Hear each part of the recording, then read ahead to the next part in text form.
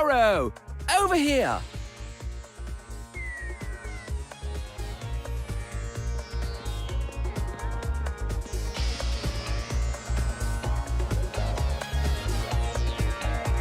Poirot, my friend! Blondin, it is always a pleasure to see you. Let me get you a drink. On the house, of course. What will you have? At Chez ma Tante, and 1957, as always. 1957, the year the club opened. Music to my ears. Harry, a 57 for my friend. Right away, boss. I'm sorry, but I must leave you to prepare for a special event. We'll talk later.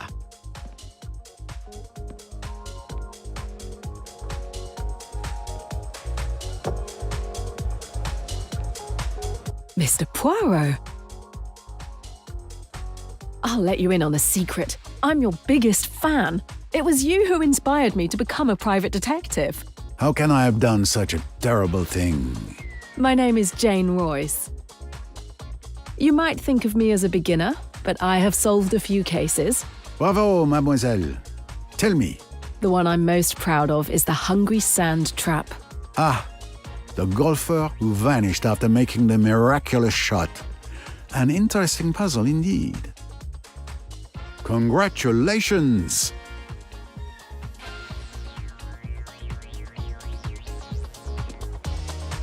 Ladies and gentlemen, my apologies for interrupting your evening, but I have a very good reason. I have a surprise for the most beautiful woman in this room. Lynette Ridgway. Lynette, you have stolen my heart. How can I prove how much you mean to me but with this?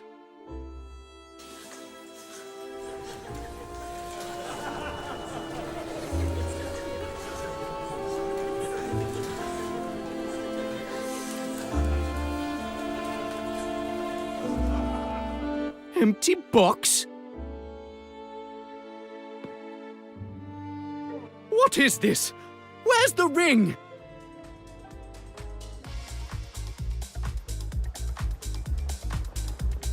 Where's the ring? I don't understand. I took the box out of the safe just before I gave it to you. One, Was the ring inside the box? I didn't check it. It was a private gift for the young lady. two, It's been stolen. Call the police. The police? But this is going to give my club a terrible reputation. three, Poirot, help! et voilà. You've got to help me. A ring has been stolen from my office. I had noticed the uproar, mon ami. I will see what I can do. Thank you. Thank you. I'm sure that finding the ring will be child's play for you. Well, Jane, looks like you're going to see your idol in action. Such a beautiful emerald. What a shame to see it go to waste. Mr. Poirot, this is Emmy Duns, my friend and partner in detection. Nice to meet you, Monsieur Poirot. Jane has told me a lot about you. If I were a criminal, I'd hate to have you after me. You flatter me, mademoiselle. Hopefully my poor talents may be helpful. If you'll excuse me, I have a ring to find.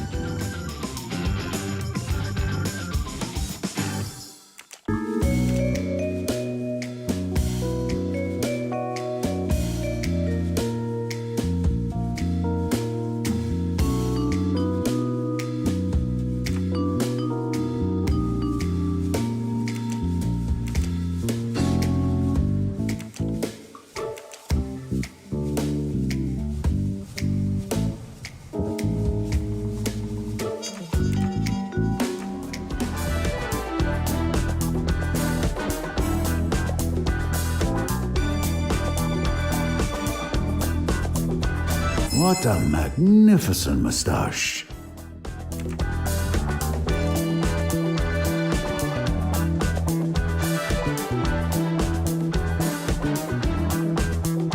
Good evening, Your Lordship, I believe. I have no time for socializing. I've just been robbed. I had noticed, monsieur. No need for the police and publicity just yet, I think. I am Hercule Poirot, and I intend to help you find your ring, if you will permit me. Oh, really? Hercule Poirot himself? Windlesham. My name is Charles Windlesham. Enchanté. Some questions then. Did you organize this evening? Absolutely. I wanted everything to be perfect.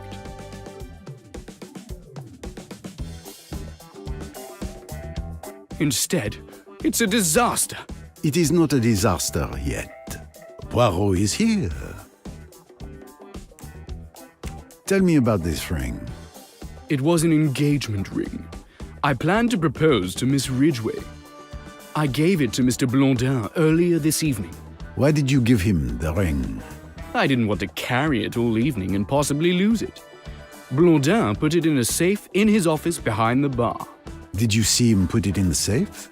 Yes, I was with him when he put it away, and I'm sure the ring was in the box. I was also there when he opened the safe and took it out. Then I held the box in my hand until the announcement. There's no chance that anyone could have stolen it after I retrieved it from the safe.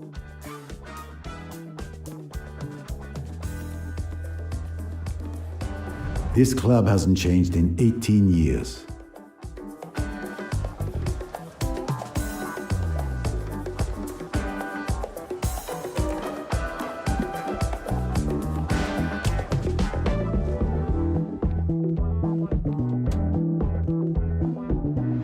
Found another one.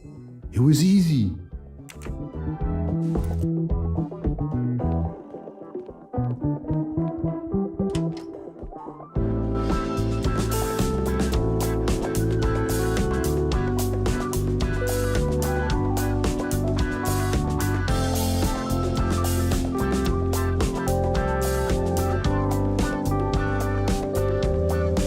This record is perfect for my collection.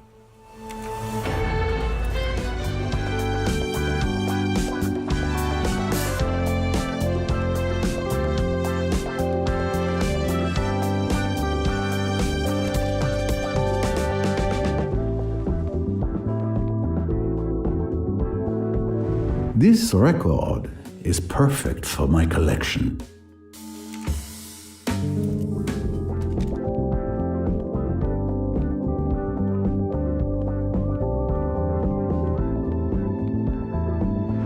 Well hidden, but not good enough for Poirot.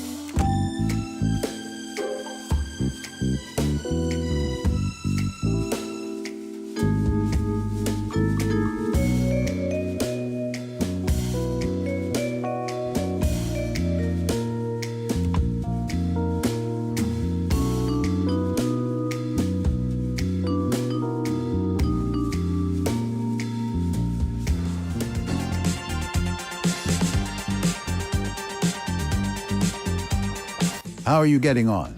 I'm very busy as usual, but everything's fine, thank you. I'm sure you've heard that a ring has been stolen from the safe in Monsieur Blondin's office. I didn't know anything about the ring. I've just heard that there's been a theft, but I didn't leave the bar all evening. I didn't see anyone enter the storeroom. Did you know about the proposal? No, not at all.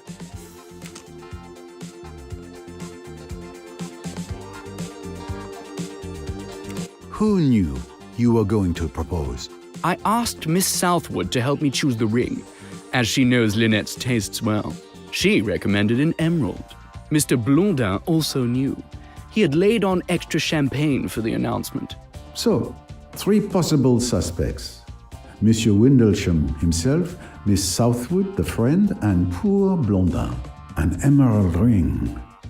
Not the first stone many would expect. It would seem there may be one more suspect.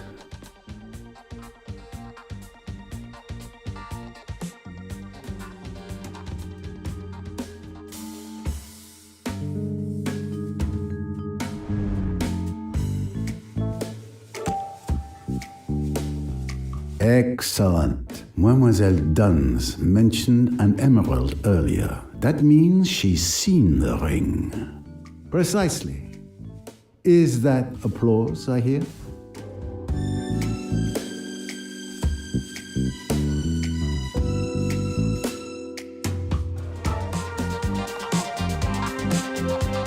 Poirot, I don't know what to do. I suppose I'm a suspect. Your position obviously gives you the honor of being the prime suspect, but that would be too easy. You would not risk ruining your establishment's reputation.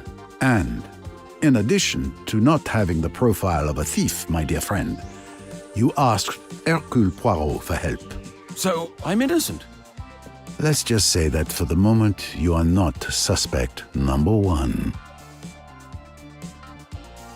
How are you holding up, my friend? With all this going on, I fear for my club's reputation. Tell me about this ring. Mr. Windlesham gave it to me earlier this evening. We put it in the safe together. I'm the only one with the combination. Even my employees don't know it. And no one was aware that the ring was in the safe. Mr. Windlesham and I retrieved it together. You knew about the proposal? Yes. Lord Windlesham asked me to organize the announcement.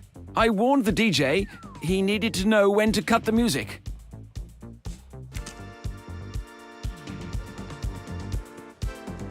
Are you enjoying the party? It's certainly been entertaining so far. Need any help solving the crime? There is something you could help me with. If I remember correctly, you alluded to the ring earlier and said it had an emerald in it. How did you know that? I wondered if you'd catch that. But I didn't steal it. I was at the bar when Mr. Windlesham showed it to Mr. Blondin. When he got ready to propose, I realized it must have been the ring I saw. Were you near the bar during the proposal? No, I was on the dance floor. Then I came back to the bar. And you didn't see anything in particular during the evening? I don't know if it means anything. But I saw that brown-haired young woman coming out of the storeroom with a record under her arm. Anyone missing an LP?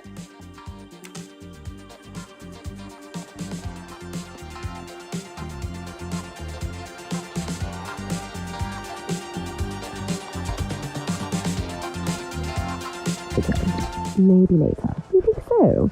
Okay. I love you, Simon. I'm really looking forward to our trip in Egypt together. So am I.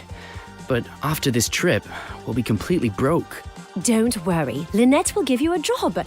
She's my friend. She can't run her estate by herself. I'm sure she'll hire you as the manager. I hope so. We're barely getting by on your archivist's salary.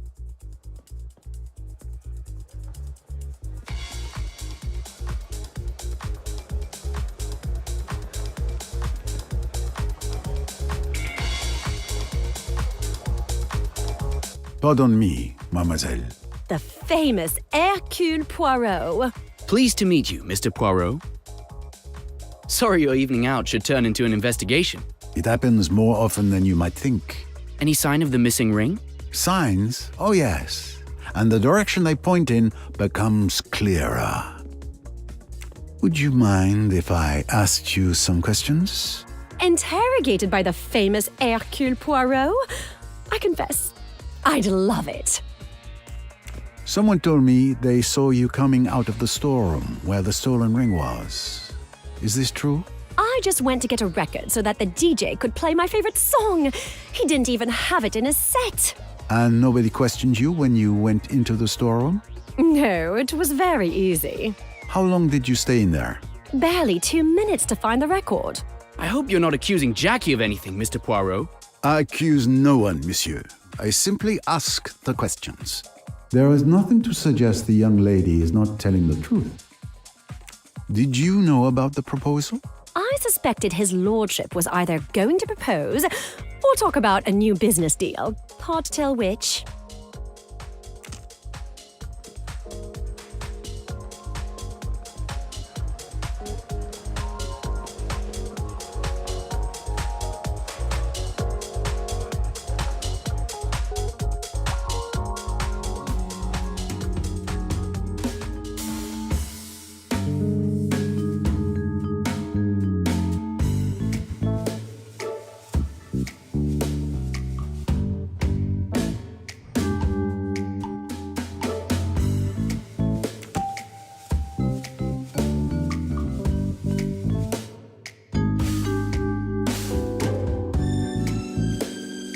Well done. I found it.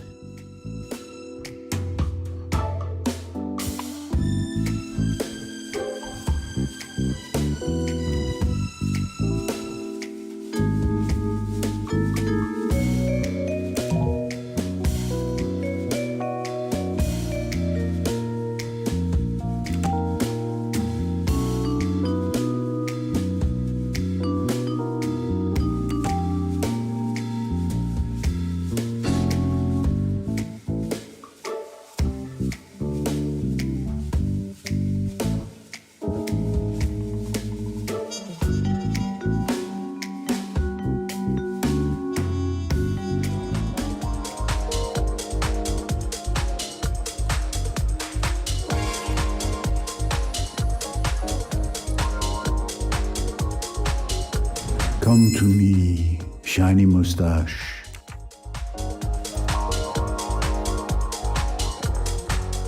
Probably. I suppose. Okay then. That's a possibility. My darling, what a fiasco. Are you all right? Not too shaken up? Can we talk about something else? Well, speaking of failed engagements... Oh, that's so much better. Oh, that reminds me of the story of your maid. Oh, Joanna, you're exaggerating. It was different.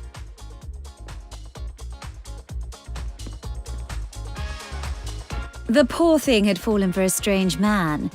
She was very much in love, but I was suspicious. I hired a detective and he discovered that the guy was already married in Egypt. You must make a lot of enemies, Lynette. I did her a favor, you mean? But it broke her heart. She was so in love. I'd like to know such passion one day, like Jackie.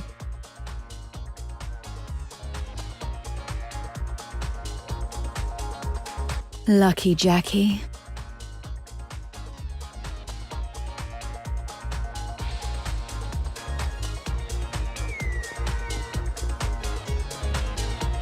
Good evening, Mademoiselle Ridgway. May I ask you a few questions? Monsieur Poirot, I presume? Of course. Your reputation precedes you. I recognized you straight away. Especially your moustache. Lynette, I'd like you to meet the love of my life, Simon. Your timing could be better, darling. Nice to meet you, Simon.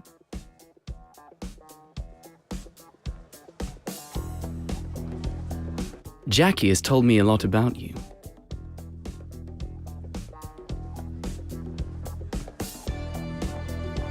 Lynette, you've got to give Simon a job. I know you need a manager for your estate. Simon would be perfect. I'm sure he would be, dear, but this is hardly the time. I'm having a conversation with Mr. Poirot.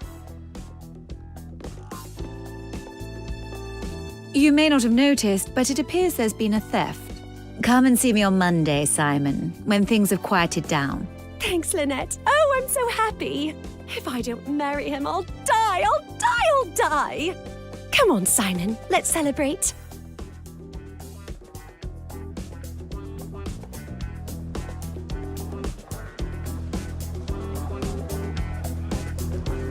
Let's continue this conversation. Quite an evening, is it not? I would have preferred a band and decent hors d'oeuvres, but I mustn't be catty. Tell me about this ring. When the barman brought up a bottle of champagne earlier, I was afraid Charles was going to propose. You know, something supposedly romantic like putting a ring in a glass of champagne. A dangerous tradition. What if the intended swallows the ring? Did you know about the proposal? I suspected it would happen.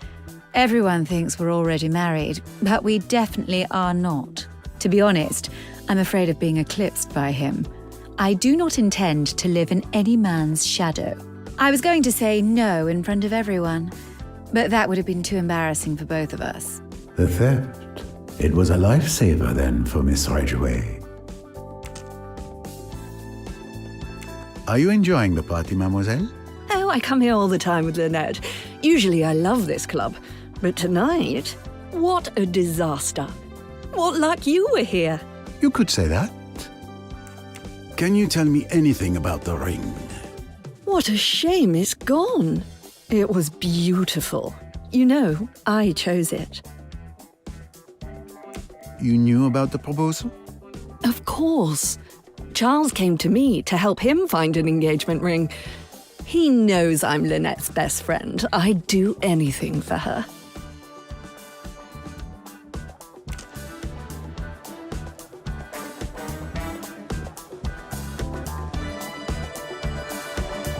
Blondin has always loved extravagance over subtlety. This club is his pride and joy. I'm sure you've heard that a ring has been stolen from the safe in Monsieur Blondin's office. I didn't know anything about the ring. I've just heard that there's been a theft, but I didn't leave the bar all evening. I didn't see anyone enter the storeroom. Harry, you answer my questions before I ask them. I can assure you that I know nothing, Mr. Poirot.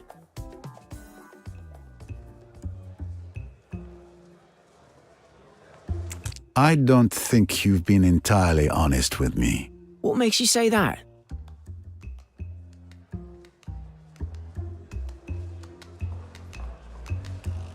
You forget that you stepped away from the bar to take a bottle to Miss Ridgway. The thief could very well have taken advantage of that moment. Well, it's just that Mr. Blondin had ordered me not to leave the bar, but a customer insisted that I take a bottle of champagne to the VIP lounge on the first floor. I thought 2 minutes away from the bar wouldn't be so bad. Please don't tell Mr. Blondin. Who placed the order? I can't remember. There were too many customers this evening.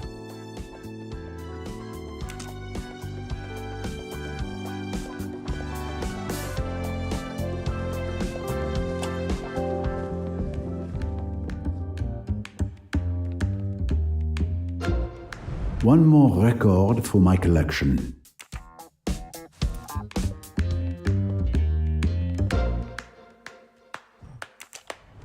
Blondin has a vast collection of popular music, everything from the 50s to today. The names of dances today are a mystery even I cannot solve.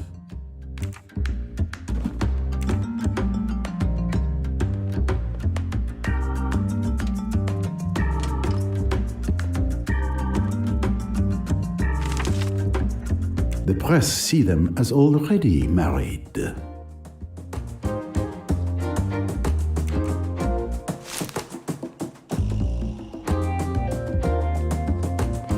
Everything on the desk seems to be in perfect order. I would expect nothing less from my friend Blondin. Blondin is very proud of his club.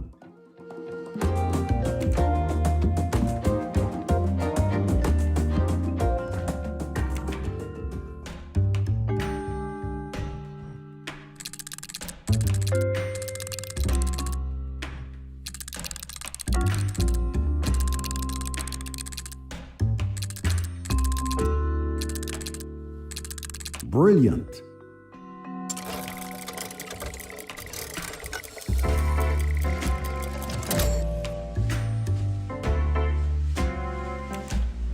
Another moustache to cherish.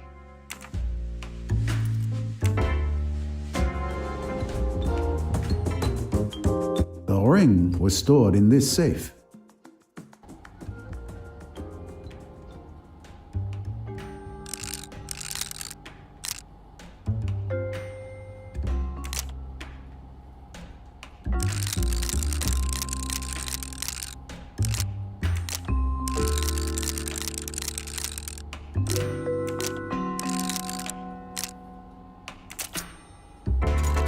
I found the code without anyone's help.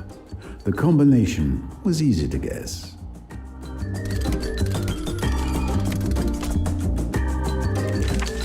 Several bundles of notes.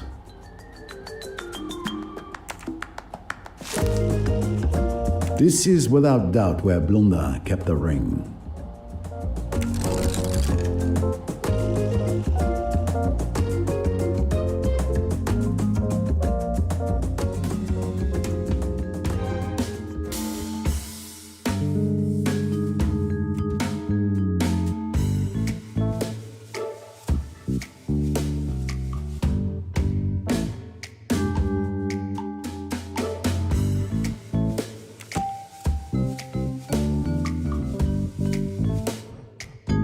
Of course, precisely what I thought.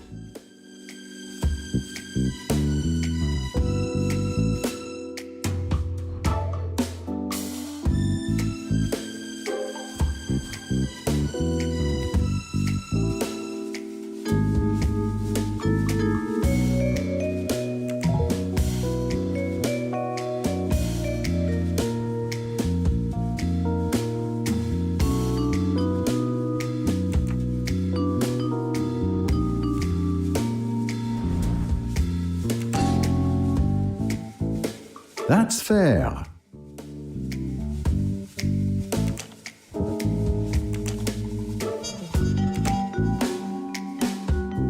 Great. Lynette Ridgway has told her friend Joanna Southwood that she doesn't want to marry Lord Windlesham. So both women have a reason for wanting to prevent the proposal to occur. My little grey cells did not let me down.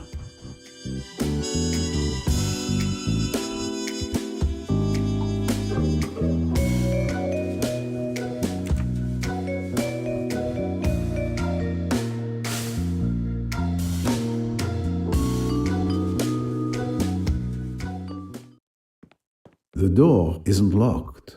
Blondin trusts his employees.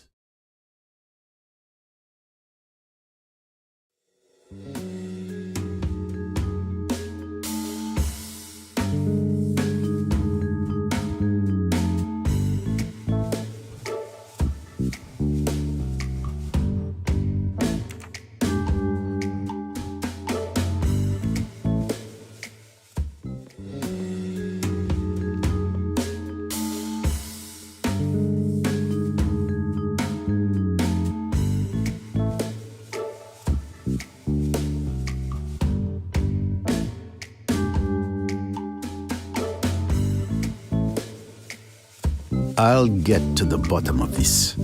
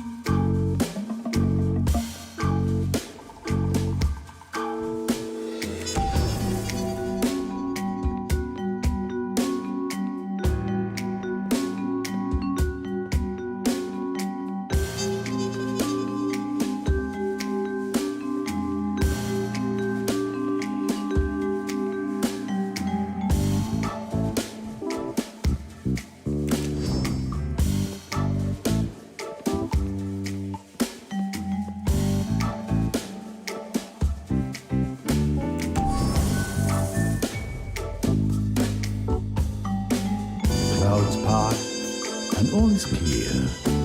Joanna Southwood waits until there are no more customers at the bar, then distracts the barman by asking him to take a bottle upstairs.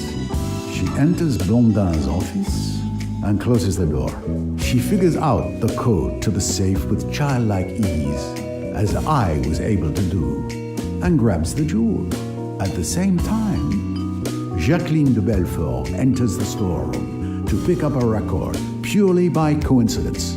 She leaves again, and Mademoiselle Duns spots her when coming out of the ladies.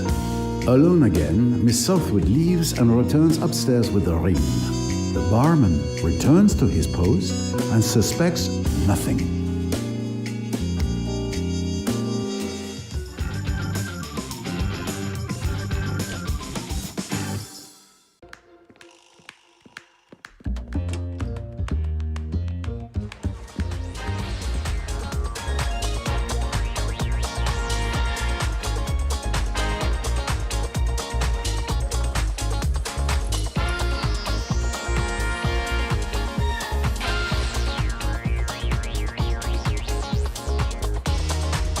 Mademoiselle Southwood, you are a thief.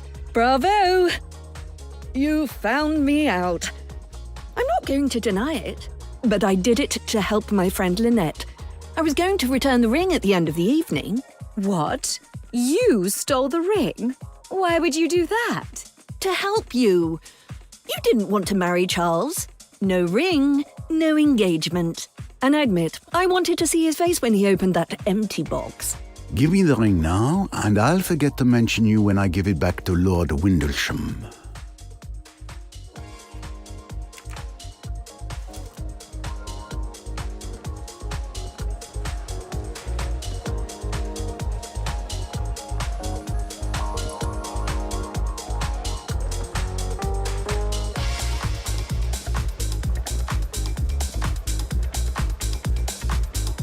Monsieur Windlesham, I have your ring. Thank you, Mr. Poirot. But who was the thief, and where did you find it? It was nothing more than a prank, but don't worry. The ring would have been returned to you in the end. Well, the important thing is that I can finally ask Lynette to marry me. Forgive me, but I wouldn't do it. She might say no. What? How could she? I'm a lord. It's preposterous. It's these new times we live in. Good evening, madame. Good evening, monsieur. So, Mademoiselle Royce, let's see what you've slipped into my pocket. You noticed? Of course you did. I should have known better. I see. You tried to discover who the thief was. And you were correct. Impressive. That's right. Oh, Miss Royce, did you find out who the thief was? I'm very impressed. How did you do it? Oh, well, a detective never reveals her secrets.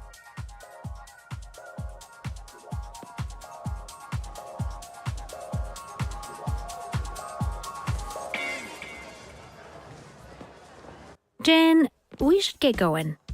I'll get our things and wait for you outside. Au revoir, Mr. Poirot. Mr. Poirot, it's been a pleasure to meet you. A shared pleasure, mademoiselle.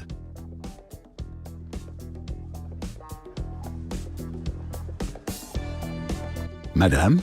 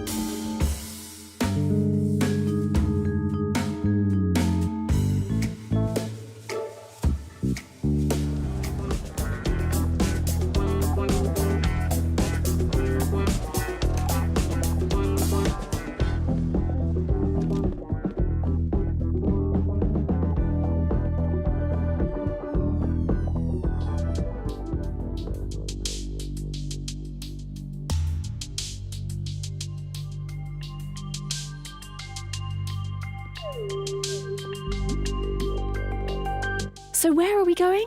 I know a great Chinese restaurant. It's a 5-minute walk from here. Follow me. These streets around here look pretty dark. Down these mean streets a female detective must go. You know your Raymond Chandler literature.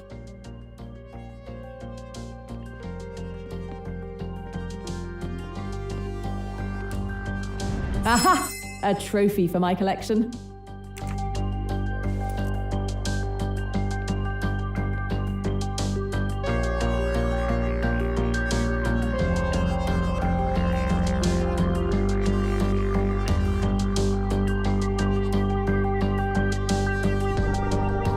I was thinking, it's been so long since we last went on holiday together. How about it? Oh, yes. I feel like sunshine, beaches, cocktails. An excellent idea. Maiorca? The party island. I'm in.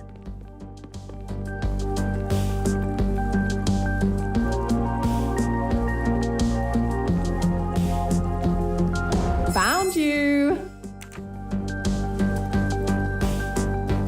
What an evening. I'm so happy for you. You finally met your idol. You're forever telling me about Hercule Poirot. And what's more, I saw him in action, which was so impressive. But how did you know that the thief was Joanna Southwood? Would you like to know too? That's because I'm a mind reader, as well as a detective. Ah, very funny. Maybe. I'll tell you later. Another of the world's strangest collectibles.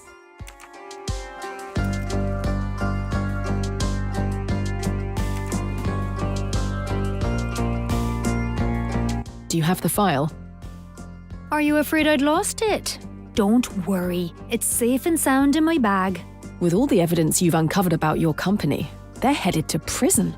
To think that a junior accountant uncovered huge financial shenanigans in a respected international company like that. Junior accountant with a little help from a first-rate detective. But I'm still hesitating about how to proceed. Either I give the file to the police, which would be the normal procedure for a crime, but with different countries involved, it's going to take a long time. Or I can give it to a journalist, and the truth will come out right away.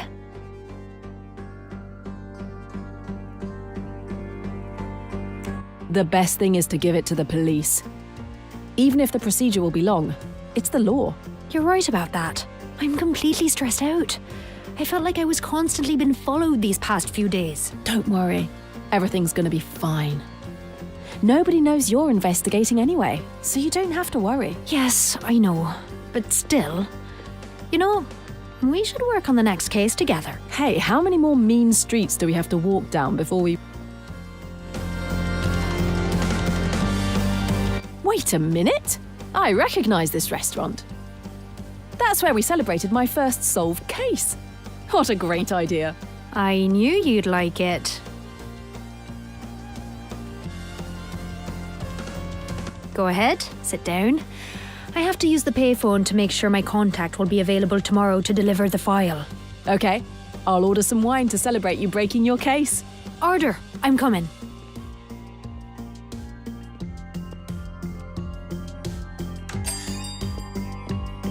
Good evening. I'm coming.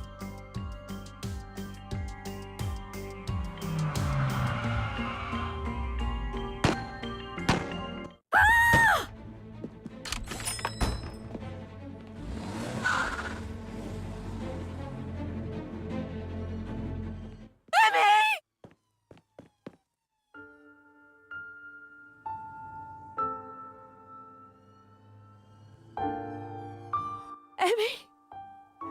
No!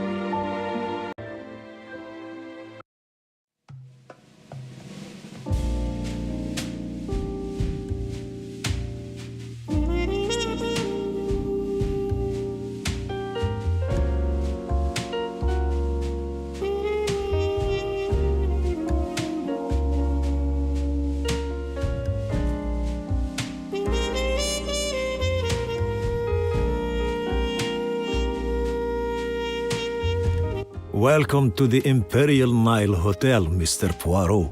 Your room is not quite ready, but while you wait, you can join the cocktail party by the pool in honor of a newlywed couple. They're inviting everybody. Well, that sounds better than sitting in the lobby reading travel brochures. Thank you.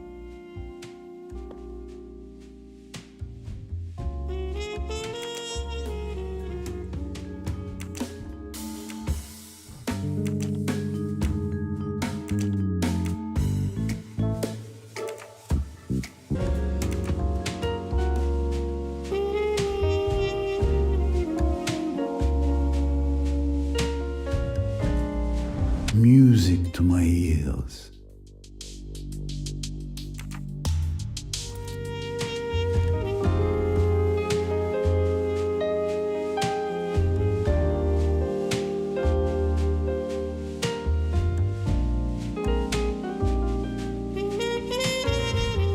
When I think that I almost missed it.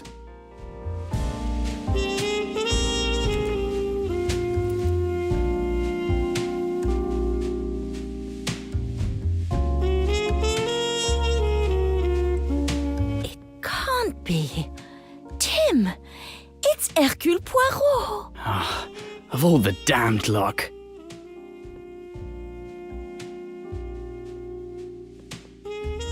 Madame, monsieur, are you also waiting for your room? No. We arrived yesterday. Mr. Poirot, isn't it? Of course. How stupid of me. I'm Adele Allerton. This is my son, Tim. Are you going to the Doyle cocktail party? Doyle. That name. Newlyweds. Could it be? I was just about to go myself. I will see you there.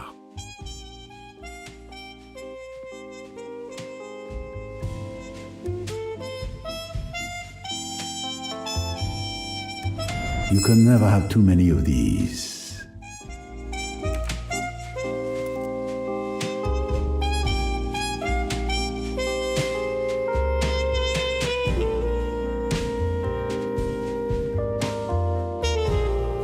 Come to Poirot, my little wonder.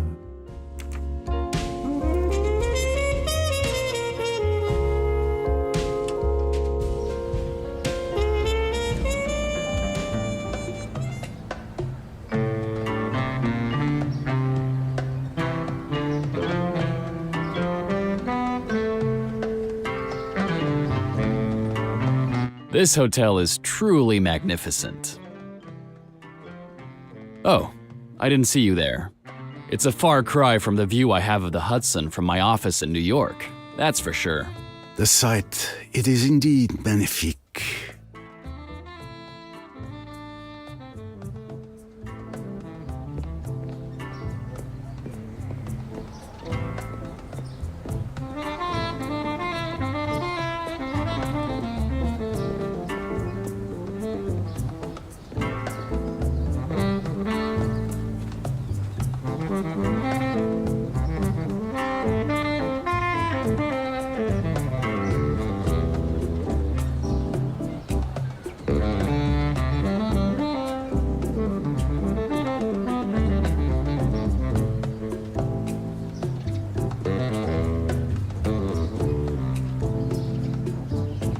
There she is.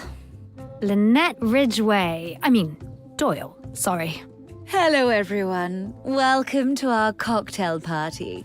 The Egyptian pyramids took thousands of years to build, so I hope you'll forgive us for our tardiness. By any measure, this has been a whirlwind romance. Simon and I wanted to share our joy of being on our honeymoon by offering you this cocktail. In a few days, we're setting off on a cruise along the Nile, the most exotic and romantic river in the world. However many thousands of years the party lasts. It means so much to us. A toast to love. About time. How beautiful. Interesting, not the Mrs. Doyle I was expecting.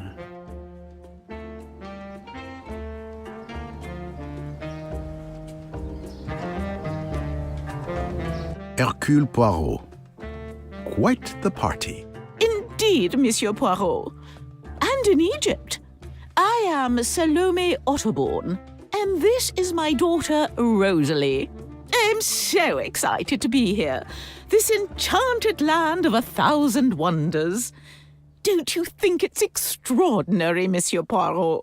Now, Mum, please. No need to overdo it. Au contraire, it is my first visit as well. I'm pleased to meet you.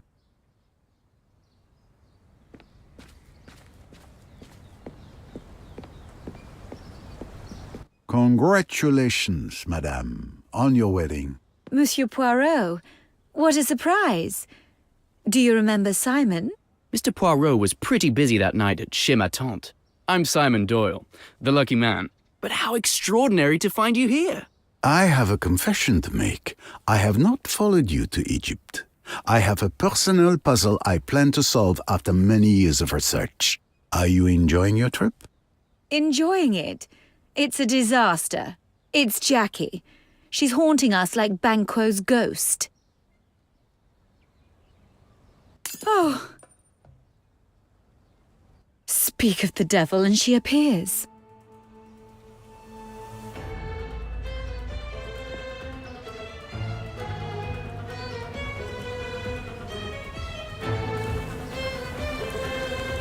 Wait, Lynette.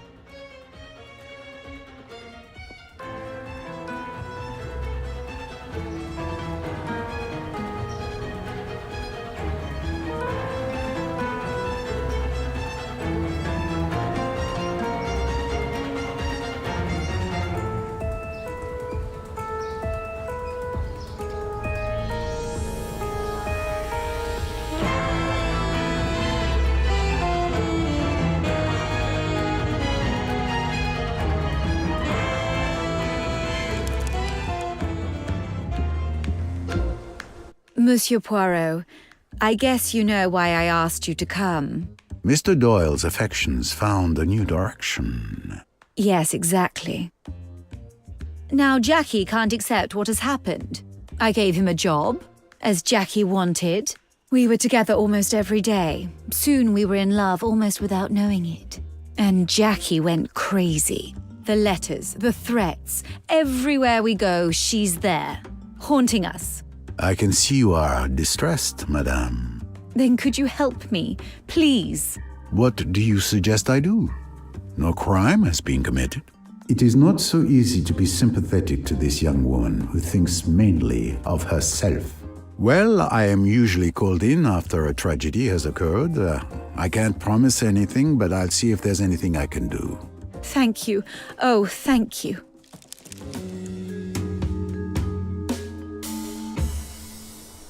I'll get to the bottom of this. Thank you very much. What can you tell me about your Simon? What can I say, Monsieur Poirot? I was interviewing him about a job to oversee the estate, but it was like, well, we just kept talking. That first meeting went on and on. Running an estate of that size is a huge commitment. We were together a lot, and one day I realized we were talking less about the estate and more about us. The more we talked, well, it changed. And for Jackie as well. We should be living in bliss, but I'm at my wit's end. Wherever Simon and I go, she finds a way to be there too. Even if we go to the fanciest hotels or the remotest beach resort, she manages to show up. It's driving me crazy. What can you tell me about Jacqueline de Belfort? We were best friends. She was the one who begged me to hire Simon. Simon and I fell in love, and he chose me over her. She's suffering, I understand, but Jackie was just a crush for Simon. Perhaps it is as you say, but I have always found the mysteries of the heart to be those not so easily solved.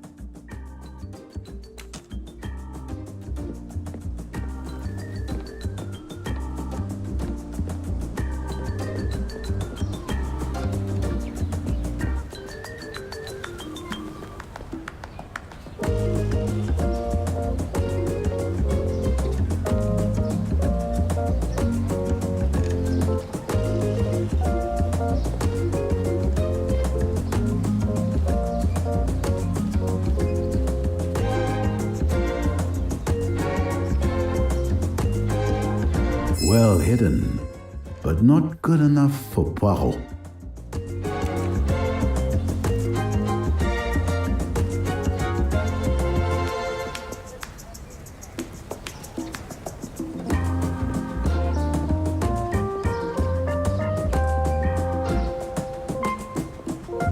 Well hidden, but not good enough for Poirot.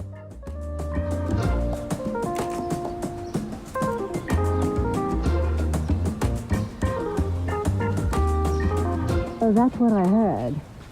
Hard to believe. But still, I guess. Let's try again. Could work. Could work. Not sure, though. Worth thinking. I suppose. You're right. Could have been better. Let's wait and see. Makes sense. Could work. Not sure, though. Worth thinking about, I guess. Let's try again. Could work. Depends on timing. You seemed offended to see how in love the Doyles are. Well, we all know why he married her. That's for sure. She looks so lovely. The ceremony must have been incredible. I wish I could have been there. It's been in all the papers for the last 2 weeks. I've had my fill of it.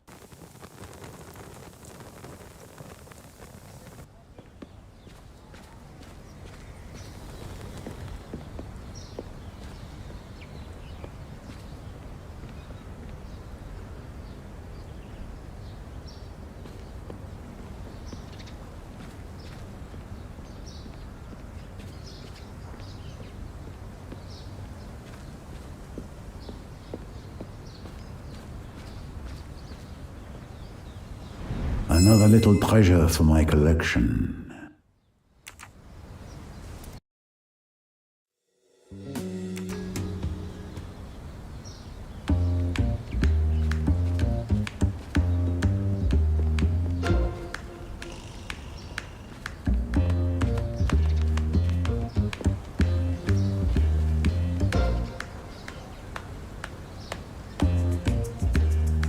You enjoy the evening, Monsieur Pennington? It's amazing. My first time in Egypt. Are you here for business or pleasure, Mr. Poirot? Both.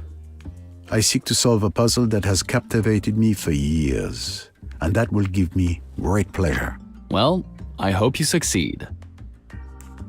Do you know the Doyles well? Lynette, since she was a little girl.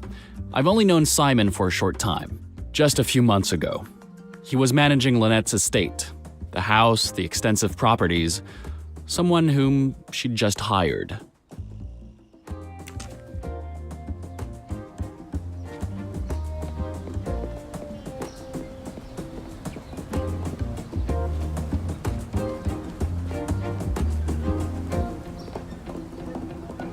Good evening. Hercule Poirot at your service, madame. I'm Marie Van Schuler, and this is my cousin Cornelia. Mademoiselle? A lovely evening, is it not, madame? Excuse me?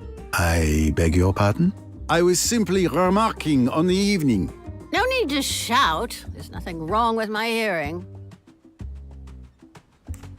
I couldn't help but notice your reaction when you looked at the Doyles. Well, really, it's such a cliché. The rich heiress falling in love with her gardener or whatever. It's so grotesque. Cousin Marie, that's so unfair. Love is not always where you most expect it.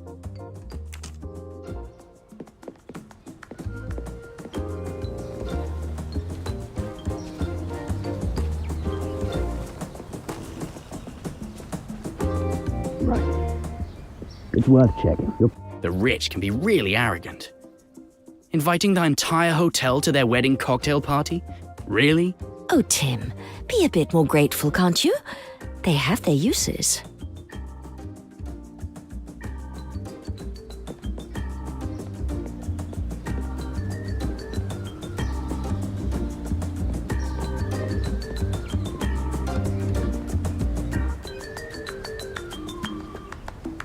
Did you have time to visit Aswan?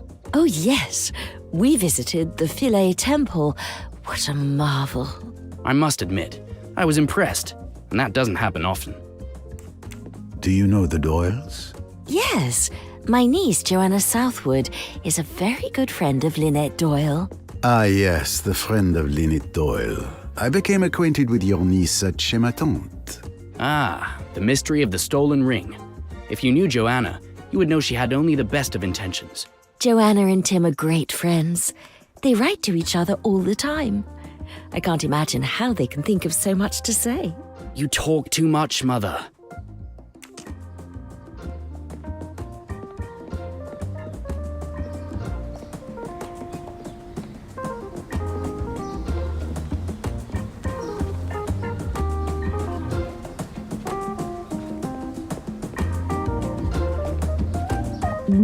You're probably right. Interesting. Hard to say. I guess we should try. Or maybe not. Well, I thought so. It's worth a shot. Probably later. Not really. Depends. Could be worth considering. You're probably right. Interesting. Could be worth considering. You think? Possibly. Makes sense. Right. Well, let's reconsider. Okay, then. Simon and Lynette Doyle, I don't understand why they were given such a triumphant welcome. And yet I, an internationally renowned writer, was treated like a common tourist in this hotel. Yes, but that's because they're on their honeymoon. And you're just a writer, Mum.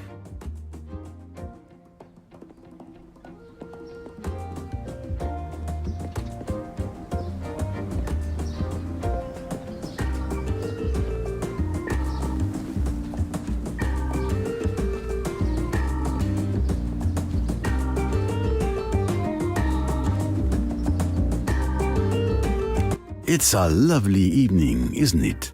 Yes, it's inspiring me to write my next book. I know my readers can't wait to read it. Like all the books I've written, it's going to be a bestseller. Mum, aren't you exaggerating a bit? Not a bit of it. You looked happy to see Mr. and Mrs. Doyle. Of course, you can see all that love between them can overcome any obstacle. Lynette is so in love with Simon, it's so touching. I will capture it all in my latest masterpiece, Secrets of the Egyptian Moon. Masterpiece or not, the books give us a chance to see some amazing places.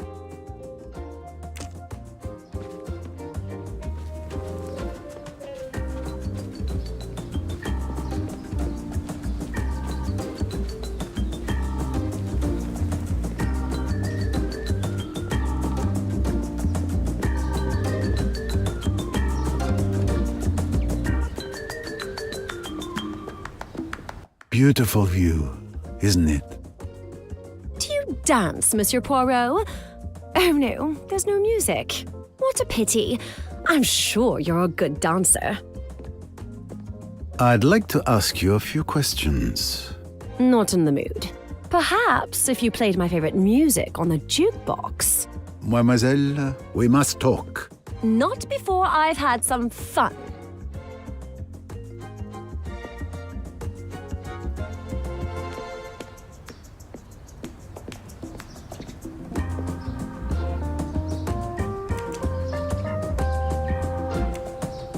I need coins to play music, but I only have Egyptian notes on me.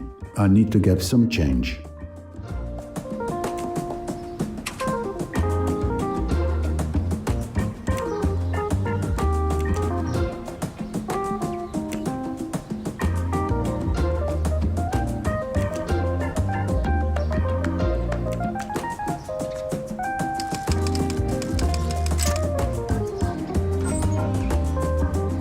Let's see what's going on in there.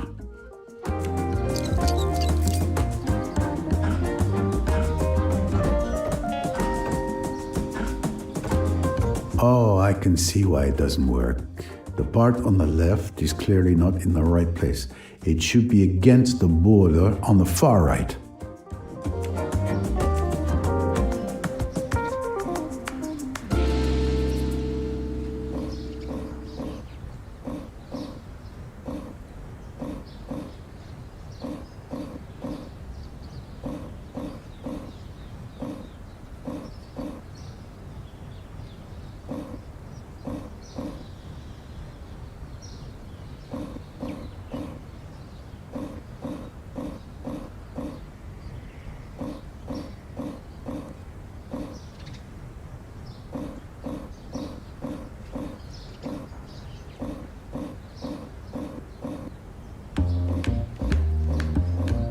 Voila.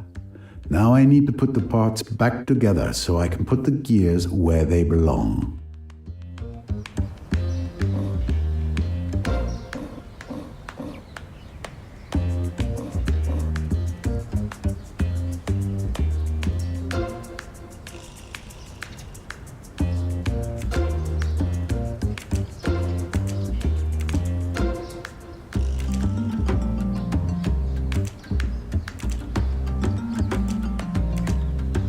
Well, it should work now.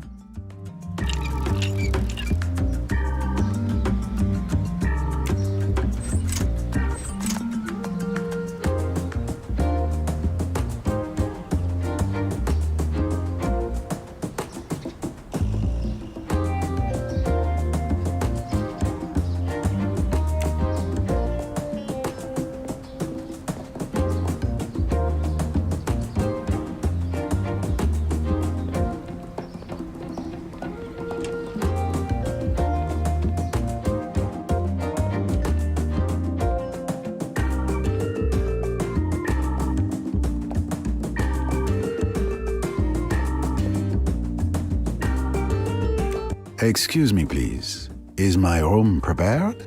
Not yet, sir. I'll let you know as soon as it's ready. Could you exchange my British pounds for Egyptian pounds? But of course, here you are.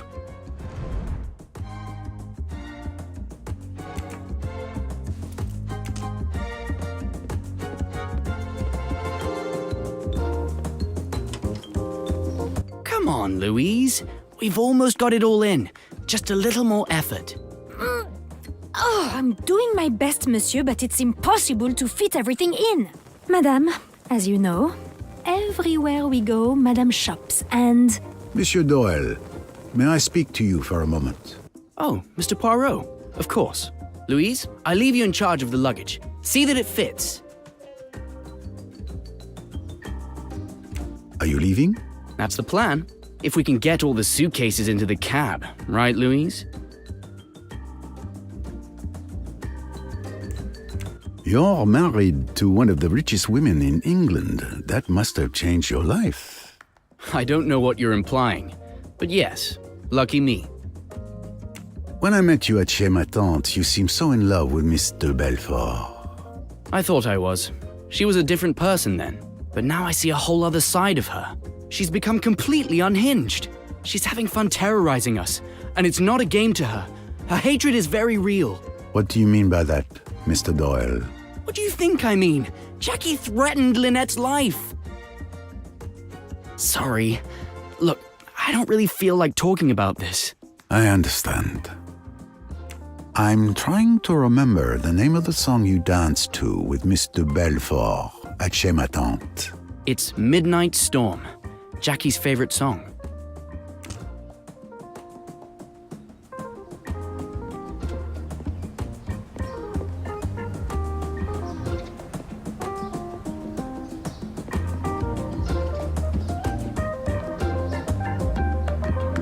Aha! A trophy for my collection.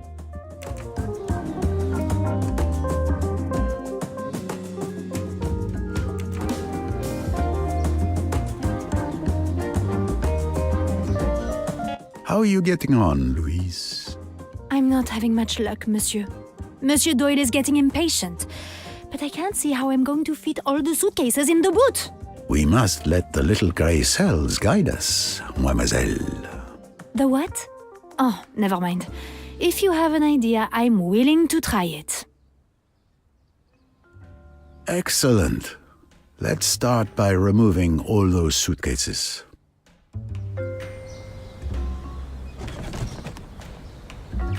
All right, let's begin.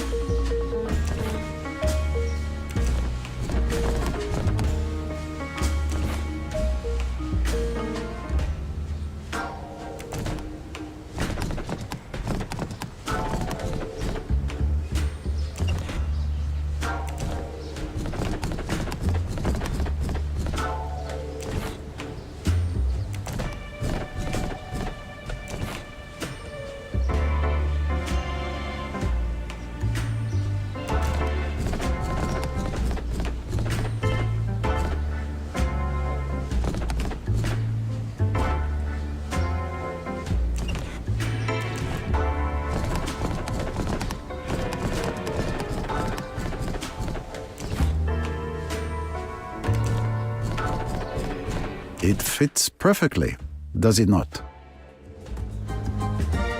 It's incredible. You did it. We did it. I've found logic is often the best way to do some heavy lifting. Finally. What a relief. Thought we'd never get away. Why do you hurry? We've decided to leave a week early. Please keep that to yourself. To escape Jackie, we're leaving discreetly tomorrow at dawn aboard the Karnak. She won't be able to follow us. But that's the boat I told you I was taking. Some people might think you've arranged to be on the same boat as me. Ah, I see. You would like Poirot to journey with you. Very well. We embark upon the Nile together.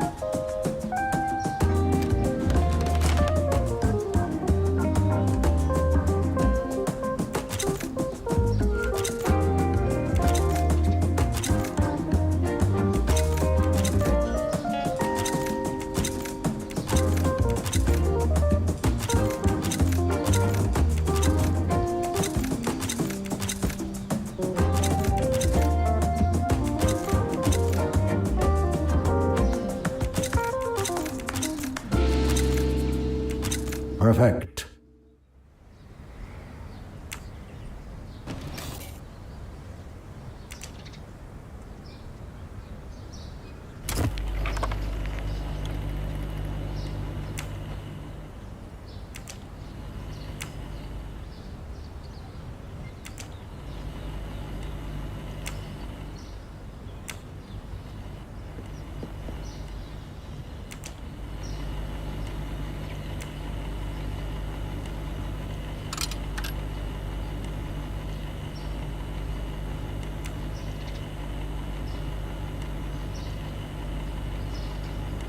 Now what? Something is stopping the selector.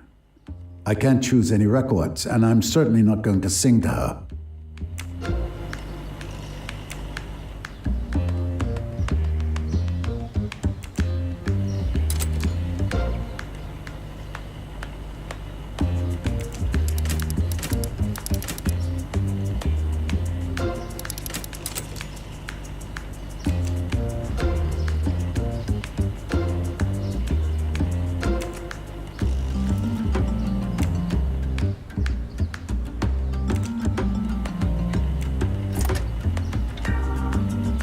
I see why the record can't be selected.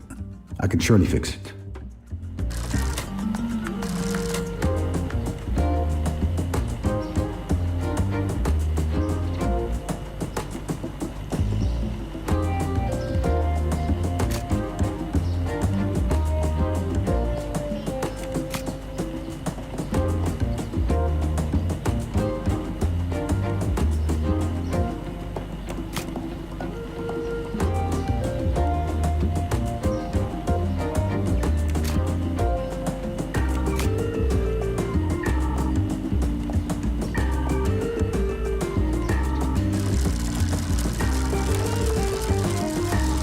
Is it possible?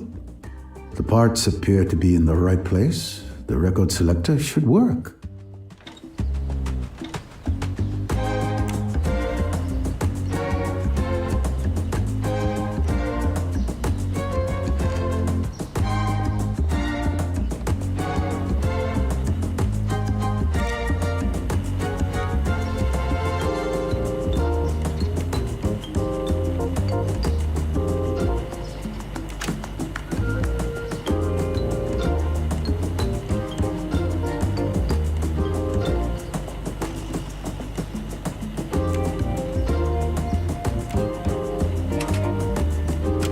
Perfect.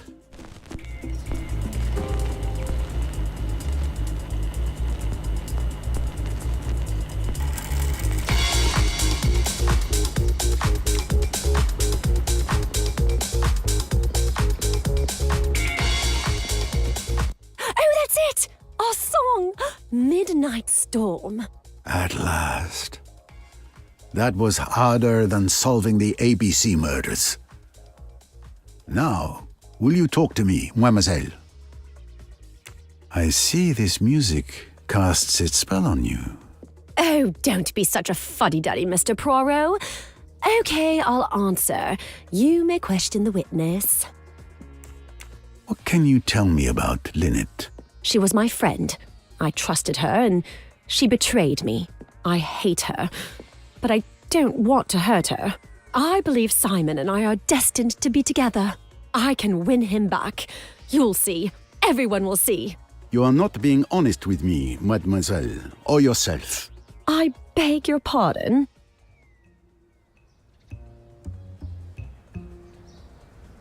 Are you sure you mean them no harm?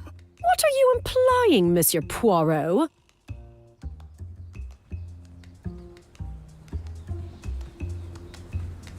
I do not imply. I state it plainly. You don't want to hurt them? Yet you threatened Lynette with death. Oh, so they've talked to you.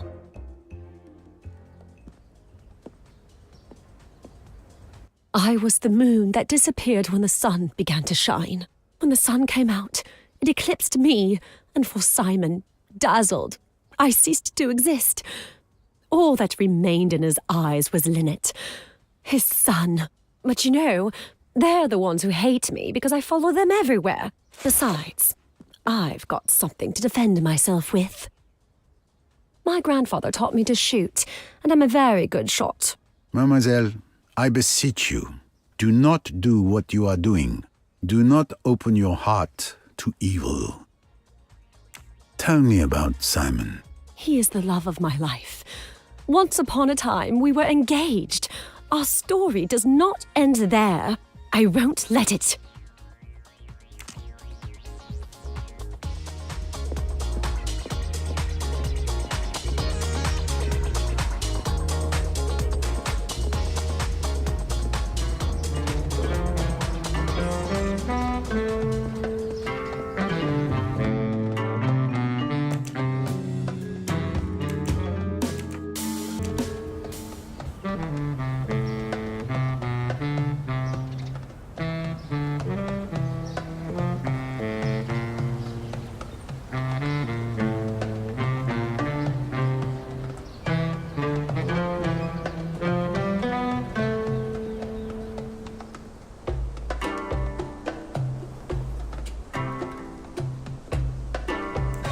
What can you tell me about Jacqueline de Belfort? We were best friends. She was the one who begged me to hire Simon. Simon and I fell in love, and he chose me over her. She's suffering, I understand, but Jackie was just a crush for Simon. Forgive me, but I do not think that's completely accurate, madame. I don't understand.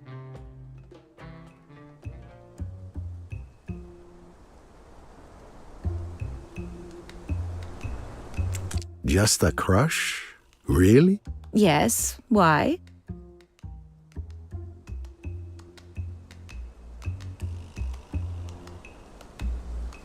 This wasn't a simple crush. They were engaged. I know. I can't explain it. I fought it, but I couldn't help myself.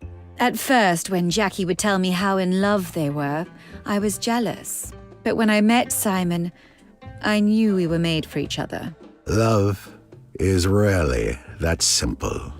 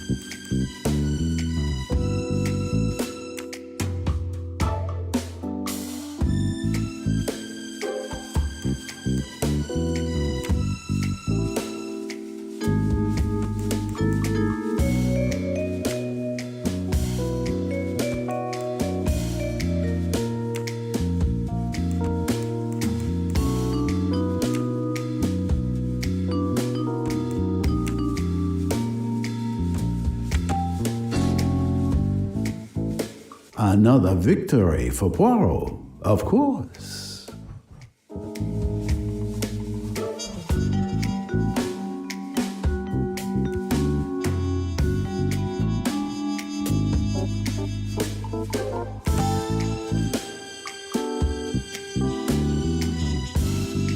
A good answer, of course.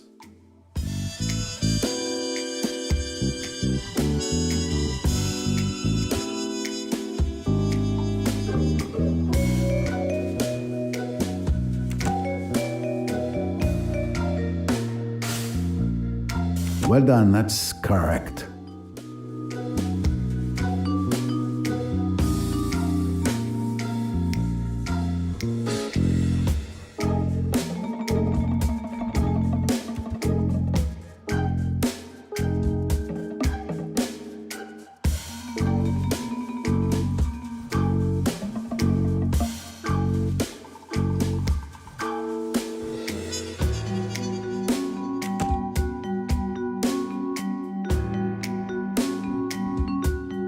What talent!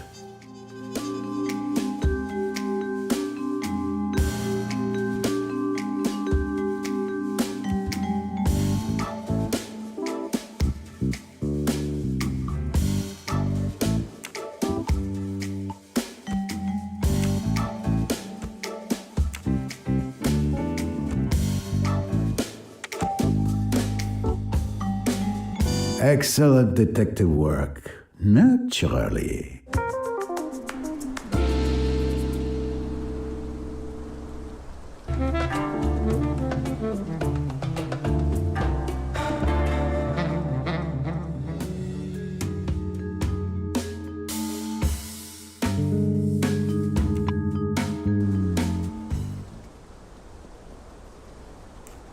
So, mademoiselle, I've acquainted myself with those guests I've met here. Some connections are not so clear. One thing is clear. Despite your side of the story, you're far from the only victim. So I won't help you any further, but it's a good idea to leave earlier because Jacqueline de Belfort is a real threat. How can you say I'm not the victim? I did not say that. I only point out that life is rarely so simple. I hope, for the couple's sake, that Jacqueline de Belfort doesn't do anything unreasonable. In any case, Poirot, you've done what you can for the Doyles, and they will be safely away.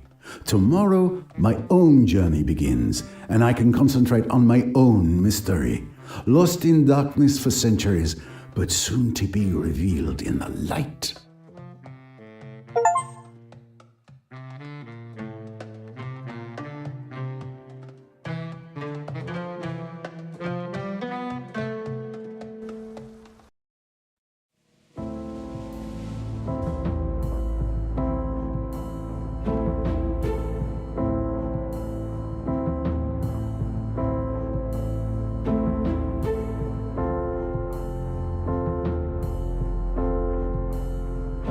Six months I'd been investigating Emmy's murder and searching for the documents she took from AWL, but getting nowhere.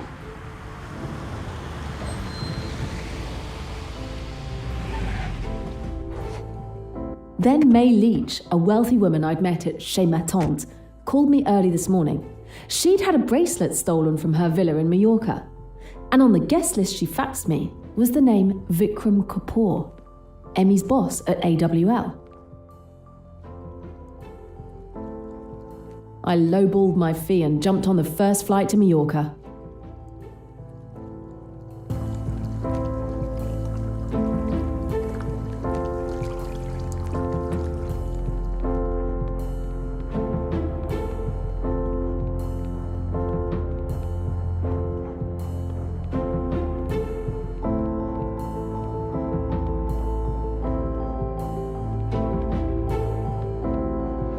I seem to have gained a moustache.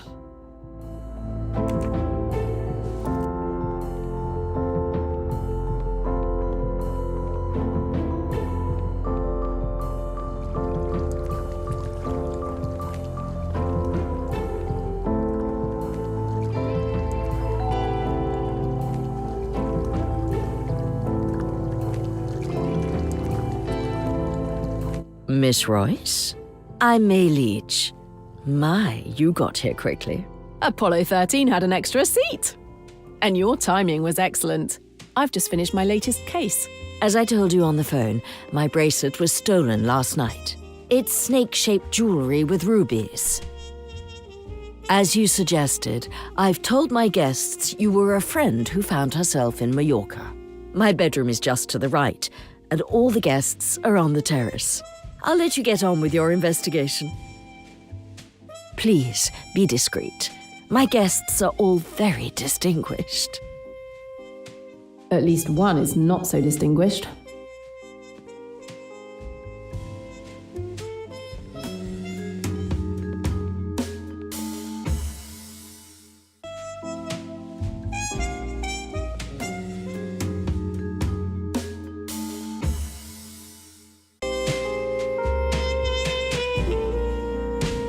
Well hidden, but not quite well enough.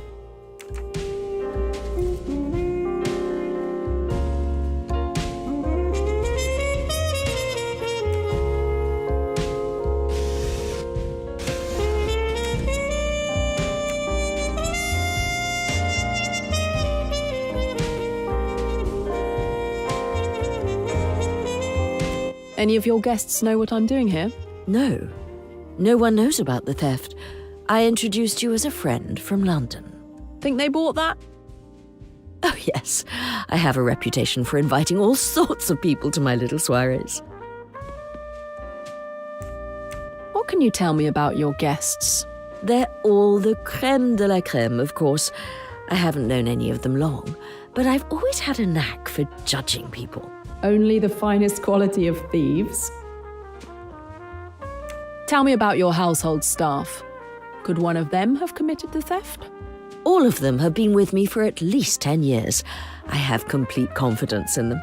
They all left at 7 p.m. yesterday as usual, and only returned this morning after the theft. I asked my maid to discreetly search the rooms and guest bungalows while they were having breakfast. She found nothing. Mrs. Leach, I've got some unpleasant news.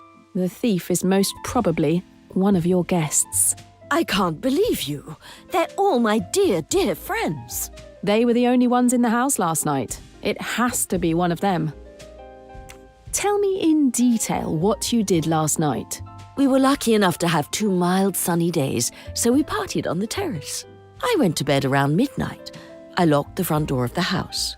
Then I locked my bedroom door from the inside, as I always do. I took off my jewelry, went to bed, and slept until 6 a.m. Is that the only time you took your bracelet off? Yes, I'm certain it is.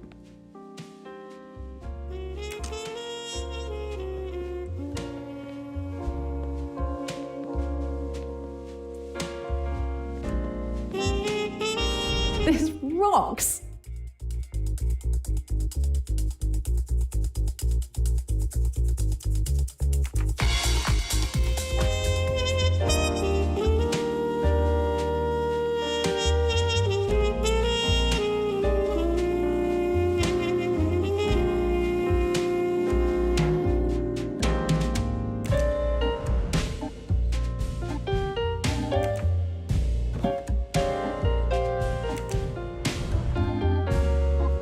There's a little crack in this statuette. This statuette is broken in the middle, but it's been carefully mended.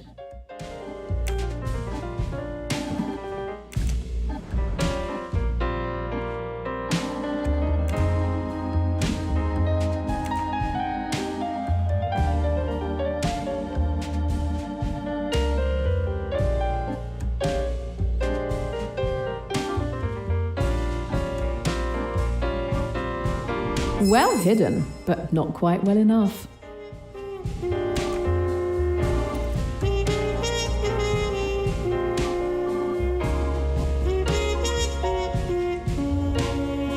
Oh, such an obvious hiding place.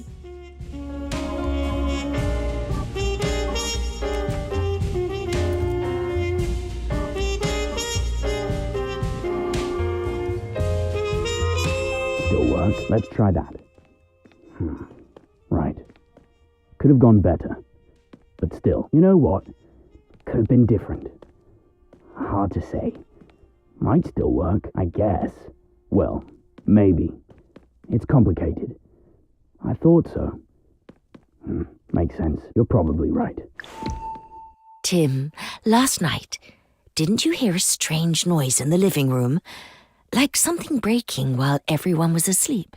I was awake as usual because of my insomnia. No, I didn't hear anything. What time was it? About 5:30 a.m.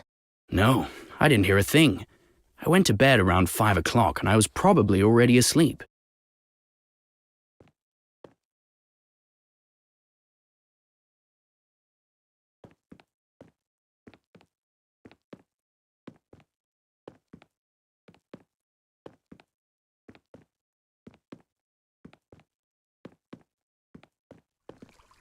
I don't need to exit the house at the moment. Let's concentrate on the mission.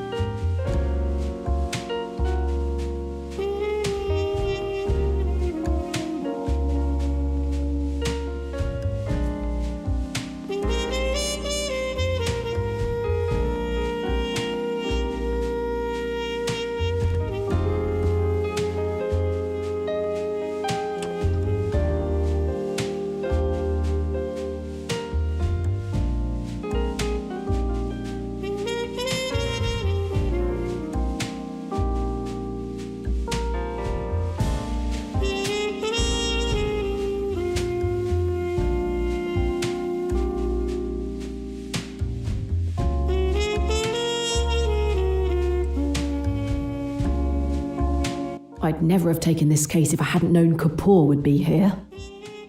But thanks to the thief, I can question him without him realizing he's my real target. 6 months I've been trying to get the bastards who killed Emmy, but every direction has been a dead end. I almost feel like no matter what I do, I'll never be able to make them pay for Emmy. Now that I think about it, though, if I had the opportunity to do it any other way, I wonder if I could.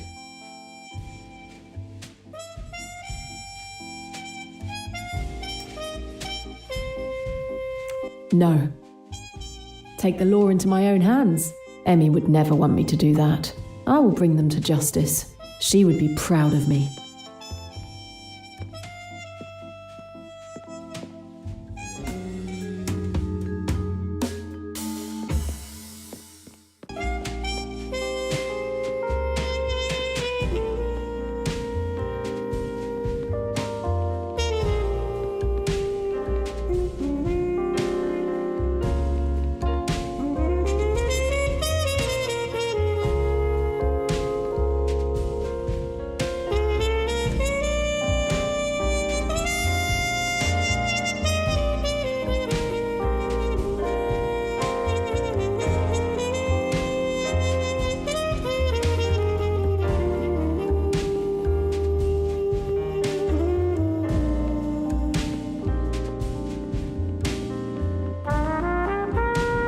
Such an obvious hiding place.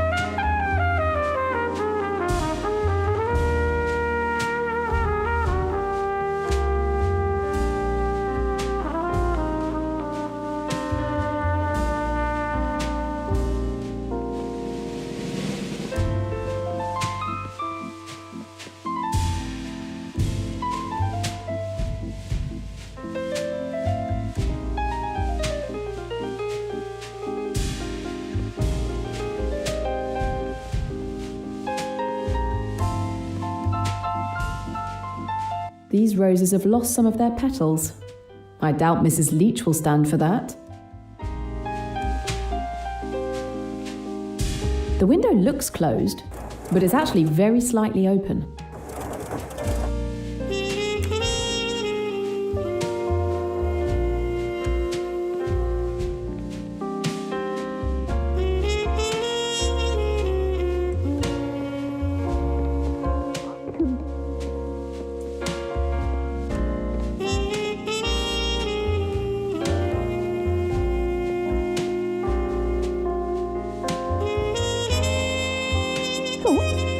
Probably later. Not really. Depends. Could have been different. Not sure how. Depends on them. Well, let's wait. I think so. Makes sense. I didn't expect that. Probably not. You think? What a wonderful house! It would make the perfect setting for a passionate love affair. Yes, the house is very pretty, but it's not very practical with all these stairs. My patients, of course, sometimes have trouble with stairs.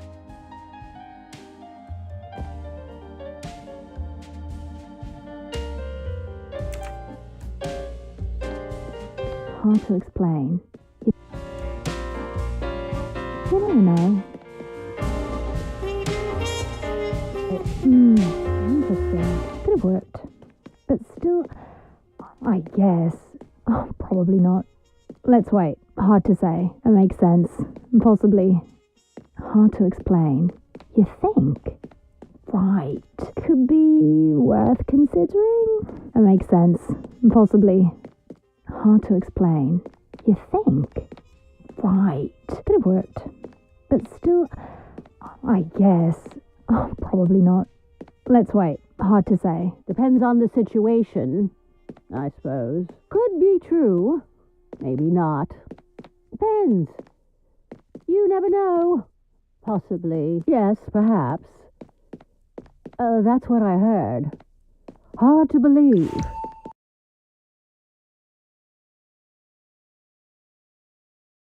I would have loved to film Mrs. Leach in the pool. Too bad the camera didn't work for some reason. I'm sorry, I wasn't there to see her. She was very brave.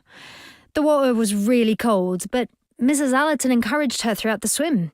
If Mrs. Leach took off her jewellery for a swim, someone could have taken the opportunity to steal the bracelet.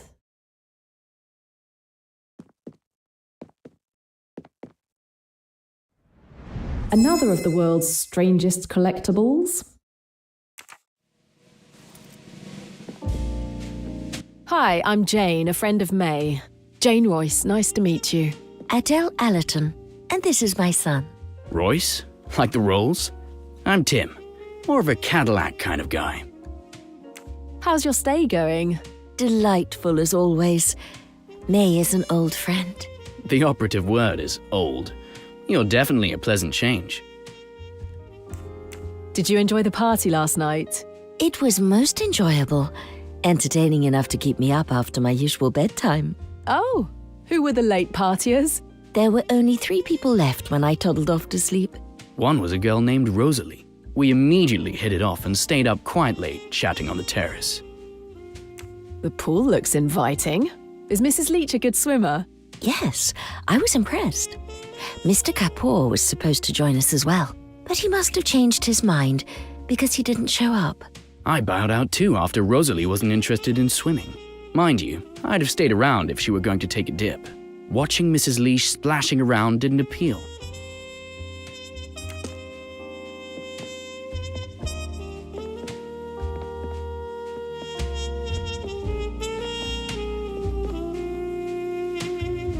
Hello there, I'm Jane. I'm ill. Please let me rest.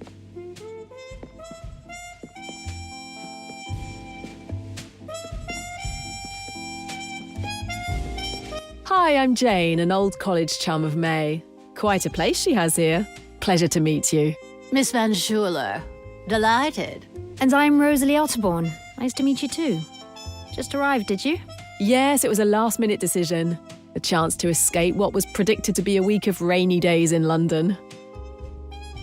How's your stay going? I'm trying to join in, but it's not easy. Don't know anyone here except May. And me, child.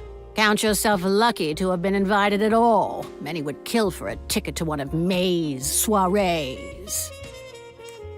So, you enjoyed last night's party? Yes, some of us were up until late. Really? Yes, we all went to bed at about the same time. Each to our own bungalow, of course. Once May left, I had no one to talk to. So I stayed for another 20 minutes or so to make a good impression. but wasted no time in going to sleep, as did Bowers, my nurse. Did you see Mrs. Leach swimming? Yes. A lot more splashing than necessary, I thought. It was very funny. Too bad Mum wasn't there to see it. I suppose I was looking for my nurse, who had forgotten to give me my pills again.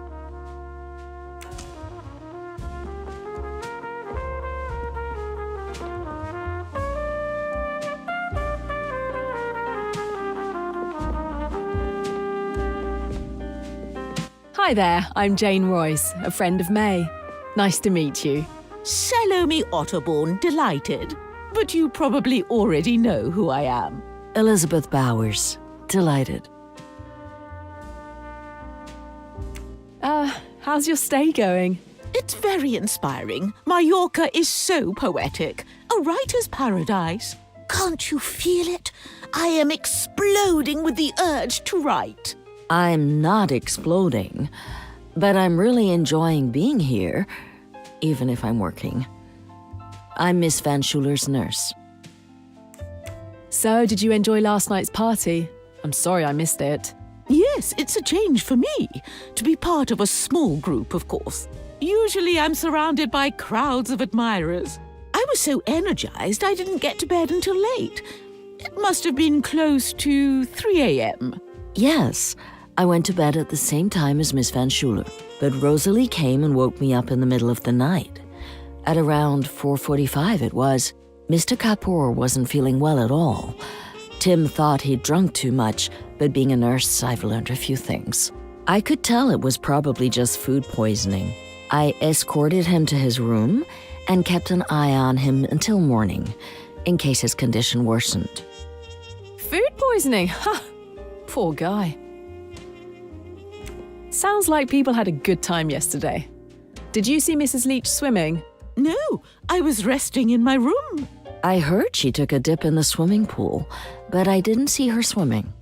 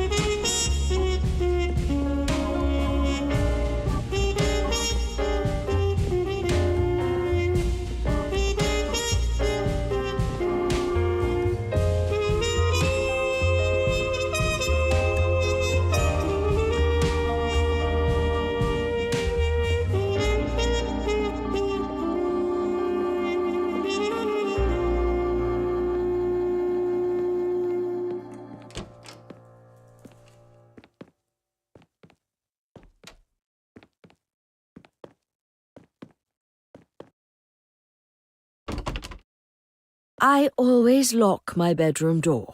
Even though my guests are free to go anywhere in the house, I like to guard my privacy. So it was locked all day yesterday? Yes, night and day, whether I'm in the bedroom or not.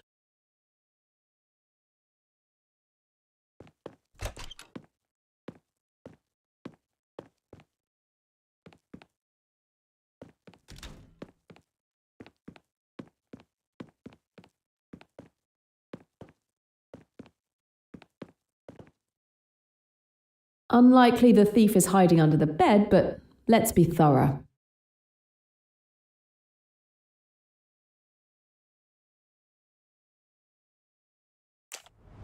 What? What's this? The ruby bracelet? I flew all the way to Maiorca to find a piece of jewellery under a bed?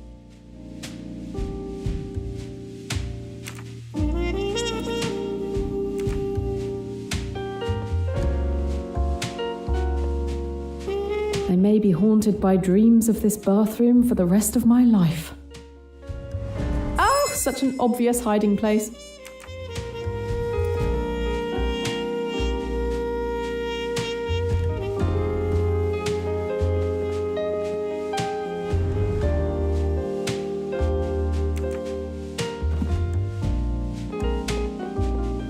I can't imagine the price of such a perfume.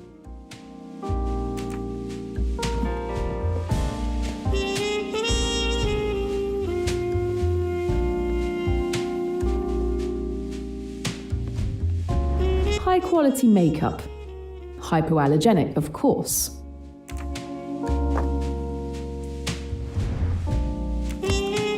Nobody would ever see me with lips that red.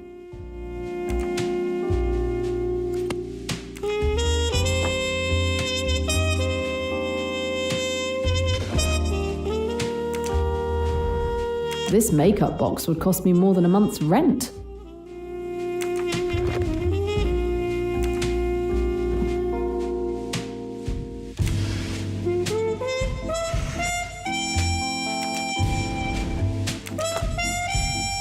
This empty jewel case must be where the stolen bracelet was stored.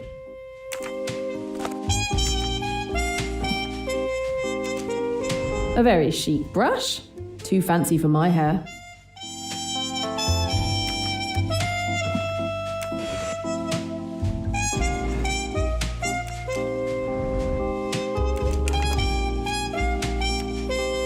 An emerald ring.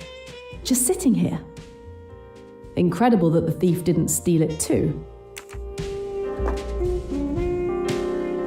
I'm looking for a bracelet, not a ring.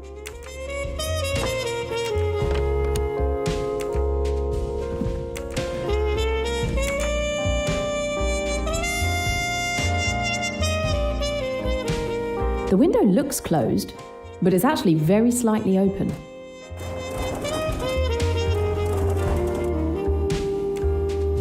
The handle is inside the room and it's open.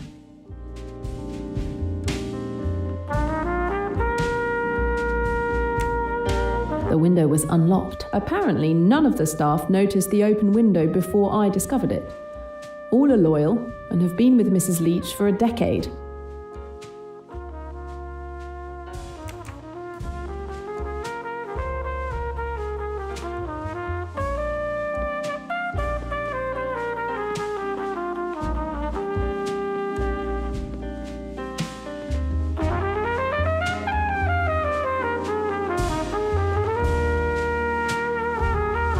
It's impossible to get through this door when the lock is engaged.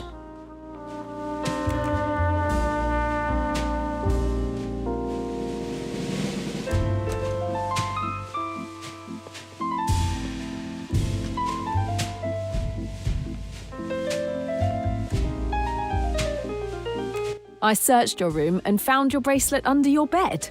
Oh, you mean the one I threw away? It's a fake. How do you know it's a fake? It looks real. This morning when I got dressed, I put on my bracelet. Then a few minutes later, I started getting red marks on my wrist. Look, it's clearly an allergy. My real bracelet never did this to me. Trust me, it's a fake. I trust you. And given the size of the bracelet, I think it's unlikely that the thief would dare to keep the real one with them. I found your window open. You must be wrong. I never open the window. I don't want to be bothered by mosquitoes or any other bugs while I sleep. I hate bugs. Did you go swimming in the afternoon? Yes, Rosalie challenged me. She didn't think I could swim in the pool in February. She doesn't know me very well. I swim all year round. It's very good for your health. Could someone have entered your room during the swim to steal your bracelet? No, I kept my bracelet on while swimming. Oh, come to think of it, after I'd changed in my room, I forgot to lock my door. But it was only for 15 minutes. 15 minutes? So her room wasn't always locked. It may be nothing, but I found a broken green statuette. Oh no! I'm sure everything was in perfect condition yesterday. Otherwise my maid would have told me. One of my guests did it. Who could have broken my beautiful statue and not even tell me?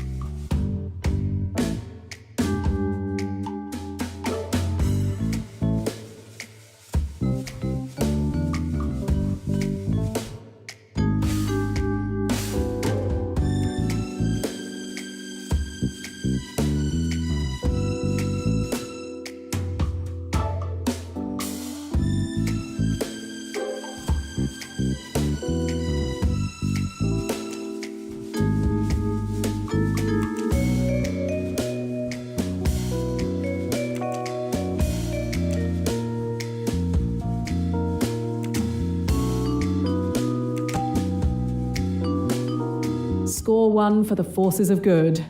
Not really that complicated.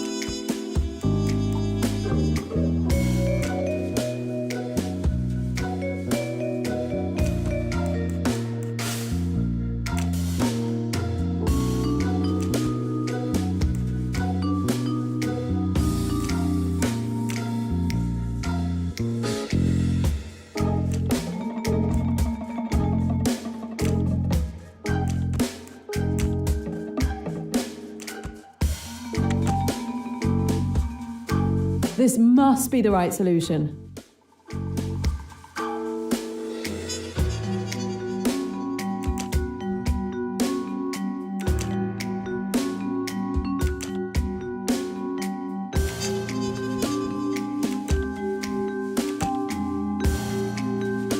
Nice one. Yes! Sometimes I even surprise myself.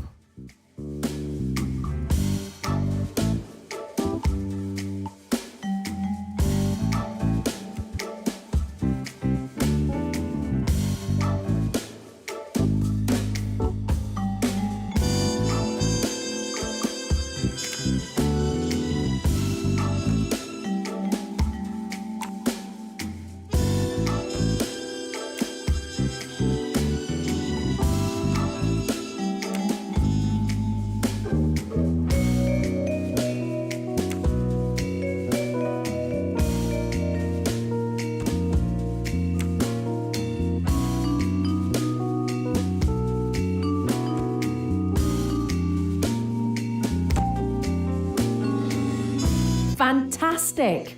That one's for you, Emmy.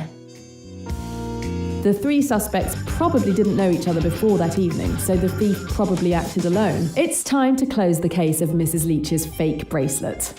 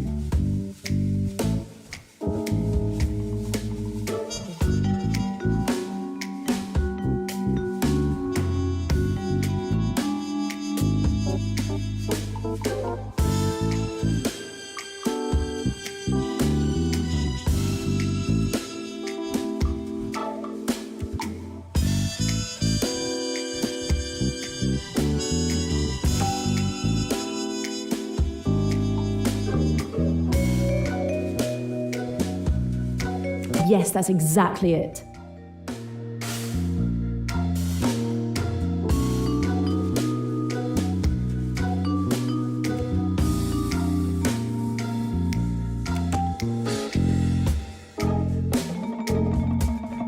This must be the right solution.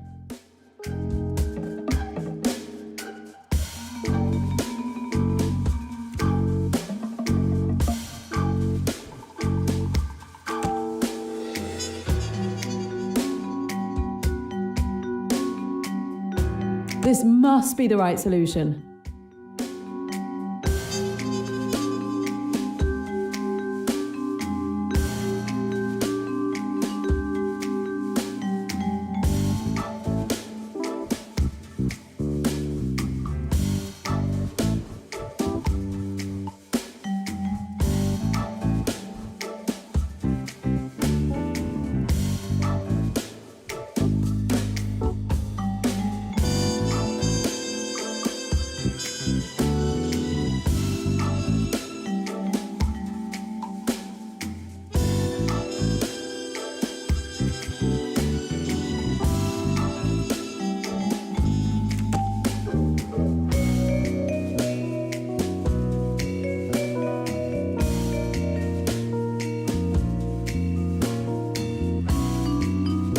one more test successful.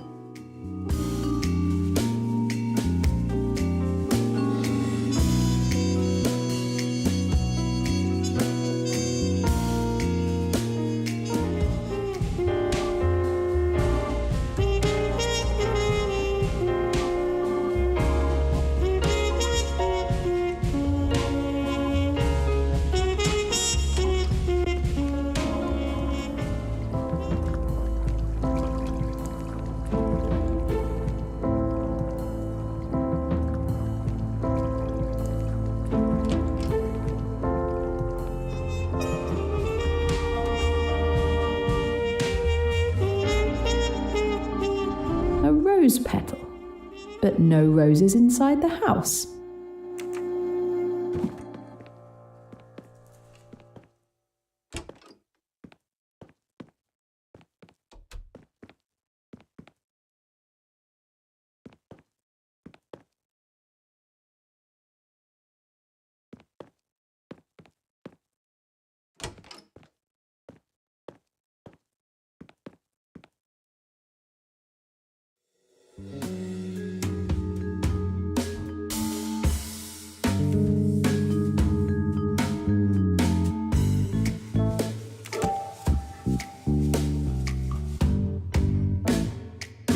That's fair.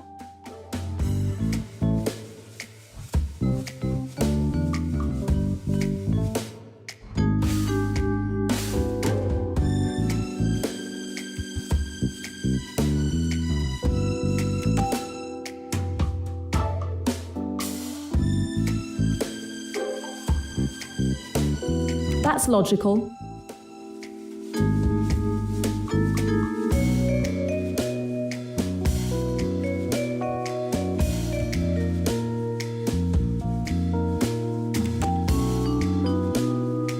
Of course.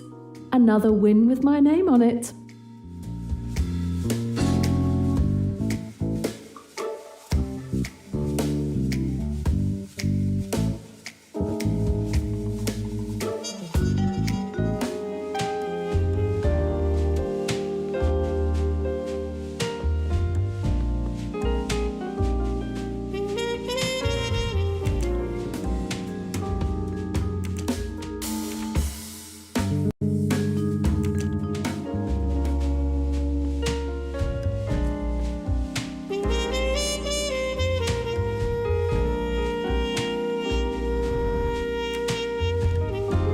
Nothing in there.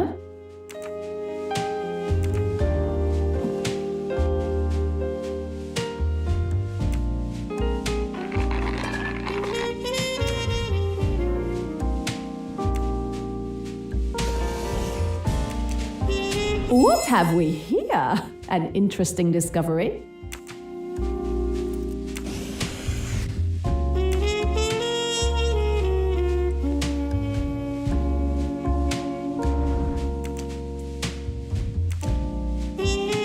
Nothing in there.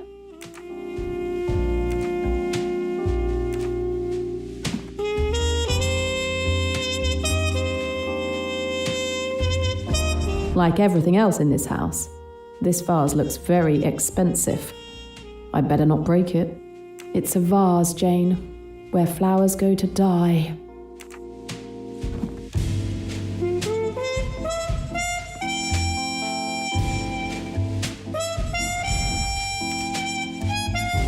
Empty.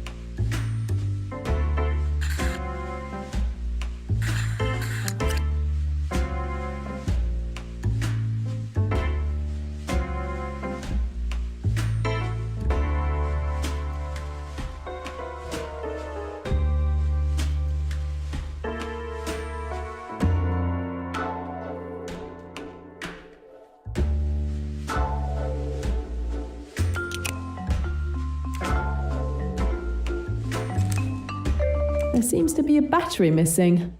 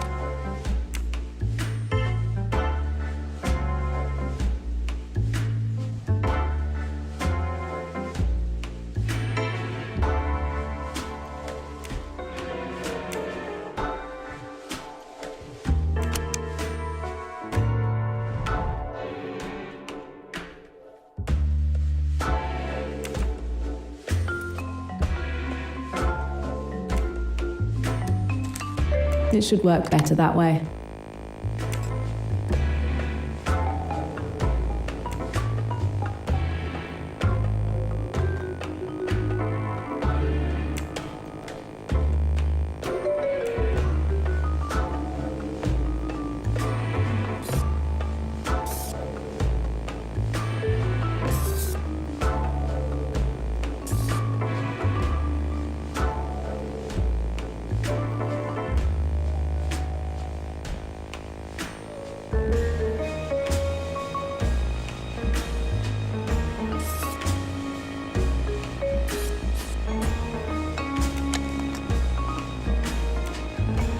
Finally, I found Mrs. Leach's bracelet.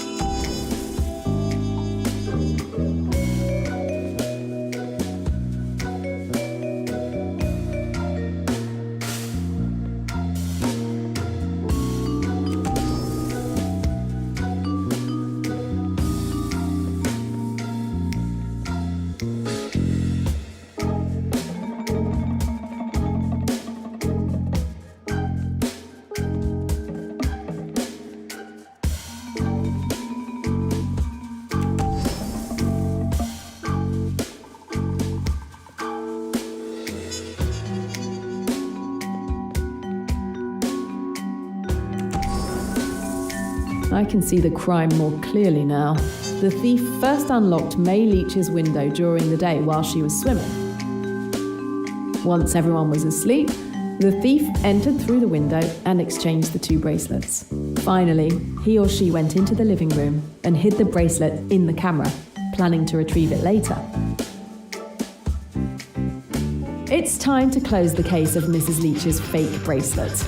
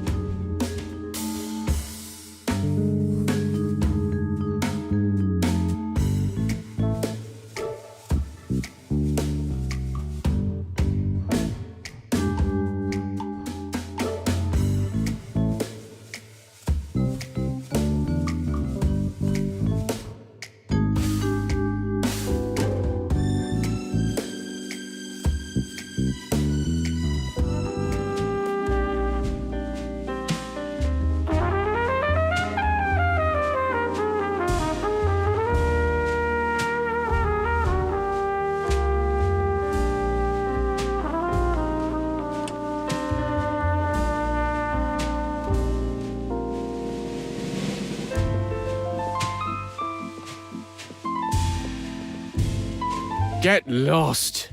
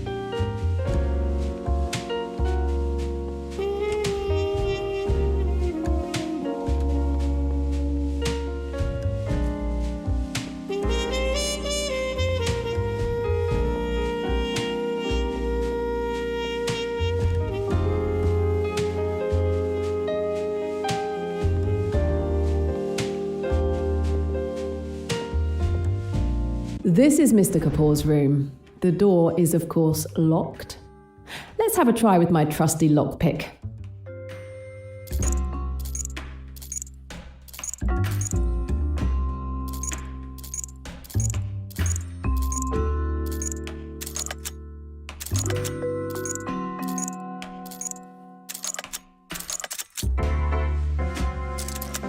And we're in. Okay, Mr. Kapoor, time to give up your secrets.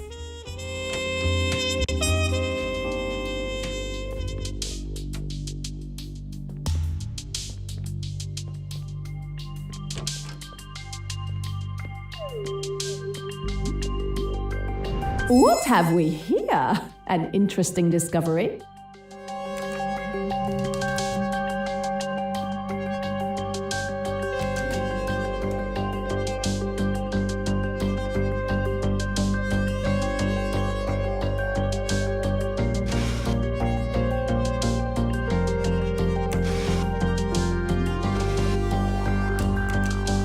Someone had a bad night.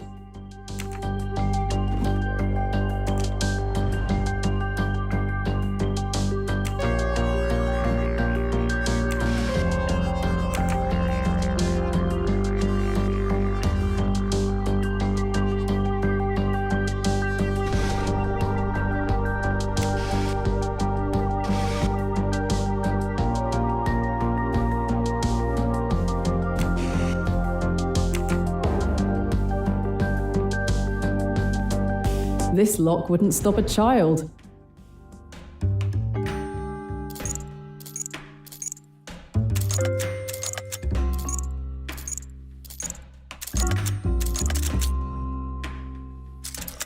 Bingo. I need a cassette player to listen to this tape. Fast, discreet work for AWL? Emmy was definitely onto something.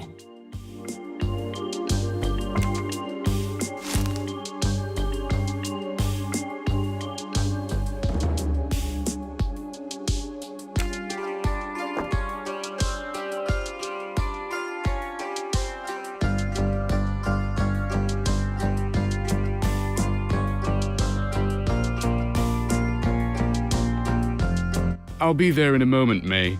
I'll just wash up quickly. I'm not feeling very well. Damn!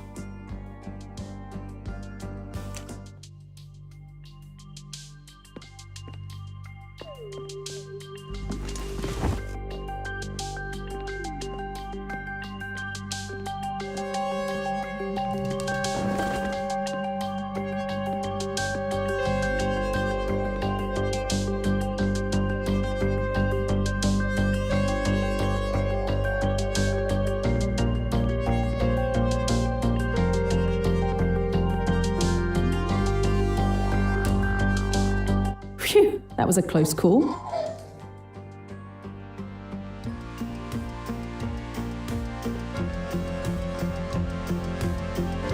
Kind of him to bring me something else to search.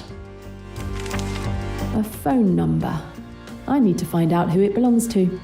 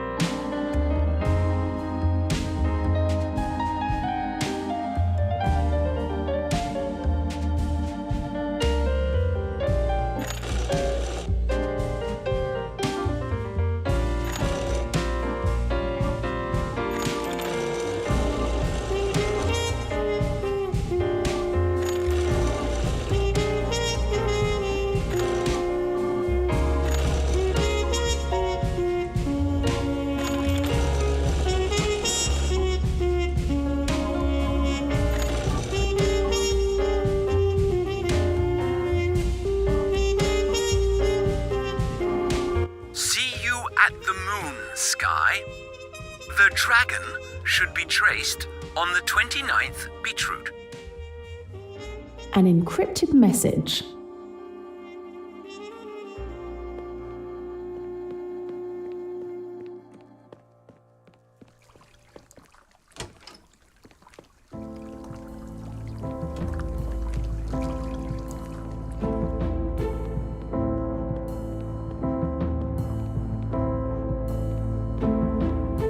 Which car is Mr. Kapoor's?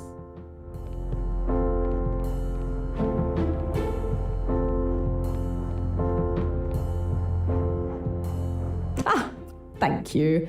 Your ego made my job easier, Mr. Kapoor. Let's see.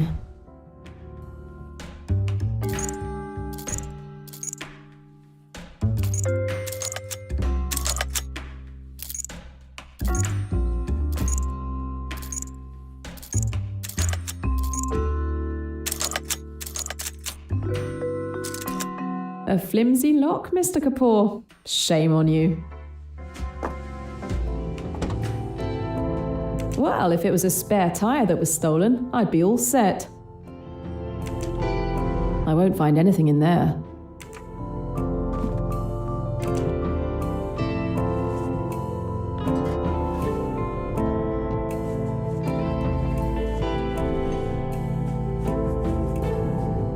Let's see what you're hiding in here.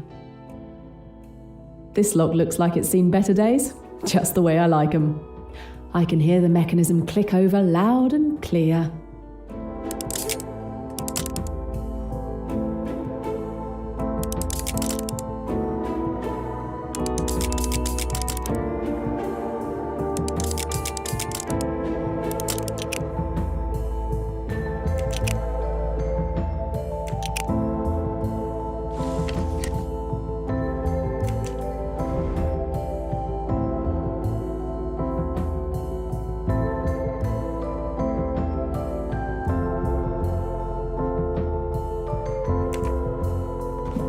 A dangerous man.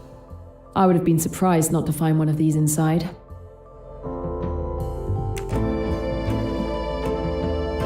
What have we here?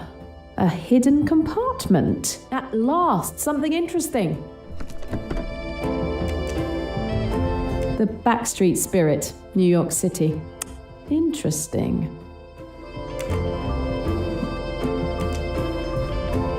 London. ED. Emily Dunn's. Emmy! Finally! Finally a lead to your killer!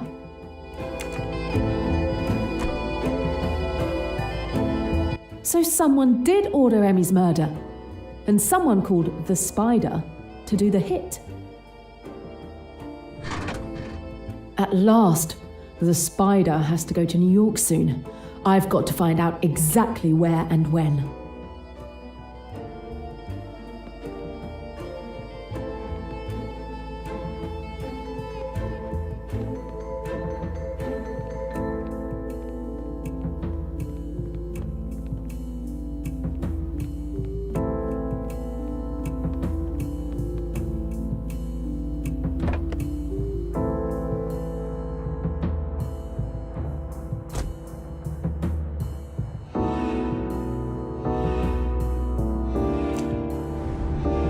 About time somebody got rid of these cigarette butts.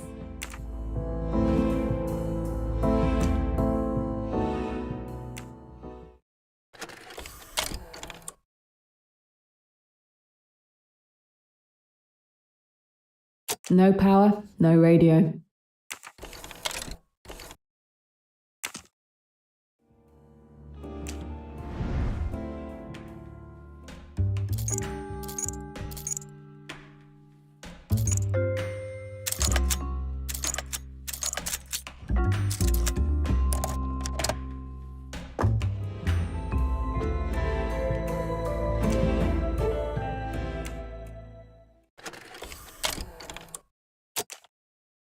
I'm at Sky until the 37th beat route. I've traced the instructions to the moon. Don't forget the dragon. P.S. Check with PP about the dressed potato.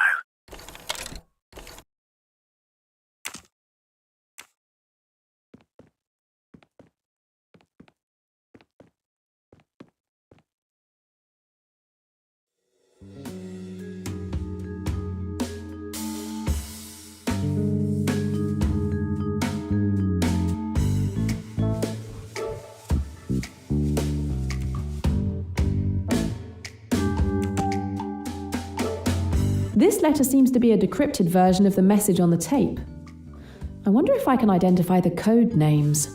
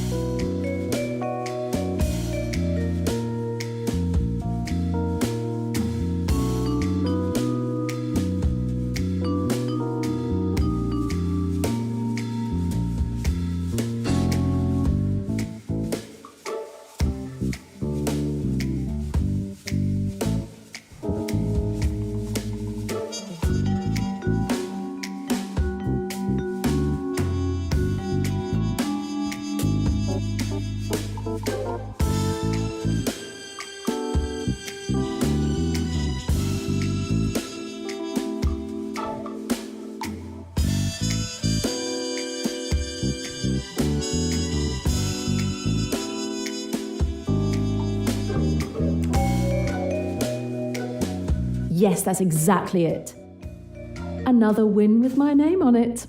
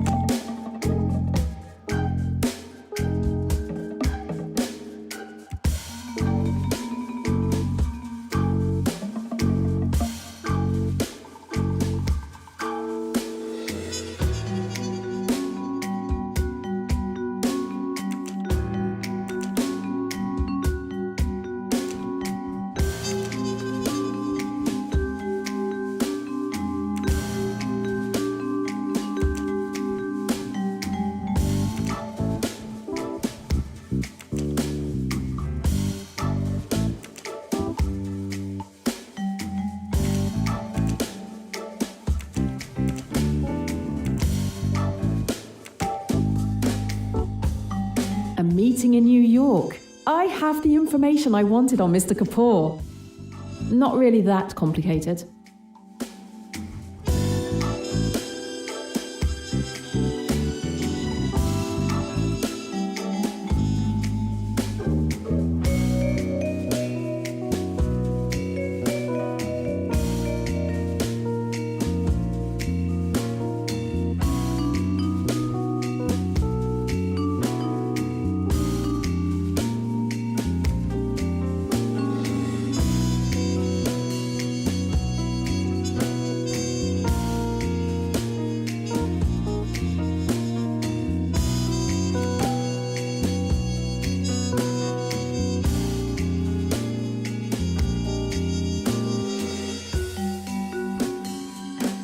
Mission accomplished.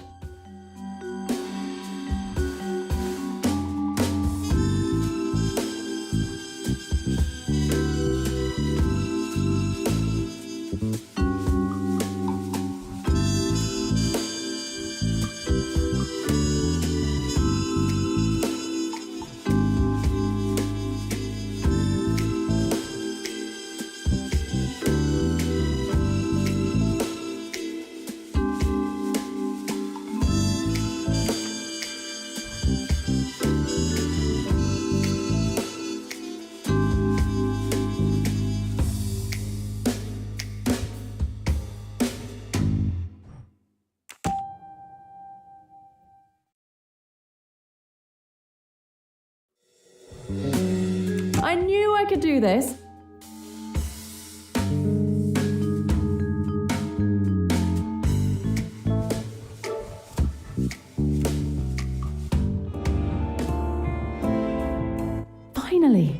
Finally, I've got a lead on Emmy's murder, and it's linked to AWL just as I thought.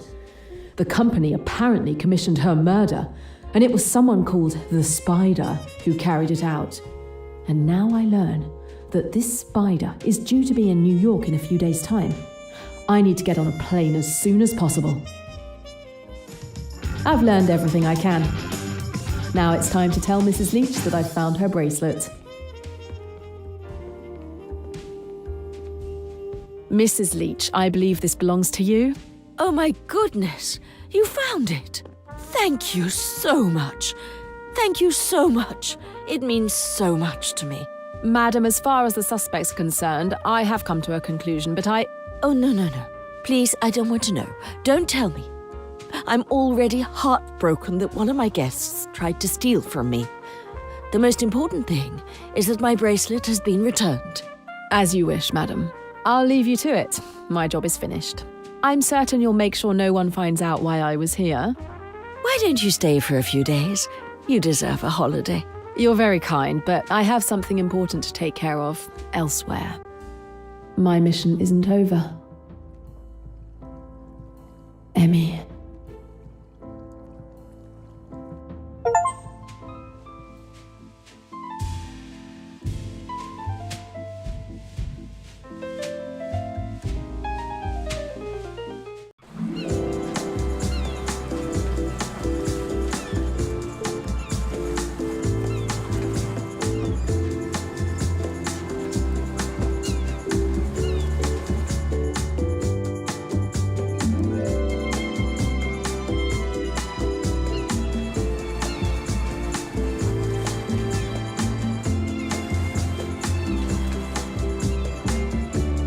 Doyles are safely aboard the Karnak steaming south with no sign of Miss de Belfort. I'll keep a watchful eye on the honeymooners until we reach the temple at Abu Simbel. Ladies and gentlemen, luncheon is served. Ah, time to test the cuisine of the Karnak. I will hope for the best.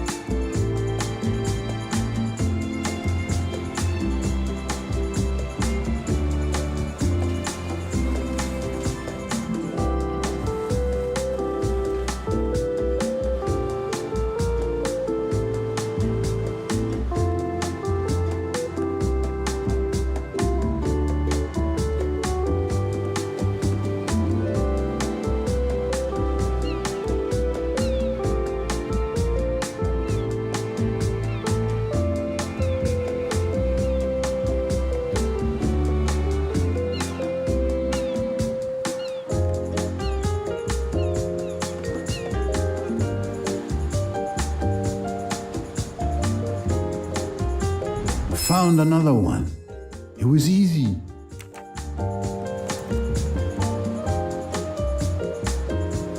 Music to my ears.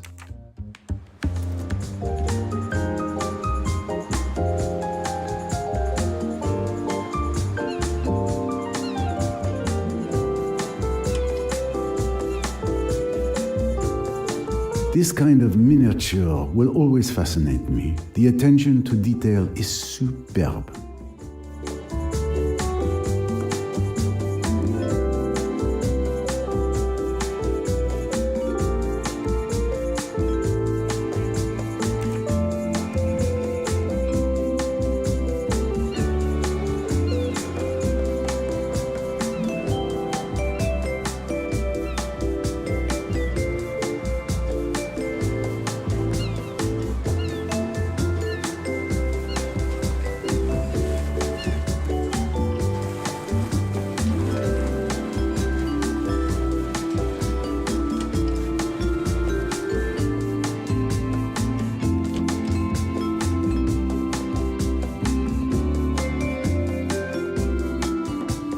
Too easy a hiding place for Poirot.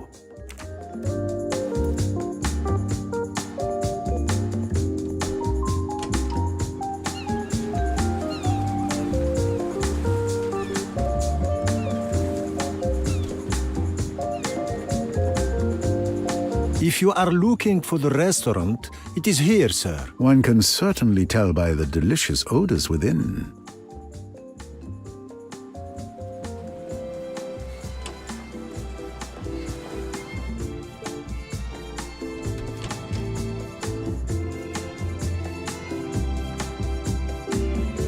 Come to Poirot, my little wonder.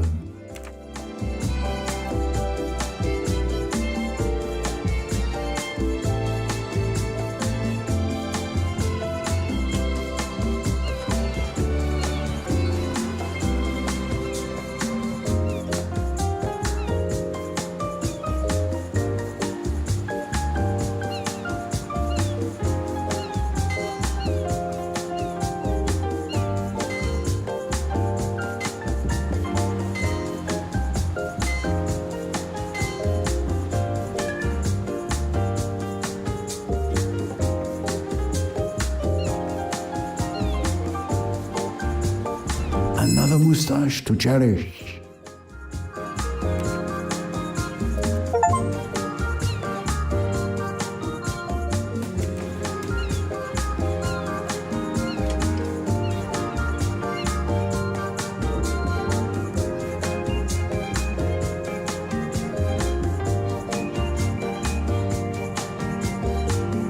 Monsieur Poirot, over here. Please join us, won't you?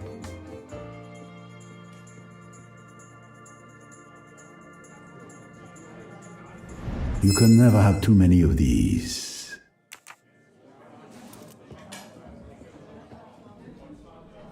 Monsieur Poirot, I know who you are. You who are obviously one of the wealthy, but who paradoxically are also intelligent. I would like your opinion. You are 2 steps ahead of me, young man. To whom am I speaking? Richard Ferguson, world traveller. What do you think of the rich? Personally, I find them to be worthless. Why? Sorry to disagree. I'm just a notary clerk from London. My job's to keep an eye on both rich and poor when they get naughty. But your attitude seems a bit extreme. Pleased to meet you, Monsieur Poirot. I'm Yamao Hayashi. A pleasure, sir. I'm inclined to agree with you. And I, too, find it necessary to step in when anyone rich or poor gets naughty, as you say. In general, my view of the rich... Excuse me. May I join you? Of course. You can give us your views on the rich. My views on the rich? Well, I work for the Doyles, who are very wealthy, but also very nice to me. No, they've perverted you, blinded you. Monsieur Poirot, you were saying? Well, my view of the rich... My friends, I was waiting for you all to be here to toast our honeymoon. Simon and I are really happy to have you all here to share this moment. Cheers!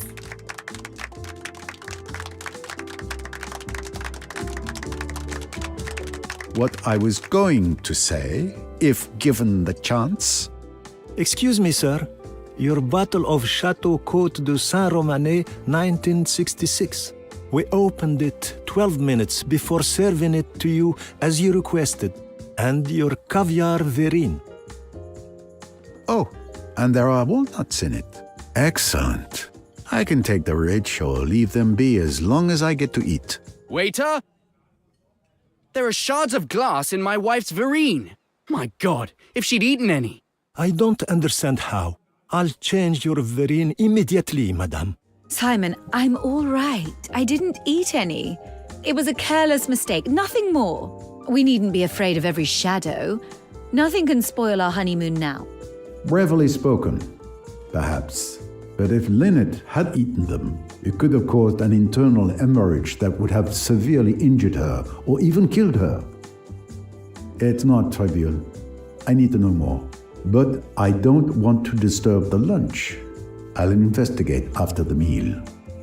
Waiter, keep the plate as it is in the kitchen. No one is to touch it. I'll come and inspect it after the meal. Oh, and can you confirm that all the passengers are present for the meal? Yes, we keep a list. Everyone is here.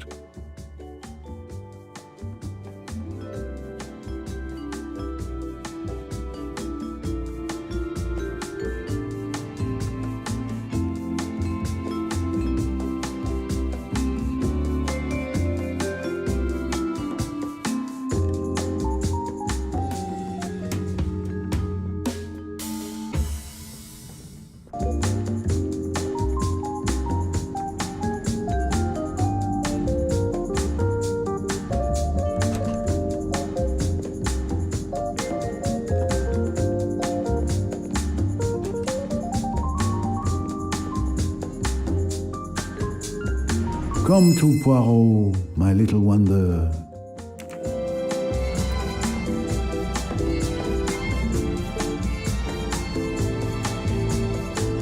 I'm sorry if I'm disturbing your cooking, sir. I just have a few questions. I won't be long. This is terrible what happened. What will my poor guest think? And now I have tonight's dinner to prepare. Coquille Saint-Jacques. But will anyone eat it? Ah, scallops. I, for one, will look forward to it. Thank you. You are too kind. Please tell me, step by step, the preparation for the meal. I add a layer of crushed ice under the caviar in the verrine to keep it fresh. So I waited until the last moment to prepare the starters. Then, Tarek, the steward, sent the dishes to the dining room with the dumbwaiter.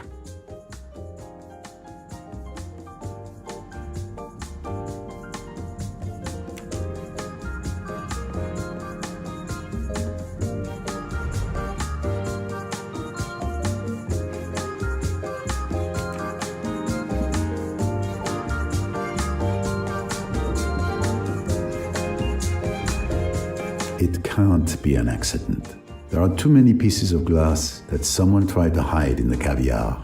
It's an attempt on Lynette's life.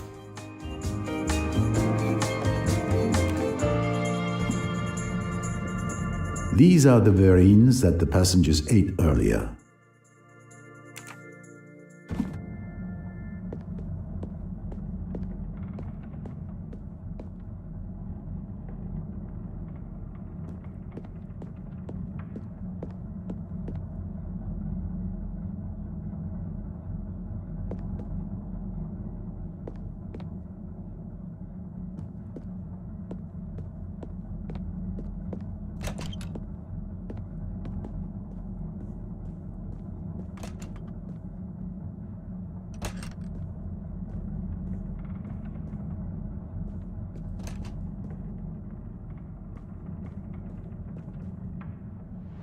Come to me, shiny mustache. A can of red paint, perhaps to repaint the hull.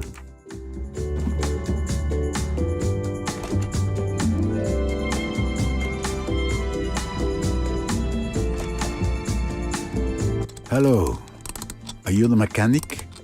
Yes, Fleetwood's the name. Can I help you? You work in difficult conditions.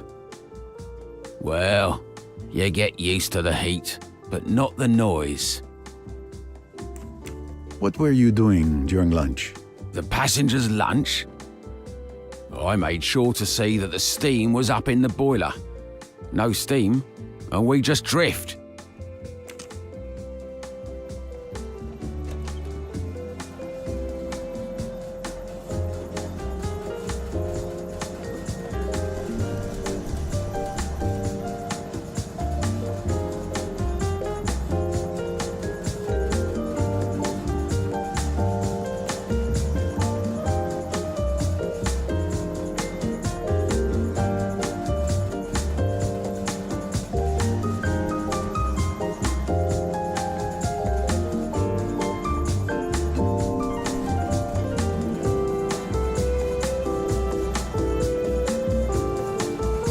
Found another one. It was easy.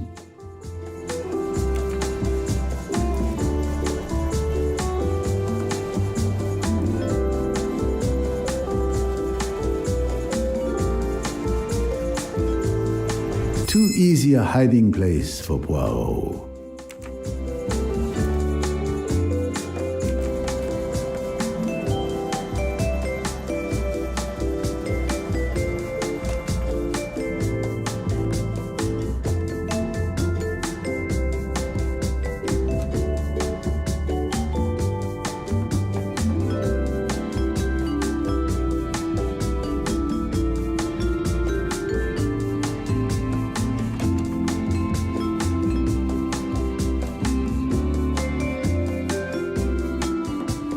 Found you.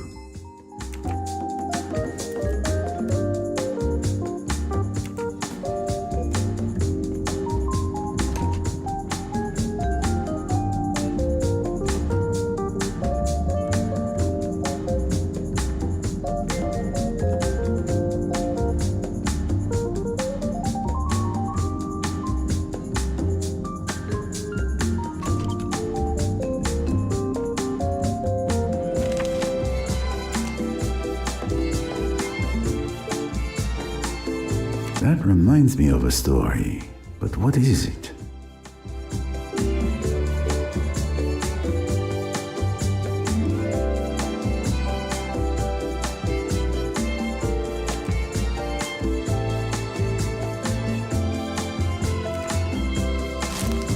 It looks as if a member of the crew is an artist.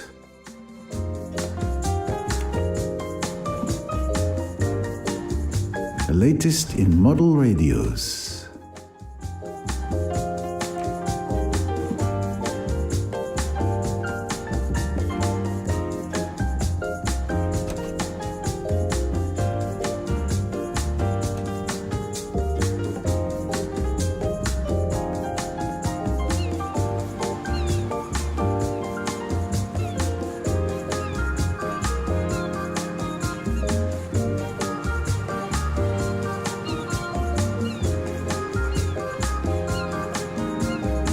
Good afternoon, sir. You're not with Mrs. Doyle after what happened in the restaurant? Oh, Mr. Poirot. I didn't see. Lynette's right there in the saloon. I'm just getting some air. And as for what happened to the restaurant, I expected better for a boat of this quality. But we're putting this incident behind us. We won't let anything spoil our honeymoon. I understand. An admirable sentiment, but I cannot take this incident so lightly.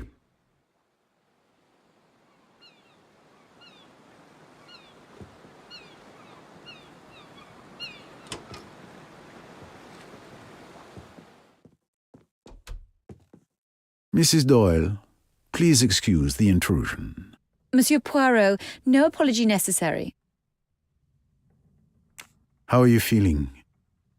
I've been so relaxed since we left Jackie behind. You look relaxed, despite your narrow escape. The glass in your verine could have been fatal.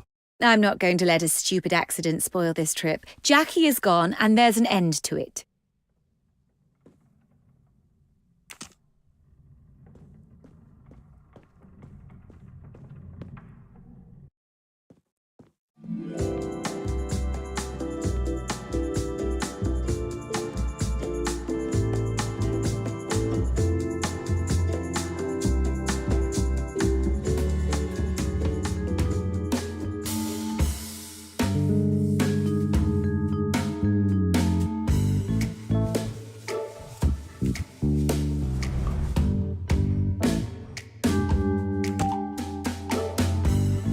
The shards of glass are only on the top of the verine, so they were added after the dish was prepared.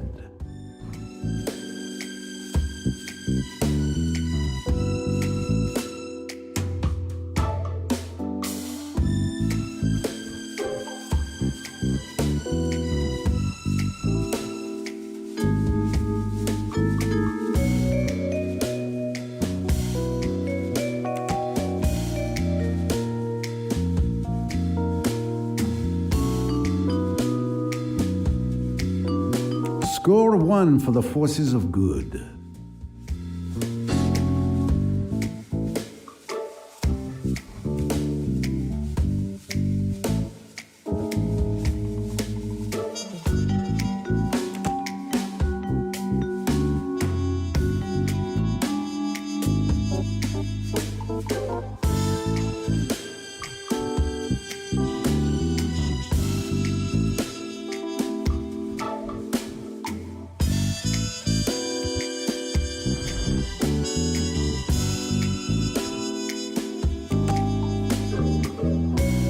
Yes, all the passengers' verines had walnuts, except this one.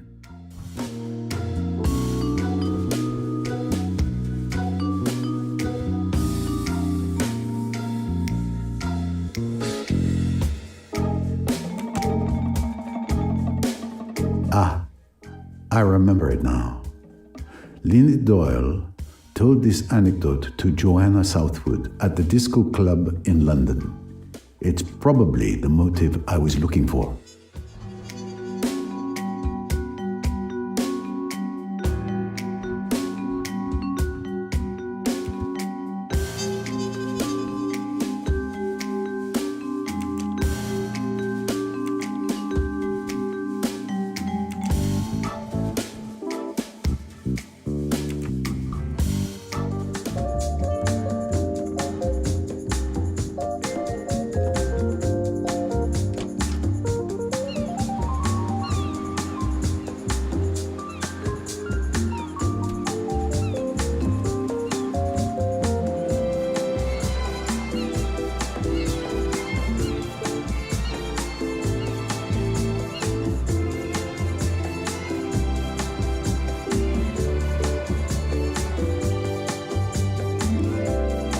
Strange. Black smoke coming out of the funnel, and no one notices.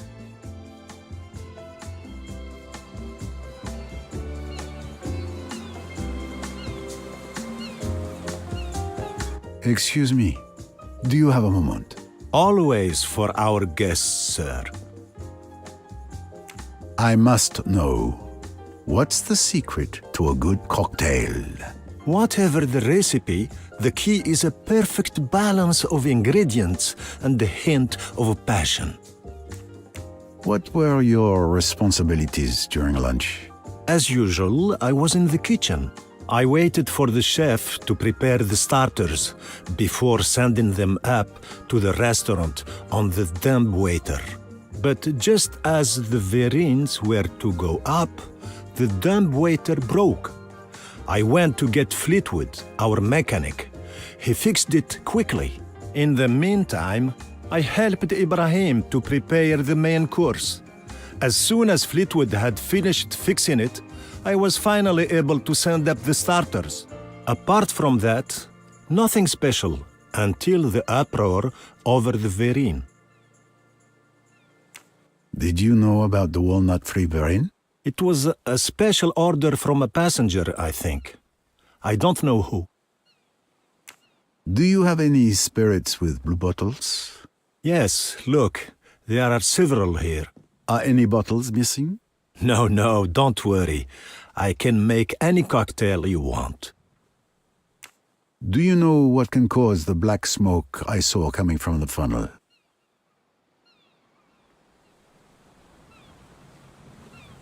I don't know anything about it, but talk to the mechanic, John Fleetwood. He'll know.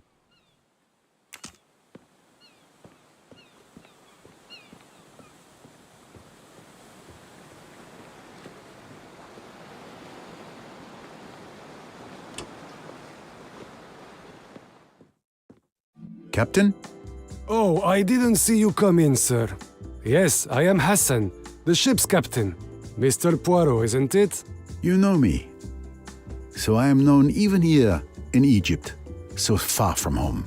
To tell the truth, one of the other passengers pointed you out to me. You are the detective with the mustache. Oh, I see. Would you mind answering a few questions, sir? Not at all. You want to clear me, as the Americans say. Yes, if you like.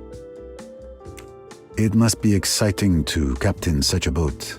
Indeed it is. I also pilot it, as I'm doing now. What did you do during lunch? I ate here at my post, keeping the Karnak on course. We're entering a tricky stretch right now. Sandbars, you know. I'm the only one who can pilot the ship through here. Do you like walnuts? The walnuts in my verine at lunch were nice and crunchy. Why? I was just curious. Do you have any blue bottles here? No. These are strange questions, Mr. Poirot. Did you see that black smoke coming out of the funnel? What? What black smoke? That shouldn't be. It could be serious. I must check the engine room at once. But... You, sir. You are Poirot, the man of strength and intelligence. Please take the helm for a couple of minutes while I'll go and have a look. What? But I don't know. Get another crew member. That black smoke could mean a fire, out of control. I must check the funnel at once. Let me explain the basics. It's not that complicated. Here you can steer to starboard or port. Sorry, you may not know this, but starboard is right and port is left. Here you have the gear lever with the speeds in knots. All you have to do is steer south. South. And be careful. The Nile appears to be a long, calm river, but underwater, the sandbanks can damage the boat's hull. Avoid them with the help of the map. They're marked on it. I'll be back.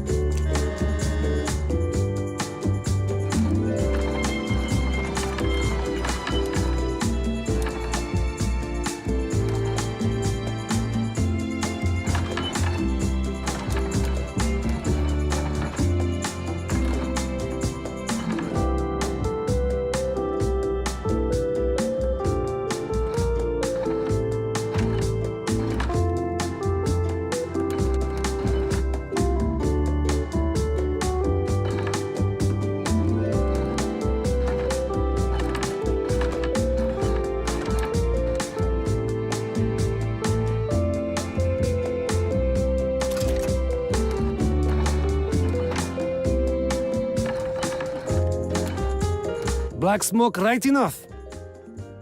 Black smoke from the funnel can indicate trouble in the engine room. A problem with the turbines, perhaps. I have to track down the cause. You're doing well here. Just keep doing what you're doing. I just keep doing... Follow the course towards Abu Simbel. Always due south. Just use the map to avoid sandbanks.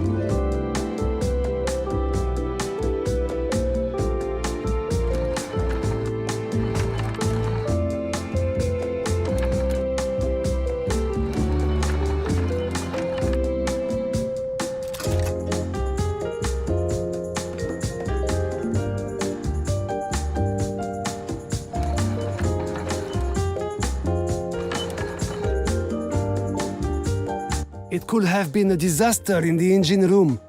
But Fleetwood has things under control, so there's nothing to worry about now.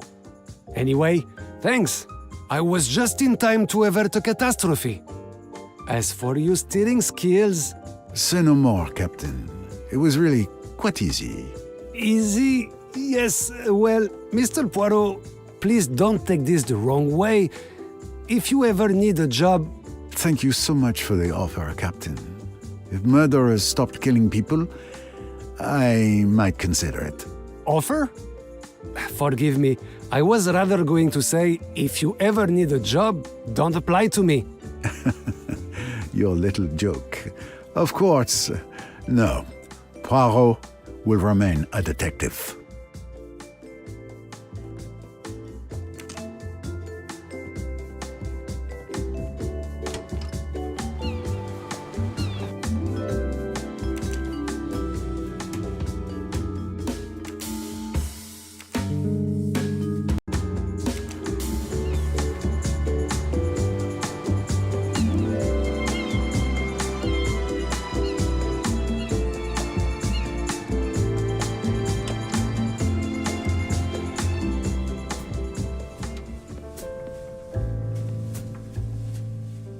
Pardon me. May I ask you a few questions? Of course, sir. I am at your service. The voyage, it is going well?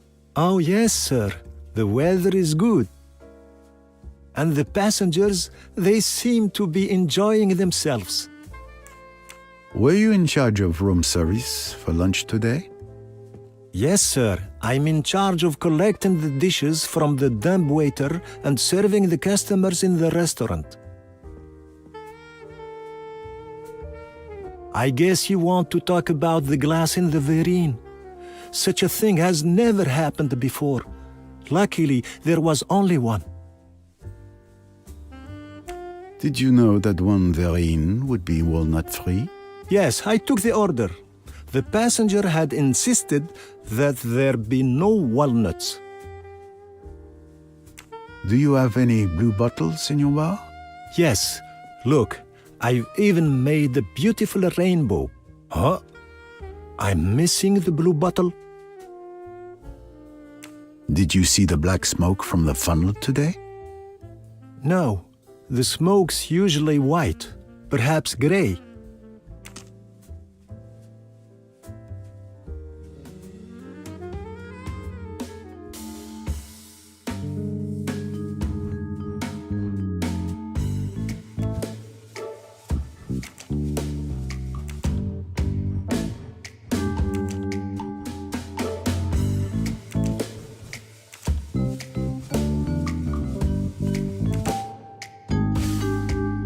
All the passengers were apparently sitting in the restaurant when the Verine was tampered with. It appears, therefore, only a member of the crew could have done it. Excellent detective work, naturally.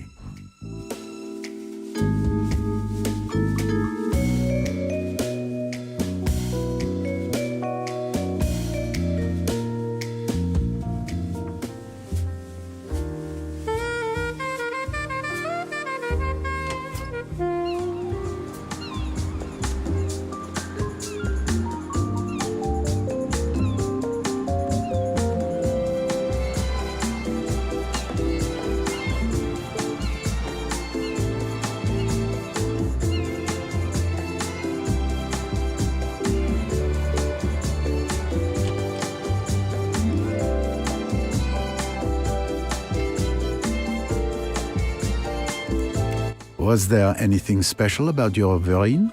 I saw in the menu there would be walnuts in it. I'm allergic to them. I sent word to the chef to make mine without walnuts. It appears you were the only passenger with no walnuts in your Verine. I suppose. I don't really know. Mrs. Doyle, someone could have known you took this ship instead of leaving the hotel by car. Someone who wished you harm. Oh, do stop it, please. I think you see mysteries everywhere, Monsieur Poirot. It is who I am, madame. I freely admit it. Tell me, Did you see black smoke coming from the funnel? No, not at all. Is there a problem? I'm not sure. But a number of strange things have occurred on this boat. As long as Jackie isn't here, everything is fine.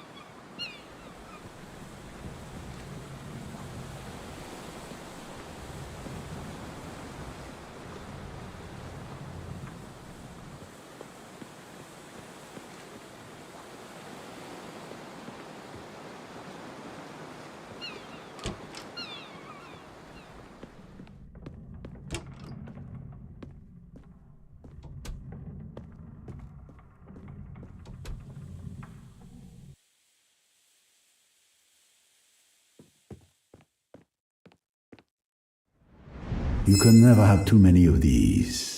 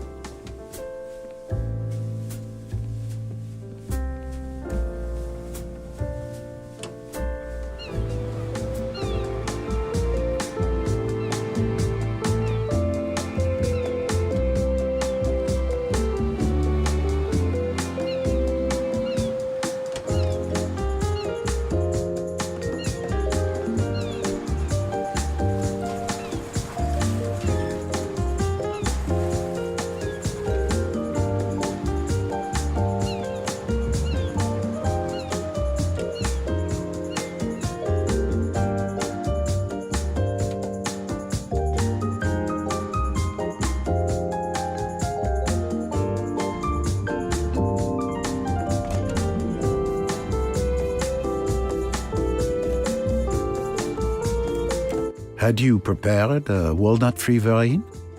Yes, it was a special order, but I don't know for whom.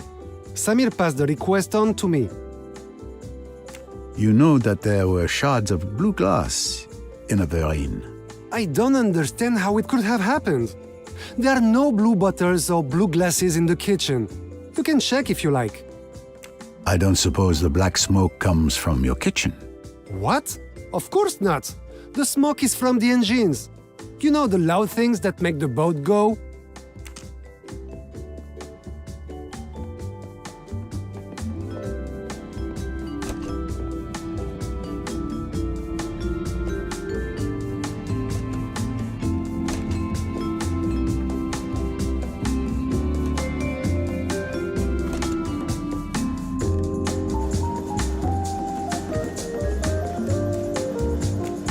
The boat's funnel is belching out black smoke. Is that normal? Listen, you stupid man. I know my business. Black smoke doesn't necessarily indicate a problem. I take orders from my captain, and that's not you. If there was a problem, I'd answer to my captain. Not some crazy passenger who thinks he knows how the Karnak is supposed to run. I don't think you're telling me the truth, Monsieur Fleetwood. Oh, what makes you say that?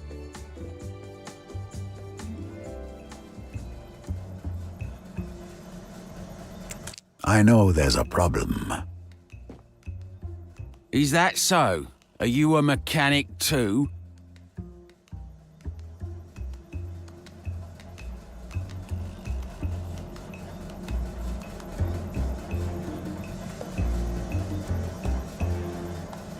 The captain told me he came to see you and that he noticed there was a problem. If you think you can do it, all you have to do is fix the problem yourself.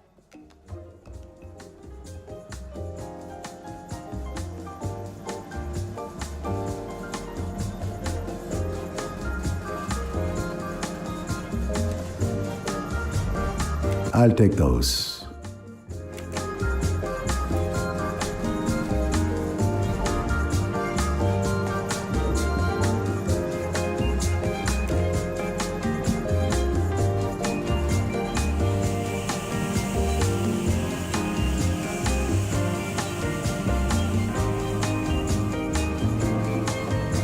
It looks like this control panel is used to move this network of pipes. One of these pipes is blocked, preventing the steam from escaping properly. I need to create a new route without using this blocked pipe and without any leaks.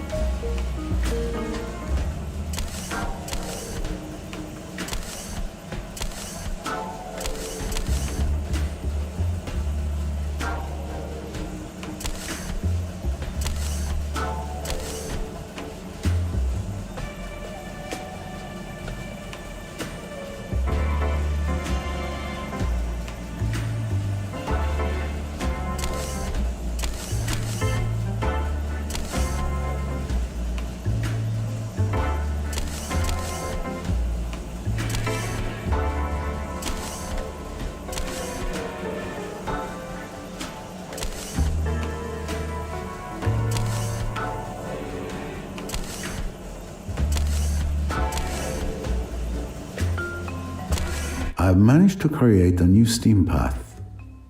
The pressure must have dropped in the engine.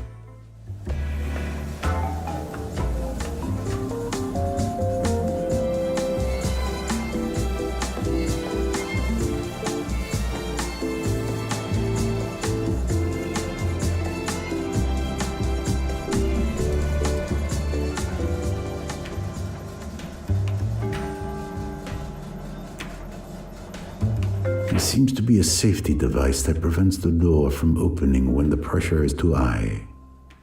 I need to find a way of lowering the pressure in the boiler.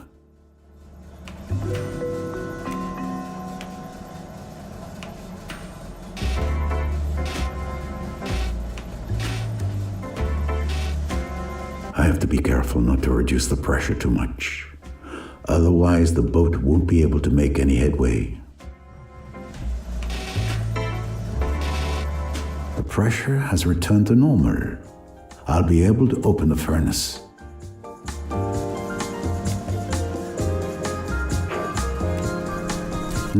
I think I see something in the furnace.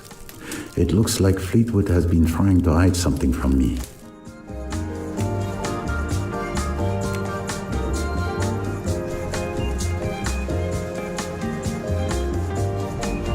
Tongs. I suspect I could use them.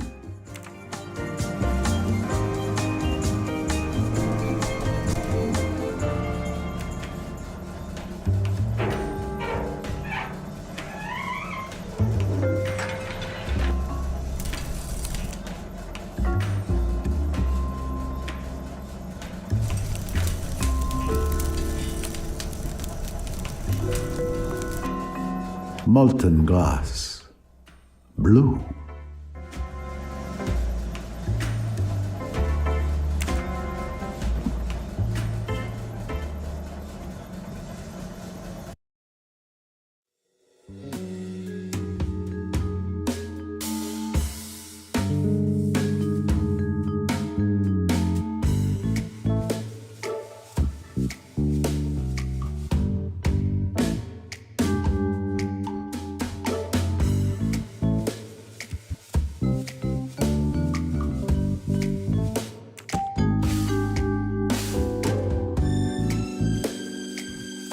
Bravo!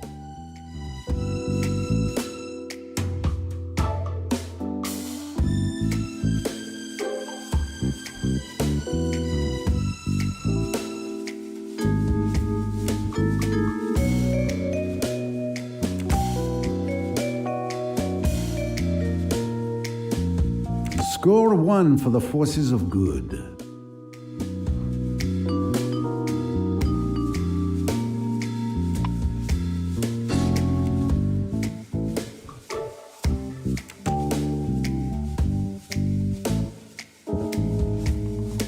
Great.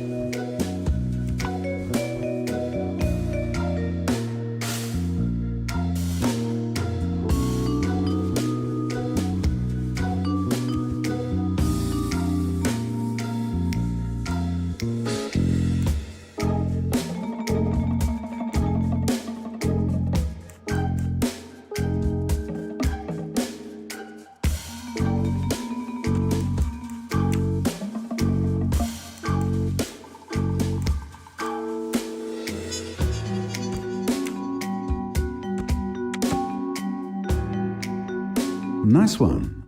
Excellent detective work. Naturally.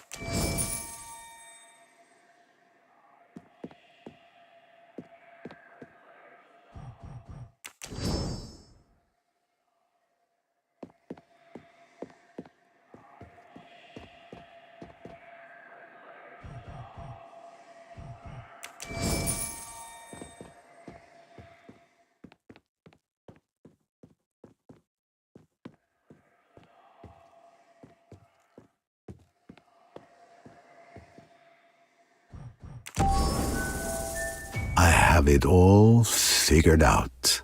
Lynette Doyle investigated her maid's boyfriend, John Fleetwood. Fleetwood blamed Madame Doyle for his breakup, so he wanted revenge.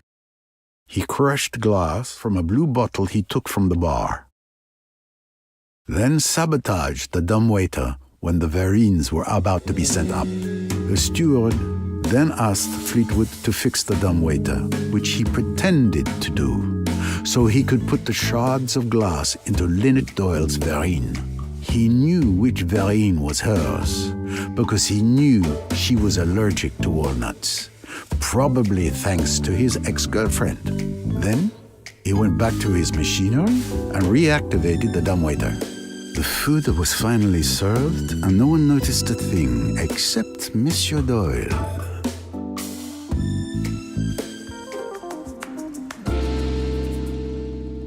And that's how Fleetwood almost killed Mrs. Doyle.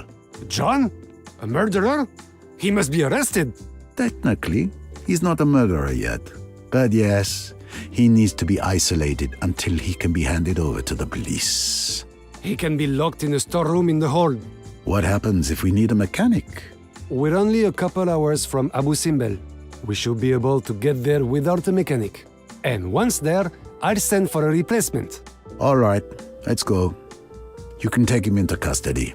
Ask the stewards to help us, in case he resists. Okay.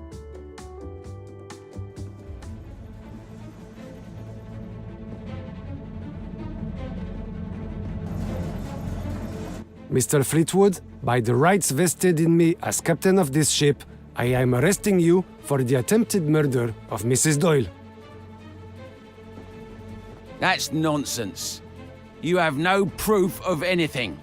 You made a crude attempt to kill Mrs. Doyle, but you're not very good at crime. Your captain has all the evidence he needs. It's overwhelming. I understand your resentment of Mrs. Doyle because of Marie, but to kill her for that... You don't understand. I really love Marie. She was everything to me. Yes, I was already married, but my wife disappeared just after the wedding. She was nothing to me anymore.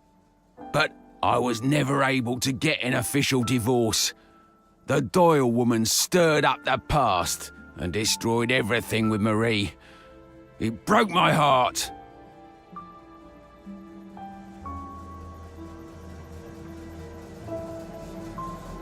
You've never been in love, have you, Mr. Famous Detective? No, not you.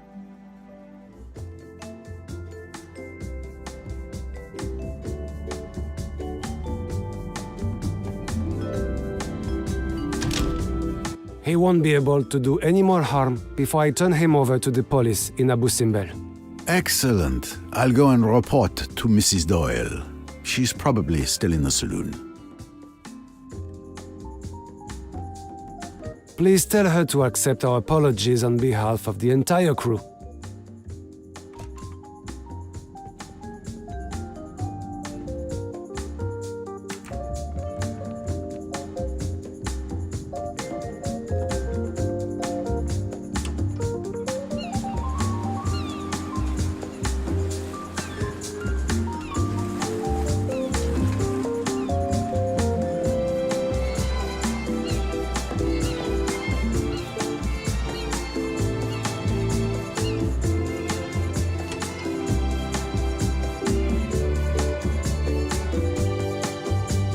Suppose.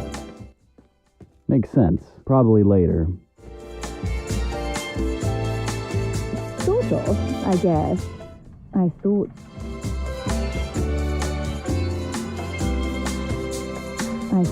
So. Let's wait and... There's just this power of attorney to sign.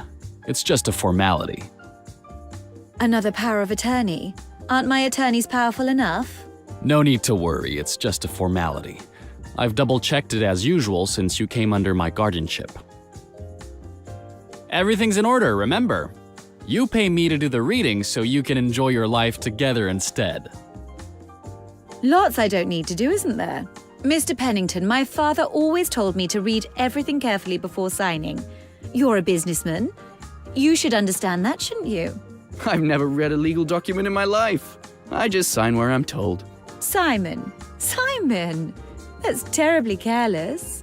It would be easier to work with you than with Lynette. I don't want to meddle in matters that don't concern me, but you're quite right to read before you sign. Okay, we'll sign later. There's no rush.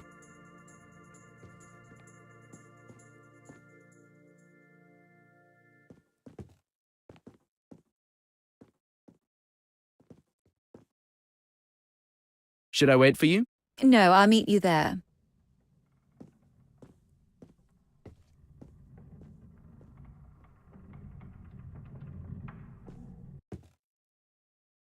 Are you all right, madame? Yes, Monsieur Poirot. I'm better than all right. This trip down the Nile is like a new beginning. I can finally let myself enjoy the journey.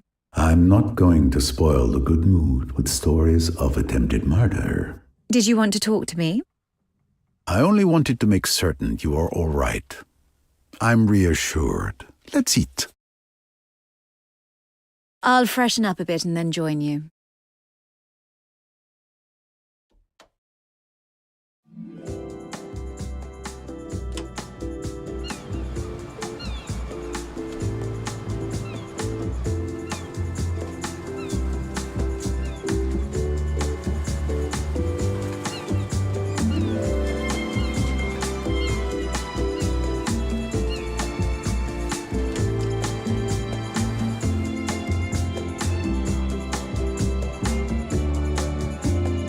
Monsieur Poirot, come and join us. Monsieur Poirot, please join us. Monsieur Poirot, I'm delighted you're dining with us. As am I, madame. Monsieur Tim, is it not? Tim? A little politeness. It is, Monsieur Poirot. What a good detective you are. I took the liberty of asking the steward to bring your preferred bottle of wine. You are very attentive, madame, and observant. Thank you very much. Mother's always attentive. Aren't you, Mother? You'll have to forgive my son. I'm afraid the boat doesn't suit him. This journey is very special for me. I couldn't have wished for anything better. I feel the same way. I've met some delightful people. Oh. Yes, that charming student Cornelia Robson, who accompanies Miss Van Schuler. Did you know she and Miss Van Schuler are cousins? Cornelia Robson. I have met her before, but where?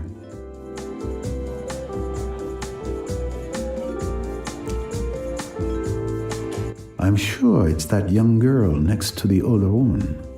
Have you met any passengers? Yes, there are some interesting characters on this boat. For example, that hippie-looking young man, Mr. Ferguson. He freely shares some very strong opinions about rich people. Oh, yes. Who are you talking about?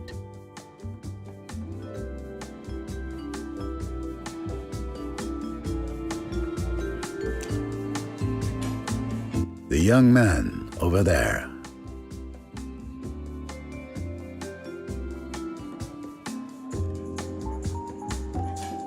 He has a very original look. The opposite of Dr. Bessner, both in terms of clothing and hairstyle. Dr. Bessner. Let's see.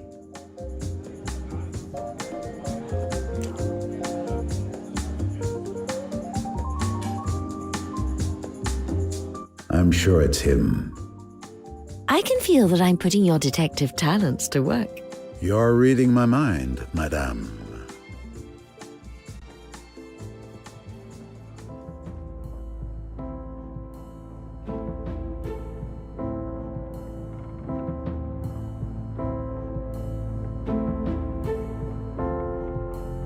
Now our adventure can really begin. Oh, Lynette, you're here. How perfect. Oh my God. Simon.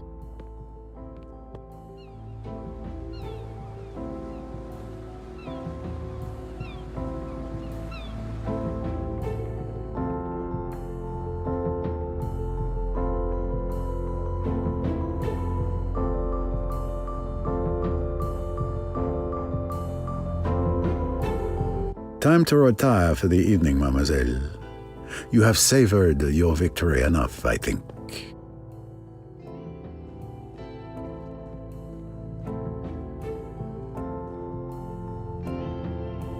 I have to admit that it was worth waiting for that moment while hidden away in my cabin. My little entrance had quite an effect. Were you surprised to find me here? Not so much surprised as sorry. Very sorry. Sorry for me? Yes. You've deliberately chosen to take a dangerous route, mademoiselle. And I doubt you'll be able to turn back. Take care.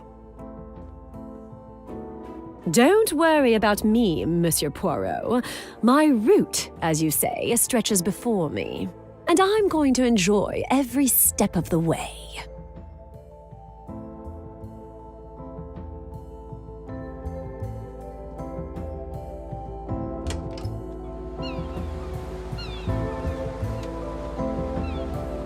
Good evening, mademoiselle.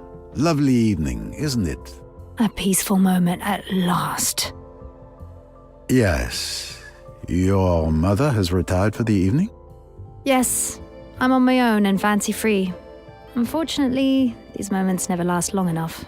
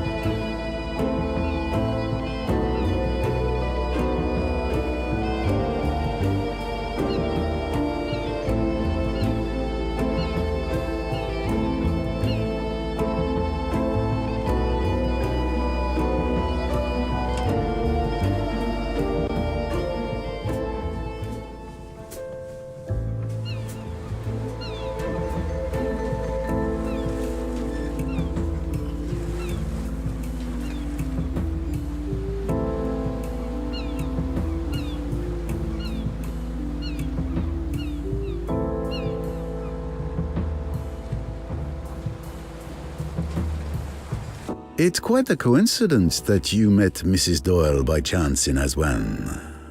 The Imperial Nile Hotel is the only palace hotel in Aswan, so I had a good chance of catching up with her. Many papers to sign, all part of the job. Still, you live under a lucky star.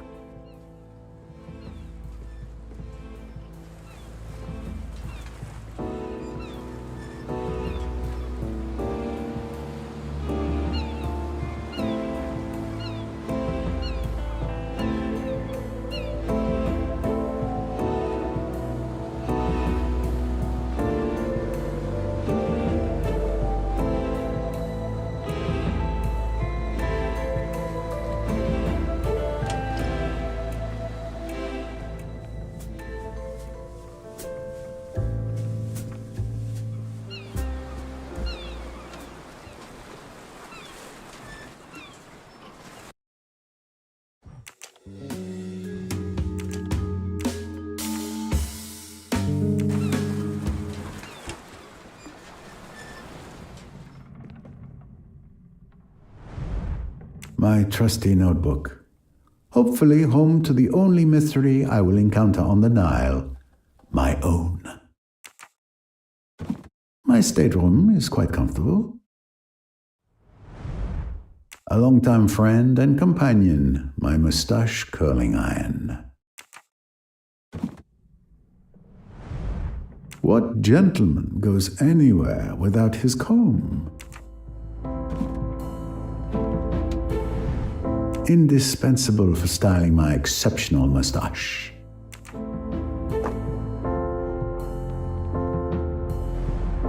The temple of Abu Simbel calls to me.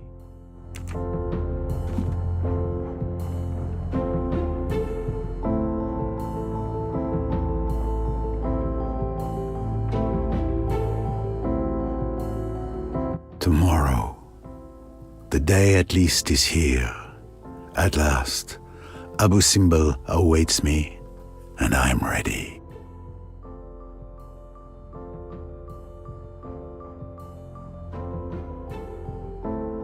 We've got to go through with it now.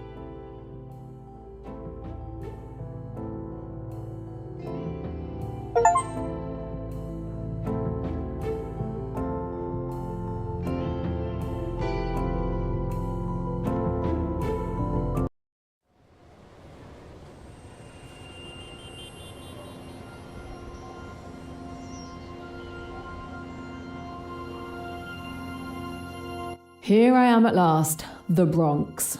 One of the 5 boroughs of New York City. Good people live and work here. But many are lost beneath the shadow of some of the worst.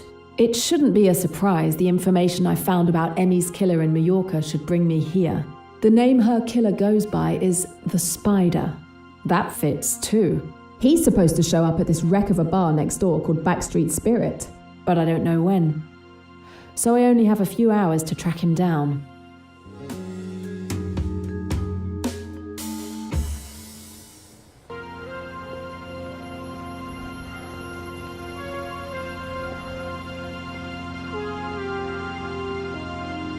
Come to me, moustache, don't be shy.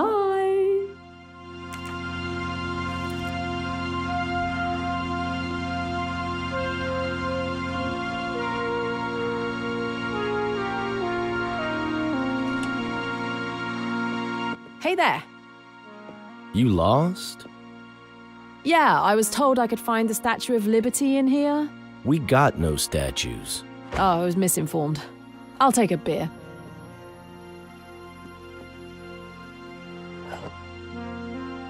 You're new. I've never seen you around before. Yeah, I just moved in down the street. You're very brave. Why? Is the beer that bad? I'm just saying you aren't a regular. We don't often get new faces. We're kind of a close-knit community.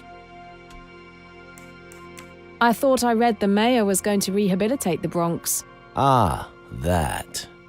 Sure, around election day we hear some promises. Funny how they get forgotten after the votes are in.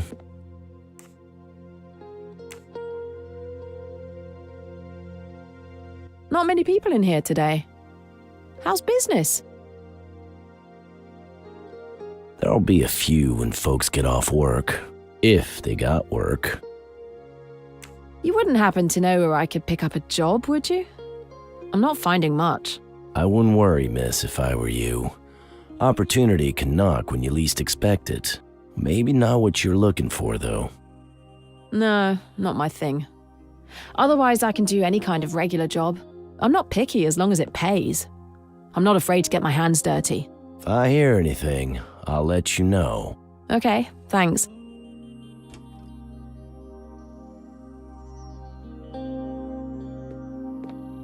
Well, Will? You don't say hello to friends anymore? What do you want? As usual, a scotch. Who are you? I've never seen you around before. I just moved in. Is that so? Then you get to hear the speech. Around here, I'm the law. You don't want to get on my bad side. You mean there's a good side? Sure. I'll prove it to you. Right now, you can do me a favor and go get some fresh air. I've got to talk to somebody important. I haven't finished my beer yet. Yes, you have. Go on, beat it if you don't want any trouble. Are you deaf or something? I told you to split.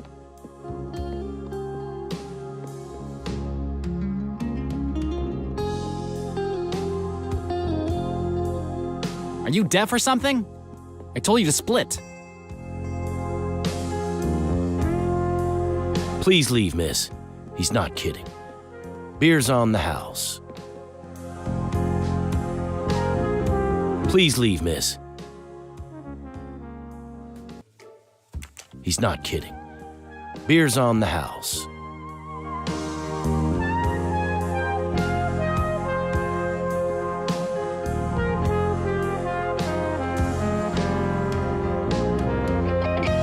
Please leave, miss. He's not kidding. Beer's on the house.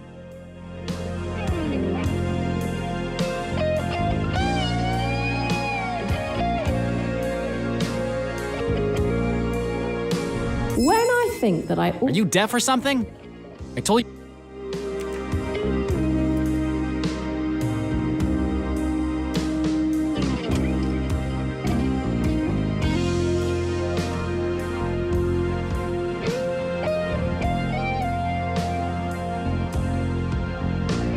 I need to hear what they're saying.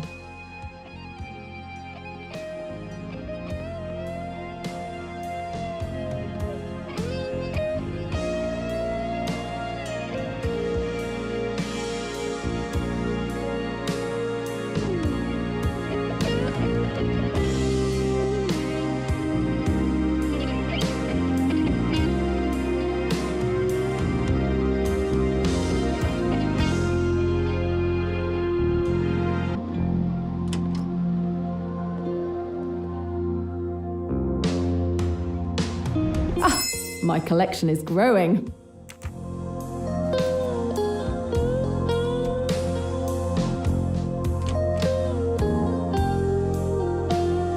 Let's wait. Hard to explain.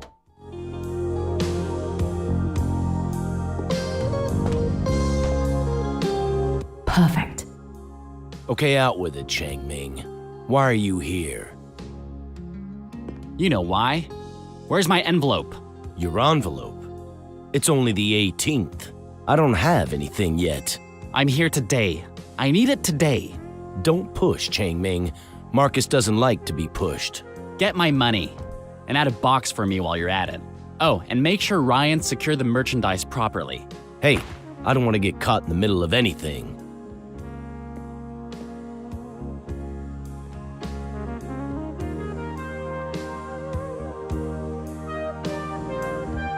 Nobody listens to me. This is too good to pass up. I have to follow him.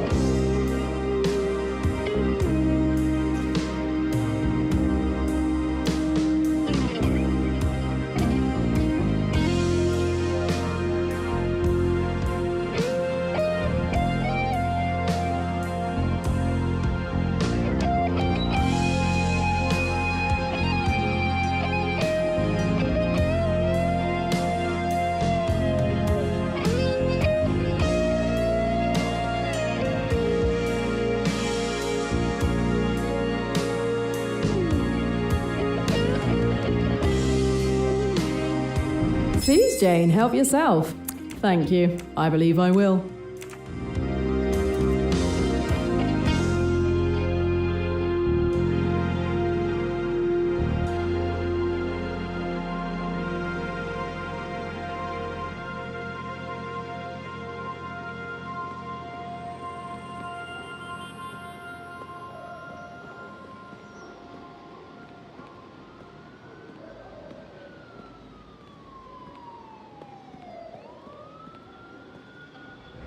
Please, Jane, help yourself.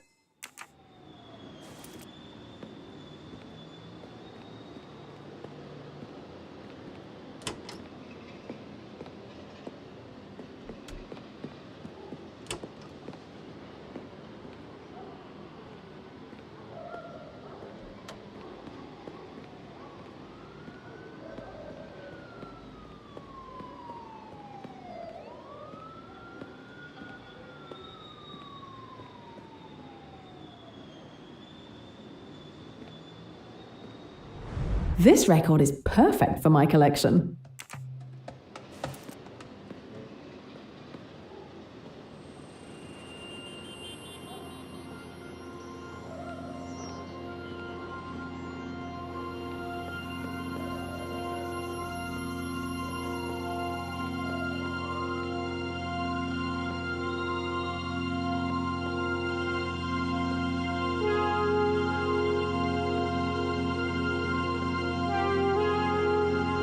I seem to have gained a moustache. Oh no, I've lost him.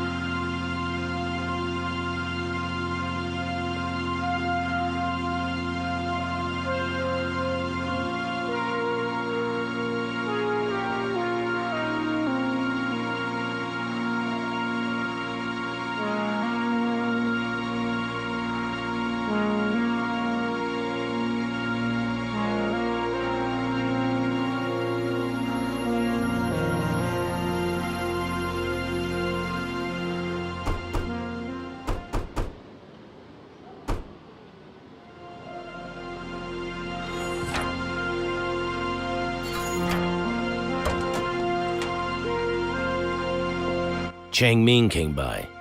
He wants his money. What do you mean he wants his money? It's the 18th.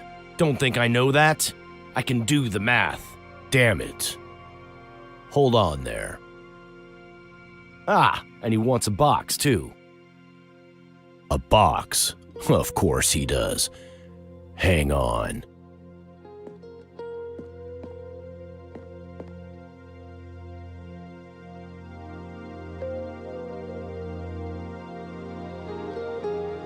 Here you go. Thanks. How are things here? It's relatively quiet.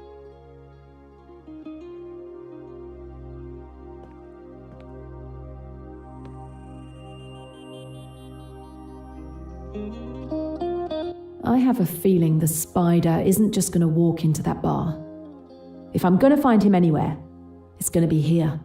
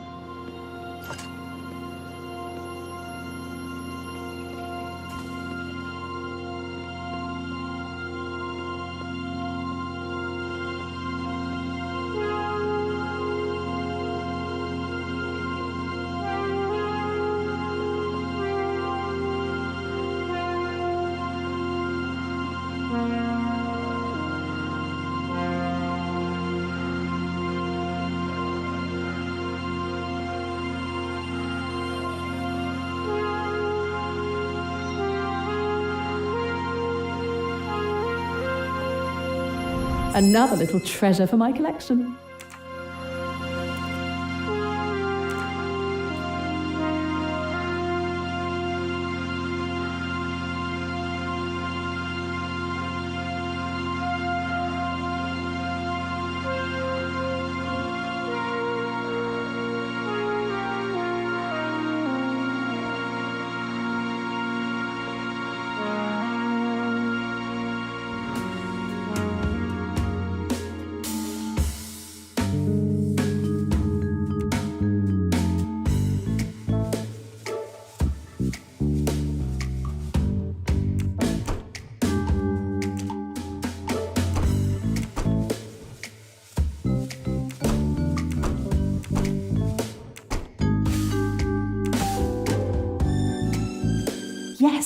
That's it. I think it's the right code. Another win with my name on it.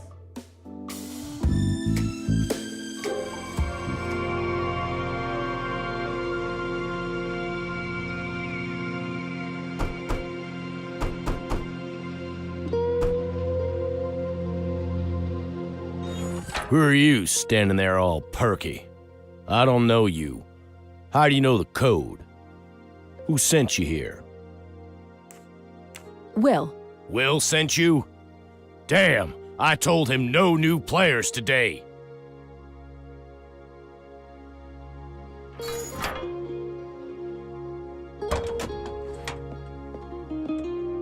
Well, you better come in.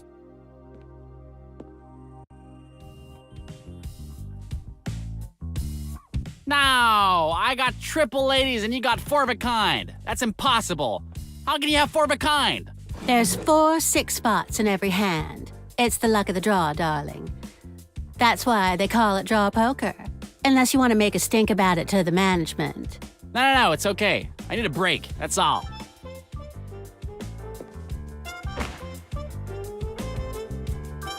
Well, sorry, Alma. I'm gonna take a break too.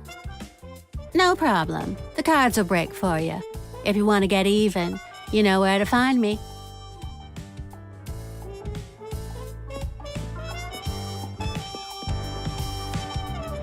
Aha! A trophy for my collection.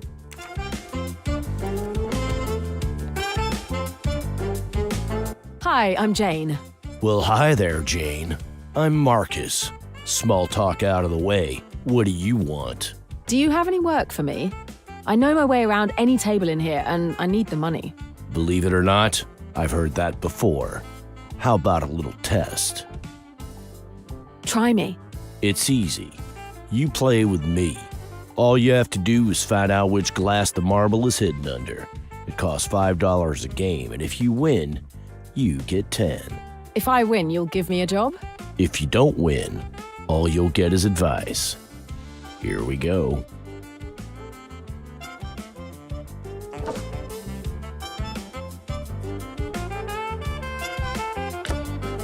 Did I lose you? Concentrate. Having trouble keeping up?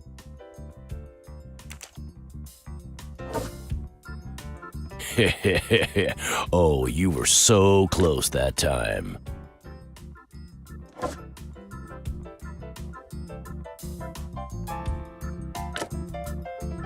Another go? Your luck has to change, right? That's it. Any more, and I can't pay my rent. It's a shame. I felt your luck was changing. Can I ask you a few questions first? For free? Oh, why the hell not? Do you only give jobs to people who come recommended? Mostly. Sometimes if I see potential, I'll give somebody a chance. You and Will are partners, right? That's right. We've got the regular bar a few streets over, and this is a place for people who want to come and play. Does it work the way you want it to? We can handle it. We don't bother the cops, they don't bother us. On the other hand, nobody cheats here. I personally make sure of that. Sometimes customers win, sometimes they lose. But they know what they're getting into, and we take our commission. It's that simple. Sure, I get it. It's a business like any other. Apart from becoming a professional gambler, which doesn't look good for me, isn't there any way of making a living in this town? It's possible, but you gotta learn to play the game, and all games have rules.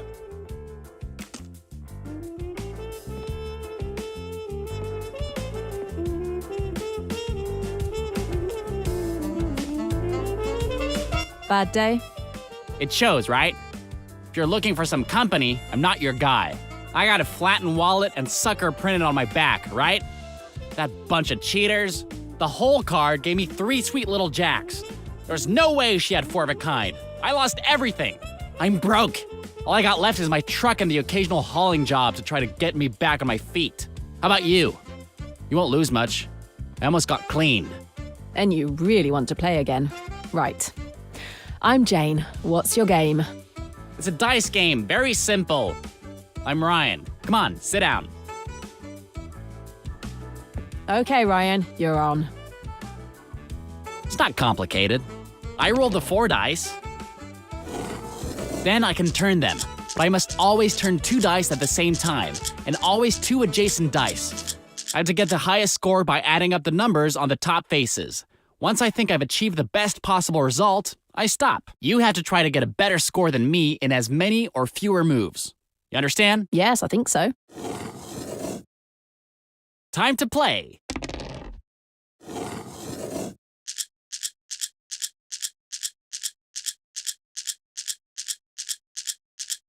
I'll stop here. Let's see what you've got for me.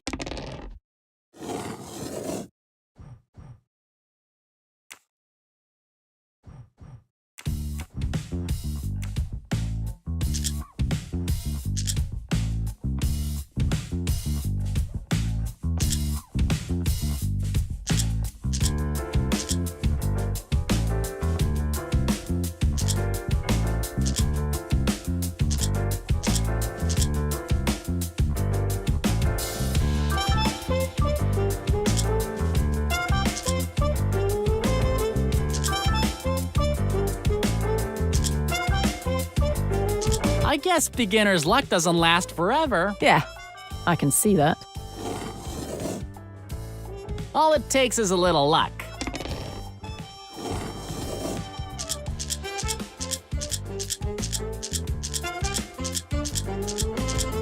I'll stop here. Let's see what you've got for me.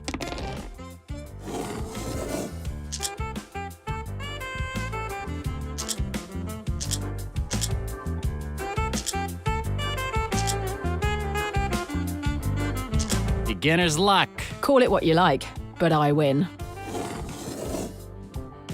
Time to play.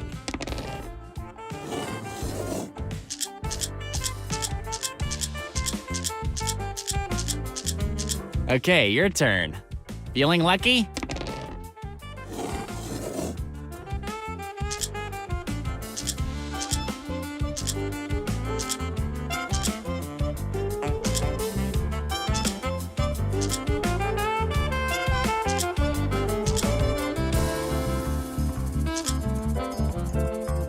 I guess beginner's luck doesn't last forever. Yeah, I can see that. Here we go.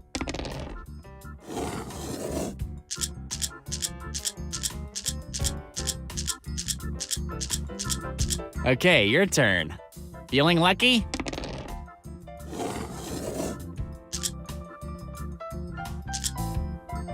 You won again? Seriously? Just lucky, I guess. Here we go.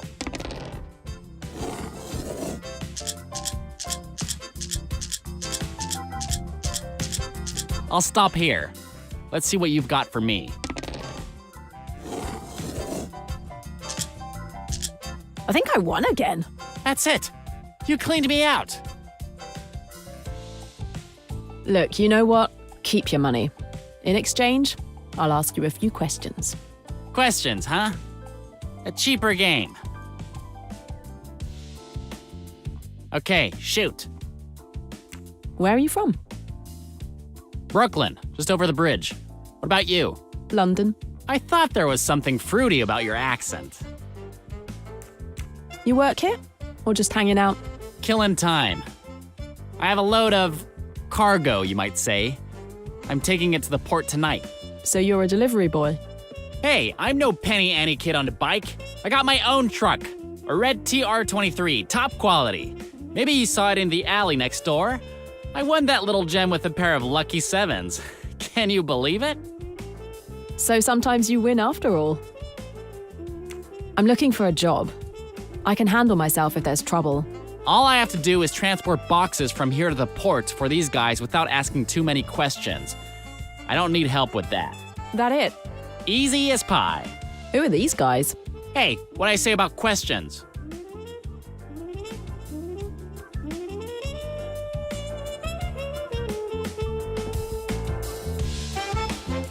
One of them wouldn't be the spider, would it?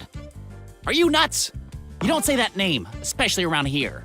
I don't know who you are. But if you want to reach your next birthday, just can it about the you-know-who. Get it? And guess what else? I already forgot we had this conversation. Careful, Jane. You came on a bit strong with Ryan. But at least I got some answers.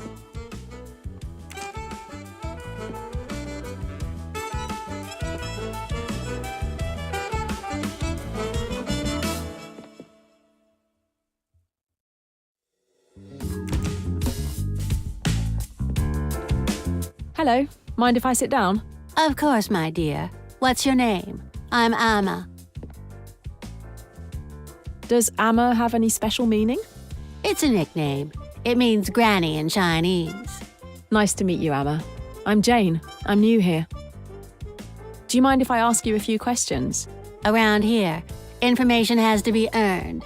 If you win my game, I might answer a question or two. I guess I can give it a try. What kind of game is it? You must collect both bird tiles in 12 moves or less. You have to remove the tiles in pairs. To remove them, they must have at least one side, left or right, free. And there must be no tile on top. If you succeed, then you can ask your questions. Understand? I think so.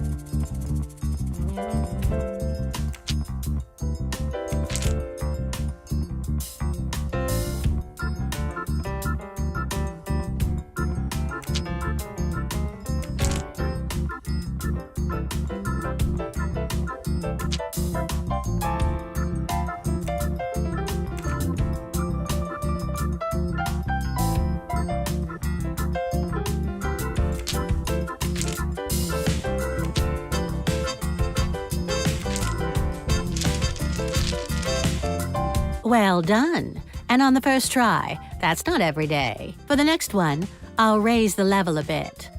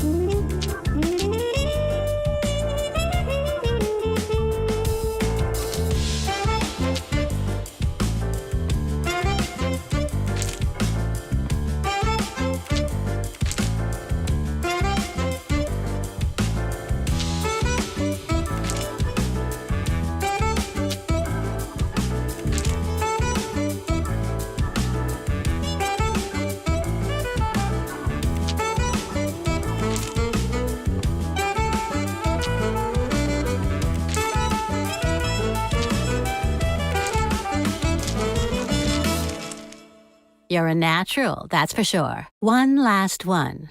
But this time I added a twist.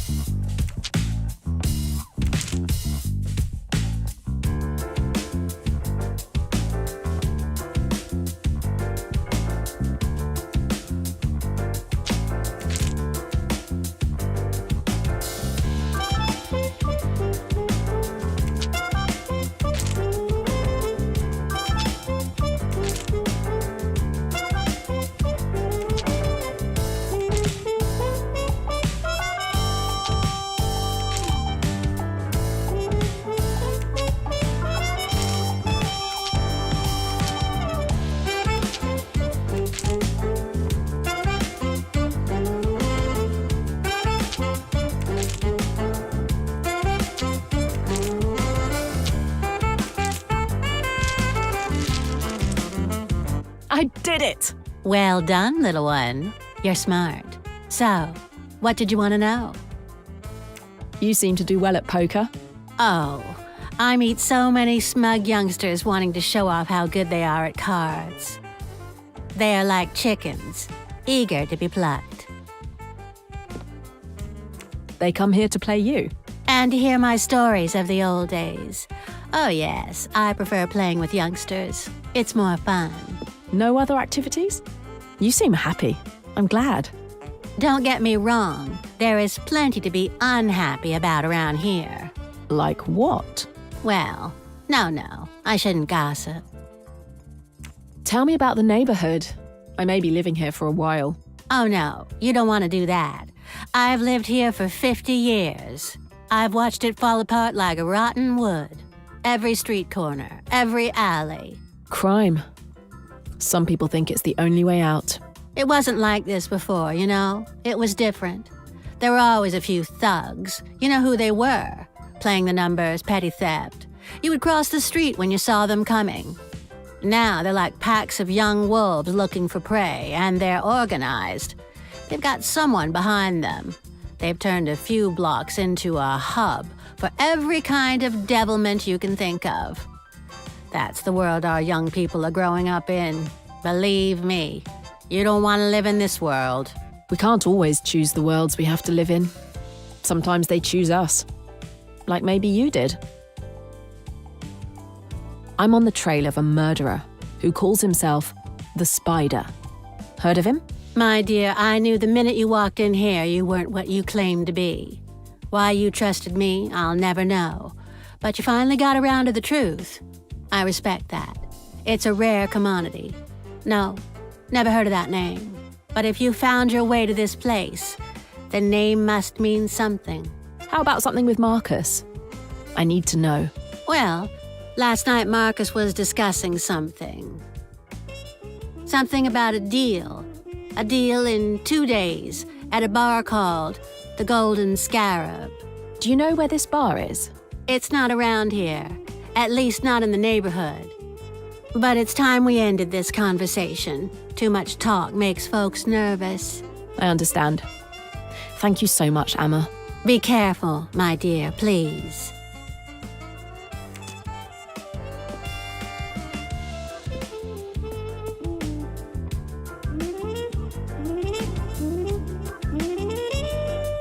Hi, can I ask you something? You want conversation? You gotta pay for it. We play first. Lucky for you, I got a great game, but no opponent. Okay, but then we'll talk. How much is the stake? A little bet for you. You'll love it. Let me explain. I'm going to deal you 9 cards. You have to align these cards horizontally or vertically to make as many points as possible. If you make more points than me, you win. Got it? Got it. What are the combinations? If you line up 2 cards of the same suit or number, it's 2 points. And if you have 3 of the same suit or number, it's 3 points. Okay. Is that all? No, you can also make sequences of at least 3 cards, like 1, 2, 3, or 4, 5, 6. But 3, 2, 1 works too. It's 1 point per card in the sequence. Okay. I guess I'm ready.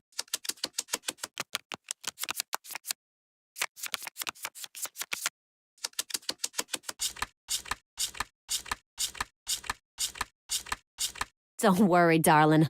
I'm sure you'll beat me easily.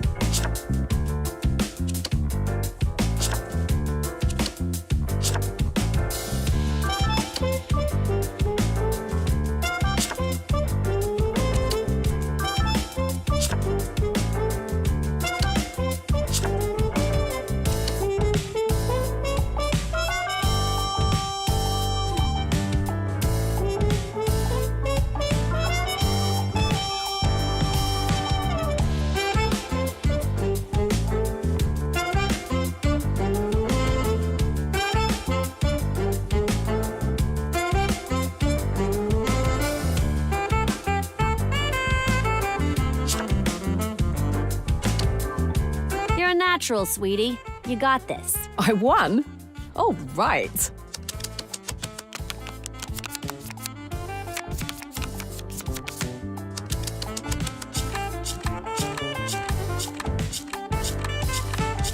This time, I'm not doing you any favors.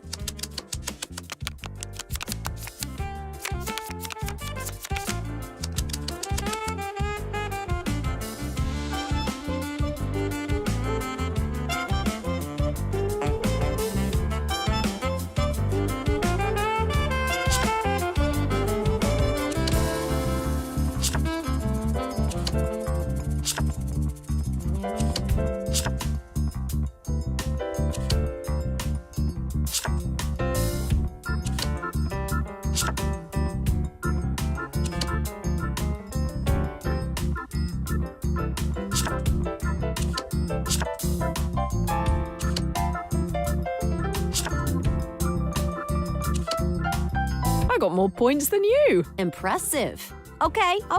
Looks like I gotta concentrate on the next one.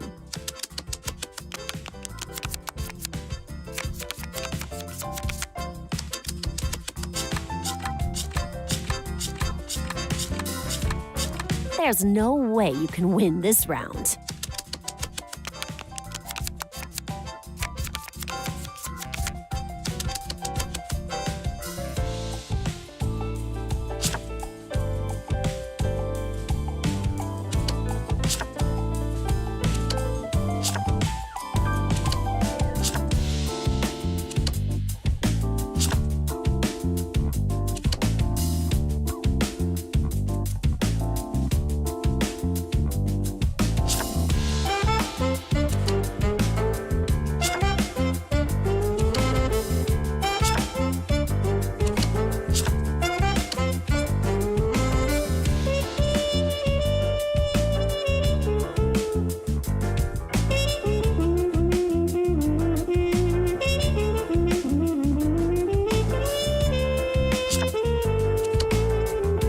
I beat your score.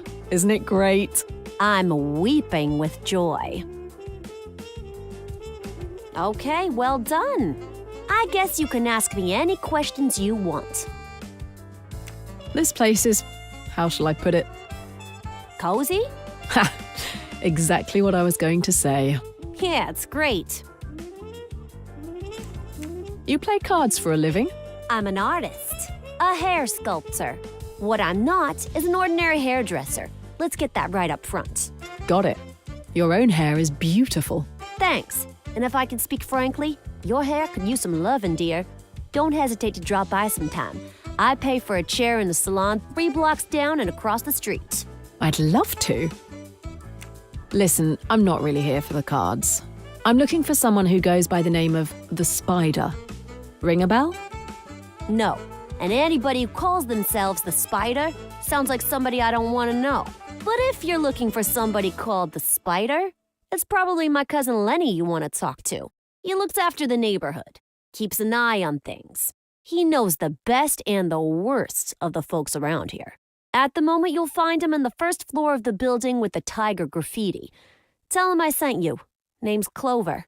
And think about my offer to do your hair. You'll like it, I promise. Thank you so much, Clover.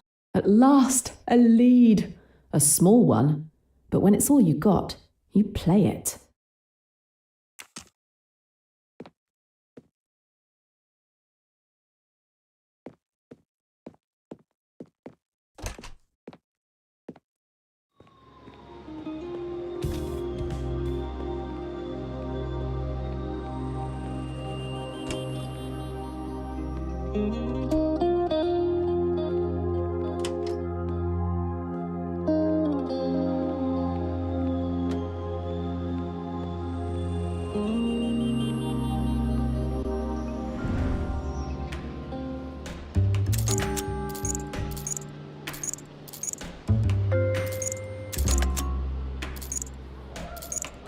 Hey, you there!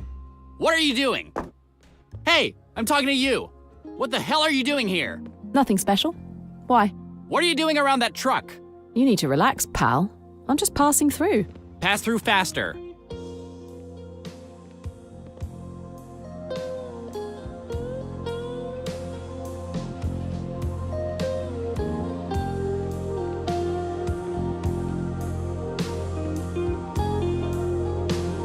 Are you in a better mood? You back again? What do you want from me? How long have you been working here? How's that any of your business? All Miss High and Mighty with your oh-so-proper English accent. All right, calm down. I'm just here to talk. Sorry about the accent. It's not like you're too busy right now for a proper visit. For a proper visit. There you go again. But don't worry about me, I can handle it. Especially if you knew what I'm paid. Ah, because you're getting paid now. What do you think I do? Spend my days drinking beer and playing arcade games? Well, okay, that's pretty much true, kid. But then you're speaking to a celebrity. I happen to be king of the arcade. No one can dethrone me. Number one. I've always dreamed of being paid a fortune to do nothing. Must be nice. Hey, laugh it up, but watch out. I rule this place. I heard you and Will, you seem to have a nice little business going. Can I get in on it? No, believe me, you don't want to be. You look like you've got guts, but I don't think you really want to work with those guys. How do you know that? What guys are you talking about? Because the people I work with are far from gentle.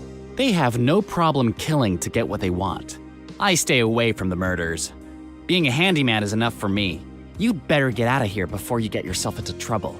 Okay, I get the message.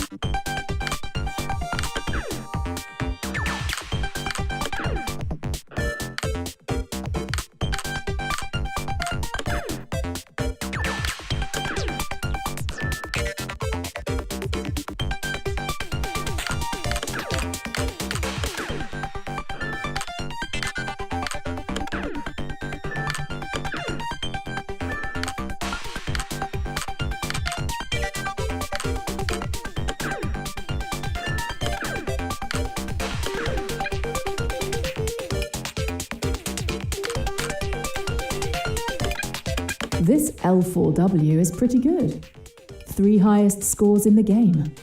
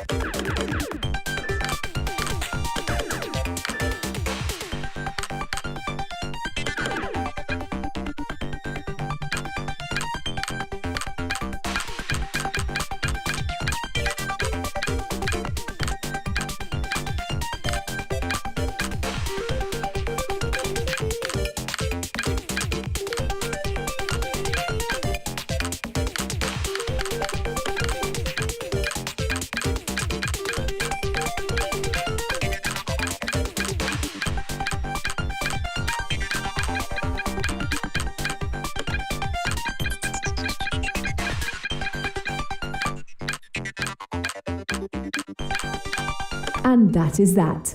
A little incentive for L4W next time they play.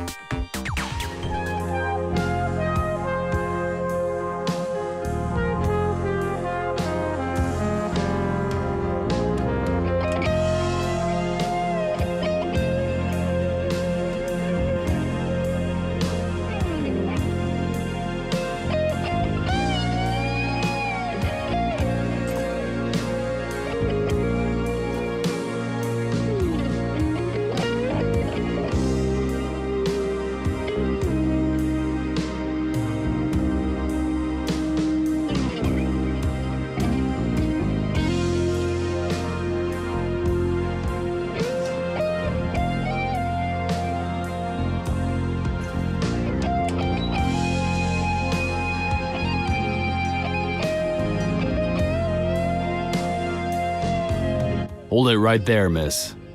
You lost? Just looking around. Why would you want to do that? I've just moved here. Trying to learn the neighborhood. You've got a funny accent. You English? You're very perceptive.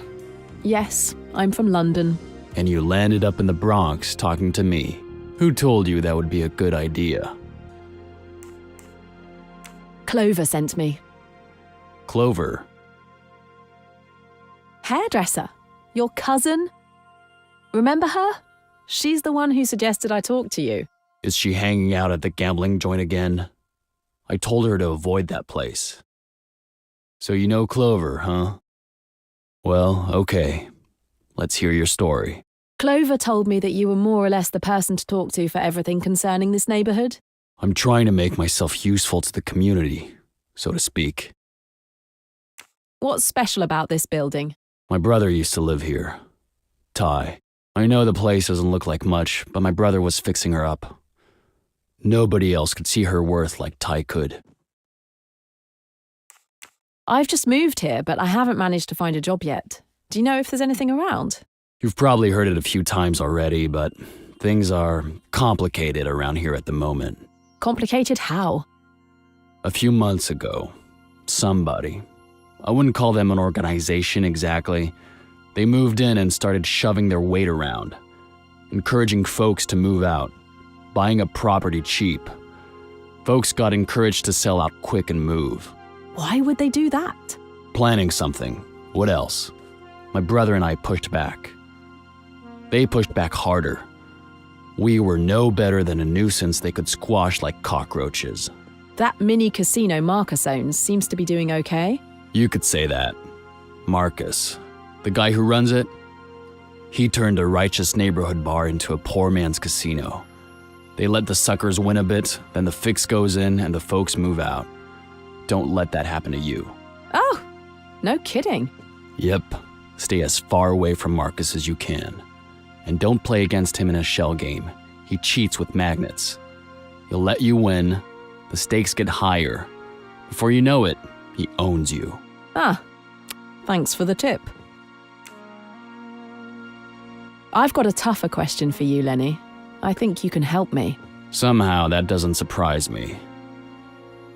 I could hope it was my smile that got to you, but no chance, I guess. I'm going to mention a name. I'm hoping you'll recognize it. The Spider. The Spider? Never heard of him. You think Ty might know him? Who the hell are you, lady? Somebody who wants to find the Spider. He killed someone who was very dear to me. You want to talk to Tyrone? Go and see if he's in his apartment. The door behind.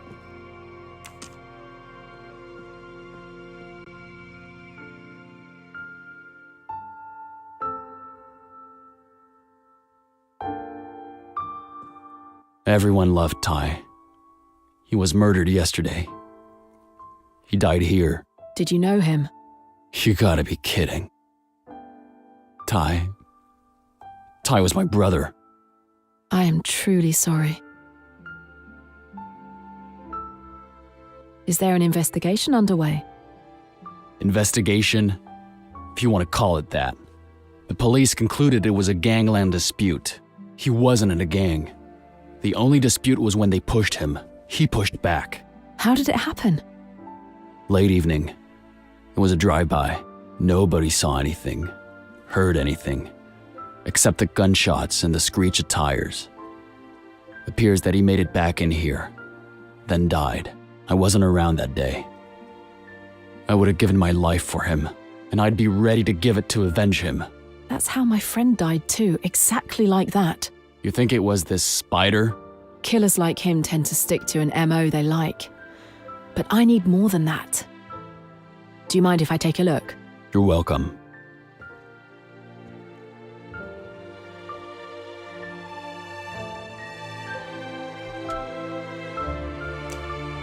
The number of bouquets is impressive. Quite a tribute. Shows there are a lot of good people trying to make a living here. Whoa, what have we got here? Ty left a message before he died?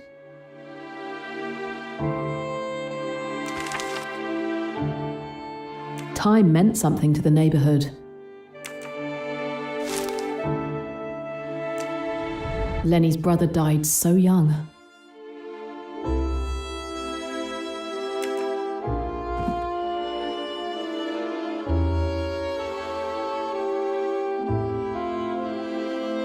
bloodstains still here. Lenny could have cleaned them up, but he wanted the neighborhood to know how it went down.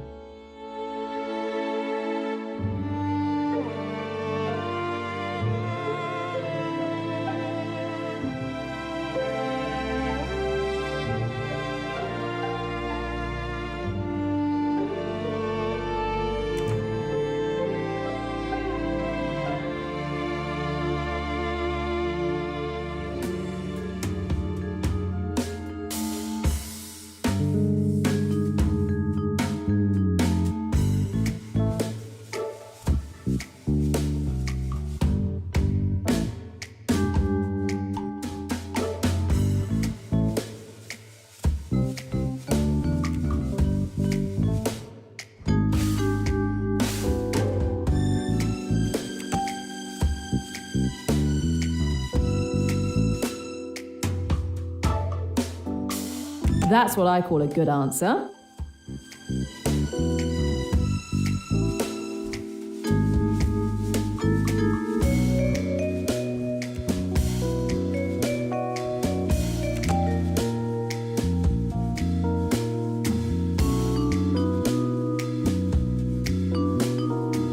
Nice one.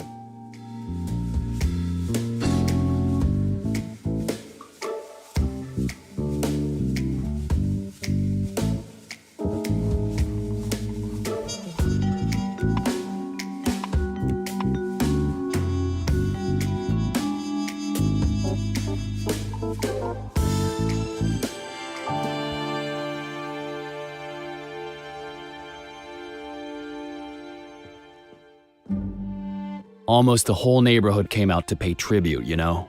It's beautiful, isn't it? All these flowers. He was loved. Yes, it shows. He was the best of us. He left that message when he was dying.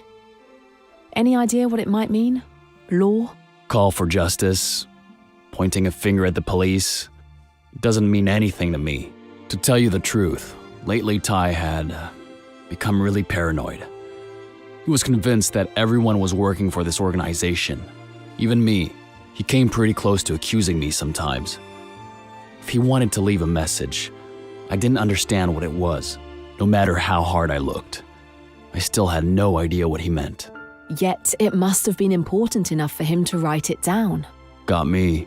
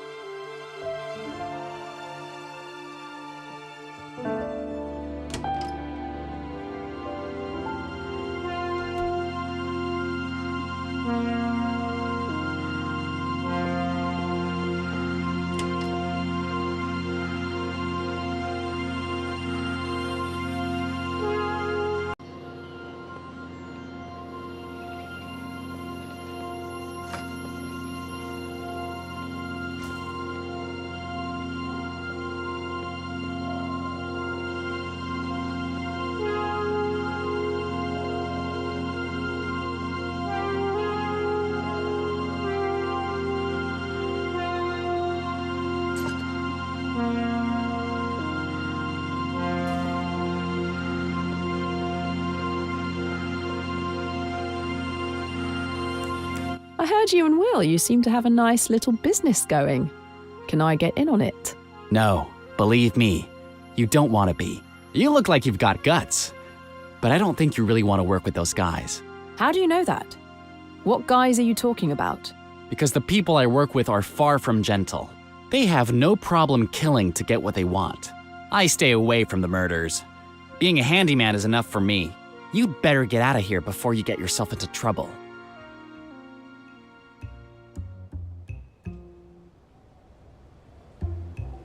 Oh, so you're not involved in, say, murder? What do you want from me?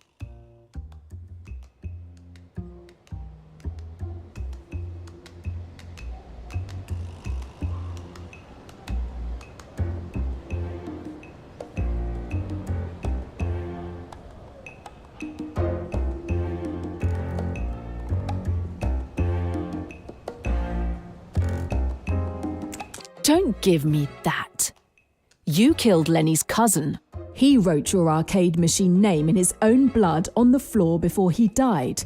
L4W. L4W is you. No, you're wrong. You got it all wrong. L4W. Isn't that you?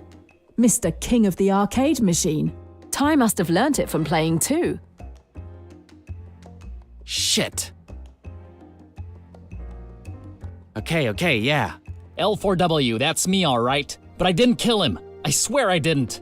It was like this. Ty became too much of a nuisance for the business. He was stopping the trucks, even vandalizing a couple. And he was inciting the neighborhood to rebel. Some anonymous phone calls and the cops were ringing doorbells. When I told my bosses, they were furious. So they put you in charge of eliminating him. No, I'm telling you, it wasn't me. It was a pro who thwacked him, a European, imported from over there. The Spider. How do you know his name? Tell me everything you know about him. I told you, he's a hitman. If I talk, they'll send him after me.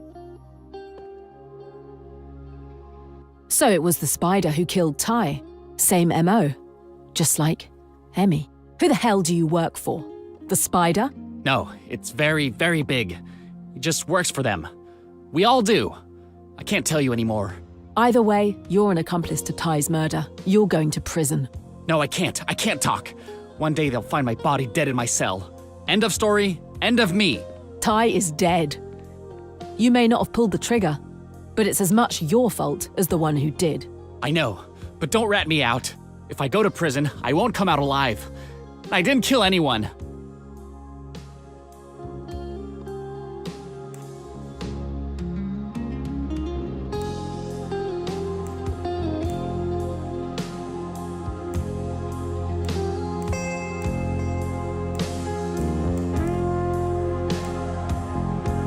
You're looking for sympathy in the wrong place. You're making a big mistake!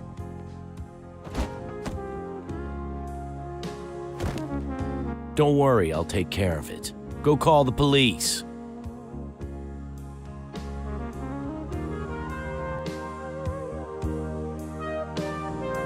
Thank you, Jane. Maybe Lenny can find some peace now. Maybe the neighborhood can too. Chang Ming is headed for prison. He may be right. His stay may be a short one. He's not the head of this gang. Who knows? Maybe the community can do something.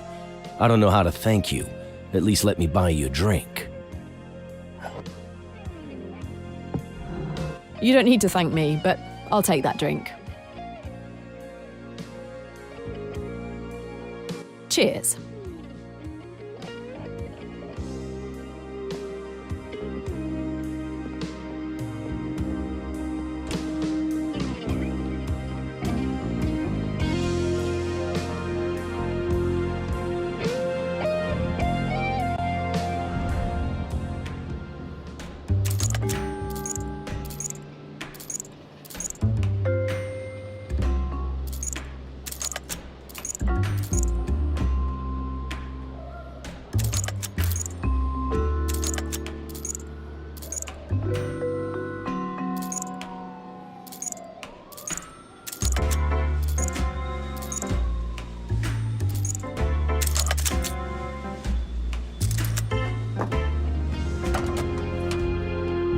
The AWL logo?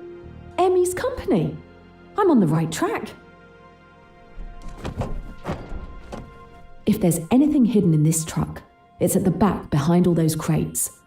I've got to push my way through the crates. I'd be safer with the doors closed.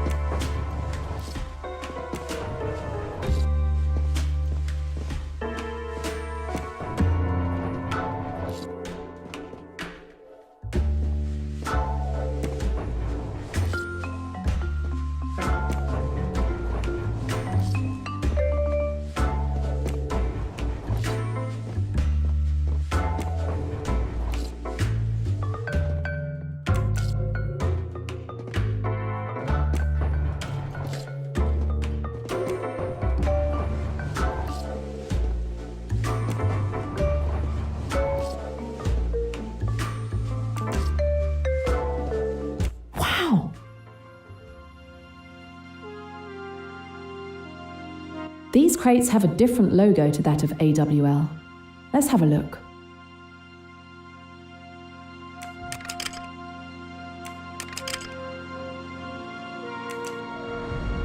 Grenades!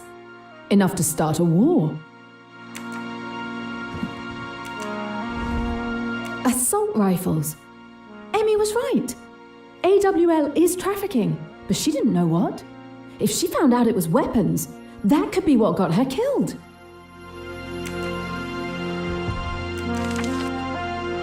So behind AWL, there's this organization called The Spire. They must be the ones the Spider and Changming are working for. Okay, I found everything to find here. Time to make my exit.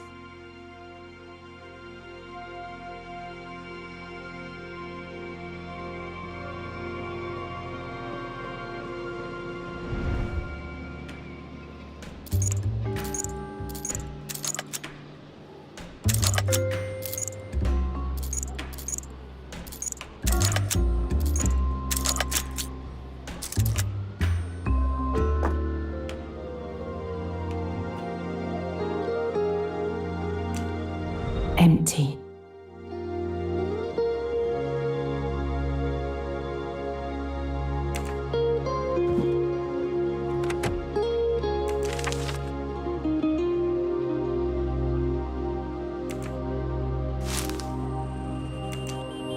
A gun. Ryan is definitely involved in some shady business.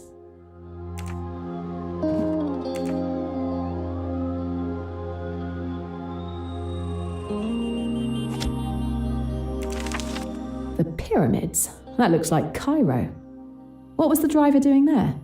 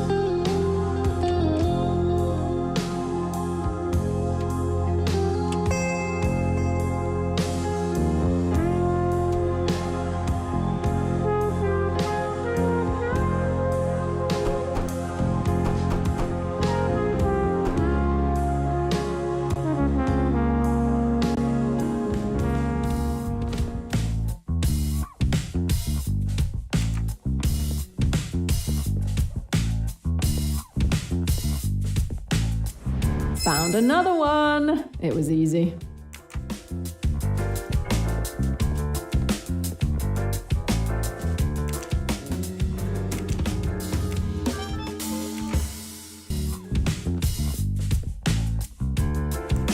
Back again? I couldn't stay away. You and Will are partners, right? That's right. We've got the regular bar a few streets over, and this is a place for people who want to come and play. Does it work the way you want it to? We can handle it. We don't bother the cops, they don't bother us. On the other hand, nobody cheats here. I personally make sure of that. Sometimes customers win, sometimes they lose, but they know what they're getting into, and we take our commission. It's that simple.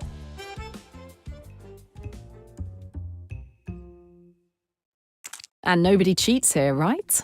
I don't think I like your tone of voice. Who says I cheat?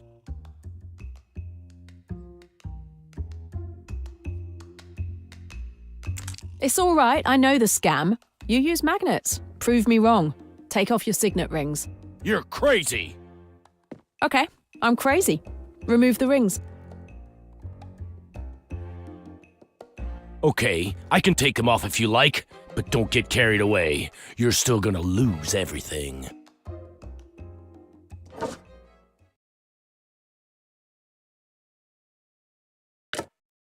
Stay focused.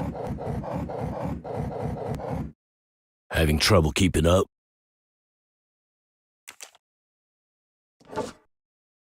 Well done. That was it. Well, bravo, you win. You're a smart lady. Here's your money. Keep it. And in exchange, I'll level with you. I think you know a guy called the Spider. What if I do? I want to work with him. I don't know you, sister. What could you do that would interest the Spider? I'm good at a lot of things. And I always get away with them. Probably true. You talk big, but who knows? I'm willing to give you a test run. We can start with an easy job. Then we'll see. All right by me. What's the play? Simple. You go to Bob's place and collect a package for me. And where do I find Bob? Just follow the graffiti of the cat on the wall outside. Riddles? You'll understand. If you don't bother coming back to me for a job. You might want to leave town, too.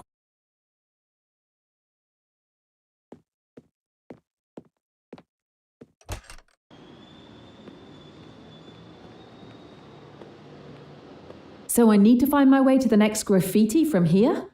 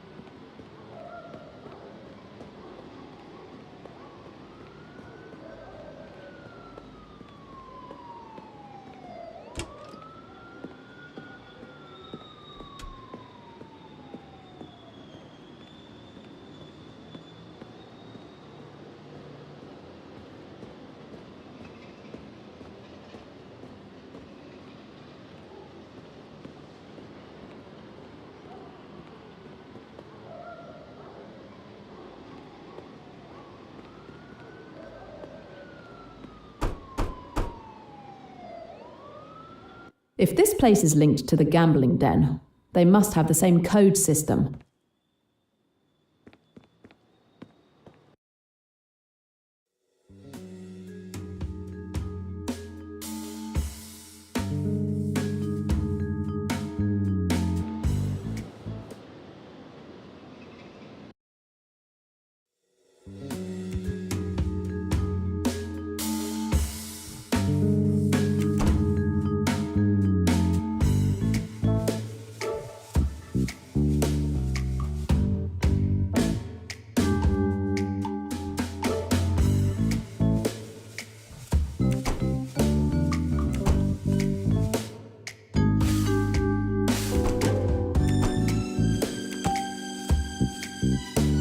That's it. Time to test. Not really that complicated. Hello, I've come to collect the package from Marcus. Yeah, he called. Said you were new. Take this. Okay. Now I just have to take it to Marcus.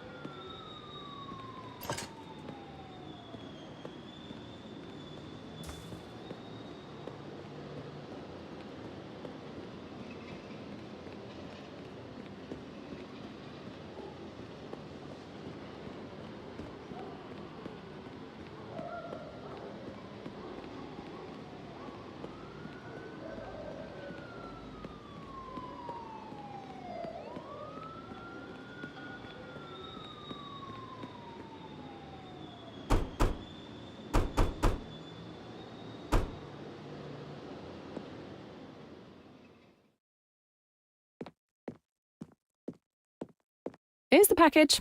Next time, give me something harder to do. Next time, huh? Let's see the merchandise.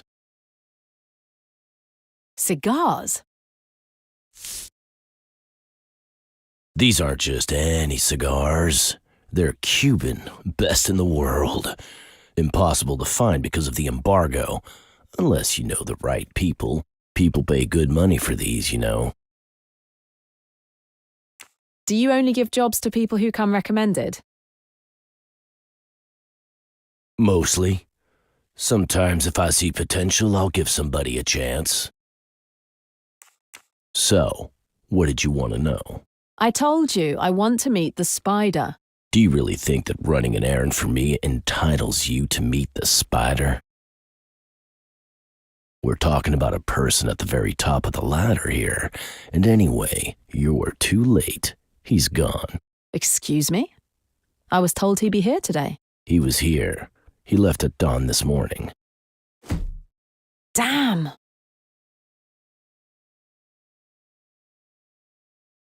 I need to talk to him, Marcus. You're out of luck, lady. He's gone. Cairo, I think. Cairo? Why? That's all I know. What do you want for a box of cigars? I need to know. That's all you get, lady. You know, I'm more afraid of the spider than I am of you. Sorry, I got carried away. I have to be careful not to blow my cover. At least I found out that the spider is on his way to Cairo.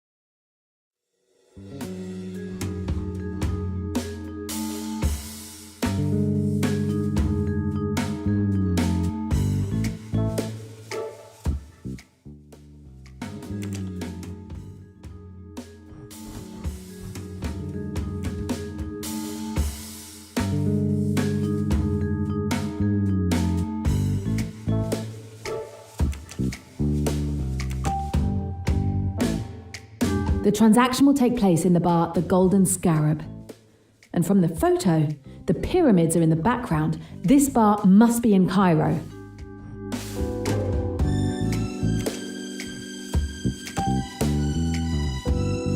The secret organization behind AWL, the Spire, deals in weapons.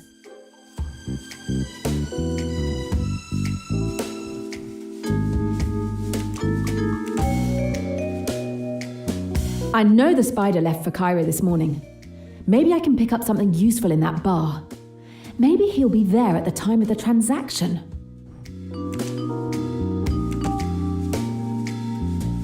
In 2 days' time, there'll be a transaction carried out by the Spire. It has to be a sale of smuggled weapons. Yes! Sometimes I even surprise myself.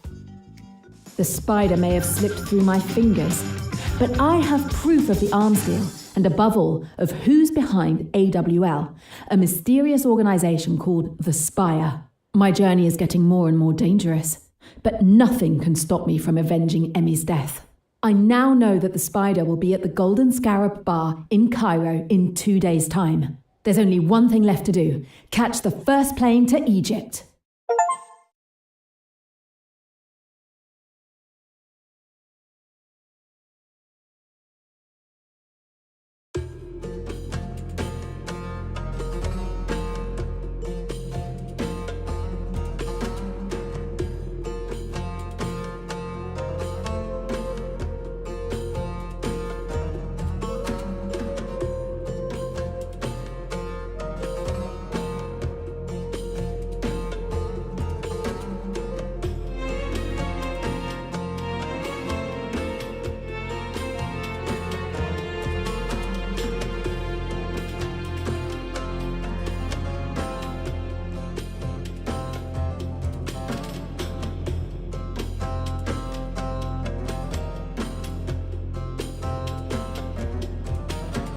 Sir, forgive me. Everyone is ready to begin the tour of Abu Simbel. My friend, an excellent cup of coffee is like the last brushstrokes of a painting. A work of art cannot be rushed. But the other passengers are waiting for you on the jetty. Ah, very well. I too am looking forward to this visit.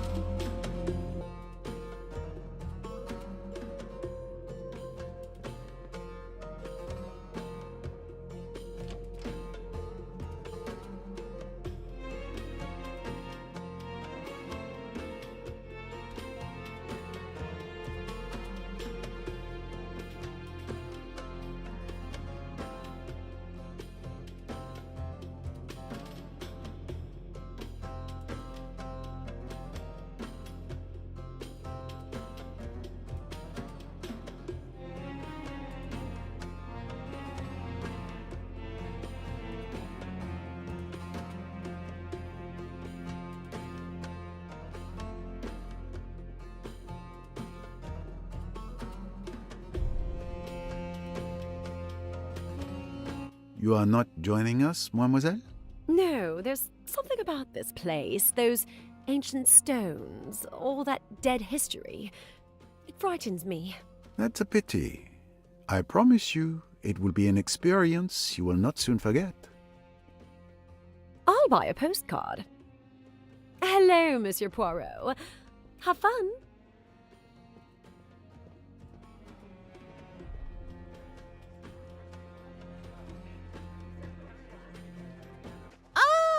At last, Monsieur Poirot sees fit to join us.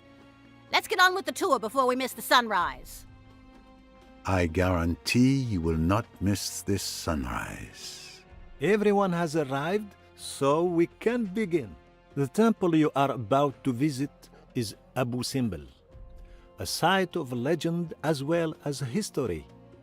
It was dedicated to Pharaoh Ramses II. You have the morning to explore the area at your leisure. Please make certain you return to the ship before lunchtime. Until then, I wish you a pleasant visit. Sir, excuse me, the temple entrance is Yes. I'm an archaeologist. I have visited Abu Simbel so many times, I could lead a tour. However, there is a village you cannot see from the boat. I know a collector there who might have something new to show me. I'll be back in plenty of time, don't worry. Let him be then. If he wants to miss all of this, so be it. Monsieur Poirot, is this your first visit to the temple? Absolutely. I've been eagerly anticipating this moment. You're in for a treat. Just this entrance. Look at that. Each 20 meters high, representing Ramses II. He was almost considered a god in those days, did you know? There's also depictions of his mother, his principal wife Nefertari, and his 8 children. Yes, they were all highly respected, even after their death. Did you know that the temple was completely relocated hundreds of meters because of the construction of the Aswan Dam? Of course, a truly remarkable feat, and in such a short time. When you think that the construction of the temple itself took 20 years, it's staggering. Let's get going. I can't wait. Good morning, Mr. Poirot. Mind if I stroll along with you? But certainly, I shall be delighted. Jackie can't see what an ass she's making of herself? I shouldn't be surprised at her doing anything while she was in a white-hot rage. But this spying business... It is more subtle, yes. It is intelligent. It's playing hell with Lynette's nerves. And yours? Me? I'd like to wring the little devil's neck. There is nothing, then, of the old feeling left? My dear Mr. Poirot, how can I put it? It's like the moon when the sun comes out. You don't know it's there anymore. Once I'd met Lynette, Jackie didn't exist. Tiens, c'est drôle ça. I beg your pardon? Your smile interested me, that is all.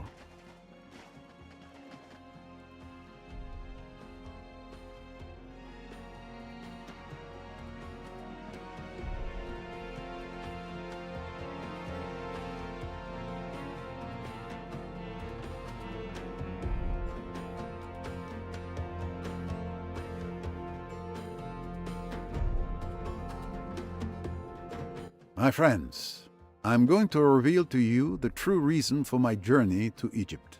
This is not just tourism. I am here to solve the great secret of Abu Simbel. Twice a year, sunlight enters the temple and illuminates the naos, the room of the altar at the very back. This is no coincidence. There have been many theories, but no one has managed to unravel the mystery of the temple until now. But I, Hercule Poirot, will raise the veil of mystery at last. We can't wait, Monsieur Poirot. Yes, by all means, I hope he raises the veil of mystery at last. One can only hope there is a nice surprise underneath. Very well. It's just you and I now, Ramses II.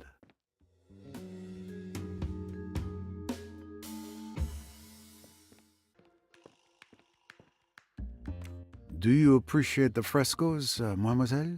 Yes, they are magnificent. I wish I could decipher them.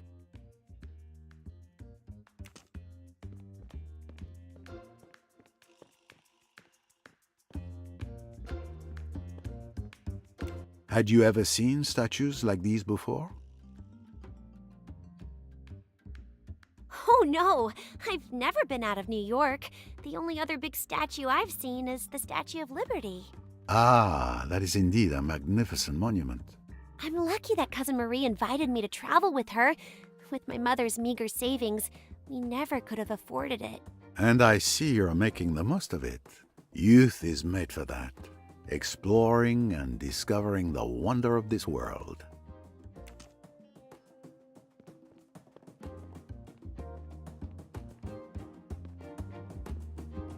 Does the Abu Simbel temple measure up to all the other beautiful places you've seen while traveling with Mrs. Doyle? It's so hard to say. Thanks to her, I've seen so many wonderful places. I'm very fortunate.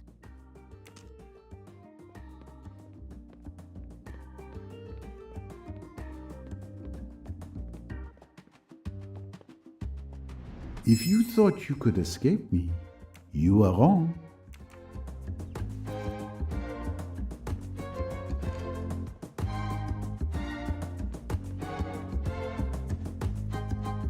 Is everything all right, madame? To be honest, I'm dying of thirst, Monsieur Poirot. I can't wait to get back to the boat for a drink.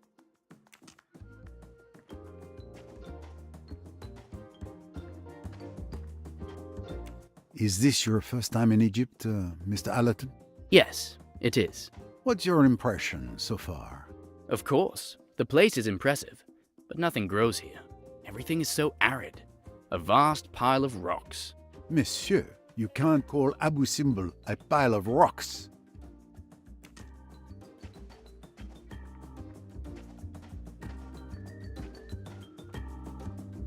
Are you feeling all right, madame? I am quite well, Monsieur Poirot, thank you. But I confess, I don't have the energy of my youth anymore. All of this has quite exhausted me. I understand. I hope you can find a moment to rest. Don't worry, Monsieur Poirot. I have pills for that. Something about that broken statue attracts your interest. I don't understand why they haven't repaired it. It does disrupt the symmetry of the temple, I agree. But it was already broken before they moved the temple. There was quite a debate, but in the end they chose to preserve the authenticity of the site. Time spares no one, not even kings.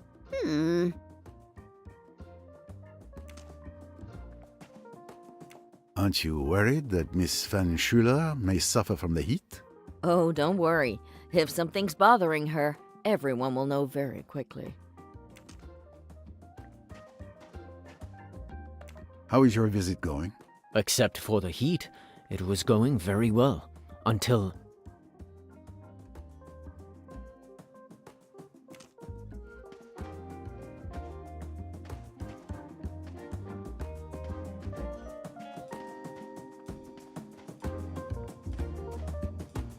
Truly marvelous, wouldn't you agree, madame?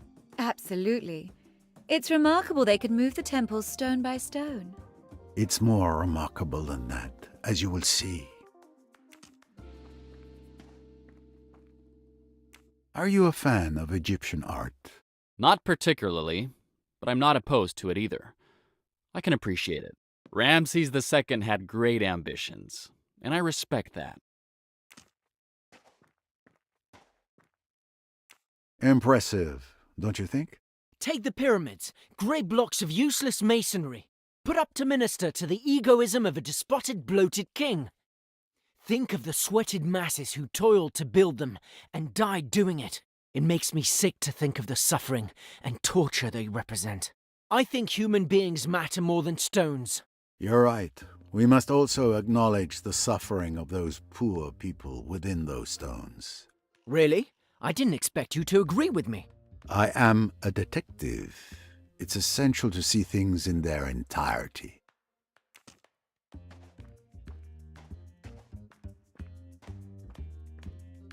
So, Doctor, is everything as you imagined?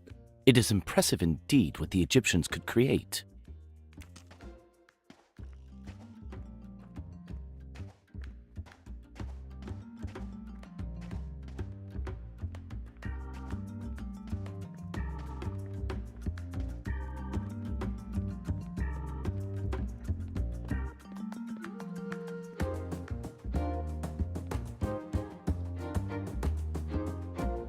When I think that I almost missed it.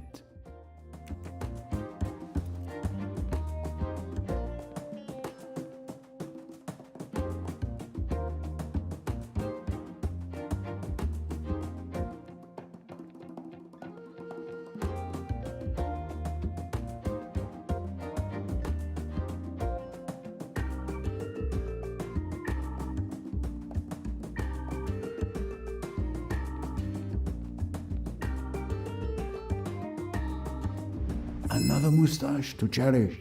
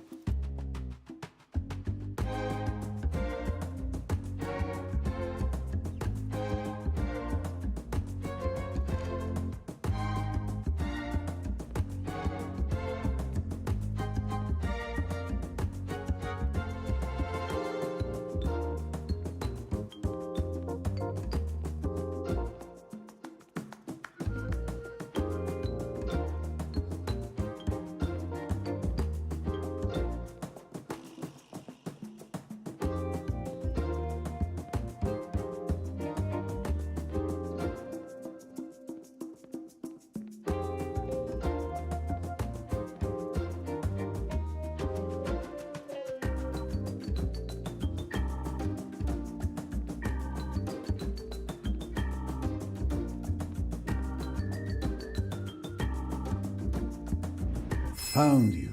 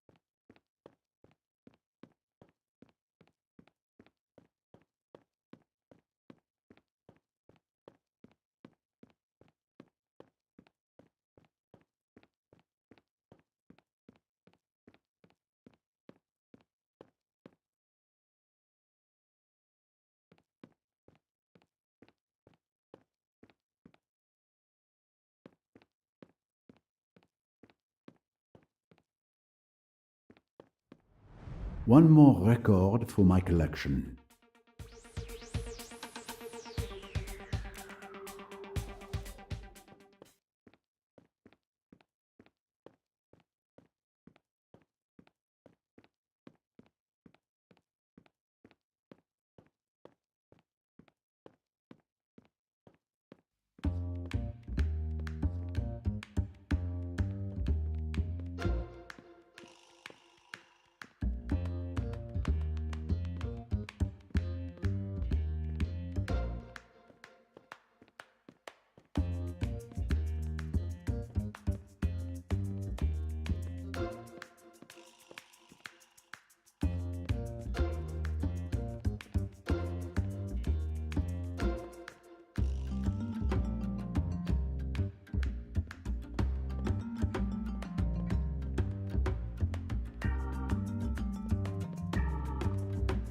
When I think that I almost missed it.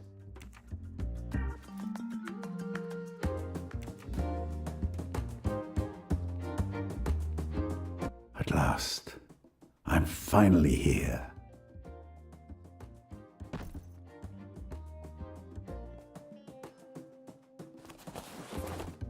I'm ready. I have everything I need to reveal a secret thousands of years old.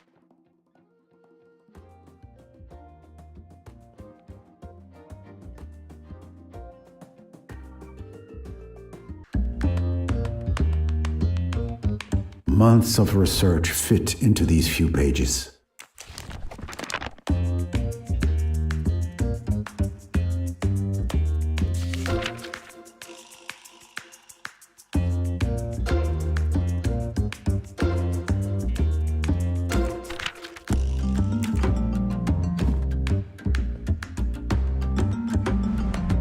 These mirrors will be very useful to redirect the light. Magnifying lenses, perfect for focusing the light at a single point.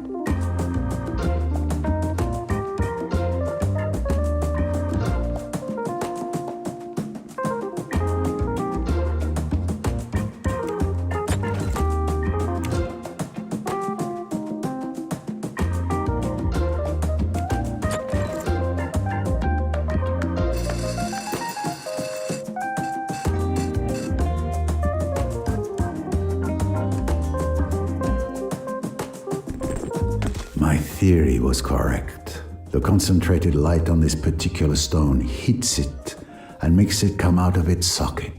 Ingenious.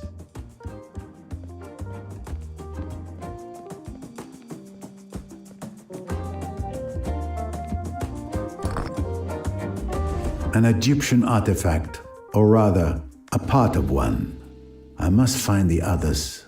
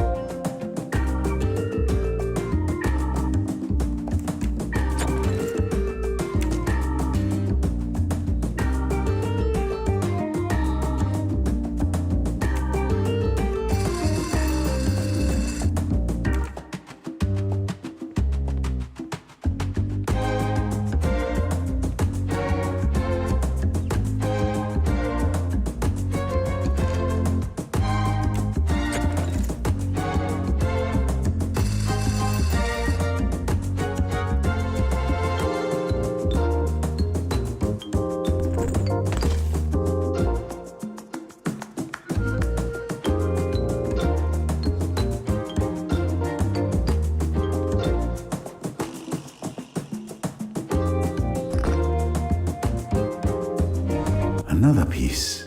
Clearly, each hiding place conceals a fragment of this artifact.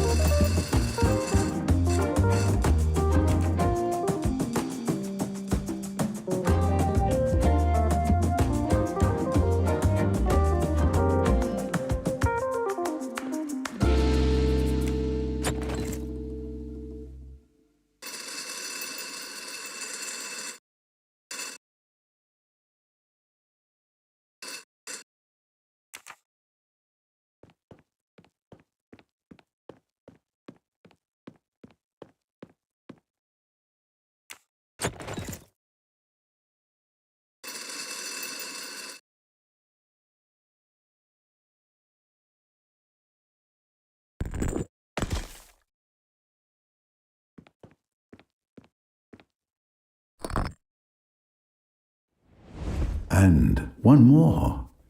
I'm getting closer to my goal.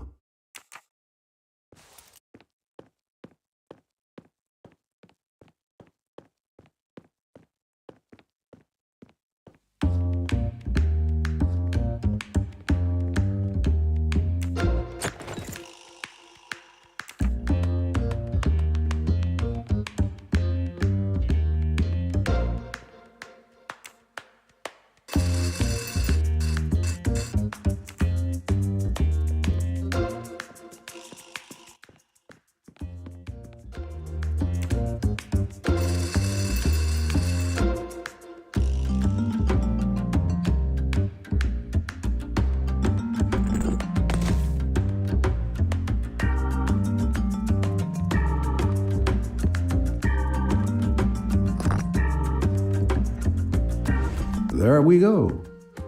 There should only be one left to find.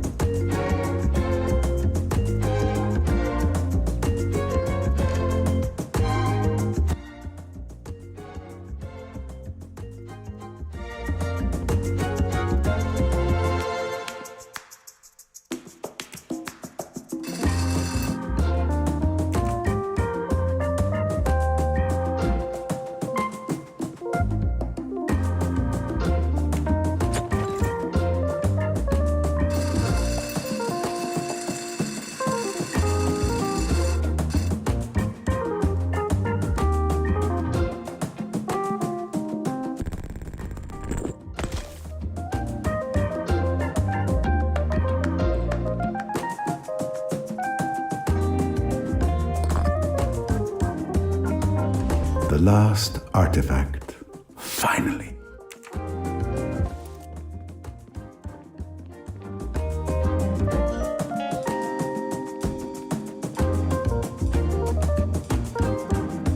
Excuse me, Madame Otterborn, would you kindly step back a pace or two? Oh, I'm so sorry. I don't want to hinder you from solving the mystery. It's just so exciting.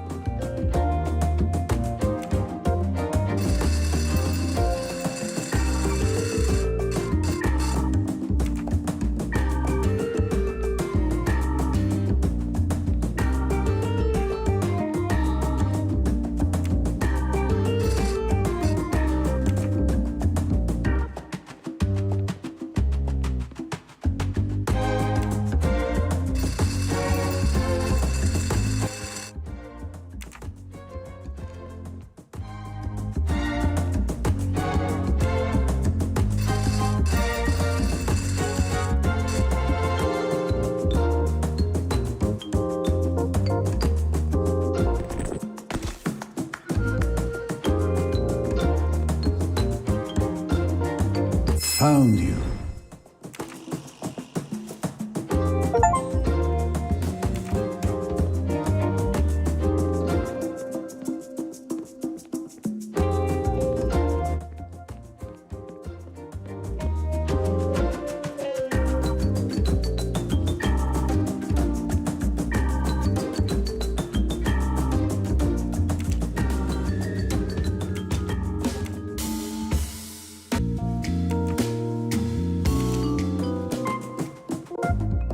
Now to assemble this ancient artifact.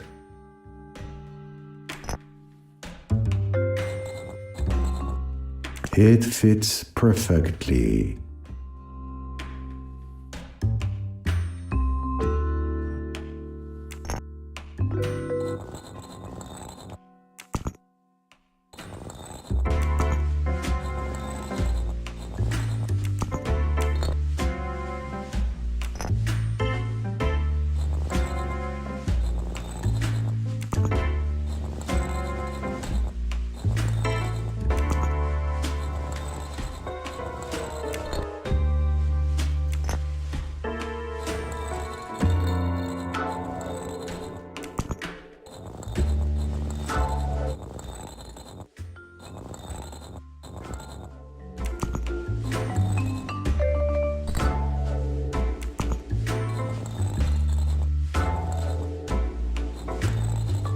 Another piece assembled.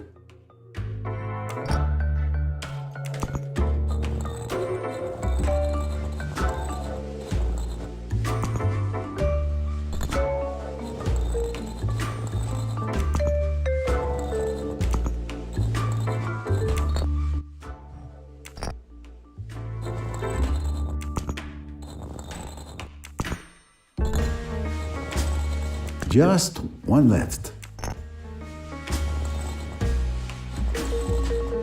Et voila! The artifact is complete once more.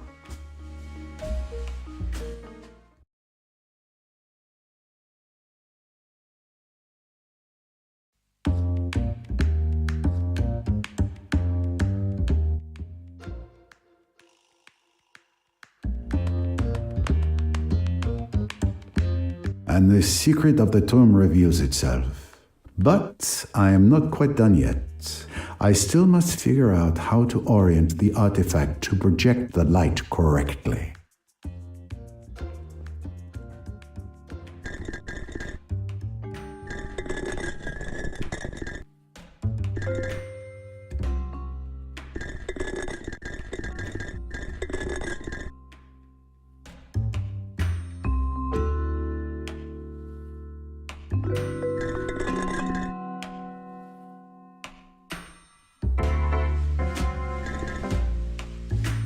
There, the light passes through the artifact. I've aligned the light beams correctly on the walls, and now I can see which hieroglyphics should be used. I just need to find the right order. For that, I must check my notes.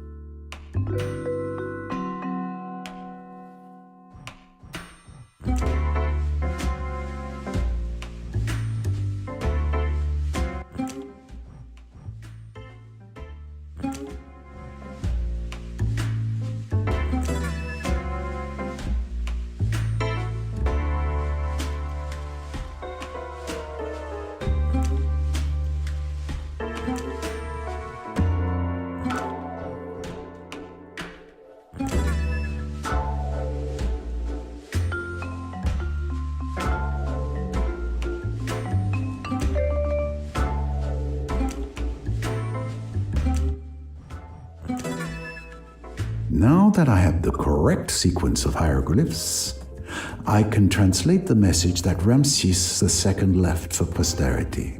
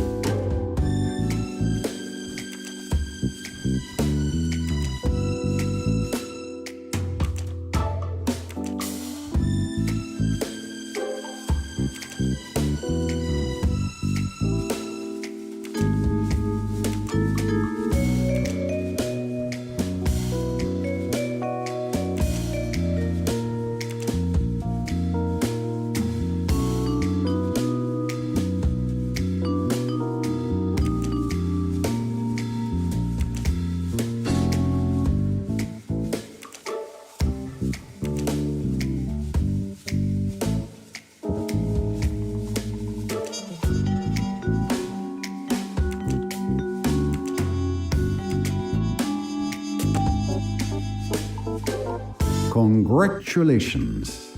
My little gray cells did not let me down. Ladies and gentlemen, after months of research and testing the logic of my theory, I have finally unraveled the mystery of Abu Simbel. I have found a magnificent artifact that I will donate to the Cairo National Museum. But most importantly, I have deciphered the secret message hidden by Ramses II eons ago. Here it is. A temple for a victory seen by all. O sun, reveal what is hidden. My love, like a triumph, I carry to the realm of the dead. Yes, this temple was built by Ramses II to commemorate his victory at the Battle of Kadesh. But there was more to his message. And the rays of the sun have revealed to me what the pharaoh concealed within these stones. A private message intended for his first wife, whom he loved dearly.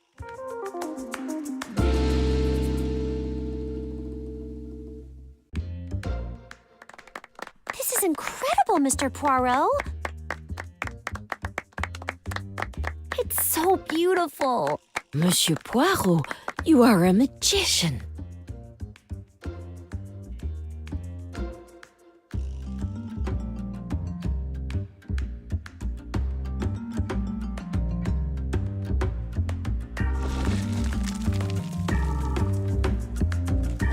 Lynette, watch out! Are you okay? Yes, I think so.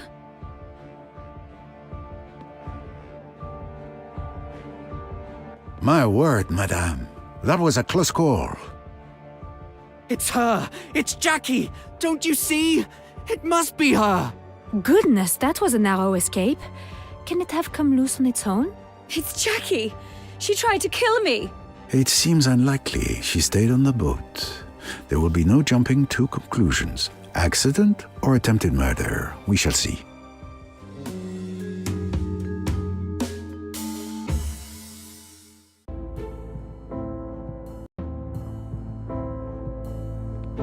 It is a piece of the temple that has become dislodged. A cornice. The cause must be discovered. How are you feeling, madame? Like someone who was almost crushed to death. Rest. Take the time to recover your senses. Can you tell me what happened? I was talking with Simon at the entrance of the temple. Then suddenly he violently shoved me and shouted. I didn't understand. Everything happened so fast. You're fortunate your husband was so alert. Yes, he could have been killed too. The rock slammed into the ground right near us. Did you see anyone nearby? Those who were outside the temple with us rushed over, as did you, Mrs. Allerton, and young Cornelia. Other than that, no one. This journey is a nightmare. First Jackie and now this. It seems like the universe is against us. But no, madame. Surely the worst is behind you. I wish I could be as certain as I sound. Fortunately, you were there. You showed great courage. I didn't think. In moments like that, my brain takes a nap and my instincts take over. Does that make any sense? If it does to you, monsieur. Happily for me, the little grey cells, they never find time for naps. Can you tell me what happened? Lynette and I were just talking. Then I saw dust falling.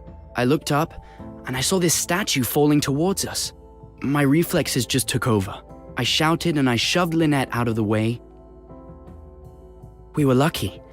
If I hadn't looked up, she would have... I understand.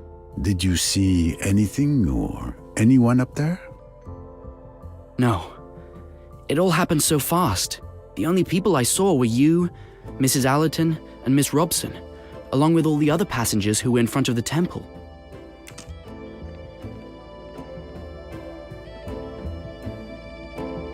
Will you be okay? The Doyles?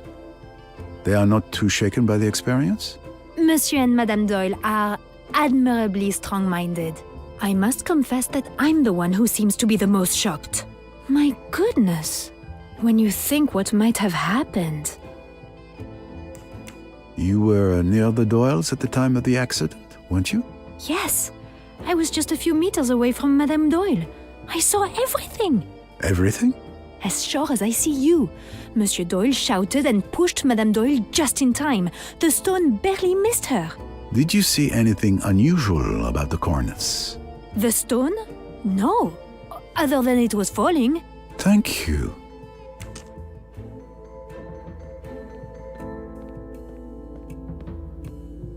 Had you ever seen statues like these before? Oh no, I've never been out of...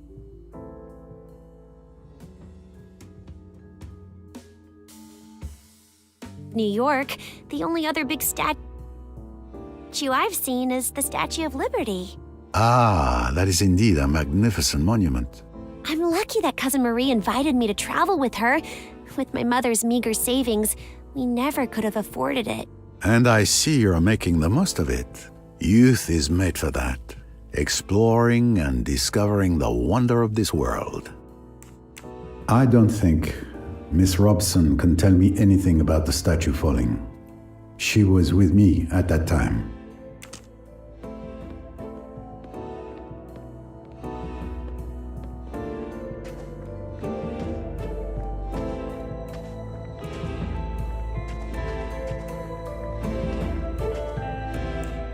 Did you know that Mrs. Doyle almost died?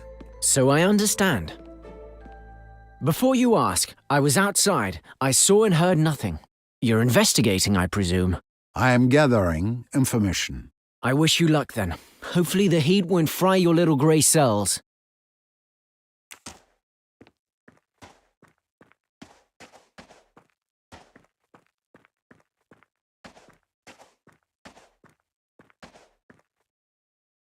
Something about that broken statue attracts your interest. I don't understand why they haven't repaired it. Certainly. This statue came very close to seriously injuring Mrs. Doyle. Mrs. Doyle? Oh no, I'm talking about that big statue up there. It does disrupt the symmetry of the temple, I agree. But it was already broken before they moved the temple. There was quite a debate, but in the end they chose to preserve the authenticity of the site. Time spares no one, not even kings. Have you seen or heard anything? I heard a dull noise, like a heavy thud, and a scream. And I saw all these people running towards the entrance. But you didn't try to find out more? I'm past the age of running around like a headless chicken, Monsieur Poirot. But I was told later that Mrs. Doyle had a brush with death. Unfortunately, that is correct. So you were outside at that time? With my nurse, yes. Very well.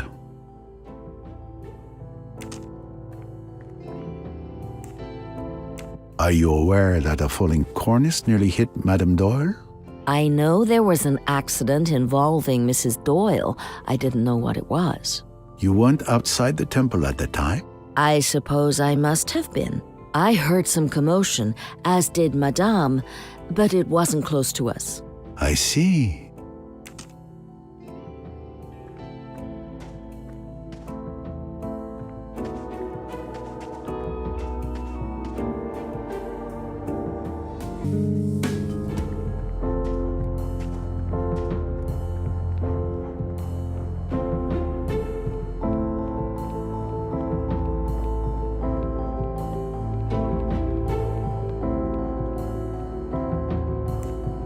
Did you know that your protégé had a brush with death? Yes, someone came and told me.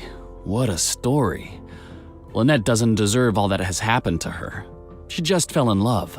Could you tell me what you did during your visit to the temple? My friends had told me about the fresco of Ramses II on his chariot. I spent some time contemplating it. He was a remarkable man, but this beautiful moment was ruined by the doctor's ecstatic cries. So I changed rooms to avoid hearing them. At that moment, I heard a faint boom in the distance. Simon reacted quickly. Otherwise, Lynette would have been gone. Sure.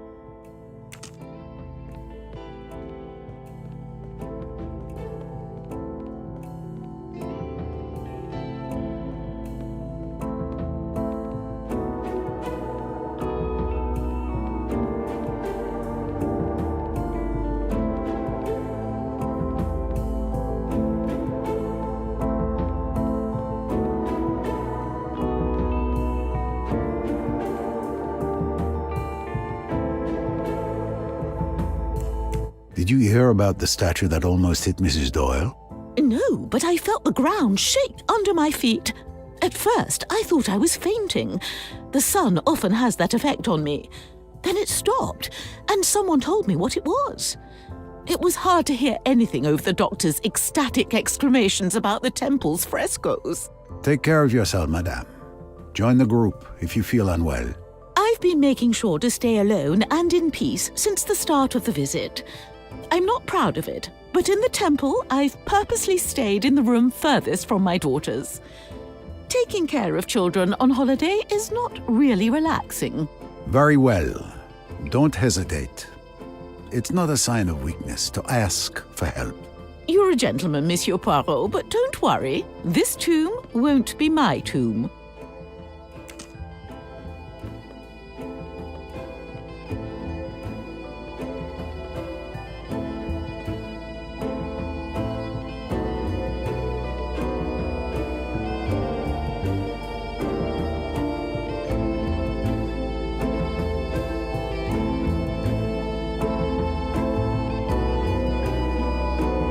Right. Not certain. Maybe later. Okay then. You are truly passionate about Egypt.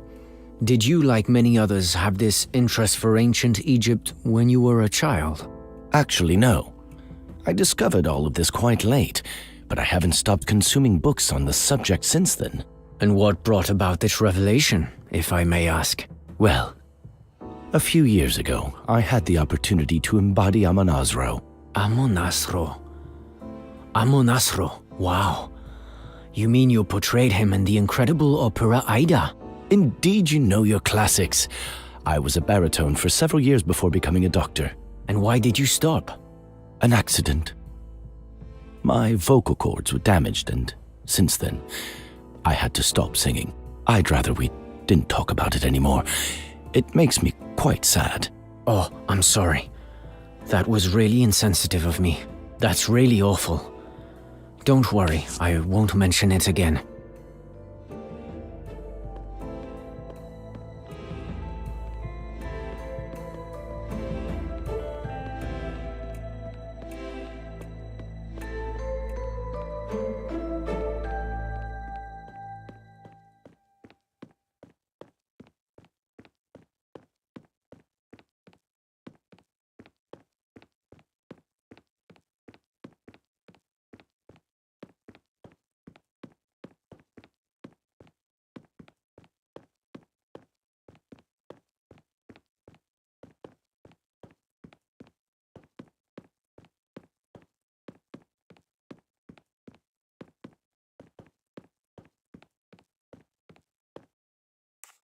Did you hear about Mrs. Doyle's accident?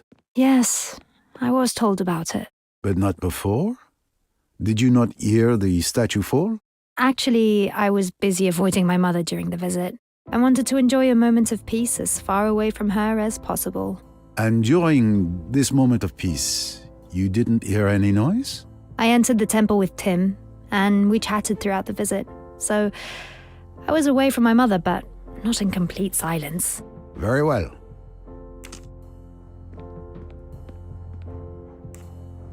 Were you warned about the statue falling outside? The one that nearly fell on Mrs. Doyle? Yes, I heard it surprisingly well. Surprisingly well? What do you mean? I was quite far from the entrance, but the acoustics in the chamber must be peculiar. I heard it like a clap of thunder, but I didn't really pay attention to it. I was engrossed in a fascinating discussion with Rosalie since we entered the temple. And it didn't strike you as odd? We figured they would come get us if something serious had happened. I see.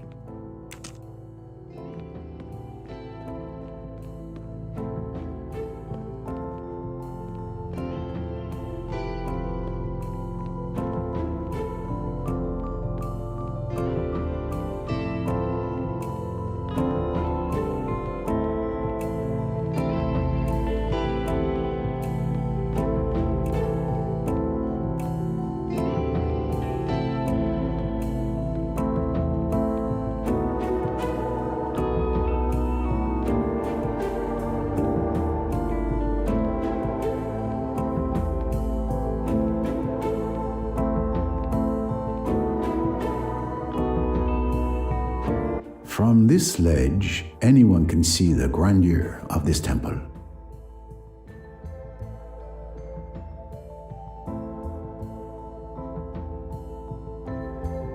This staircase is the only access to the cornice.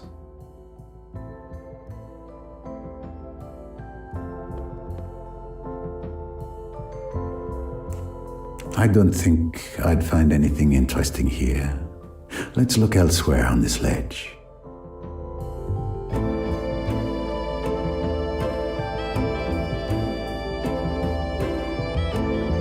The floor is made of rock, and it's impossible to make out any kind of footprint.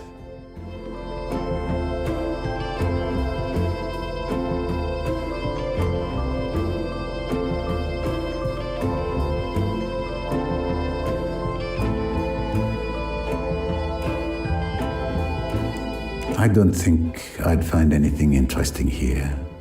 Let's look elsewhere on this ledge.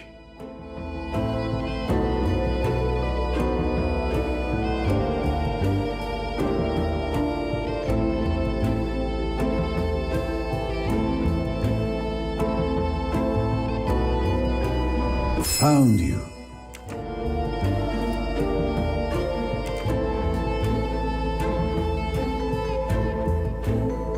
There's a missing statue right above where Madame Doyle was standing when she narrowly escaped being killed.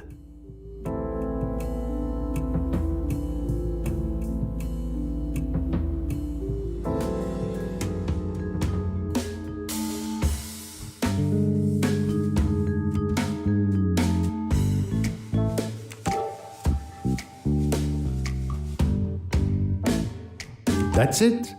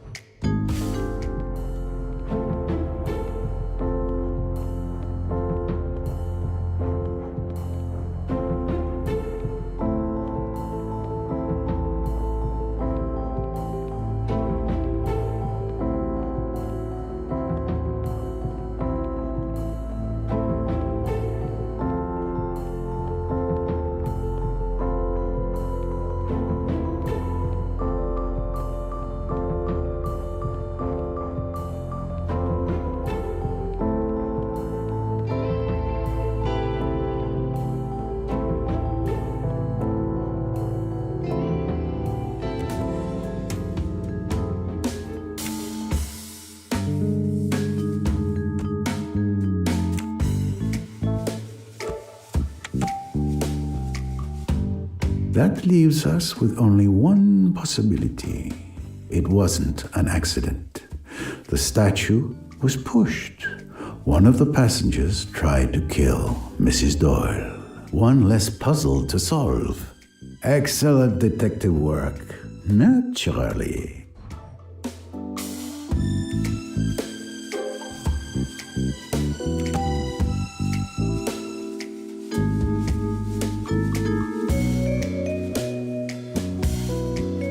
A good answer, of course.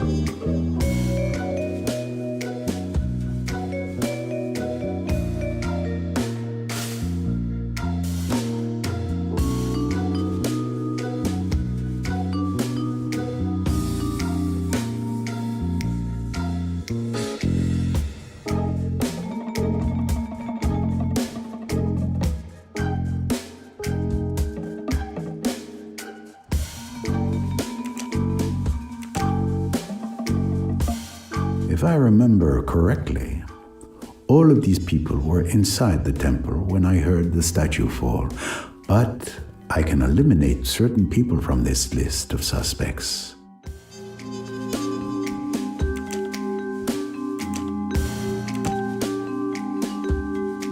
When the statue fell, Mrs. Allerton and Miss Robson were listening to my speech as I brilliantly solved the mystery of Abu Simbel. Therefore, they are innocent. The remaining suspects are Mr. Allerton, Mrs. Otterborn, Mr. Pennington, Mr. Hayashi, Dr. Bessner, and Miss Otterborn. Precisely. Is that applause I hear?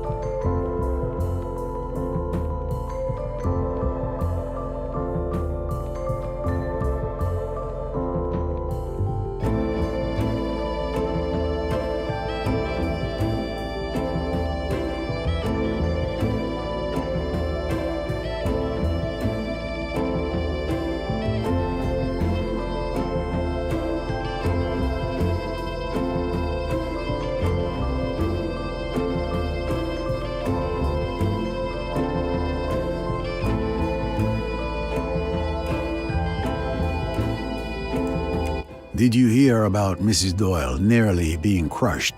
Yes, a terrible, terrible accident. I was so absorbed in the temple's frescoes that it took me a while to realize there was a commotion outside.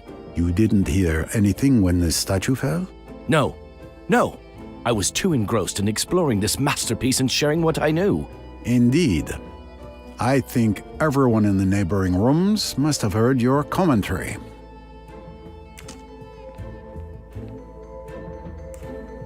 You heard about Mrs. Doyle nearly getting crushed? How could I not? Luckily, Mr. Doyle was there. And at the moment it happened, you didn't hear the statue falling? Actually, I think I did hear a distant noise, but it was not loud enough to be alarming. You were at the back of the temple then, I imagine. That's a tricky one. I'm not really sure. I don't have a good sense of direction. I think I remember heading to the next room, where Dr. Bessner was already. It was one of those long, narrow rooms. I see. Thank you. From what everyone has told me, it seems that all the passengers were alone in their respective rooms at the time of the statue's fall.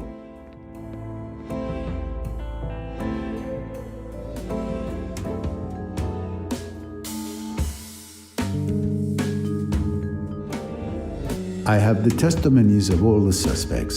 Clearly, each of them has a more or less solid alibi, but someone is lying to me. I must find out which testimony is false.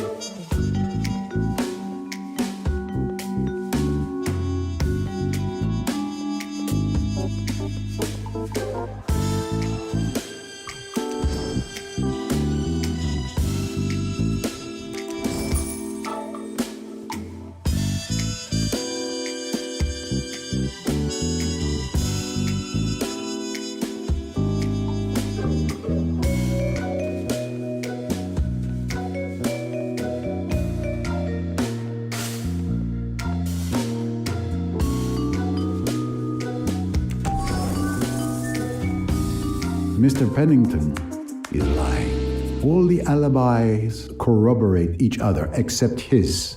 He must be the one who pushed the statue, attempting to kill Mrs. Doyle. It's time to have a little discussion with him.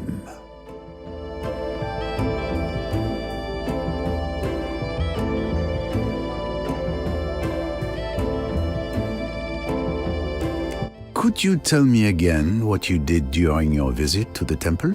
My friends had told me about the fresco of Ramses II on his chariot.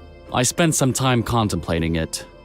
He was a remarkable man, but this beautiful moment was ruined by the doctor's ecstatic cries. So I changed rooms to avoid hearing them. At that moment, I heard a faint boom in the distance. Simon reacted quickly. Otherwise, Lynette would have been gone. Lying to me is a very bad idea, Mr. Pennington. What?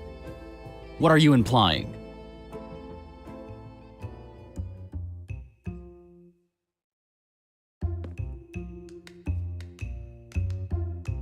Do you still insist on telling me that you were in the temple at that moment? Definitely.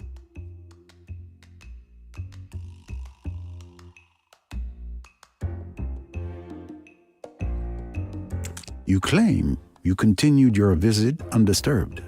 I believe that's quite accurate, for the simple reason that you thought you had killed Mrs. Doyle. What? Me kill Lynette? How dare you make such accusations?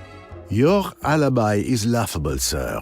The others present in the room at the back who left at the time you claim to have been there never mentioned you in their testimonies. Moreover, Tim Allerton distinctly heard the statue falling due to the specific acoustics of the room, contrary to your claim. And there's a very simple reason for that. Because you were on the cornice, pushing the statue onto that poor woman. The sun has truly fried your brain, old man. Why would I want to harm my client? Perhaps over those papers? I saw your frustration last night when Mrs. Doyle told you she wouldn't sign them without reading. It wasn't just frustration. There was anger in your eyes. What was in those papers that caused such an emotional reaction? That's none of your business, Poirot. So, you found yourself on that cornice, alone, brooding, wondering how you would achieve your ends. Then you heard her talking with her husband just below you. You saw that statue, perfectly aligned with Mrs. Doyle. A 2,500-year-old piece on a temple just moved, the perfect accident. You are not the saintly protector you claim to be for Lynette Doyle. On the contrary, you are a constant danger to her. It was an accident. Yes, I was on the cornice. Yes, I pushed the statue, but because I tripped. I caught myself by leaning on it. When I heard the commotion below, Lynette's scream, I understood. I panicked and came down as fast as I could. So, you claim it was nothing more than an accident? Exactly. I knew you wouldn't believe me, so I preferred to lie. And you were right. I don't believe you at all. No one died, and you have no proof. I have done nothing wrong. Does the word lawsuit mean anything to you? If Lynette finds out I pushed the statue, she will lose all trust in me. I will not lose my job and someone I consider family over an accident, Mr. Poirot. No, I won't allow it. Unfortunately, you are right. I have no solid evidence against you. So I won't say anything, but not for your sake. Mrs. Doyle is already distressed enough by this matter with Miss de Belfort. Thank you. Don't thank me. I'll keep my conclusions to myself for now, until I have more evidence. But I've got my eye on you. Don't think you're in the clear. Saved by the bell. It's lunchtime.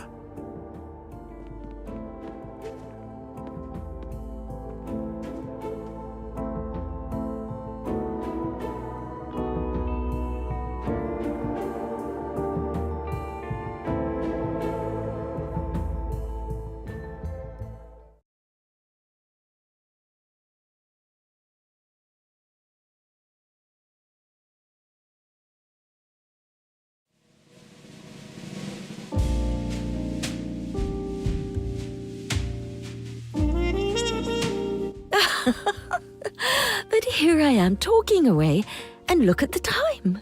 I hadn't even noticed the restaurant was empty. Indeed. Time flies in your company, madame.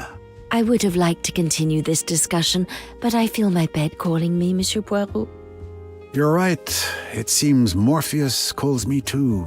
But I'll still treat myself to some herbal tea in the lounge before bed.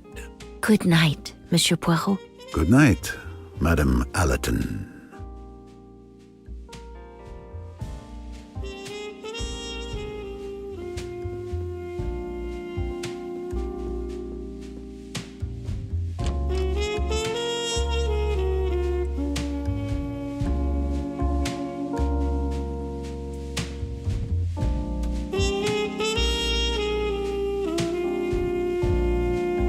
I won't linger. I feel really tired tonight. I hope it's not sunstroke. Are you enjoying the coolness of the evening? Yes, it was so hot today.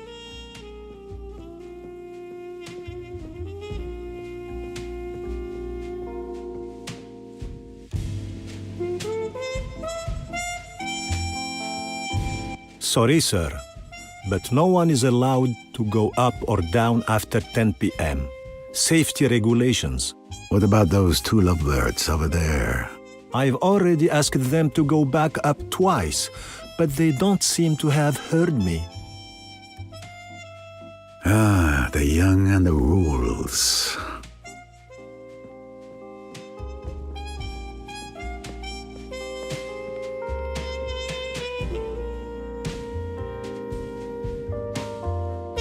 It's such a beautiful evening.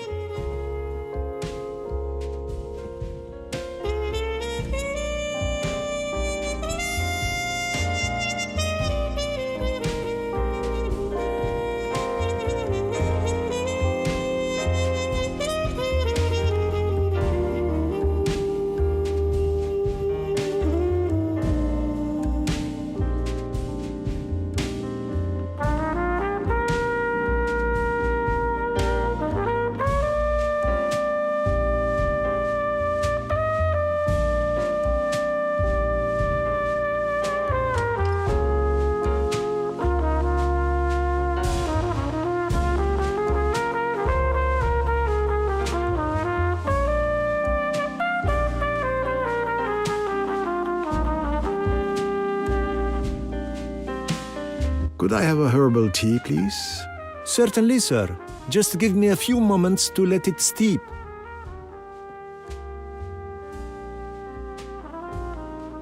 It seems Miss Van Schuler has a problem. And Mr. Pennington is there playing with the Doyles as if nothing happened. I better keep an eye on him.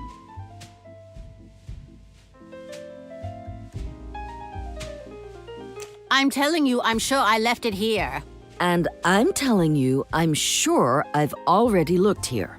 Look harder! My scarf was here. Yes, I'm looking. I'm looking. Sorry, I can't find it either.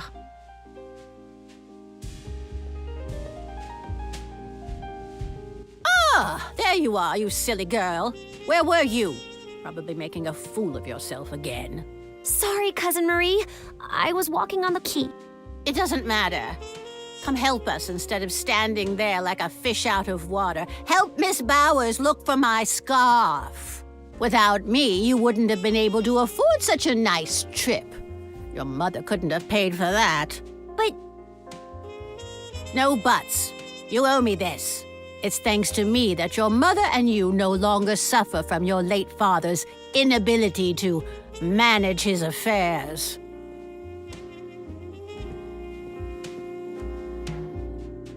Well, what a commotion over a simple piece of fabric.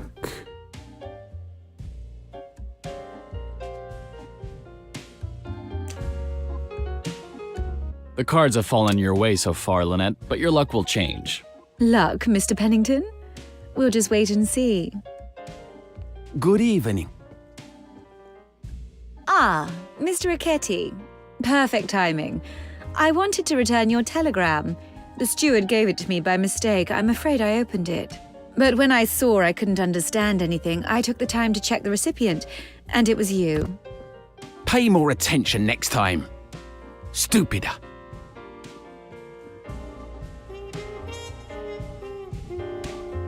Well, what happened to the nice Mr. Rickety? I don't know. Let's forget about it, my dear. He's an idiot. Indeed, this Rickety seemed to be a completely different man from the one who has been traveling with us until now.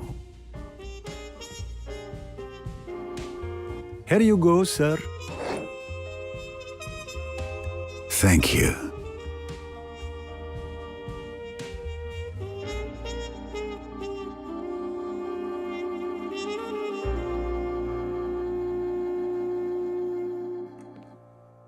Well, now it's truly time for me to go to bed. I can barely stand.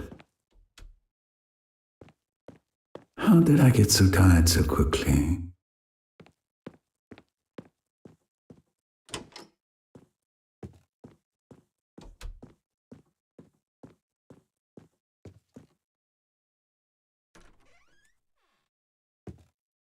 You look sleepy, Monsieur Poirot.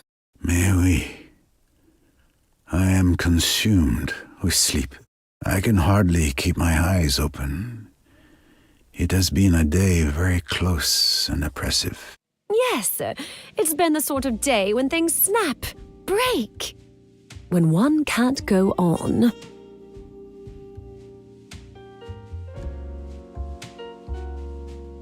Good night, Monsieur Poirot. Good night, mademoiselle.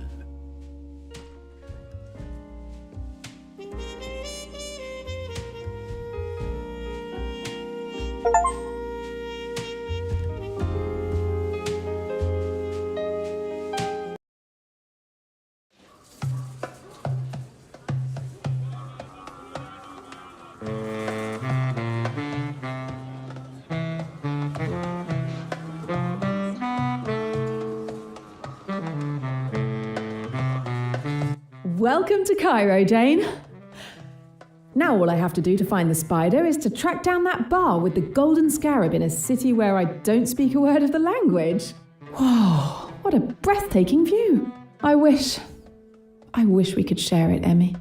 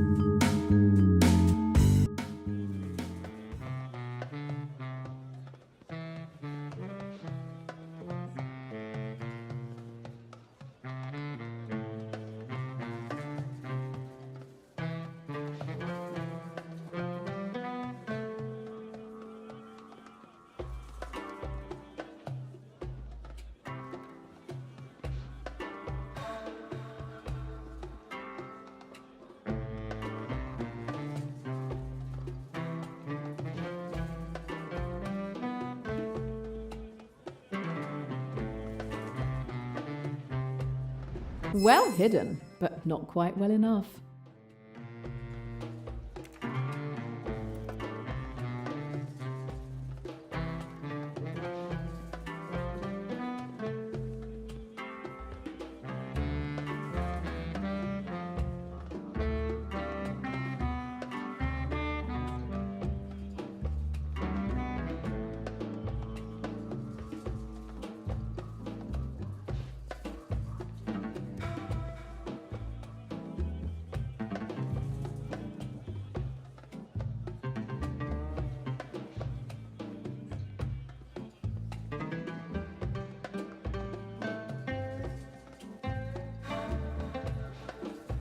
Another little treasure for my collection.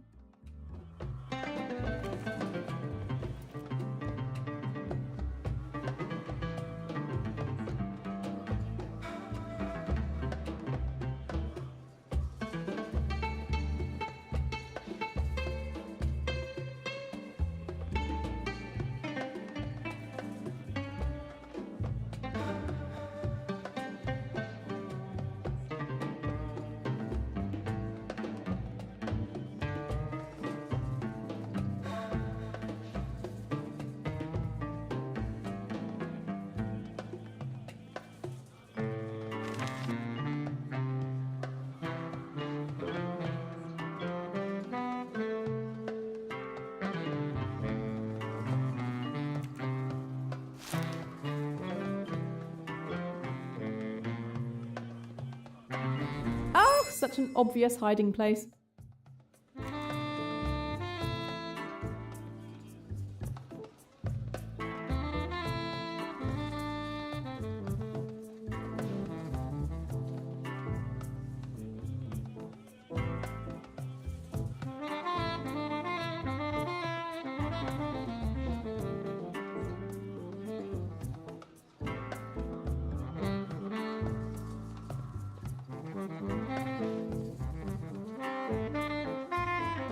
Another little treasure for my collection.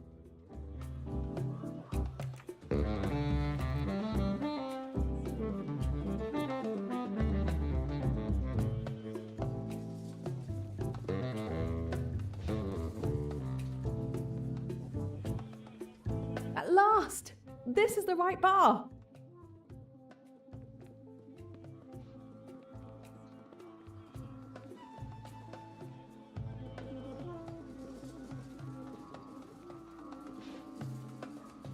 Please, Jane, help yourself.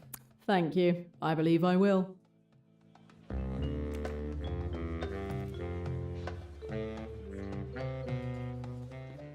Hard to explain. You think? Right. Hard to say.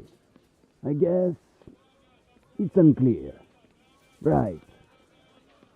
Not what I expected. You drive a hard bargain. It's a hard business. You in or out? In. I have no choice. But I want to see the merchandise. I'm not hiding it here under the table. We always take extra precautions with new clients. Fair enough. But if we're satisfied, we might see each other often. Glad to hear that. Let's go. It's not far. It's the right bar and the right time. This is the deal I discovered in the Bronx. I can't lose them. I may be looking at the spider.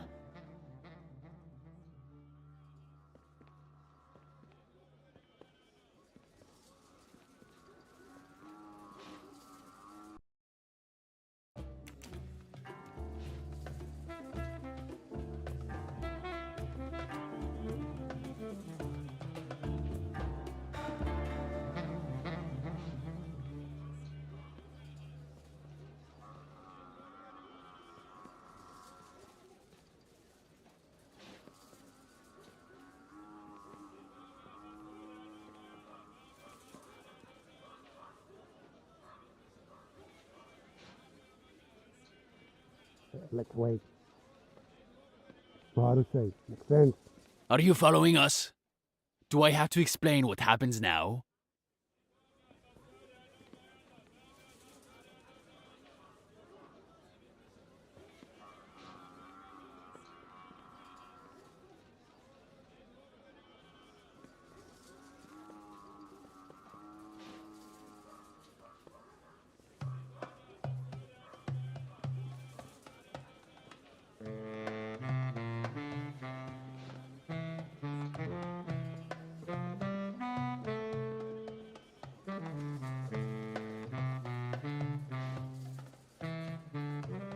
Well, sort of. I thought so. Worth considering. Not sure, though. Let's see how it goes. Didn't expect that. It depends. Sinclair. Maybe later. Could be. Worth considering. Why are we stopping? I had the feeling we were being followed. Everything's fine. Let's go.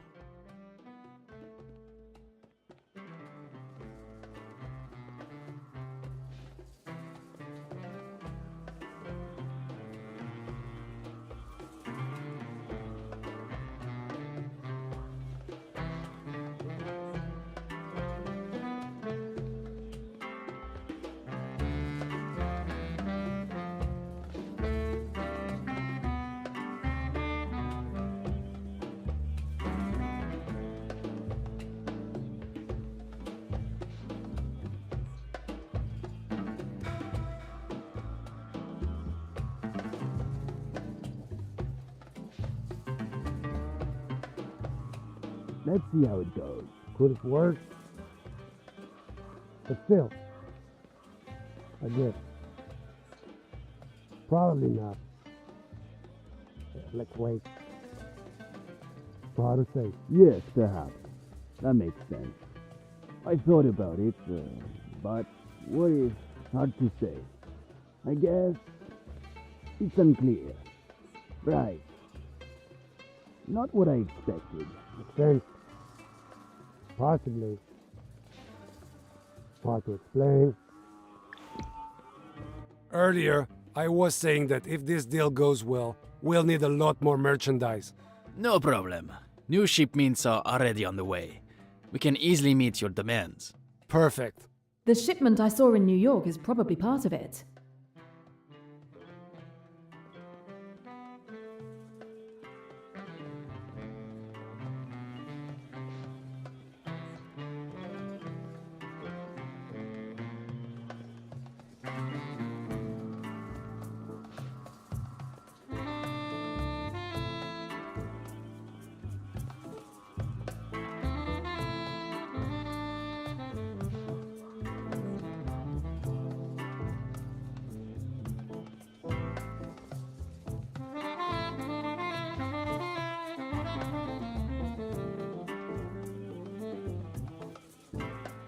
I thought about it, but what if...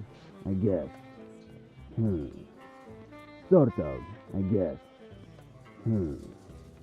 Sort of. Could be. Worth considering. You're probably right. Why are we stopping? I had the feeling we were being followed. I took a detour to lose them. Everything's fine. Let's go.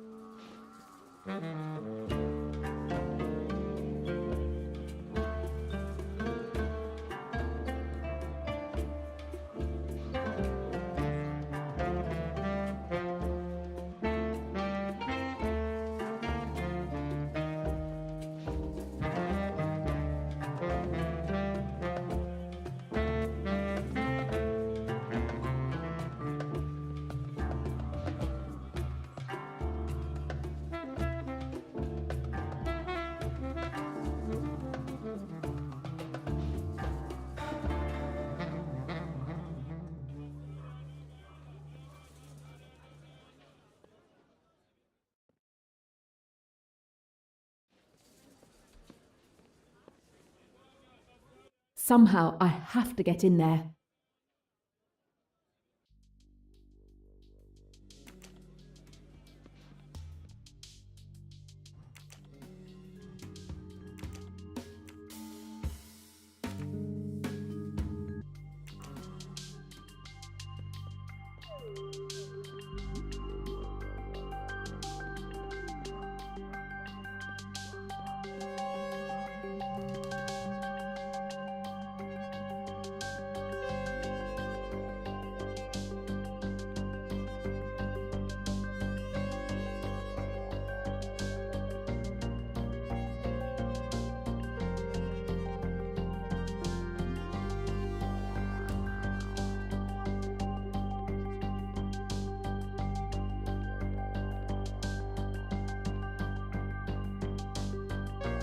When I think that I almost missed it.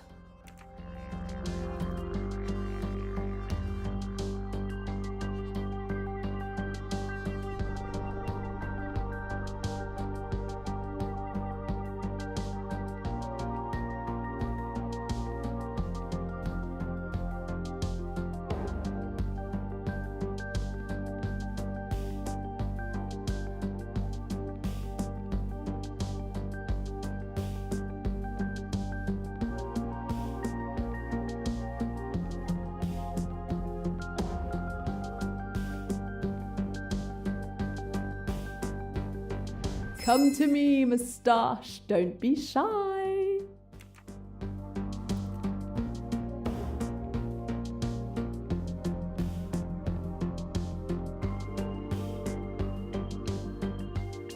Ah, my collection is growing.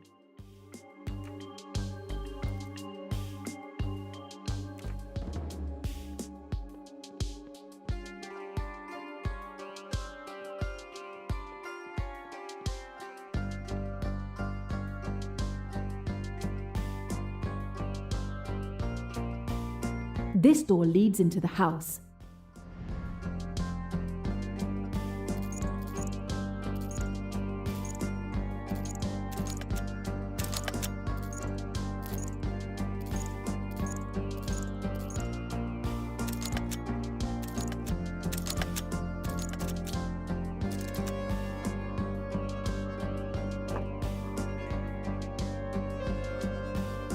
Finally inside. Time to find the spider.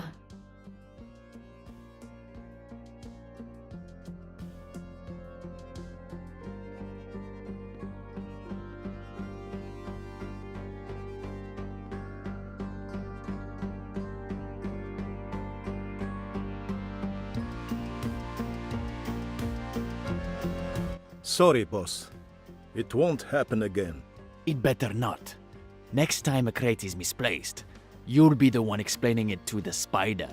Shit! I didn't know he was here. He was only here for a few hours, as usual. He left this morning to oversee the next delivery. All right, get lost now. I have to deal with the client.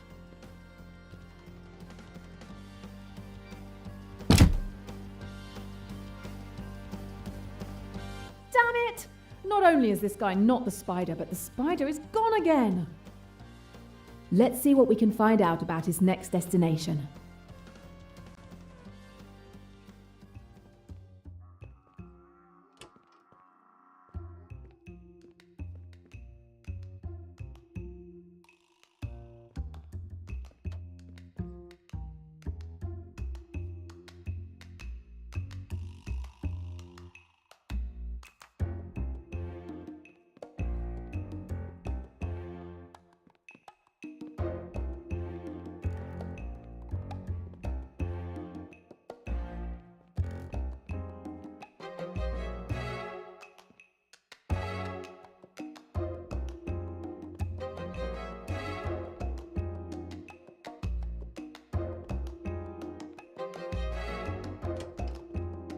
Hey, you!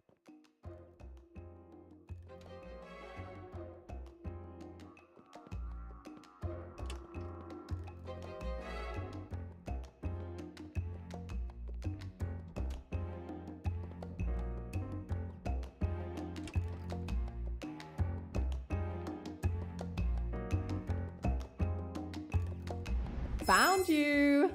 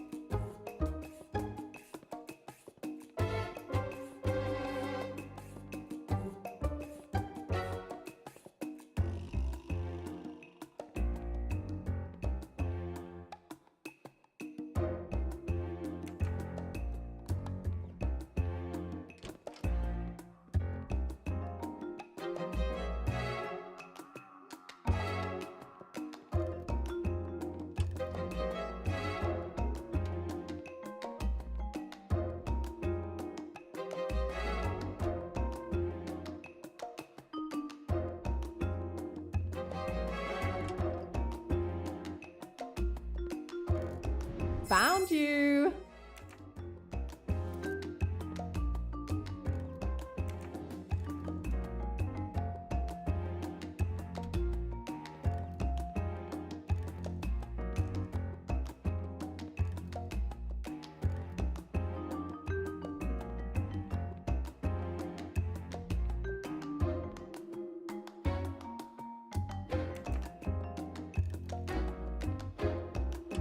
Okay, let's see what I can find.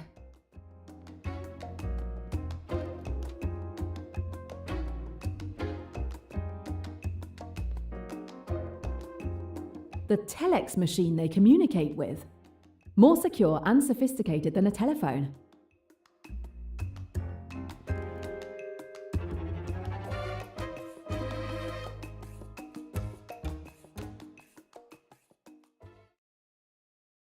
Hey, you!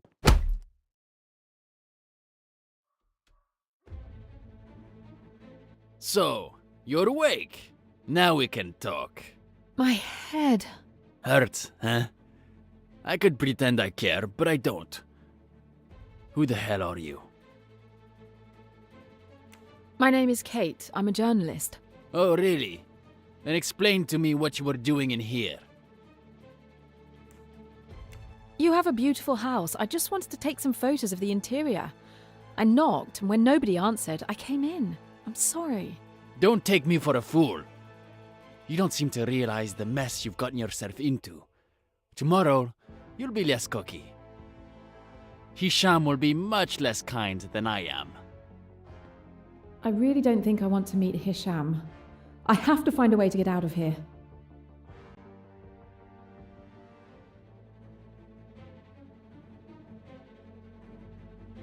Handcuffed! They've taken my lockpicking tools. So I need to find a piece of metal or something that's good enough to unlock the cuffs. There's a knot on the pillar behind me. It seems to be holding something.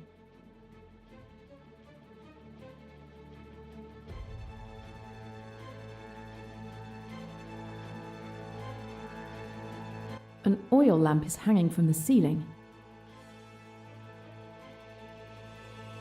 The vent is sealed, of course. This is the only way out.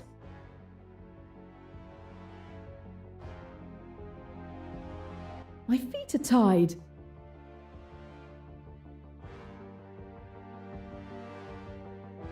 An old locker. Maybe there's something useful inside.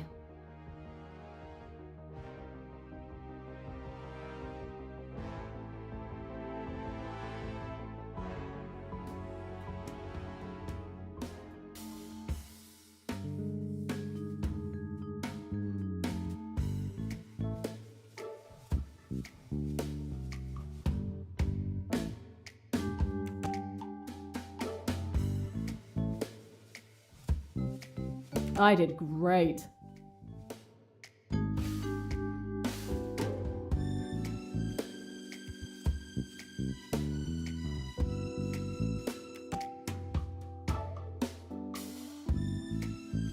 Exactly! That's it! I could tilt my chair over to try and reach the lamp's knot.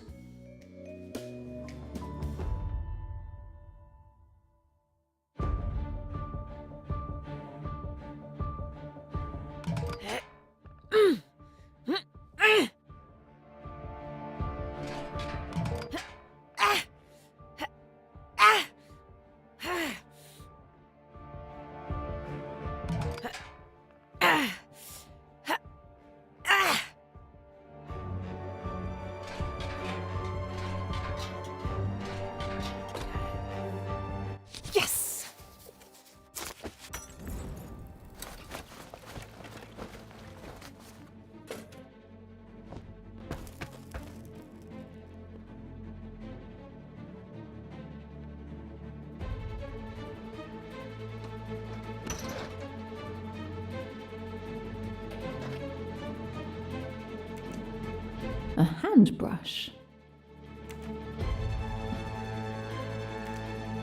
An old rusty funnel.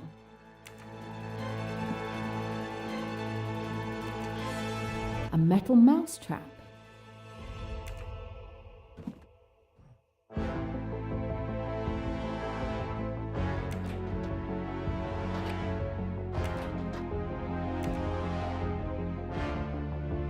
An old moped tire.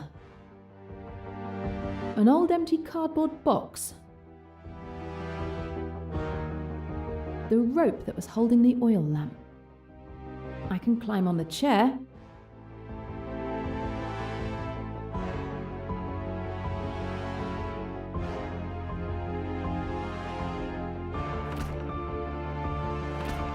Closed.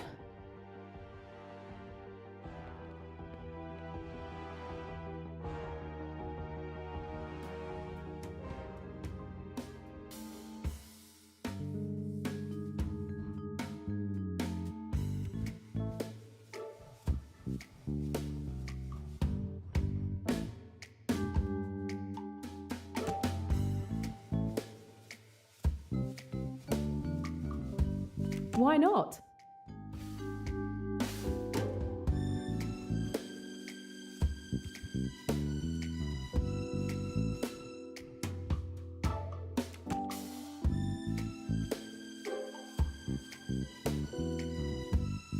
That works.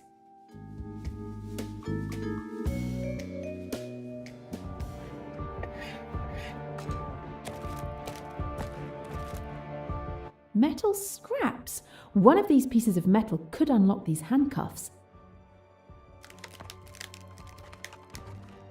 Damn, I can't see a thing.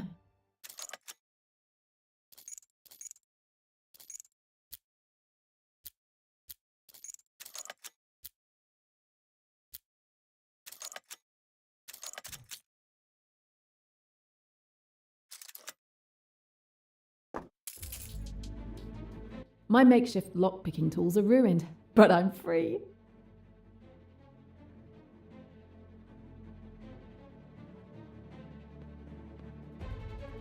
Okay, now let's have a look at that vent above the locked cellar door.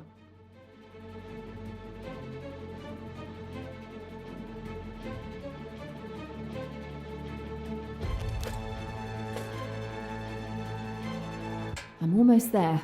I just have to get through this door.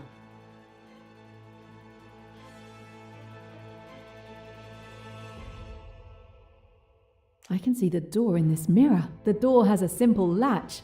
It shouldn't be too hard to lift. I just need to reach the handle. That's my way out. The same kind of crates as in New York.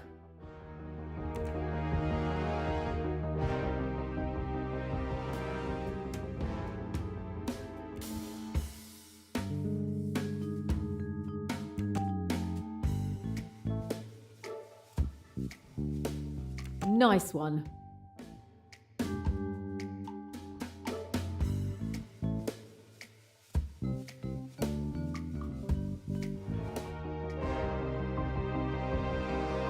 The rope that was holding the oil lamp.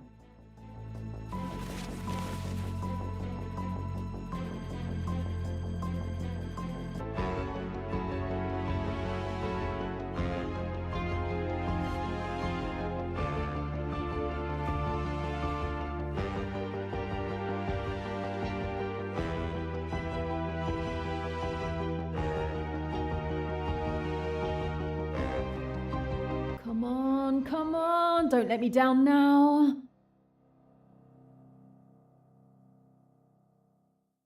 Yes! I'm not out of the woods yet. I still need to search the office before I can escape from here.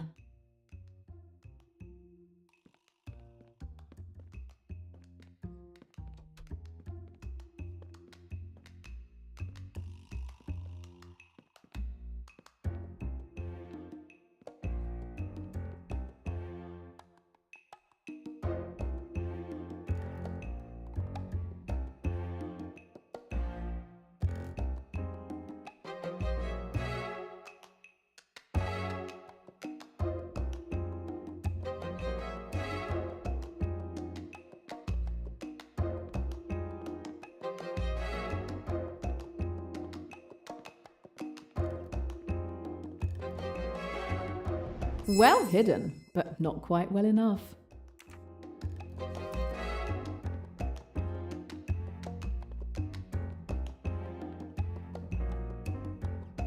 These are definitely the gun trafficking crates. They have the spire's mark on them. It's the same kind of crate I found in New York with the same note from the spire. It's the same kind of crate I found in New York with the same note. It's only rocket launchers and grenades. I think a bit more subtlety is required.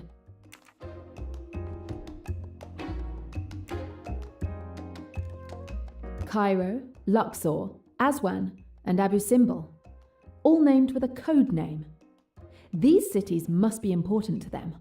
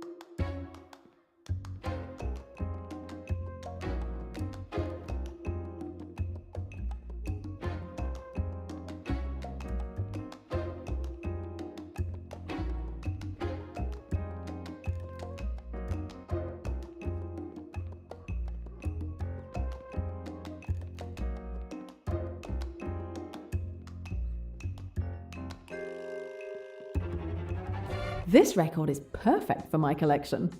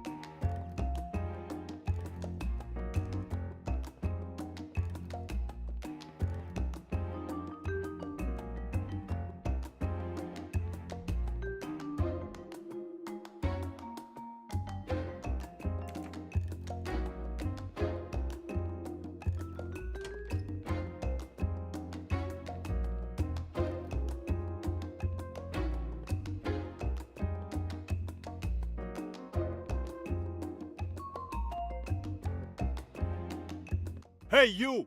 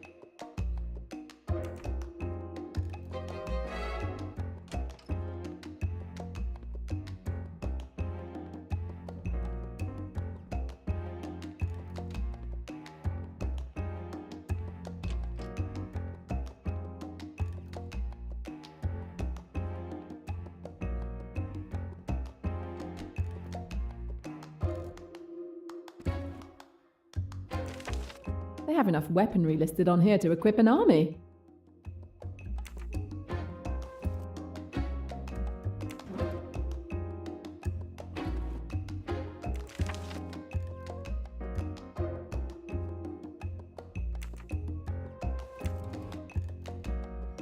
Cradle, their code for Cairo.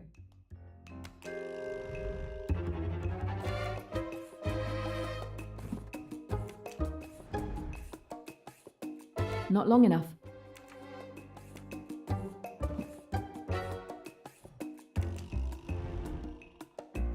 Not long enough.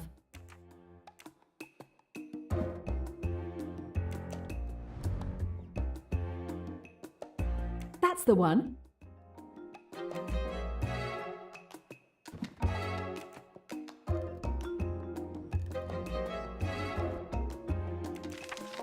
Another delivery, scheduled for tomorrow. Wherever it goes, it's enough to finance a small revolution.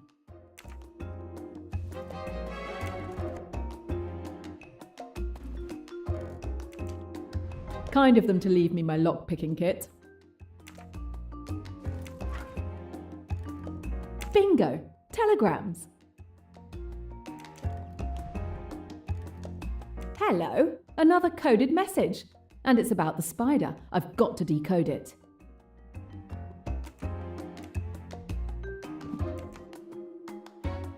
Gorilla. Another assassin? Hairier than the spider?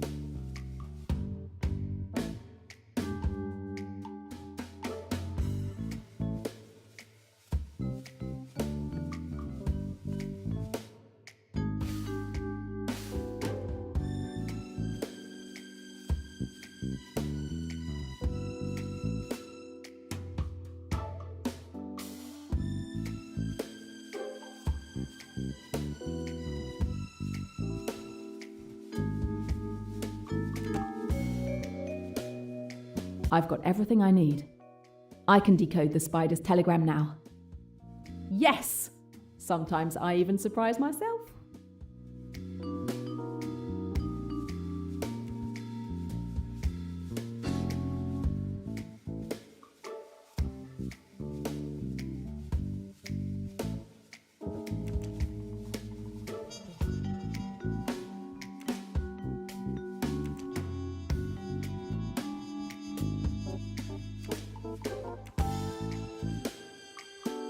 Fantastic!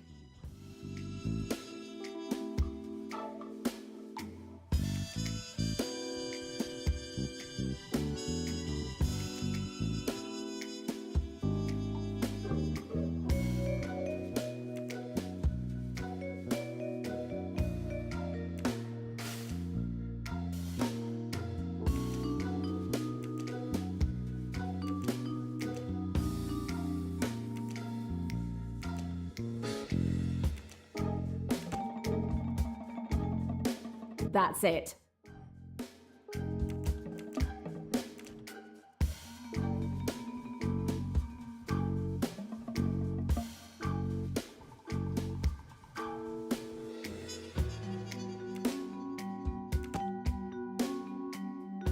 That's logical. Test passed with flying colours. Spider. Karnak. Abu Simbel.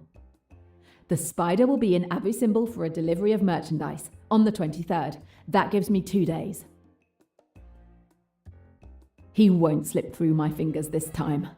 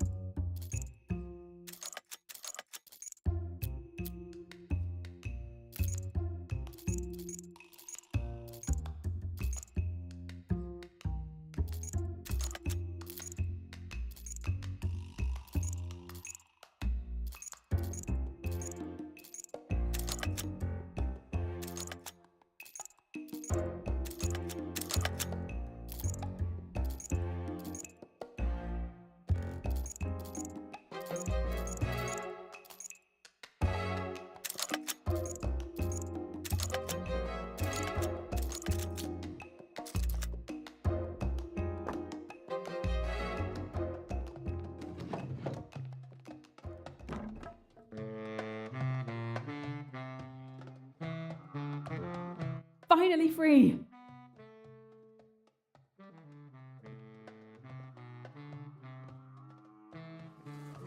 I now know when and where the spider will be in 2 days.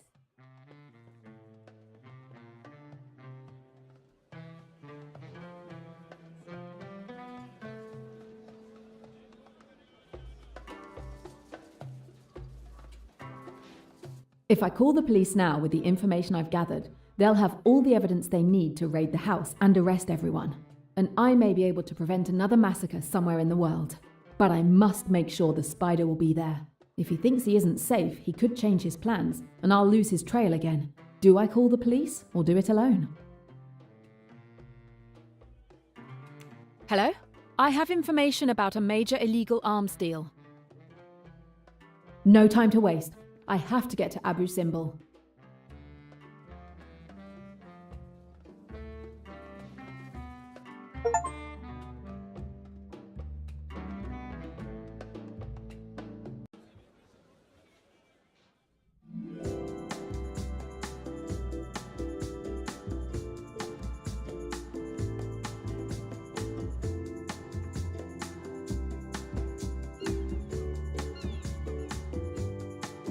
Mr. Poirot! Mr. Poirot, come quickly! There is a problem!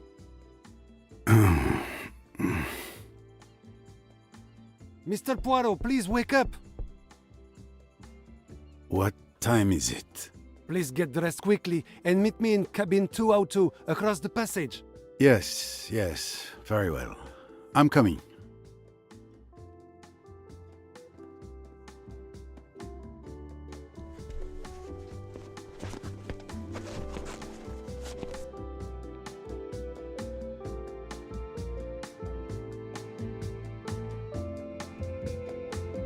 Now,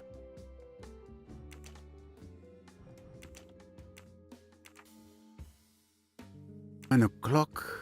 Why have I slept so late? It's not like me at all. Well, let's see what has the captain in such a state. Cabin 202.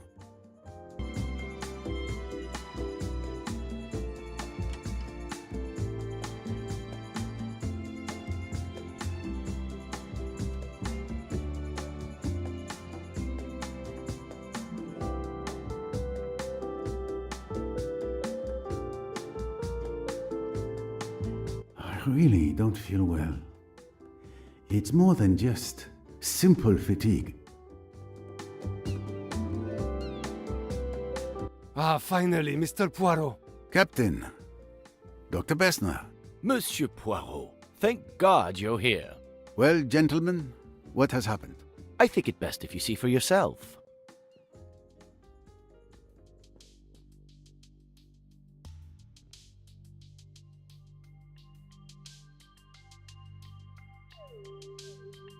Oh no, poor child.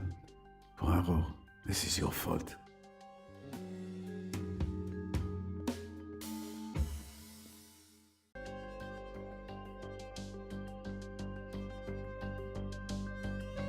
Small caliber bullet fired at very close range, judging by the burn marks.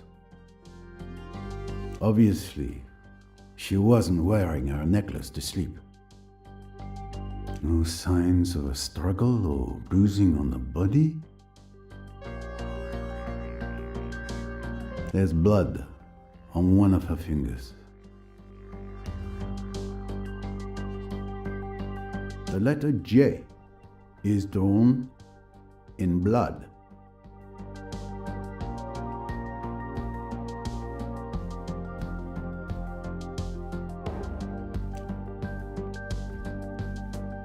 No trace of the weapon.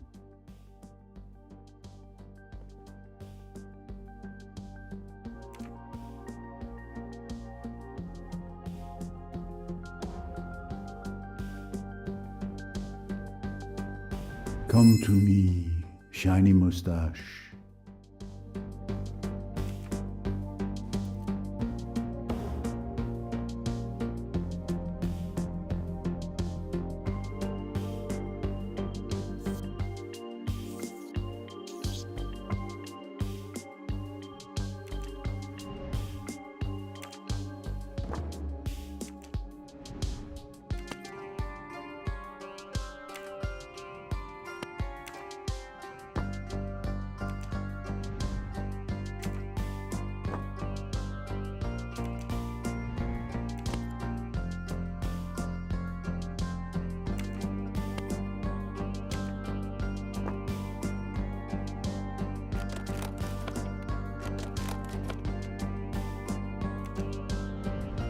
Every time I saw Mrs. Doyle, she was wearing this nail varnish.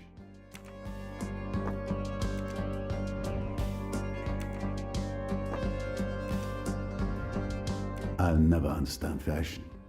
Why call a nail varnish pink when it's red? Now there's a perfume not just anyone can afford. And she doesn't have only one. Here's a second, just as expensive. Well, and a third perfume.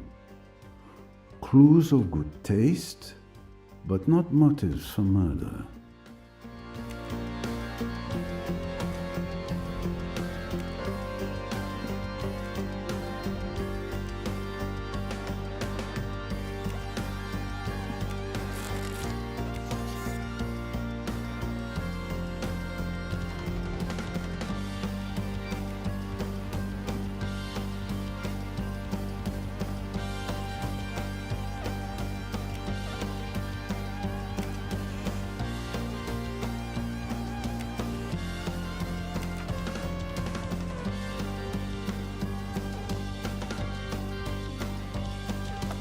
Ah, a case where Mrs. Doyle undoubtedly kept her necklace. Empty.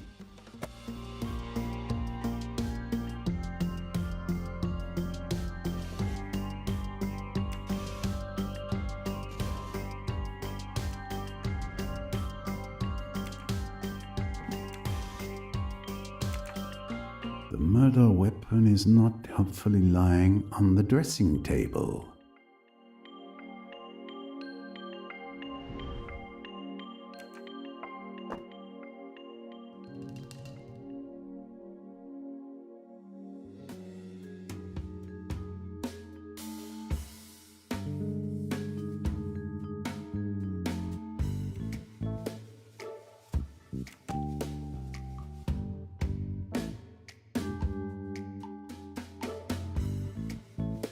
Correct.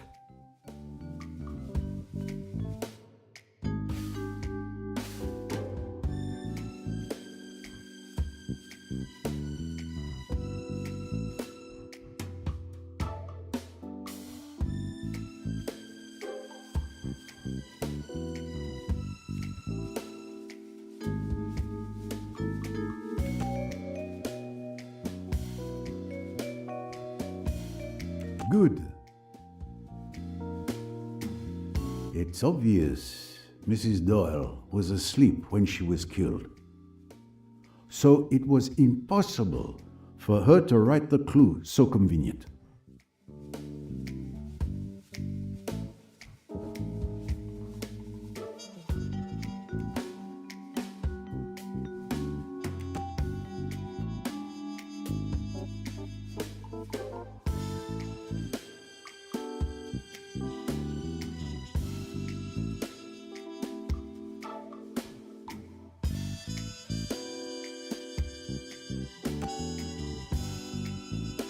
I have it. Mrs. Doyle favored an expensive pearl necklace. Excellent detective work. Naturally.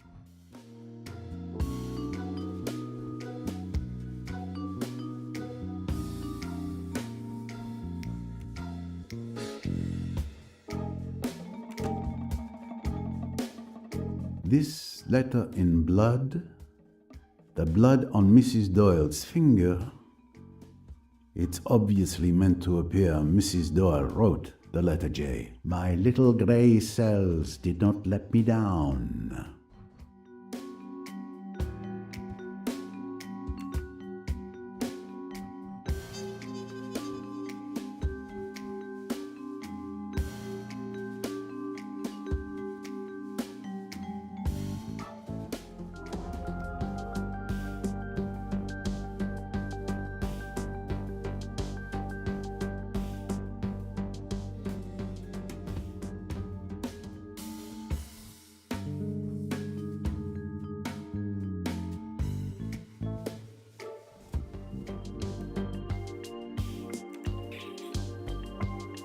Mrs. Doyle had many valuable jewels.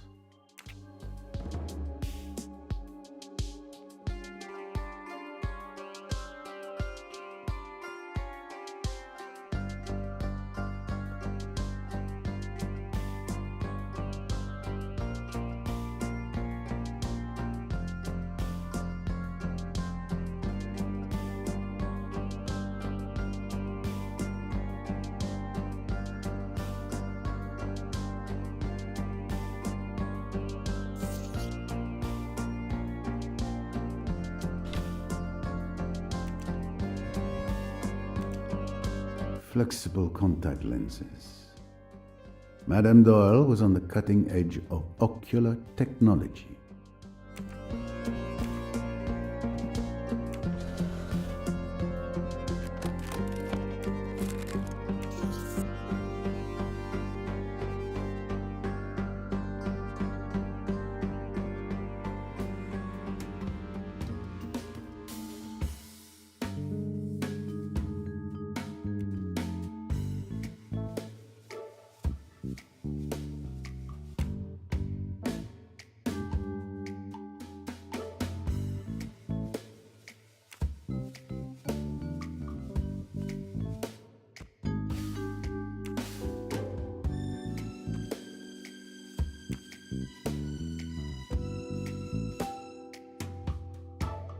There's no question.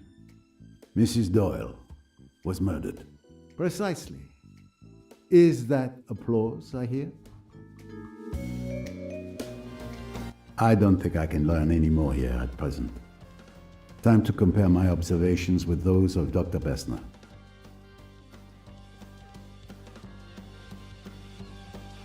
So, did you see? Did you see that poor young woman? It's a tragedy. But we must stay calm if we want to find the culprit. I have a small idea of the situation. Lynette Doyle was killed in her sleep by a firearm, placed directly against her temple.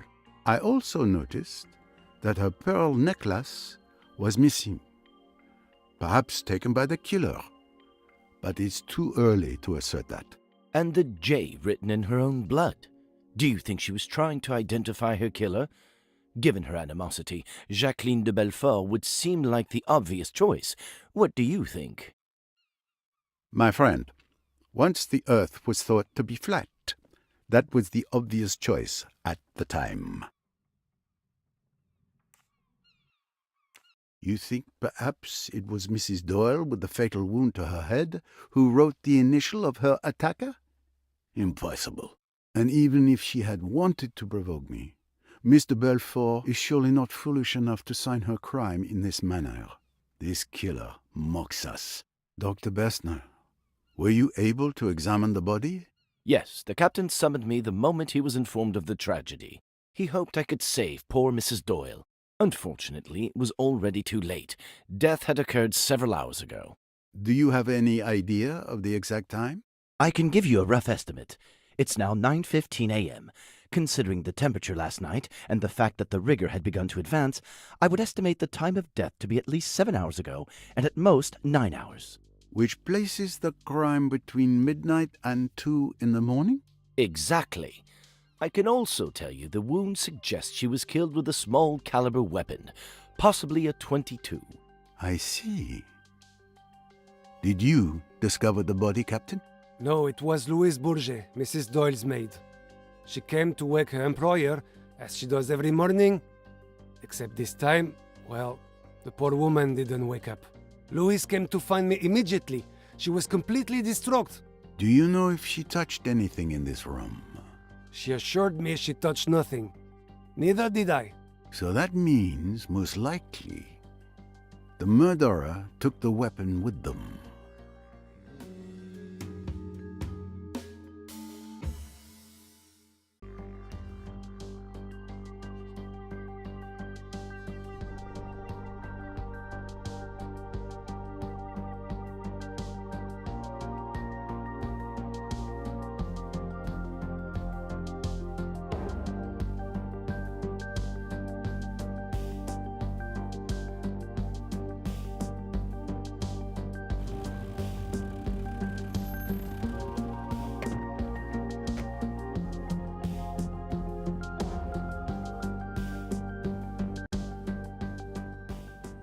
And that's how I ended up here. You have been having quite the adventure, mademoiselle. You track a murderer who may be on this boat? The coded message mentioned a killer who would be present on the Karnak from the 21st to the 23rd of February. Those are the dates of this cruise, are they not? That's correct, mademoiselle. Perfect. Then there's still time to stop them before they strike again. Perhaps you could have stopped them if you had arrived a day earlier. What? No! Someone else is dead? Yes. Lynette Doyle was killed last night. A gunshot to the head. Your quarry may be responsible for her death as well. A connection between the two eludes me at present. The prey I'm tracking is a lone wolf. This is awful. The Egyptian police have been contacted concerning Mrs. Doyle. We are turning the ship around and will meet the police in Aswan. Mr. Poirot, unless the authorities say otherwise, the case is yours. I give you full authority to lead the investigation. I've already asked Tarek to guard the gangway. No one may board or disembark until further notice. I accept, Captain Hassan. But we cannot leave until I make certain the crime scene, in fact, the entire boat, are fully inspected. Of course. Of course. We will remain here until you are satisfied with your investigation. I will inform the Aswan police. Monsieur Poirot, with all due respect, you must let me help you. I need to stop my killer. Mademoiselle, remember, I saw you in action at Chez. I would be foolish to deprive myself of your help. But a word of caution, if I may. It is clear this investigation is very personal. Do not let that cloud your judgment. Don't worry, Mr. Poirot. Together, we can bring an entire boatload of murderers to justice. I have no doubt. Very well. Most passengers should be having breakfast by now. Captain, would you be so kind as to ask the other passengers to join us in the restaurant? Anything you wish, Monsieur Poirot. Perhaps Miss Royce could assist me? Of course.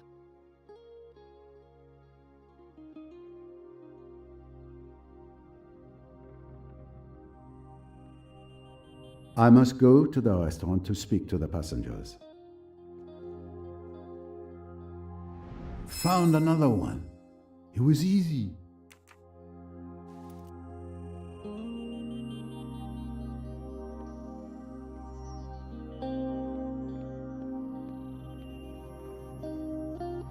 One more record for my collection.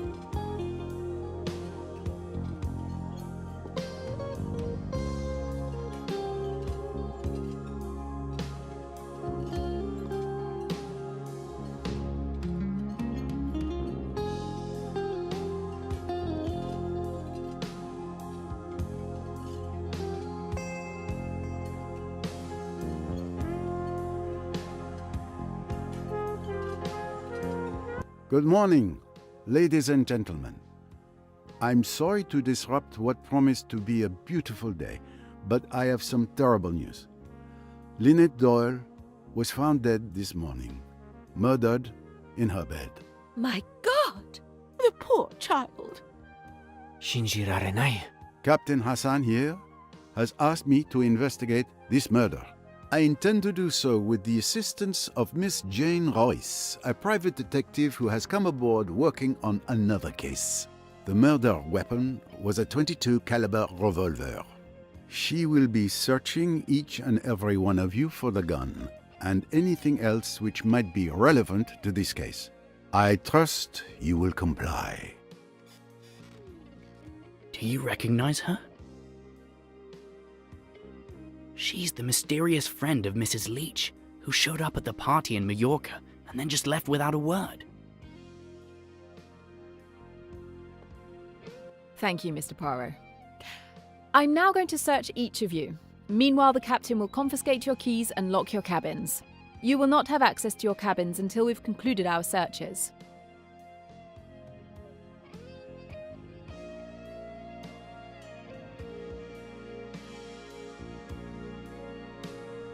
A moment, please.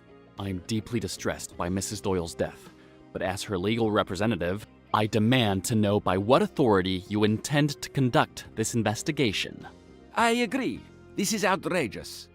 The Egyptian police should be notified. I, for one, will never submit to depriving individuals of rights that I do not recognize as legitimate. Miss Robson, would you kindly join us? Can you show us your bag, please?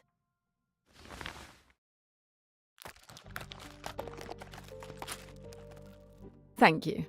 Mr. Richetti, if you would, please.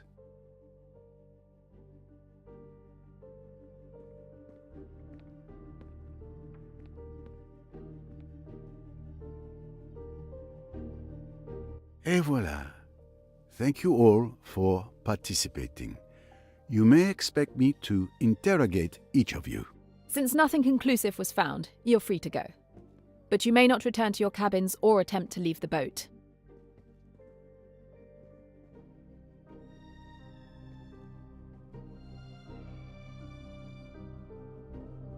Captain, a word if I may. I asked you to ensure that every passenger joins us here, but I didn't see Mr. Doyle, Mr. Belfort, Dr. Bessner, or Miss Bowers.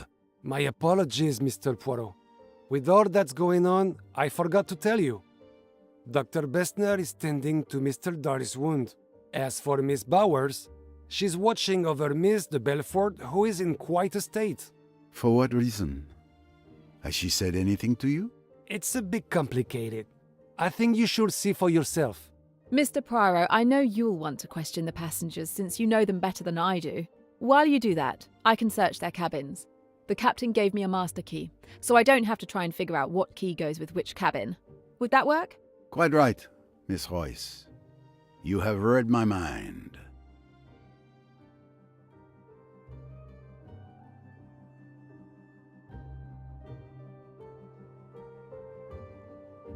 So, Mademoiselle Royce, let's split our resources as we planned.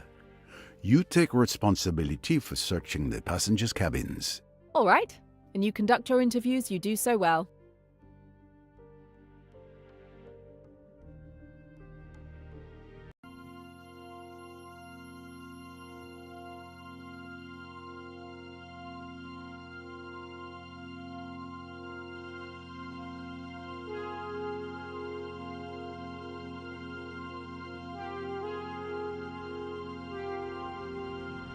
One more record for my collection.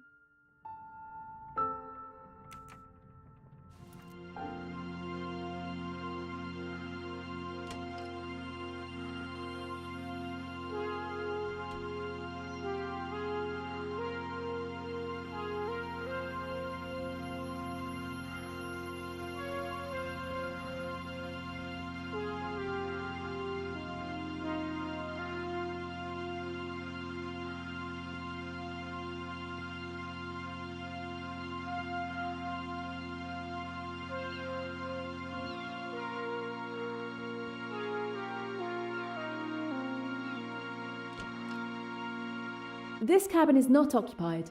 There's nothing of interest here. You would have liked this one, Em.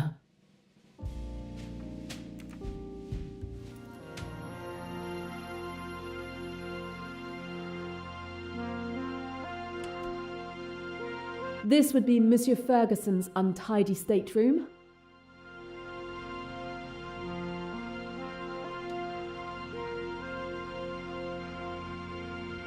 Very pretty.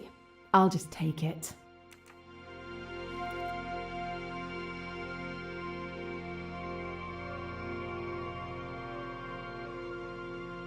A box locked by an elaborate mechanism. It appears Mr. Ferguson has something to hide.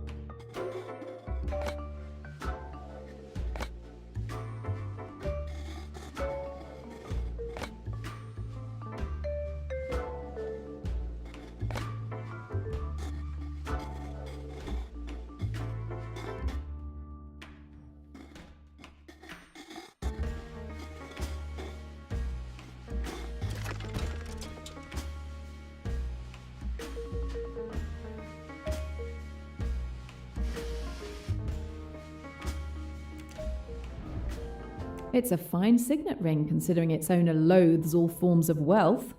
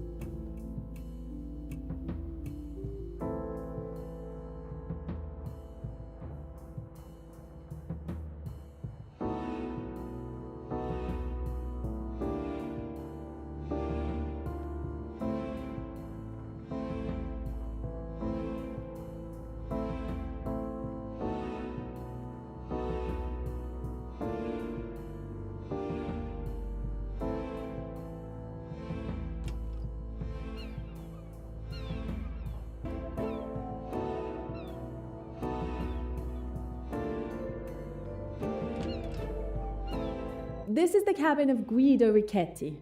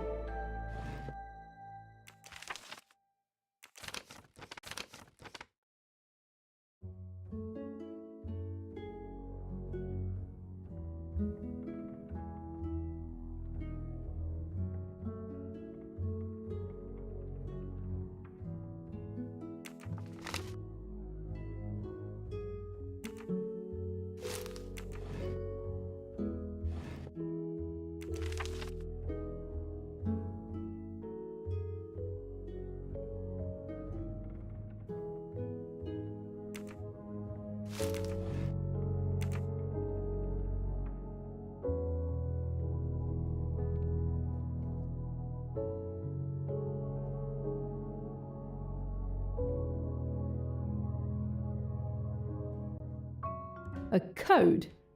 Mr. Richetti doesn't want anyone going through his things.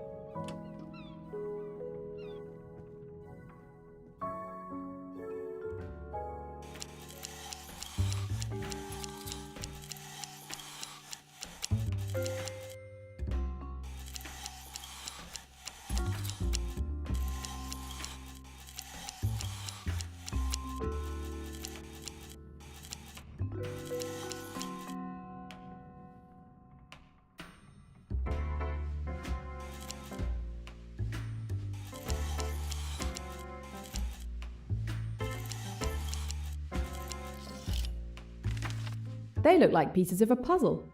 There must be a reason Mr. Richetti has saved them.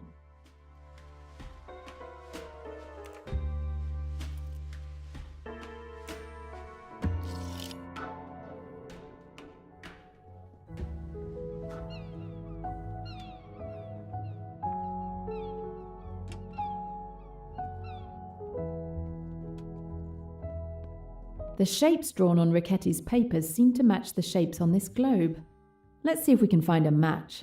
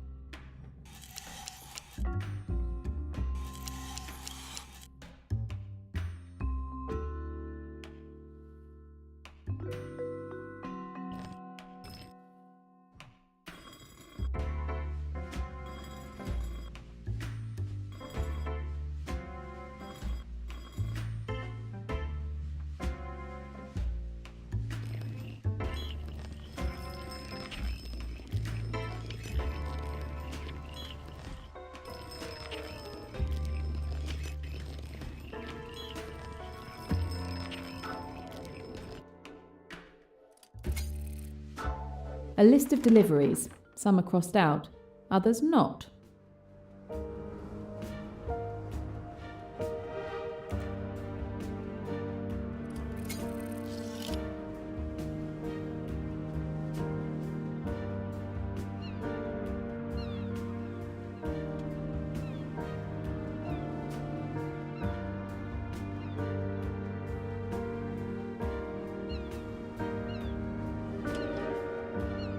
This cabin is not occupied.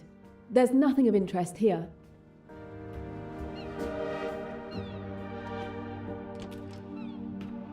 The young Cornelia Robson is staying here. Another of the world's strangest collectibles.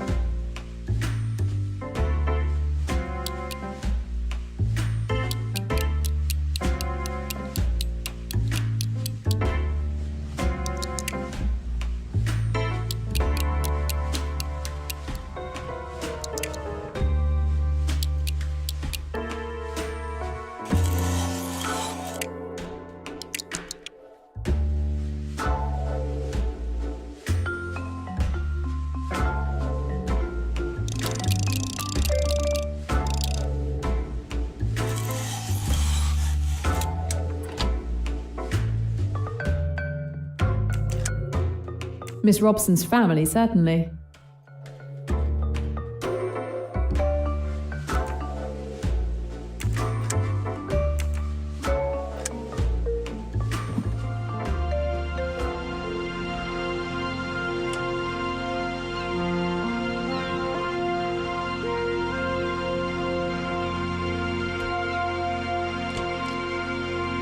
This cabin is occupied by Louise Bourget.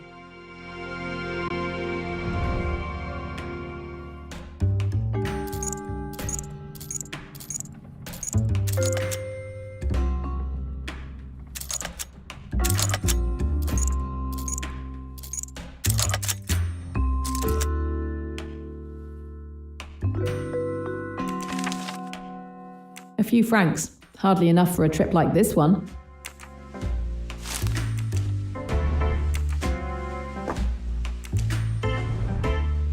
A pair of scissors could be handy.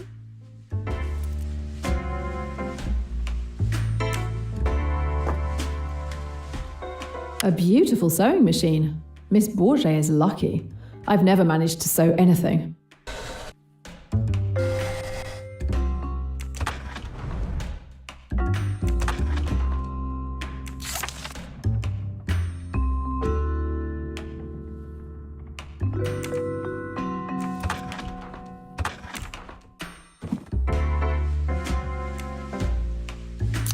Everything's ready. I just need to switch on the sewing machine.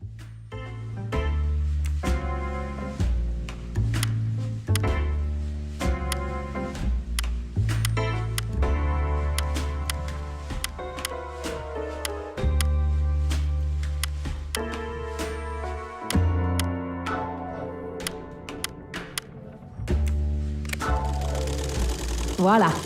The sewing machine is working.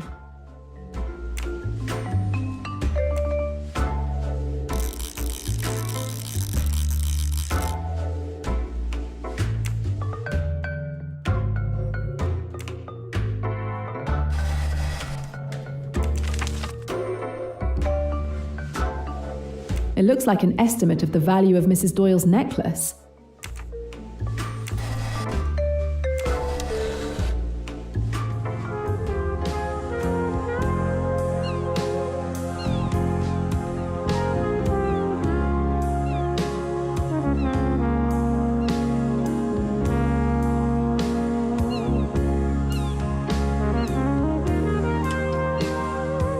The Otterbourne family's cabin.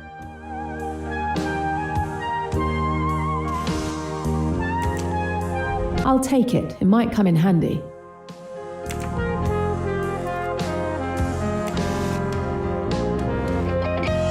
There were more bottles here recently.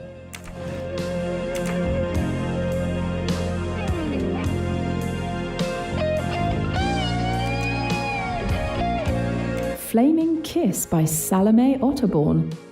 Keeping her own book on her bedside table. This Salome seems like quite a character.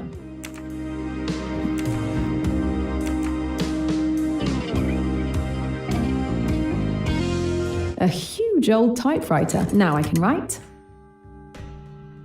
There we go. Fresh ink.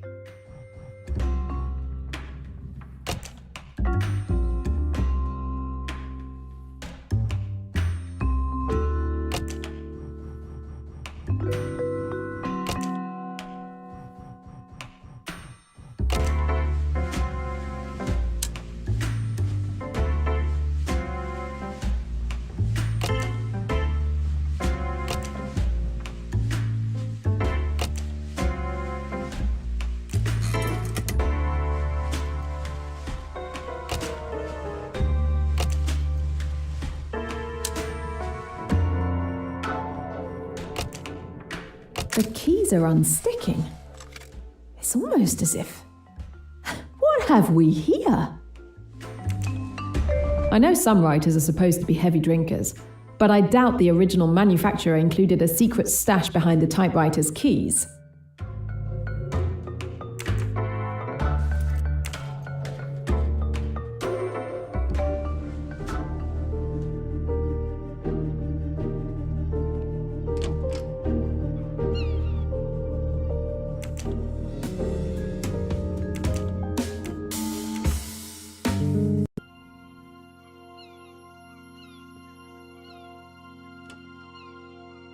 This is Miss Van Schuler's stateroom.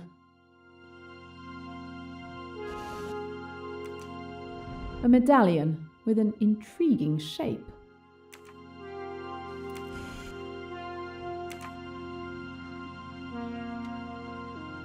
A medallion here. Unusual.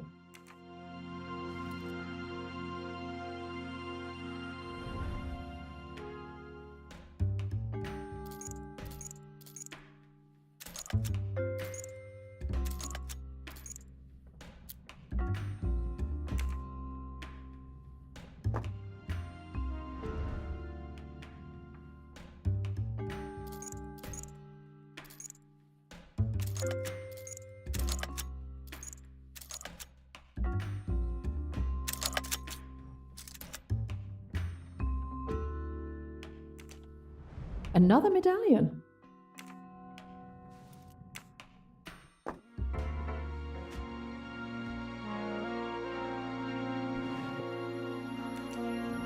A medallion. Why hide it here?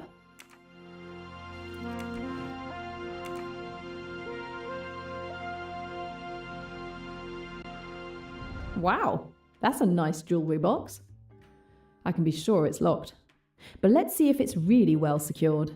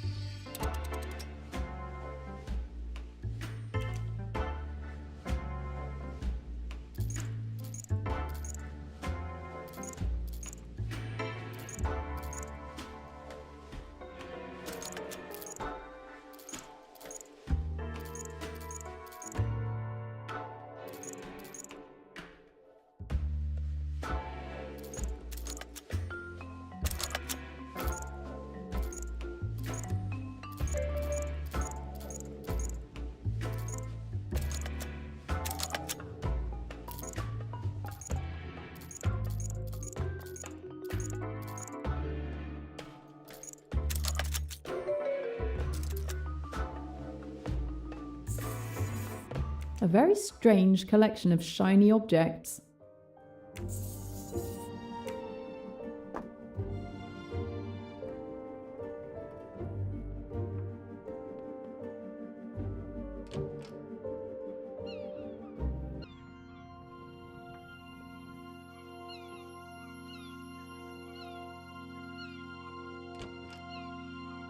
This is Simon Doyle's stateroom. Maybe there's something useful on these slides.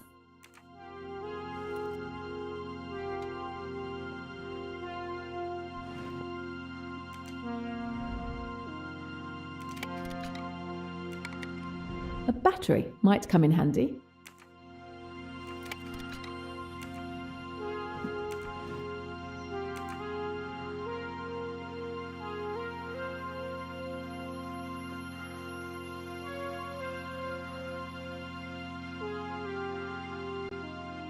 That is one well-protected safe.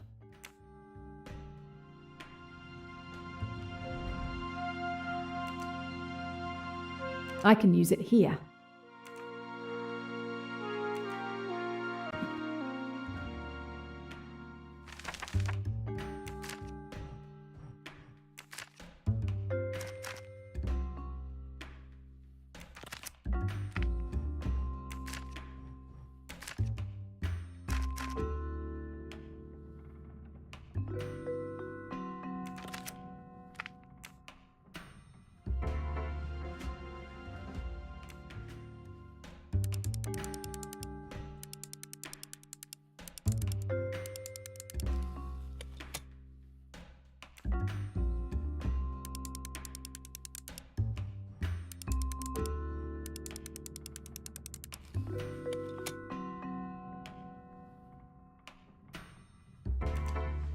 Looks like Mr. Doyle is enjoying his newfound wealth. I don't know how much he spent, but it doesn't look like he won much.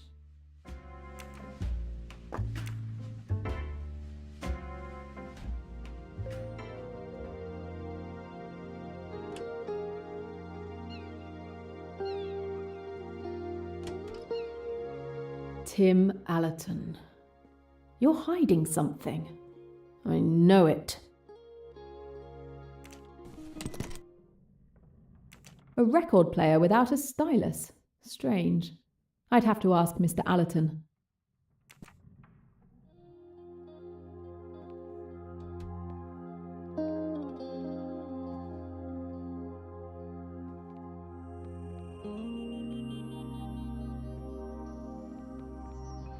Tim Allerton's book. Hard to be read when it's hollowed out. It won't open.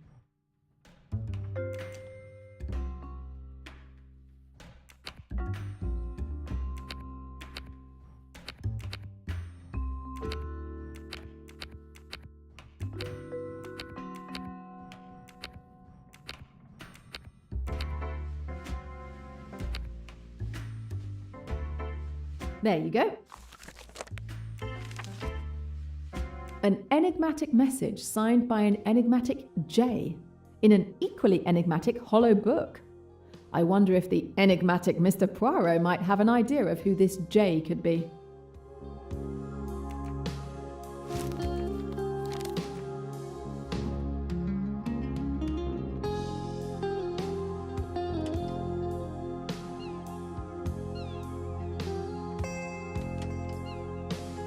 This would be Yamao Hayashi's stateroom.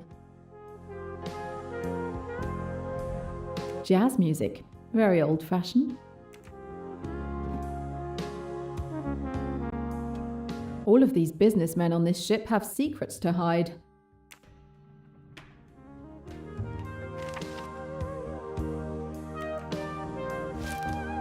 A state-of-the-art synthesizer.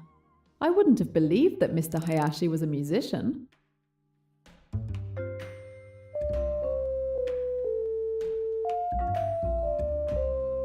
Incredible! Mr. Hayashi can record melodies directly onto the synthesizer?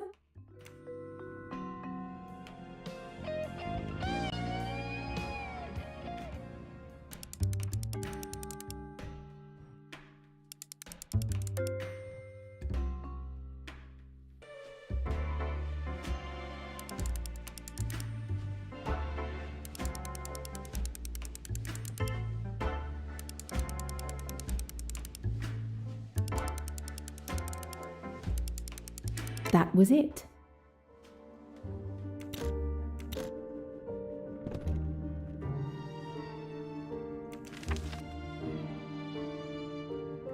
It looks like a property sales document. I'm no expert, but it seems straightforward enough.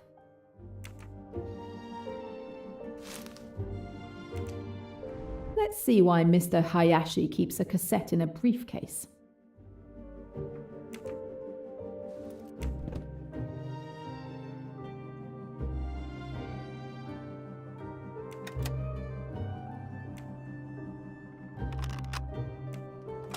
Yamao Hayashi, February 19th, 1975, 7:16 p.m. Well, I finally made it to the Doyle's hotel. It wasn't hard to spot them. I also ran into Pennington by chance. I was afraid he might recognize me, but everything is fine. So far, I haven't seen him do anything unusual. He spends some evenings with the Doyles, but it's just what friends on holiday might do. I expect I'll learn more about his intentions once we're all on the Nile. I'll try to record my next report in 2 days.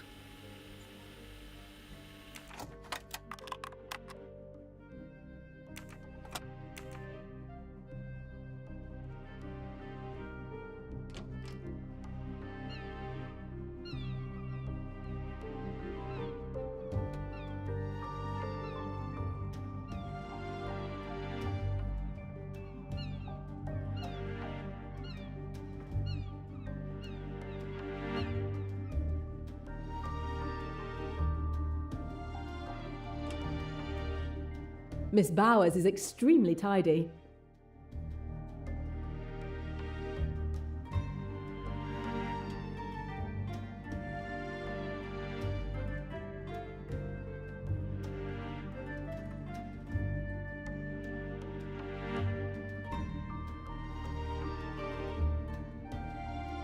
Come to me, moustache. Don't be shy.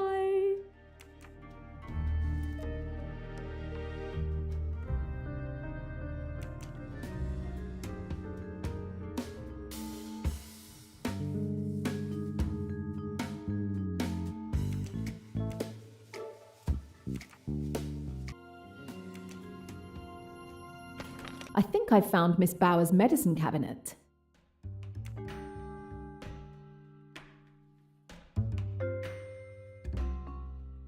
With the current from this battery, I should be able to activate the box mechanism. Then all I have to do is get it to the end of the line.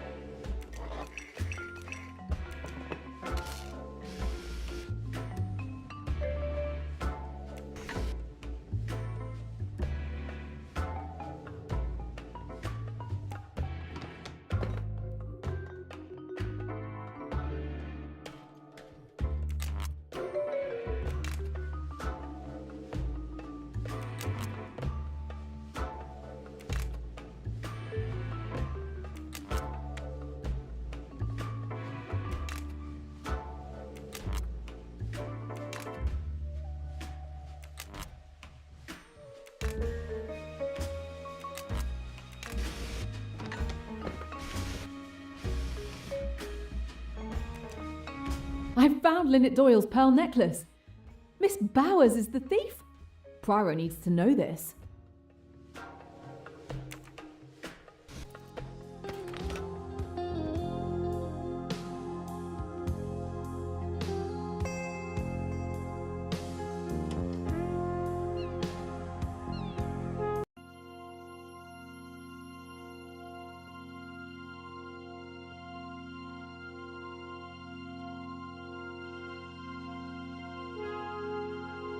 I'm sorry, I thought the cabin was empty. But who are you? Where'd you spring from? I'm Jane Royce. I'm a private detective working on another case. Now I'm helping on this one. The captain assigned me the task of searching all the cabins. If it will help uncover my wife's murderer, go ahead. For God's sake, you're not going to search my cabin? If it's a problem for you, I suggest you discuss it with the captain. Meanwhile, I'll proceed with the search. If you must, you must. But this is outrageous.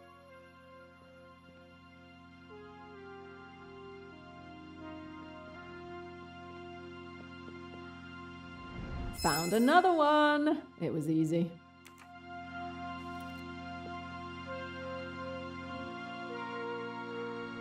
This is the bag where Dr. Bessner keeps his medical instruments. This instrument is used to monitor blood pressure. A scalpel. Not unusual for a doctor to carry one, but in the wrong hands it could become a weapon.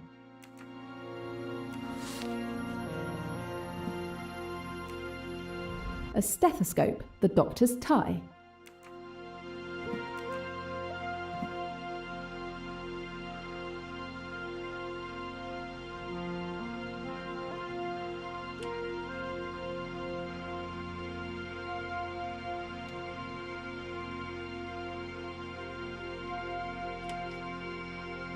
Pennington's stateroom is truly luxurious.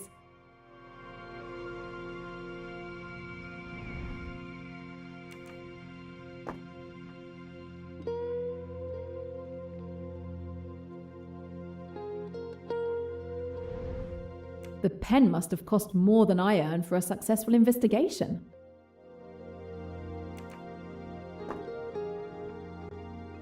This Pennington guy sounds dodgy. I might find something useful in his papers.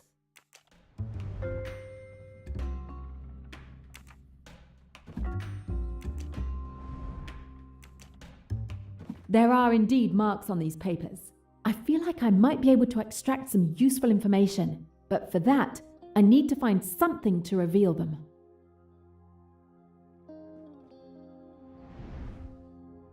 I'm borrowing this, Mr. Pennington.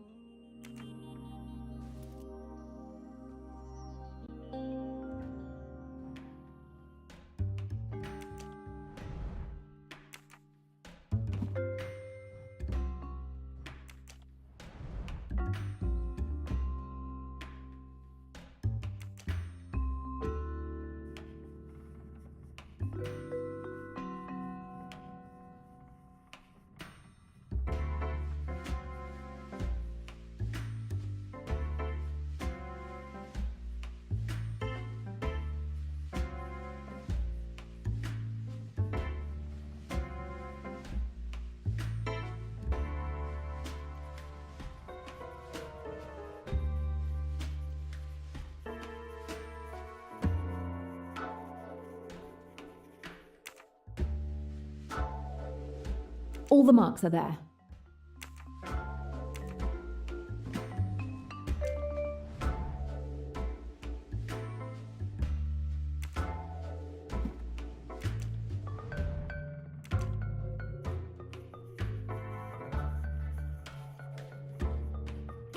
Here's one.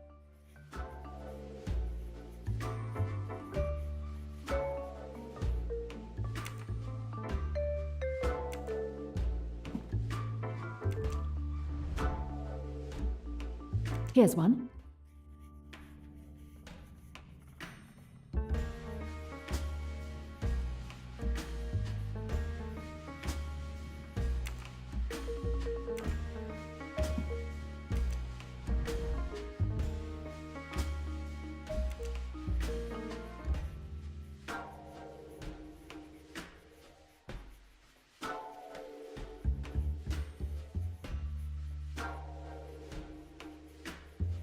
There are no marks left.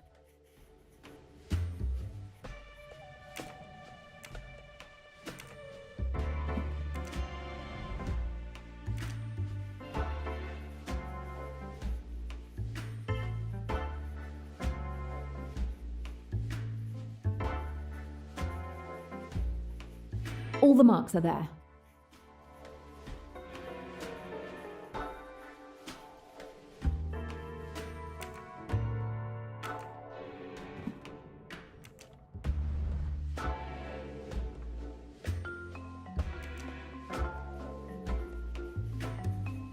I think I have the entire letter. Now I just need to put it in order.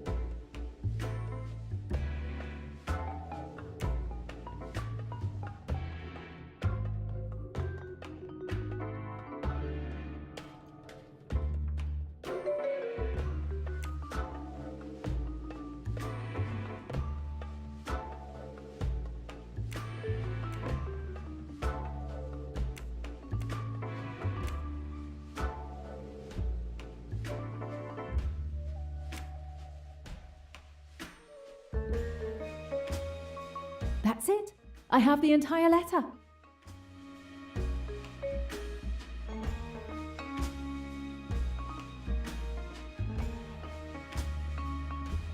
Pennington claims to have run into the Doyles on this boat by pure chance. But this letter, which he tried to make disappear, tells a completely different story. I have the strong impression that this trip to Egypt is actually a business trip for Mr. Pennington, perhaps even a matter of professional survival. He seems quite embarrassed at the thought of someone uncovering the games he's played with Linnet's money. I wonder if that's what it could be about.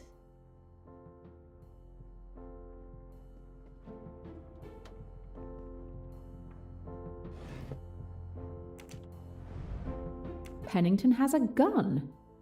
Why would a businessman take a pistol on a quiet cruise? Unfortunately, it can't be the murder weapon. It's a .45, a much higher caliber than the gun that killed Lynette.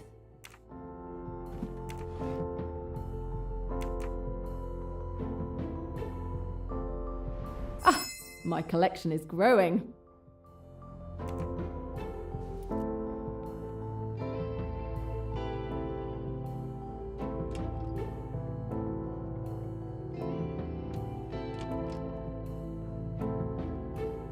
Good morning. Good morning. This is a surprise. What are you doing here? I didn't expect to see you again after our meeting in Maiorca. I wasn't entirely honest, I'm afraid. I am Jane Royce, a private detective. I was undercover investigating a theft. Really? How exciting.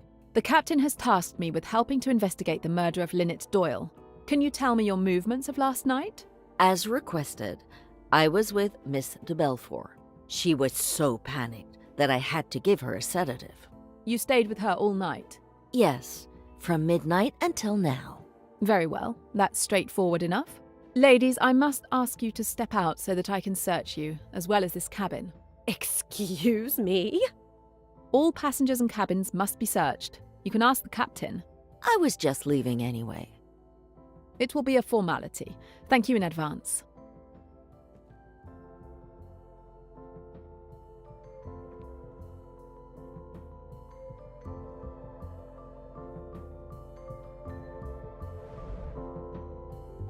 Nothing interesting.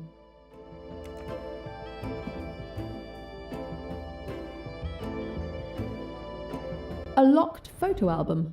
But why did Mr. Belfort take it on holiday?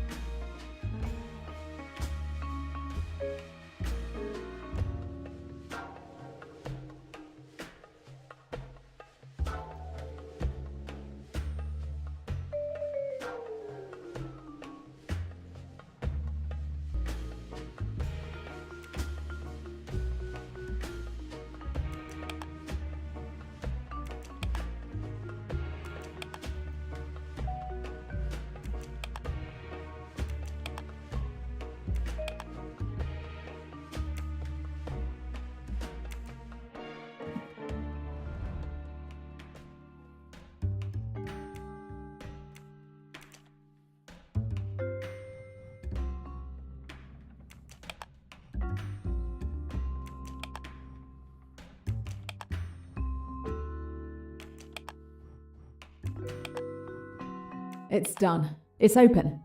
I hope she doesn't have to go through all this every time she wants to look at her photos. Oh, they seemed so happy back then. But now, is hatred all they feel? Simon had proposed to Jackie. Their future seemed bright.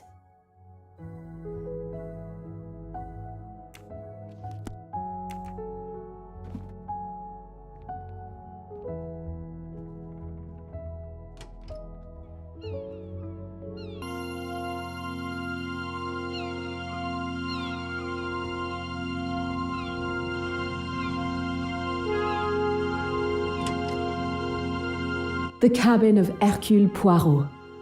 What I could learn from this man.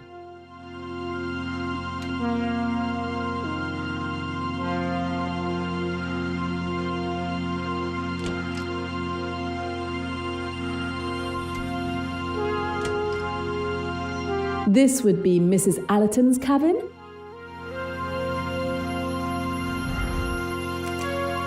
Seeds. Food for the parrot.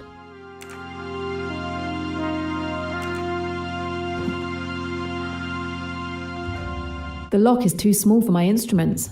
I'll have to find another way to open it.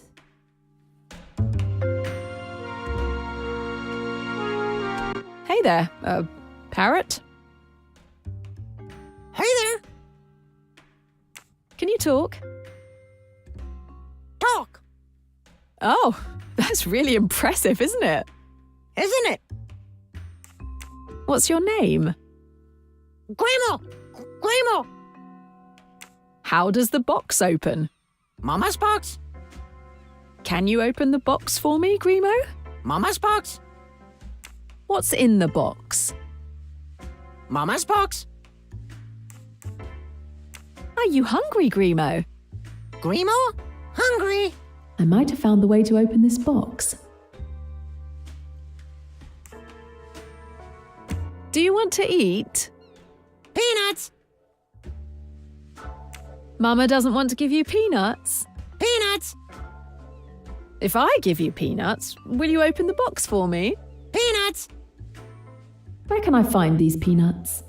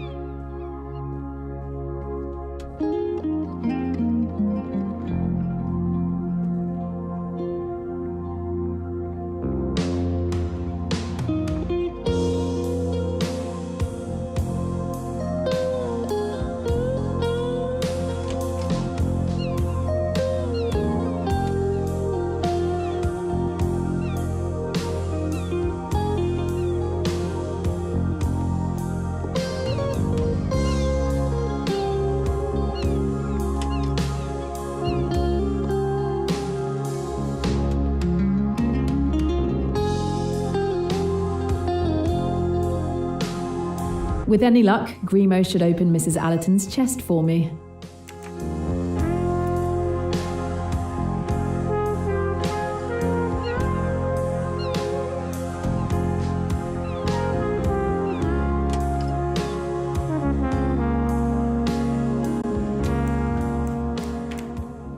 Here are your peanuts, Grimo. Happy now? Now, will you open the box for me? Grimo, happy. Mama's box. Wow, that colour pattern is gorgeous. Mama's box.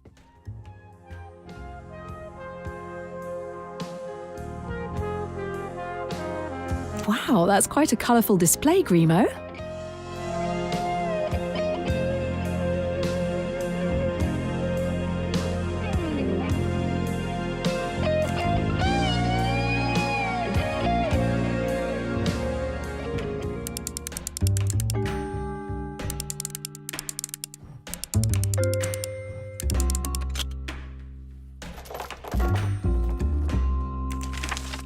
Amanda Bolton, a nasty film critic.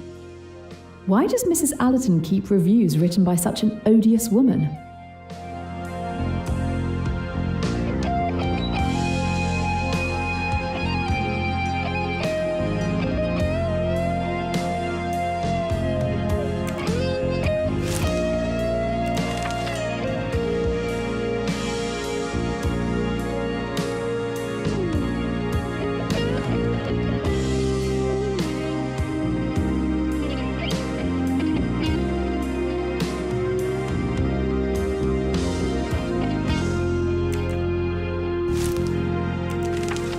All these film reviews seem to have been written by this Amanda Bolton, a very critical person, it seems.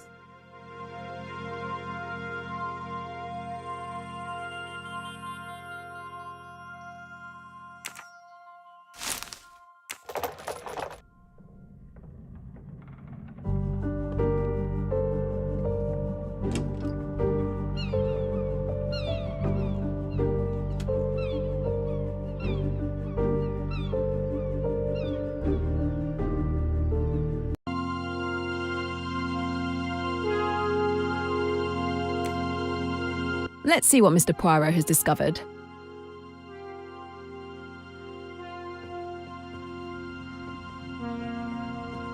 Good day, Samir. Might I disturb you for a moment? Of course, Mr. Poirot.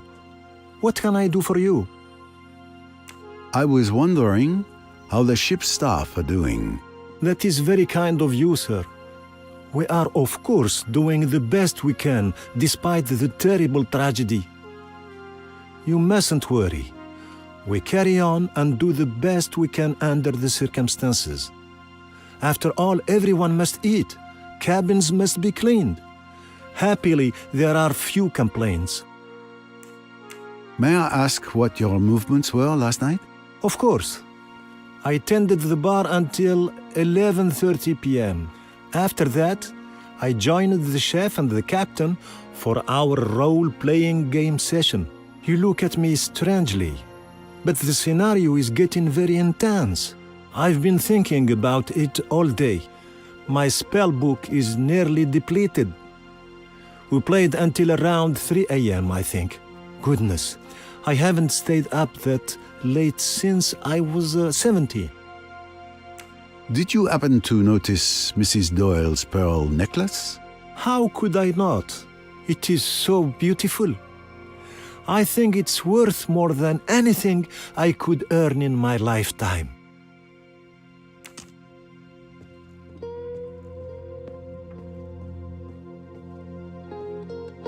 Good day, Mademoiselle Robson. You seem anxious. Do you want to speak with me? Yes, Monsieur Poirot. Please, take your time. Mrs. Doyle was incredibly kind to me. What happened last night is simply dreadful. Tell me of last night, Mademoiselle, if you will, in your own words. Yes, I will explain everything to you. After you retired for the evening, I went back to the lounge for tea. And then Jacqueline de Belfort arrived. Waiter, a drink, a double gin.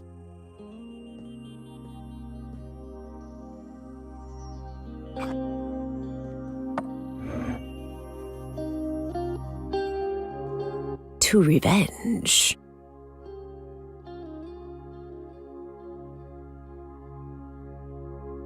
I'm tired.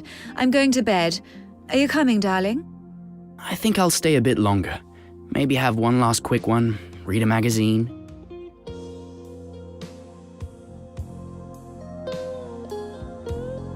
Well, I suppose that's it. I'm going to head out too. Have a good evening.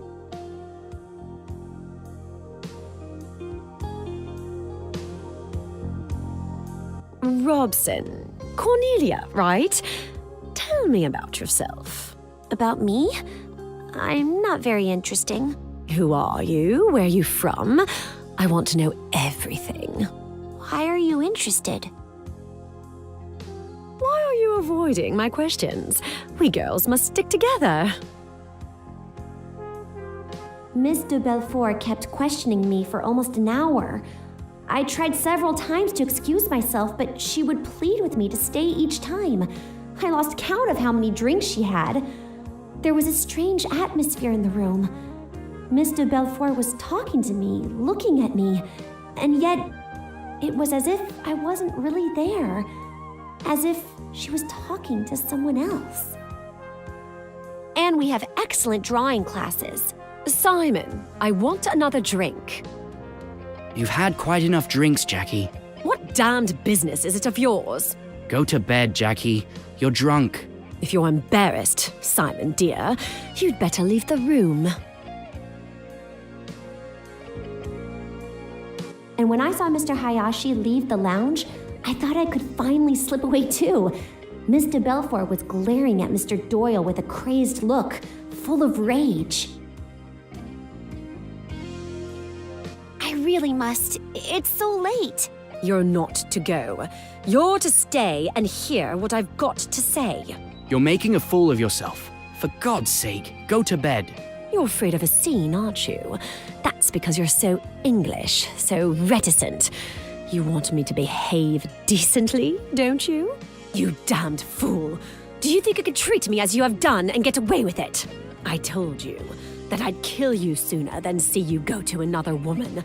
You're my man, do you hear? You belong to me.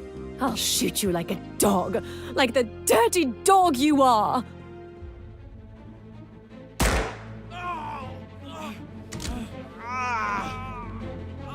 Mr. Hayashi! Mr. Hayashi! She shot him! Oh, she shot him! Oh, God. Oh, I wish I were dead. What have I done? What have I done? Hush, dear. Hush. Get her to her cabin, Hayashi. Miss Robson, get that hospital nurse of yours. Don't leave her. Make quite sure she's safe with the nurse looking after her. Then get hold of old Bessner and bring him here. For God's sake, don't let any news of this get to my wife.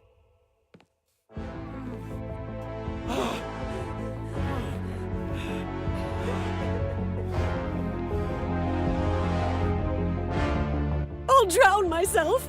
I'll drown myself. I'm not fit to live. Oh, Simon. Simon. Better get hold of Miss Bowers. I'll stay while you get her.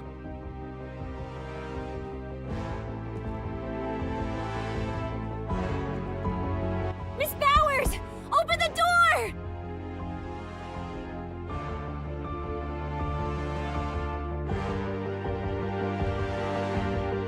Miss Robson, what's happening? Are you all right? Oh my God! It's Miss de Belfort! She shot Mr. Doyle! She keeps saying she wants to kill herself! We need you! And Mr. Doyle, is he all right? He's in the lounge. He has a bullet wound in his leg. Mr. Hayashi will get Dr. Bessner once we've reached Miss de Belfort. If she's left alone, she might harm herself.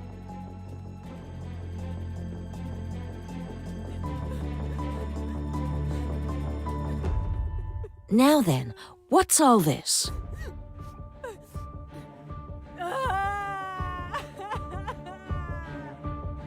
Is there anything I can do to help? Not at the moment. I'll give her a sedative and stay with her all night. Go and help the others with Mr. Doyle. I'm sure they'll need you more.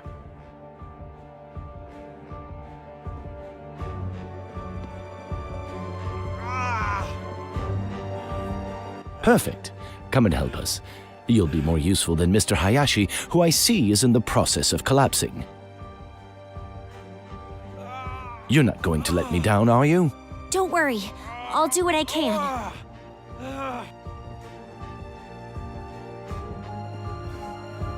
Poor Mr. Hayashi didn't seem very comfortable at the sight of Mr. Doyle's wound, so I stepped in. The doctor and I carried Mr. Doyle to the doctor's cabin. Luckily, we didn't have to carry Mr. Hayashi as well. The wound was really ghastly. The doctor busied himself cleaning and treating the wound as best he could. Well, this is the best I can do. You've been brave. I'm going to give you something to help you sleep. And your wife? What should we do about your wife? She needn't know till the morning. You mustn't blame Jackie. It's been all my fault. I treated her disgracefully. She didn't know what she was doing. Yes, I understand. My fault, Miss Robson. Someone ought to stay with her. She might hurt herself. It's all right, Mr. Doyle. Miss Bowers is going to stay with her all night. Mr. Hayashi, the gun. You mustn't leave it lying around. Quite right. I'll go and get hold of it now. I watched the doctor administer a sedative to Mr. Doyle. He seemed immediately more at ease. I'm bothered. I can't find that revolver. What? How is that possible? Did you look everywhere? Of course, I looked everywhere. It dropped out of the girl's hand. She kicked it away and it went under a settee. It isn't under that settee now. But who could have taken it? It's curious, that. But I don't see what we can do about it. Both of you go to bed. I'll watch over him tonight. And thank you. Your help has been invaluable. I did my best. Good luck. Thank you, Doctor. Mr. Hayashi left for his cabin and I continued to mine. I sat on my bed for several minutes, realizing what had just happened, trying to compose myself before going to bed and finally falling asleep. So now you know everything. That's it. I see. Jacqueline de Belfort's revolver. I am reminded when she showed it to me. Miss Robson, what can you tell me about Lynette Doyle's pearl necklace? It was simply stunning, wasn't it? And it looked perfect on her. Such elegance. The necklace you admire so. What a dream it would be to possess such a necklace. Well, of course. It has been stolen. Oh no, Mr. Poirot. I would never have dared. I assure you, you must believe me. I know nothing about the theft. In your cabin, we found a very elegant pocket watch. It's one of the few keepsakes I have from my father. So, he is the man beside you, inside the watch. Yes, that was before we lost everything. I love having it close to me. Back then, we were all together and happy, and so very innocent. The memories of our loved ones are often the most precious treasures we possess.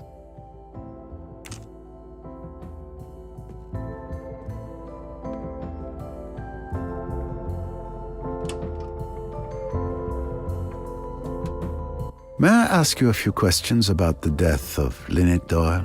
You're making a big fuss over nothing. It's not worth it. The world is full of useless rich people. A murder has been committed, and it will not go unpunished. Getting some fresh air? No, I'm meditating. I learned meditation at an ashram in India. It changed my life. Can you tell me about your evening yesterday? I don't see why, but let's get on with it. I took Cornelia for a walk ashore. We returned around 10 p.m., just before they lifted the gangway back onto the boat. I lingered on deck alone for a while, and then went back to my cabin a little before midnight. Did you hear anything that night? I think I heard something like a cork popping. I can't remember when, but there were still people around because I heard a commotion, people running on the upper deck. And nothing else? Ah, yes. I think I heard a splash, but I don't remember when. And you didn't leave your cabin during the night? No, too bad. I didn't get to take part in the excitement. Come now, Mr. Ferguson. Don't be childish. What can you tell me about Lynette Doyle's pearl necklace? It symbolizes the decadence of Western materialistic society, which Lynette Doyle epitomized to perfection. Like her, our society is of course destined to crumble. That's a certainty. I've often noticed that those who espouse your philosophy, if it can be called a philosophy, are often the very people who benefit the most from it. We found a signet ring with a peculiar coat of arms in your cabin. I'm sure I've seen it somewhere before, but I can't quite place it. Perhaps you could enlighten me? I have no idea because it's just a keepsake. Just a trinket I brought back from a trip. Nothing significant.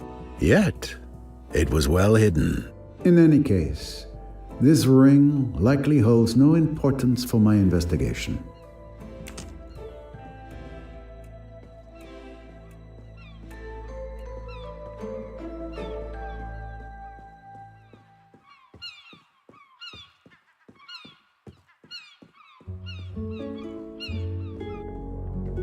Good morning, sir. The captain has asked me to investigate last night's tragedy. I'd like to ask you a few questions. Of course. Anything I can do. A bit boring, staying here, doing nothing? No, it's fine. I look forward to moments when I can peacefully get lost in my thoughts. Can you tell me what you did last night? Like every night, I get off the boat for the curfew watch. The captain raises the gangway, and I stay on the dock all night to ensure that no one boards or disembarks during the curfew.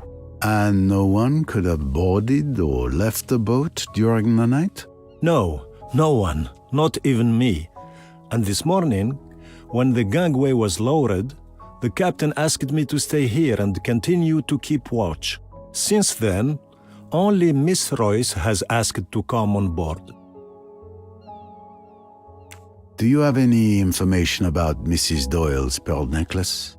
No, apart from the fact that it is very beautiful.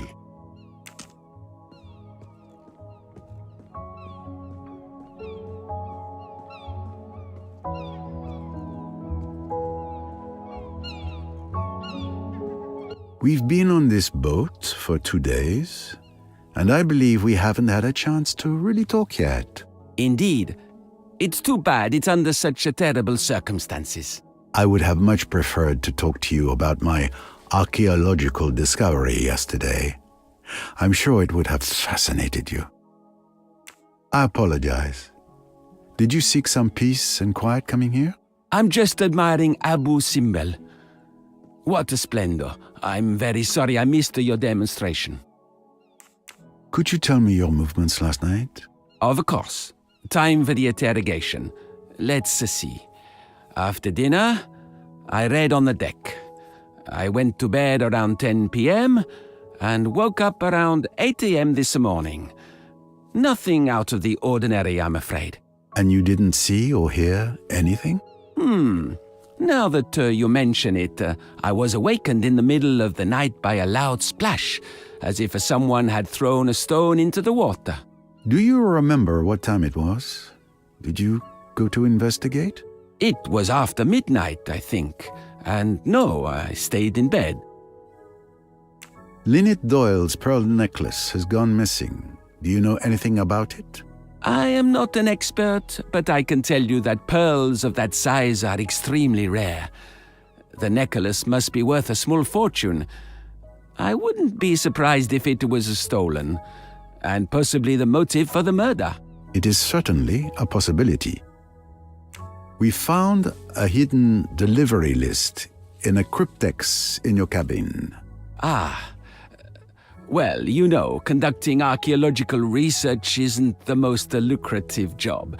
So, to make ends meet, I sometimes facilitate the transfer of certain works of small value from one hand to another. Your offense? I wouldn't put it that crudely. Call it what you will.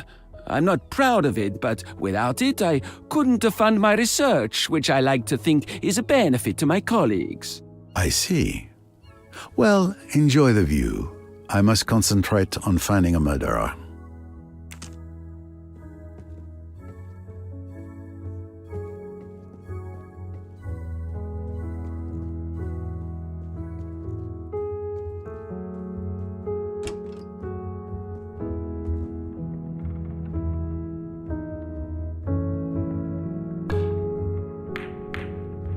Nice shot. But one good shot doesn't make a game. Most certainly, my friend. And the next shot promises to be even more difficult. Excuse me, gentlemen, for interrupting. But would you have a moment to answer a few questions? Of course. Anything I can do to help. Right now? Can't we at least finish our game? I could insist, monsieur.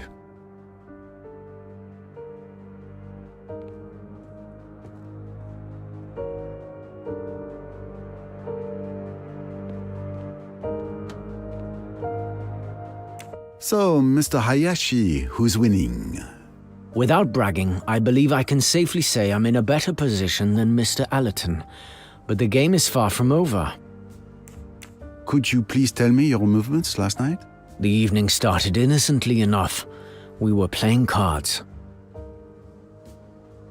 I spent the early part of the evening playing bridge with the Doyles and Mr. Pennington.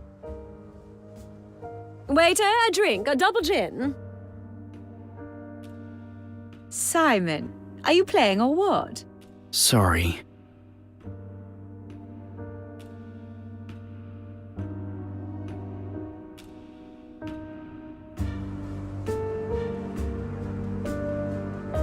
To revenge.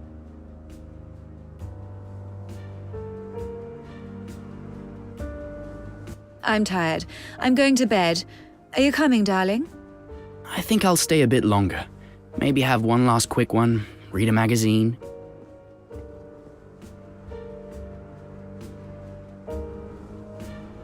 Well, I suppose that's it.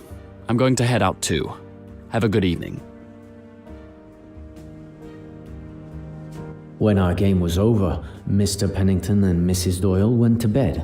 As for me, I simply moved to a sofa to read my book.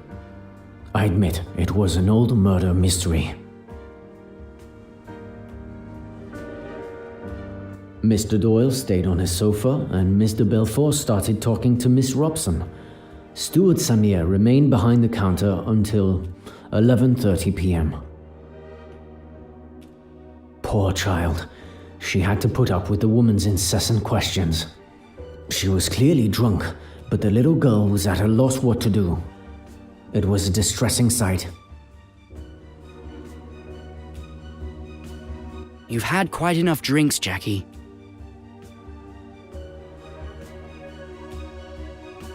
When the argument started to escalate, I seized the opportunity to discreetly slip away.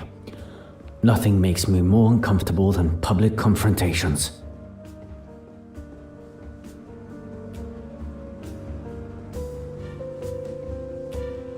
I paused for a moment, leaning on the railing of the deck. I could still hear them shouting inside, and I was relieved to have gotten out. I felt a pang of sympathy for poor Miss Robson, who wasn't as lucky as I was. That's when I heard the gunshot.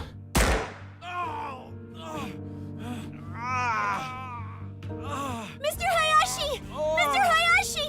She shot him! Oh, she shot him! Oh God. Oh, I wish I were dead. What have I done? What have I done? Hush, dear. Hush. Get her to her cabin, Hayashi. Miss Robson, get that hospital nurse of yours. Don't leave her. Make quite sure she's safe with the nurse looking after her. Then get hold of old Bessner and bring him here. For God's sake, don't let any news of this get to my wife.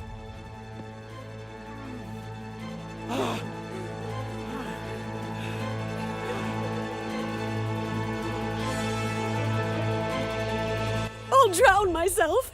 I'll drown myself. I'm not fit to live. Oh, Simon. Simon. Better get hold of Miss Bowers. I'll stay while you get her. I must go to him.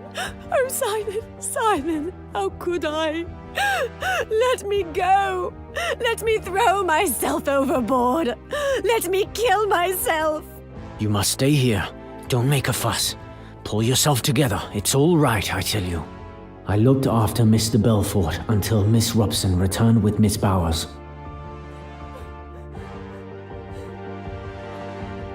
Now then, what's all this?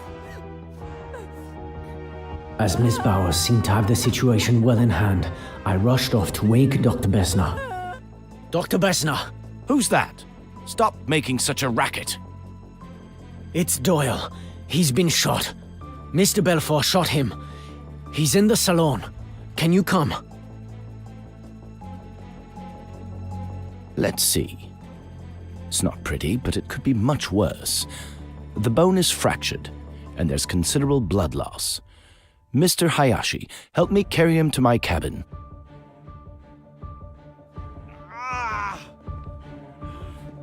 Perfect. Come and help us. You'll be more useful than Mr. Hayashi, who I see is in the process of collapsing. You're not going to let me down, are you? Don't worry. I'll do what I can.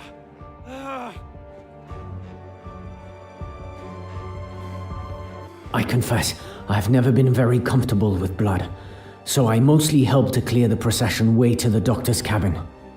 I was surprised and pleased by young Miss Robson's mental strength and composure. It was as if she had been waiting for this moment to bloom. I stayed near the door to get some fresh air while the doctor attended to Mr. Doyle. The groans he made, it was terrible. Well, this is the best I can do. You've been brave. I'm going to give you something to help you sleep. And your wife? What should we do about your wife? She needn't know till the morning. You mustn't blame Jackie. It's been all my fault. I treated her disgracefully. She didn't know what she was doing. Yes, I understand. My fault, Miss Robson. Someone ought to stay with her. She might hurt herself. It's all right, Mr. Doyle. Miss Bowers is going to stay with her all night. Mr. Hayashi, the gun. You mustn't leave it lying around. Quite right. I'll go and get hold of it now. I searched the entire lounge for a good 10 minutes, but I couldn't find that damn revolver anywhere. It had completely vanished.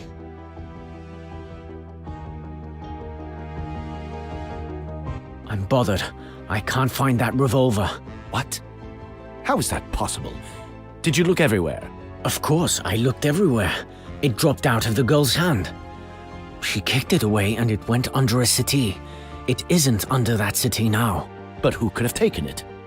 It's curious that, but I don't see what we can do about it. Both of you go to bed. I'll watch over him tonight. And thank you.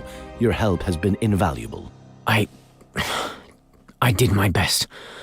Good luck. Thank you, Doctor. I wished Miss Robson a good night and went to my cabin. I've never been so happy to go to bed.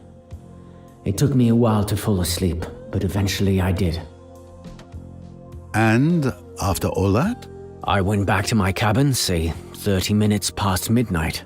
Your cabin is the closest one to the lounge, correct? Yes, that's right. Did you notice or hear anything unusual after you returned to your cabin? Well, I think I heard a noise, like a splash, just before falling asleep. That was probably around 1 a.m. or so, but I'm not certain. Very well, Mr. Hayashi. Thank you again for your cooperation. The splash could have been a murder weapon being thrown into the water by the killer. Mr. Hayashi, can you tell me anything about the disappearance of Lynette Doyle's pearl necklace? Monsieur Poirot, I swear to you, I knew nothing of it until you informed me of its disappearance. In that case, I believe you have told me all I needed to know for now. Mr. Hayashi, we discovered something very interesting while searching your cabin. Oh, do tell. You're not on this ship just for a holiday. You are actually here to spy on Mr. Pennington. I had my suspicions when you advised Mrs. Doyle not to rush into signing the papers. But with what we found in your cabin, my suspicions are now confirmed. Well, I suppose the game is up, as you detectives say. You are correct. I'm one of many employees of the Ridgeway Empire. And Mrs. Doyle invited a simple employee on holiday with her? I'm hardly a simple employee, as you suggest. I was secretly sent by my uncle, Mrs. Doyle's solicitor, to keep an eye on Mr. Pennington. Neither he nor Mrs. Doyle knew who I am. You were suspicious of Mr. Pennington, Mrs. Doyle's right-hand man, and a trusted friend. I don't know all the details, but my uncle discovered some unreported financial movement in Mrs. Doyle's accounts over several months. We suspected Mr. Pennington of misconduct. When we learned he was in Egypt, it raised a red flag for us. So your mission was to protect Mrs. Doyle from Mr. Pennington? If necessary. The Ridgeway dynasty's fortune attracts the interest of many unscrupulous characters. And now, with Mrs. Doyle's tragic death, it seems our fears may have been justified. I see. I thank you for your frankness, monsieur. Miss Royce, I was looking for you. I was looking for you too, Mr. Poirot. Time to share information? The murder weapon is not at the scene of the crime or in Mr. Belfort's cabin. Why would the murderer get rid of the weapon? It would make more sense to use it to incriminate her. Time to see what Mr. Poirot has learned.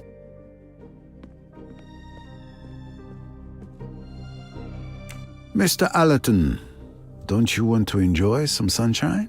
If you move the billiard table outside, I'd be happy to. Could you tell me your movements last night, Mr. Allerton? Since you ask so politely, we all had dinner together. Then I went to bed around 11 p.m. I was awakened by noise. Miss Robson calling Mr. Hayashi, footsteps, and then Dr. Bessner talking. After that, I went back to sleep and heard nothing else until this morning. Last night's meal. I'm sure I was the only one drinking wine at our table. Lynette Doyle's pearl necklace disappeared last night. Can you tell me anything about that? You're the first to tell me the news. I didn't even know it had been stolen. The thief will make a fortune if he can sell it, but he doesn't stand a chance if you're there to stop him. Very well. Thank you for your testimony. Let's move on. We found a message signed J in a hollow book. We also found a J traced in blood on Lynette Doyle's wall. A coincidence, perhaps? If you think I killed Lynette, you're nuts. But, well, okay. The J in the message is for Joanna Southwood. Joanna is my cousin. You know her, right? She told me you met her at Chez ma Tante, the night that fool's wedding proposal backfired. Yes, she was the engagement ring's thief. Who saved Lynette from a disastrous marriage. Given the recent circumstances, we can say an even more disastrous marriage has occurred. But very well. It is your cousin who sends mysterious messages in hollow books? Yes, we've done it since we were kids. There's no harm in it. We'll leave it like that then, for the moment. We noticed that the stylus of your record player is missing from your cabin. Yes, I lost it somewhere while we were shifting our luggage in Aswan. That's unfortunate. The record player won't work without it.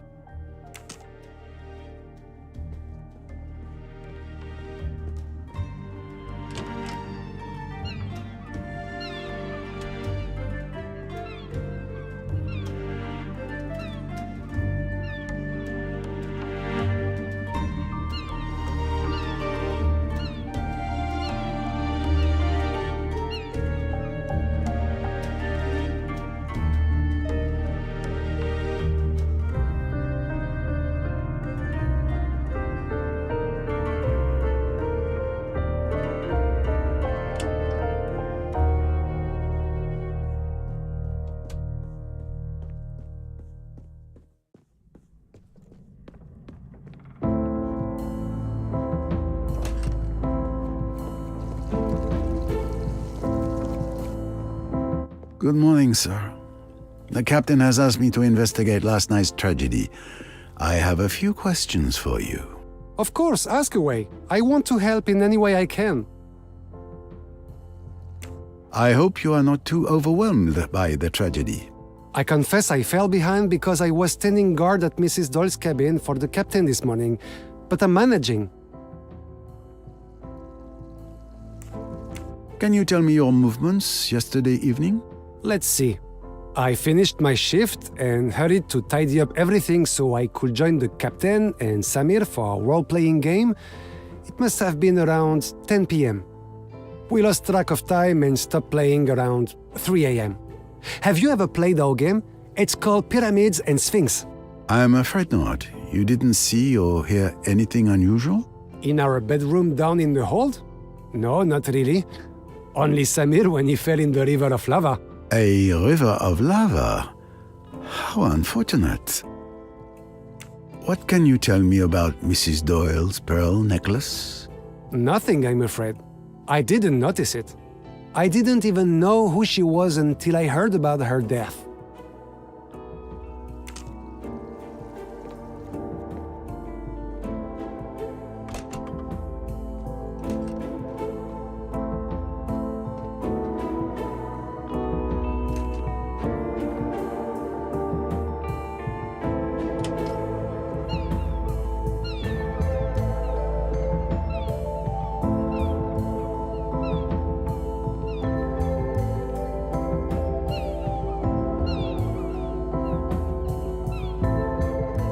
Mrs. Allerton, always a pleasure.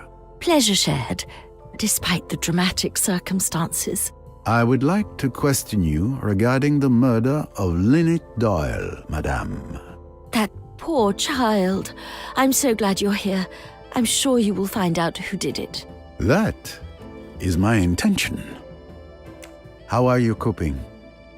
Fortunately, I have Tim by my side, dear boy. He's always there for me. I'm sorry to have to ask, but I must get a clear picture of everyone's movements last night. Can you tell me yours?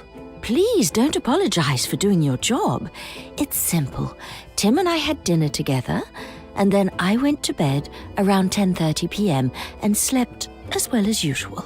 Nothing particular to report? Now that you ask, it was probably nothing, but I heard a splash. It must have been around 1 a.m. It may have been a dream, but I came fully awake. I listened carefully, but heard nothing more. Then I drifted off again. Thank you, madame. Your testimony is very important. What can you tell me about Lynette Doyle's pearl necklace? It's really very beautiful, isn't it? It was stolen last night. Oh, poor child. To be robbed and murdered on the same night. What kind of world are we living in? A very dangerous one, it would seem. Thank you, madame. Mrs. Allerton, we found something in your cabin. Newspaper clippings written by someone named Amanda Bolton, a film critic known for being one of the most outspoken in the industry. Can you tell me why you saved these particular clippings? Cinema and I have a long history, Monsieur Poirot. From a very young age, I was captivated by this fantastic art form. I've seen it grow, evolve from its beginnings to today. It's remarkable how it's changed over the years. This passion made me very demanding, and I simply wanted to express my opinion, so I wrote about it. It was a hobby, but it turns out people enjoy it. Are you saying that? Yes, I don't publicize the fact, but I am Amanda Bolton. Well, I've read some of your reviews. I respect your passion. And the pseudonym? A pseudonym is helpful. This way I don't need to censor myself in my reviews, and I can avoid debates with temperamental directors. You understand, some of them are friends. Ah, I understand, madame. A wise practice for the freedom it gives you. I myself resort to such little deceptions in my investigations. I look forward to Amanda Bolton's next review. Thank you, Monsieur Poirot.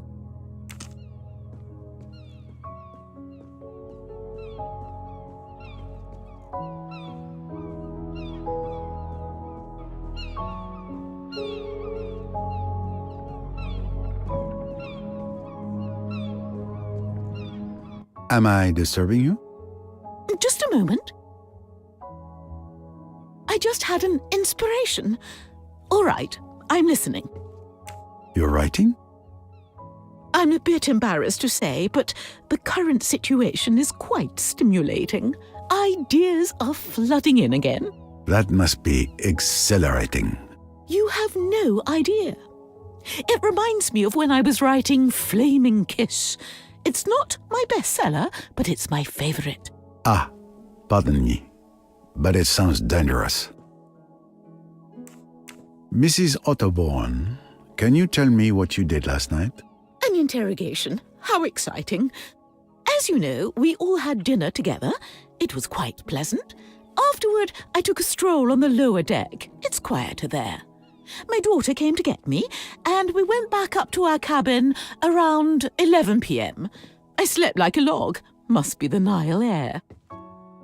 Lynette Doyle's pearl necklace has gone missing. A theft and a murder? The plot thickens. A crime of passion. Murder? A primitive instinct.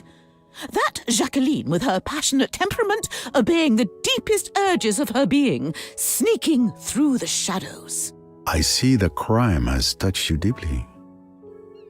Mrs. Otterbourne, my associate found what was hidden in your typewriter. Your little secret. Oh, I don't know what you're talking about. And besides, find me a person on this boat who doesn't have a little secret to hide.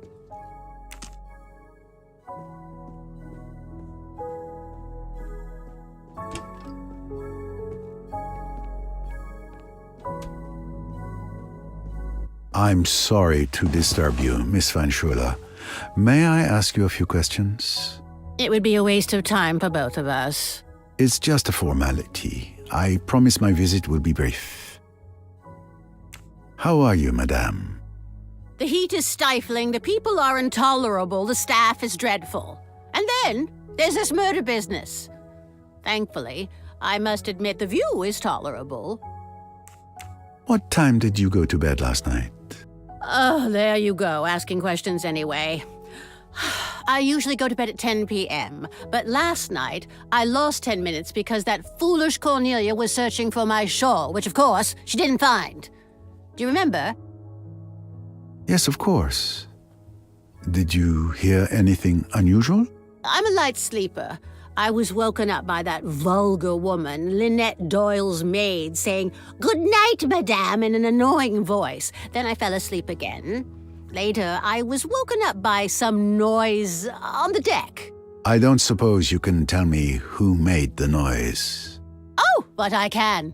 I got up to see. Rosalie Otterbourne was on the deck in front of her cabin. It looked like she was throwing something into the water. I'm not sure what she was up to, but I'm certain it was her. I saw her face clearly. She went back into her cabin, and I returned to bed. Rosalie Otterbourne. At last. Who would have thought this annoying woman would prove to be a useful witness?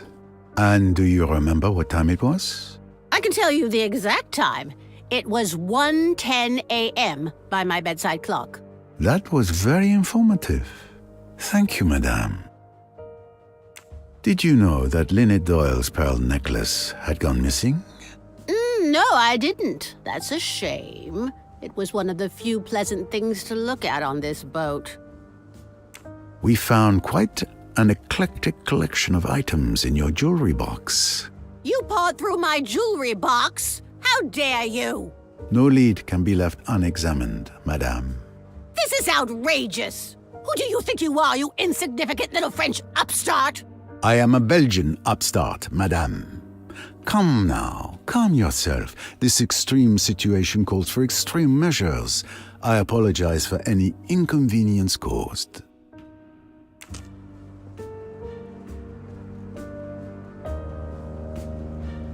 Mr. Pennington. Ah, Mr. Poirot. There you are at last. I was wondering when you would come to see me.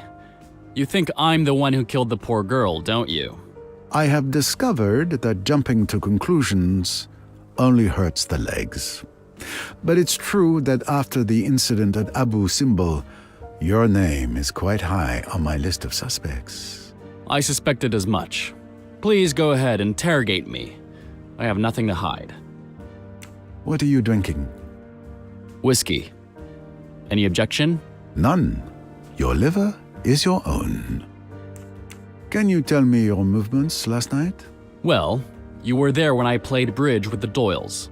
Then that woman showed up, and Lynette wanted to go to bed, so we stopped the game. I went to my cabin soon after.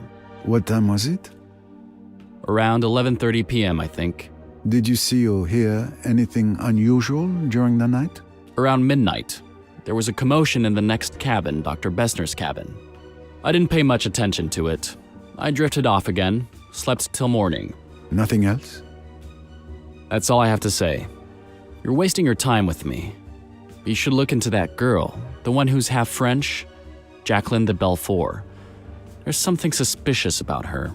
Rest assured, I won't overlook anyone. You were close to Mrs. Doyle. What can you tell me about her pearl necklace? A very beautiful piece, worth a small fortune. Because of its value, it was quite tricky to insure. That's all I can tell you. And were you aware that it went missing last night? Ah, you see? I was right to have it insured. Your cabin was searched. We found a note clearly indicating that you used Mrs. Doyle's money, formerly Miss Ridgway, for dubious investments. Nonsense. I merely borrowed the money, as is my prerogative, and unfortunately the investments went awry. All I wanted was to help Lynette diversify her portfolio, but I felt guilty enough. I fully intended to recoup her losses, but such a sum isn't easily gathered at the snap of a finger. Her death suits you then.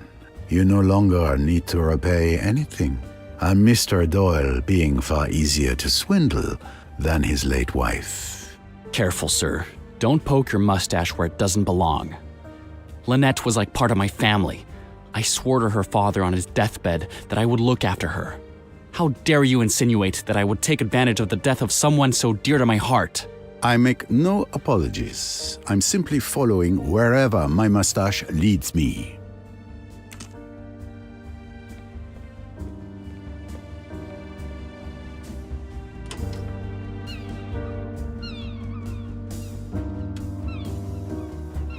Good morning, Mr. Belfort. You're finally out of your cabin. Good to see you, Monsieur Poirot. Yes, your colleague came by a while ago and told Miss Bowers and me that all the cabins must be searched. So, I'm enjoying the Egyptian sun. Do you remember our conversation at the Imperial Nile Hotel, Mr. Belfort? I remember it very well. I know you warned me. Yet, you didn't listen to me. It's true. I followed Simon and Lynette on the boat, but I am not a murderer. What did you do last night? It's a bit hazy. I admit I had a bit to drink. After our encounter last night, I went to the lounge. Yes, all I wanted was to keep turning Simon and Lynette's honeymoon into a nightmare. I admit I drank a lot of alcohol. Well, I decided what to do to cause a nice little scene.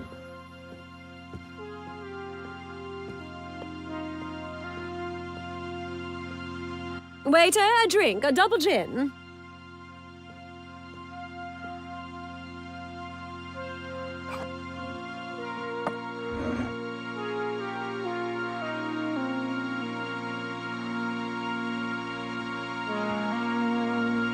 To revenge.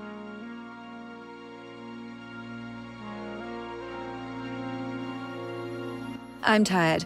I'm going to bed. Are you coming, darling? I think I'll stay a bit longer. Maybe. Robson. Cornelia, right? Tell me about yourself. About me? I'm not very interesting. Who are you? Where are you from? I want to know everything. Why are you interested? Why are you avoiding my questions? We girls must stick together. I kept questioning Miss Robson about her tiny, boring life, doing everything I could to make her stay. I absolutely wanted to make Simon uncomfortable, but he remained impassive, pretending I didn't exist. I was seething inside, and with the help of alcohol, I finally lashed out. And we have excellent drawing classes. Simon, I want another drink. I'll drown myself. I'll drown myself. I'm not fit to live. Oh, Simon. Simon. Better get hold of Miss Bowers. I'll stay while you get her. I must go to him. Oh, Simon, Simon, how could I? Let me go. Let me throw myself overboard. Let me kill myself. You must stay here. Don't make a fuss. Pull yourself together. It's all right, I tell you.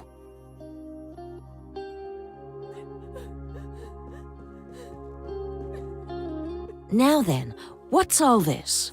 I remember feeling a sting in my arm. I hoped it would kill me. Then everything got darker and darker until I woke up this morning. Thank you, Mr. Belfort. Mrs. Doyle's pearl necklace went missing last night. Do you know anything about it? A theft? Could someone have killed her for a piece of jewelry? Did you know that a J was also found traced on the wall using the victim's blood? You really think that... I didn't do it? I didn't do it! Oh, please believe me. Everyone will think I did it, but I didn't. I didn't. It's awful. I wish it hadn't happened. I might have killed Simon last night. I was mad, I think. But I didn't do the other. Calm yourself, Mr. Belfort. Don't worry. I will soon have the answer to this whole matter. We found some photos of you and Mr. Doyle in your cabin. Yes, I admit I still hope that he will come back to me. I don't want to lose those beautiful memories with him. I understand. But be careful with the ghosts of the past. As comforting as they might be, they may only prevent us from moving forward. Thank you, Mr. Poirot. But I can manage my life on my own.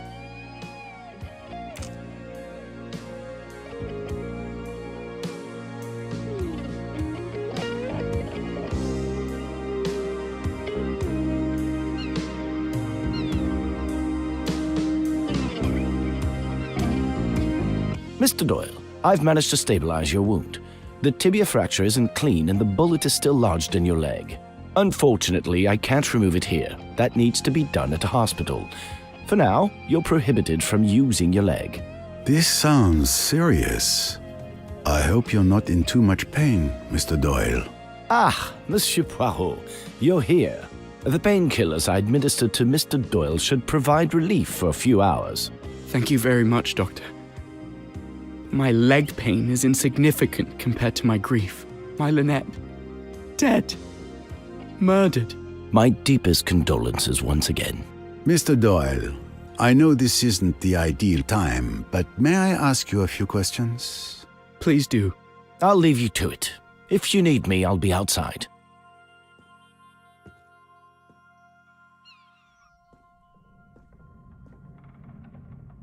How are you feeling, Monsieur Doyle? It's agony. You were badly wounded.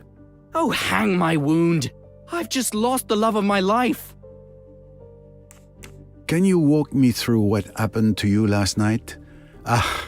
Perhaps walk was a bad choice of words. What a night it was. I'll tell you everything I can remember, if it will help catch Lynette's killer. After you left, we continued playing bridge for a bit. Waiter, a drink, a double gin. I was trying to read my magazine, but I couldn't concentrate, with Jackie doing everything to make herself the center of attention with Miss Robson. She clearly wanted to get to me, but I didn't let anything show. We were engaged in a duel of patience, and I was determined to win this time. And we have excellent drawing classes. Simon, I want another drink. You've had quite enough drinks, Jackie. What damned business is it of yours? Go to bed, Jackie. You're drunk. If you're embarrassed, Simon dear, you'd better leave the room.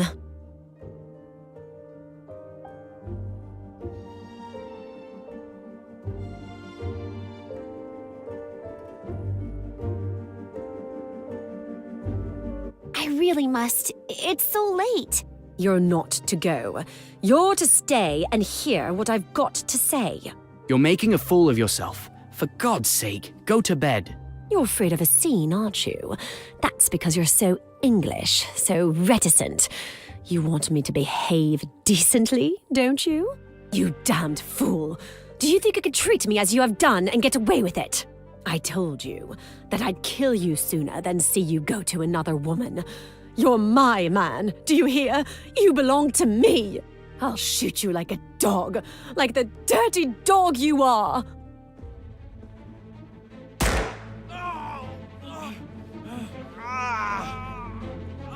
Mr. Hayashi! Mr. Hayashi! She shot him! Oh, she shot him! Oh, God. Oh, I wish I were dead. What have I done? What have I done? Hush, dear. Hush. Get her to her cabin, Hayashi. Miss Robson, get that hospital nurse of yours. Don't leave her. make quite sure she's safe with the nurse looking after her. Then get hold of old Bessner and bring him here. For God's sake, don't let any news of this get to my wife. They left me alone in a lounge for 5 minutes or so. My leg was killing me. But all I could think of at the time was that it was I, through my deeply selfish actions, who had caused Jackie to commit such an act of hatred. I had caused her so much grief. I deserved much worse than a bullet in the leg.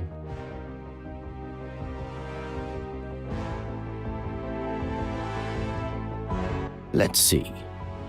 It's not pretty, but it could be much worse. The bone is fractured, and there's considerable blood loss. Mr. Hayashi, help me carry him to my cabin.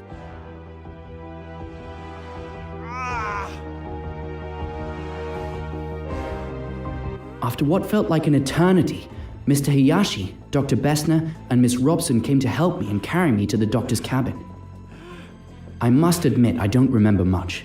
I just know the doctor was working on my leg, and the pain was unbearable. I think I must have passed out. Well, this is the best I can do. You've been brave. I'm going to give you something to help you sleep. And your wife? What should we do about your wife? She needn't know till the morning.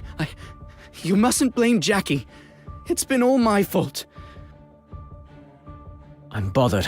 I can't find that revolver. What? How is that possible? Did you look everywhere? I only heard a few snatches of conversation when Mr. Hayashi returned. I wanted to react, to say that we had to search the boat for that bloody gun. But the sedative was already taking effect. I fell asleep before he and Miss Robson left the room. Now you know everything. It is clear to me how you ended up in this state. Thank you. Ah, excuse me. I thought Monsieur Doyle would be alone. I'll come back later. Wait a moment, please. Your presence is actually timely. May I ask you a few questions? Oh, very well. I'm listening. Why do you visit Mr. Doyle? I just wanted to check on him and express my sincere condolences for Madame Doyle. What happened to her is terrible, very, very terrible. Your movements last night, what were they? I helped Madame Doyle to bed around 11:30 p.m. Then I went to bed in my cabin around 11:45 p.m. Did you see or hear anything that could be useful to us? No. Naturally, if I had been unable to sleep, if I had mounted the stairs, then perhaps I might have seen this assassin, this monster, enter or leave Madame's cabin. But as it is... Monsieur, I implore you. You see how it is. What can I say? Don't be a fool. Nobody thinks you saw or heard anything. You'll be quite all right. I'll look after you. Nobody's accusing you of anything. Monsieur is very good. Do you know anything about your Madame's pearl necklace? Madame Doyle was wearing it last night. And I also saw Madame put the necklace back in its case last night before going to bed. Is that the last time you saw the necklace? Yes, monsieur. And what about this morning? My God, I didn't even look. When I entered her cabin, I saw Madame. I screamed and ran out. It was indeed missing this morning. It's a bit delicate to talk to her about this here. I'll wait until she is alone. We are done for the moment, mademoiselle. I am truly sorry for you, Monsieur Doyle. I know how you must feel. I hope everything will be all right for you. Monsieur Poirot, I'll be in the saloon if you need to question me.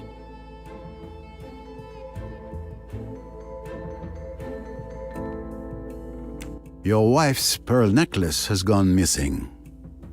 Any idea where it might be? Gone missing? The necklace was stolen?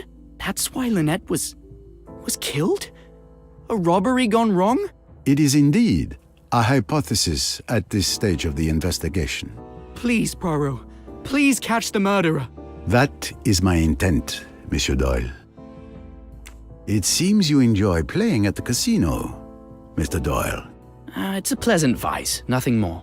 But alas, you don't seem to win much, judging by the few chips found in your cabin. Well, what can I say? There's always tomorrow.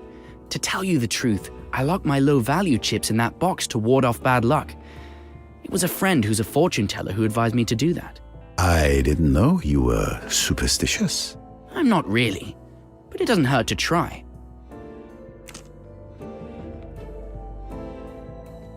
Excuse me, Mr. Poirot. I should like to see Jackie. Would you mind if I asked you to bring her here? I've thought a lot. I haven't treated her well, and I'd like to clear things up. I know Lynette would want me to. You wish to see Miss de Belfort? Very well. I will fetch her for you.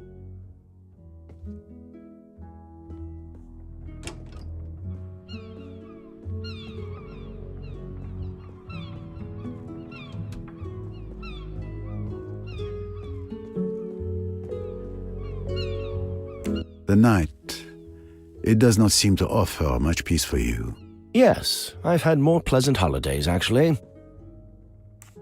What happened to you last night, Dr. Bessner? It all started when Mr. Hayashi woke me up in the middle of the night. I was asleep when I heard someone knocking on my door. I got up quickly, wondering what they could possibly want with me at this late hour. Dr. Bessner! Who's that? Stop making such a racket. It's Doyle. He's been shot. Mr. Belfort shot him. He's in the salon. Can you come? Let's see. It's not pretty, but it could be much worse. The bone is fractured, and there's considerable blood loss. Luckily, the young lady was there. She kept a cool head and was a great help in getting Mr. Doyle to my cabin. And without proper equipment, I had to improvise. Honestly, I'm quite proud of the result. However, poor Doyle was in agony. Well, this is the best I can do. You've been brave. I'm bothered. I can't find that revolver. What? How is that possible? Did you look everywhere? Of course, I looked everywhere. It dropped out of the girl's hand. She kicked it away and it went under a settee. It isn't under that settee now. But who could have taken it? It's curious, that. But I don't see what we can do about it. Both of you go to bed. I'll watch over him tonight. And thank you. Your help has been invaluable. I did my best. Good luck. Thank you, Doctor. After dismissing Mr. Hayashi and Miss Robson, I sat down in an armchair. Mr. Doyle was already asleep. I got up several times during the night to re-examine his wound and put my instruments away. Then, in the early hours of the morning, the captain came knocking at my door to tell me that Mrs. Doyle was dead. There. That's how I remember it. Thank you, Dr. Bessner. Now that I have gathered both the testimonies of Dr. Bessner and Mr. Doyle, I am convinced that Dr. Bessner did indeed look after Simon Doyle all night. I am of the opinion that Lynette Doyle's pearl necklace was stolen. What do you think, Doctor? All I can tell you is that I didn't see it in the cabin. Also, during the preliminary analysis of the body, I didn't observe any marks around Mrs. Doyle's neck to indicate the necklace was ripped from her neck. It's likely that she removed it before going to bed. What happened to it then, I have no idea. Thank you for your observations.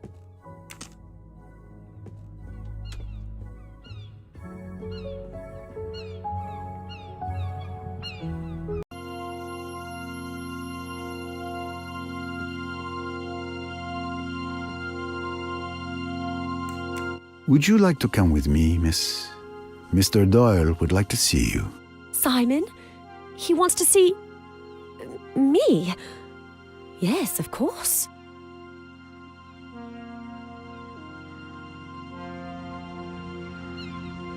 Hello, Jackie. It's kind of you to come. Simon, I didn't kill Lynette. You know I didn't. I was out of my mind last night. Oh, can you ever forgive me? Of course, it's all right. I thought you might be worried. Worried? A little. Oh, Simon. You were a bit upset last night. A bit drunk. But I could have killed you.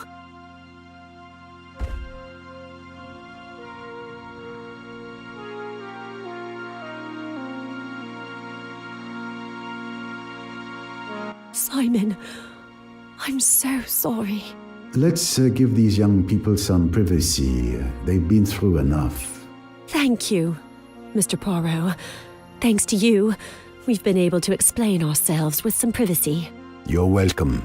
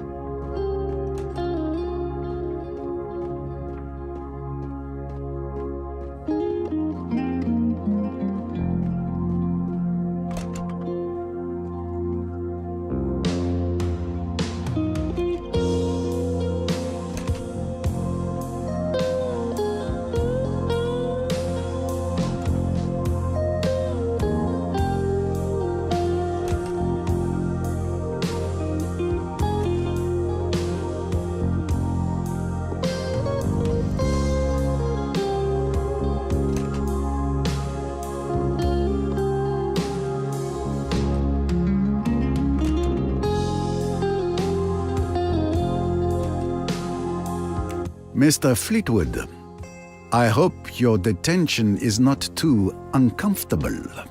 Oh, couldn't be better. A real palace. I have to ask for permission like a child if I want to relieve myself. But I do get my 3 meals a day, so I suppose you could call it luxury. I imagine you had a rather quiet evening.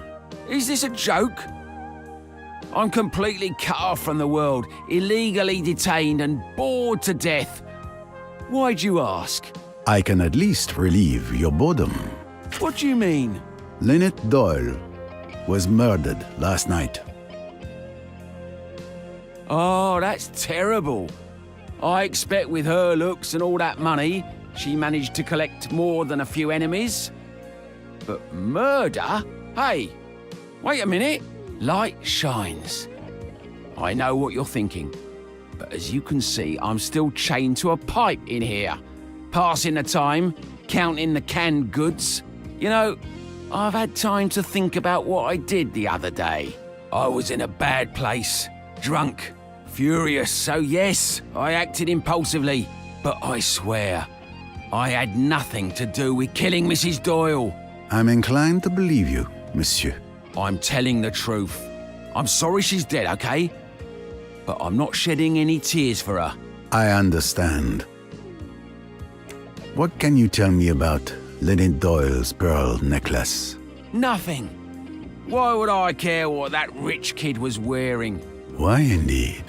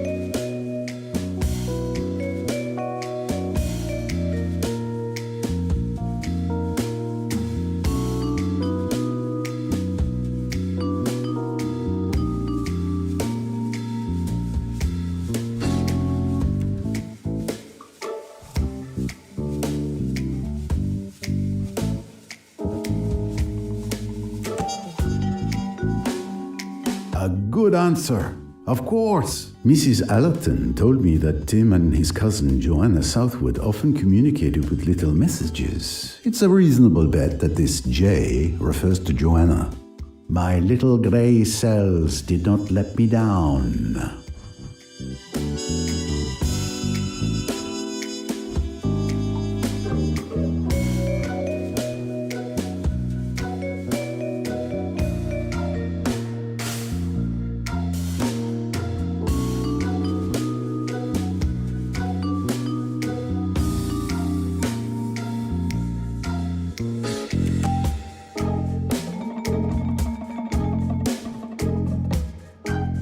Wonderful.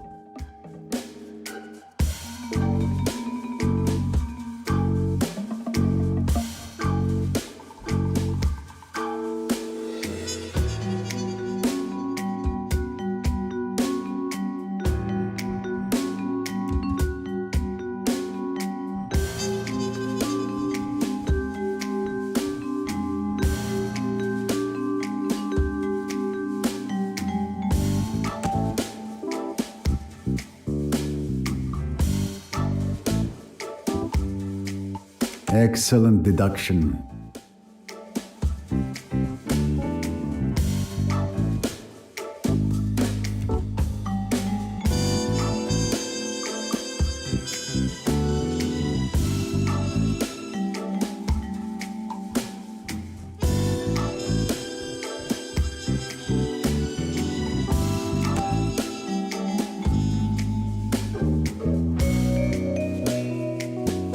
Every question must have its answer.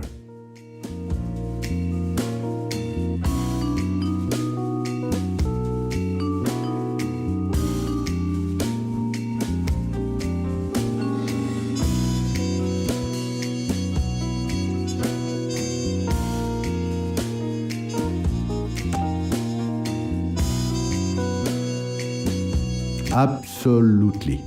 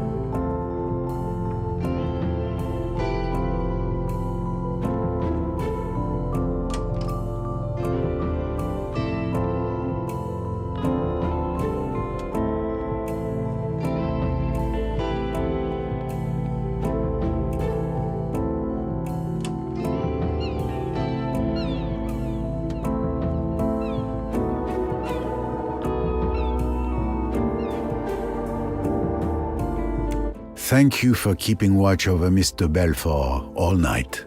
Oh, I'm used to sitting up with patients. It wasn't the most challenging guard duty I've had. What did you do last night? Let me see. Last night was eventful, to say the least. I had gone to bed early after dinner, but I was abruptly awakened by Miss Robson around midnight. Miss Bowers! Open the door! In the middle of the night, I was woken up by a pounding on my door. I got annoyed, wondering if it was a bad joke, but when I saw the little girl's face...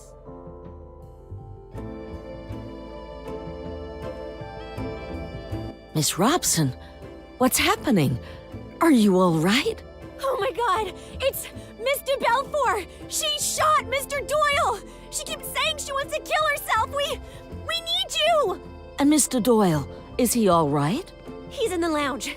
He has a bullet wound in his leg. Mr. Hayashi will get Dr. Besner once we've reached Miss de Belfort. If she's left alone, she might harm herself.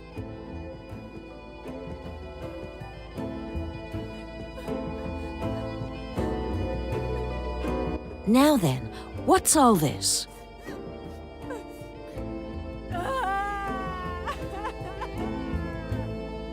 Is there anything I can do to help? Not at the moment. I'll give her a sedative and stay with her all night.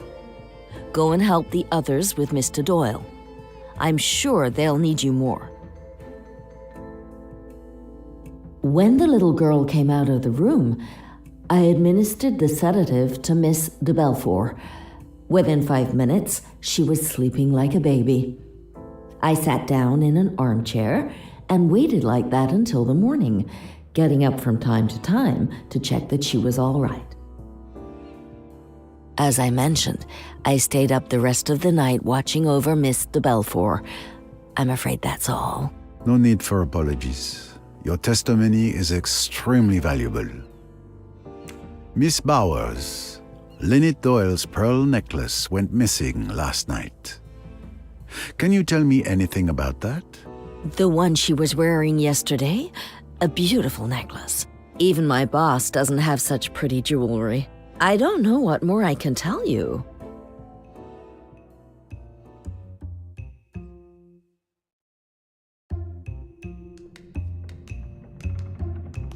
I'm sure she's lying, but how can I prove it?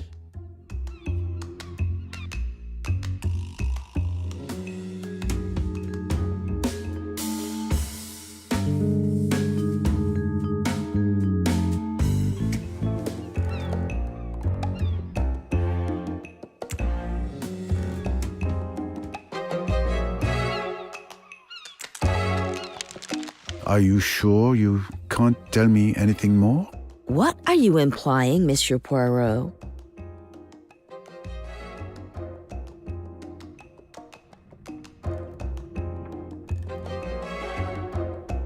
Perhaps you forgot to mention that you have Lynette Doyle's necklace in your cabin?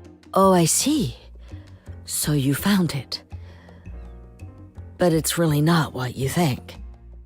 Will you kindly explain, Miss Bowers? Miss Van Schuler, she can't help it, you know, but she does take things, especially jewelry. That's really why I'm always with her. It's not her health at all. It's this little idiosyncrasy. I keep on the alert, and fortunately, there's never been any trouble since I've been with her. And she always hides the things she takes in the same place. So that makes it very simple. How did you discover they had been taken?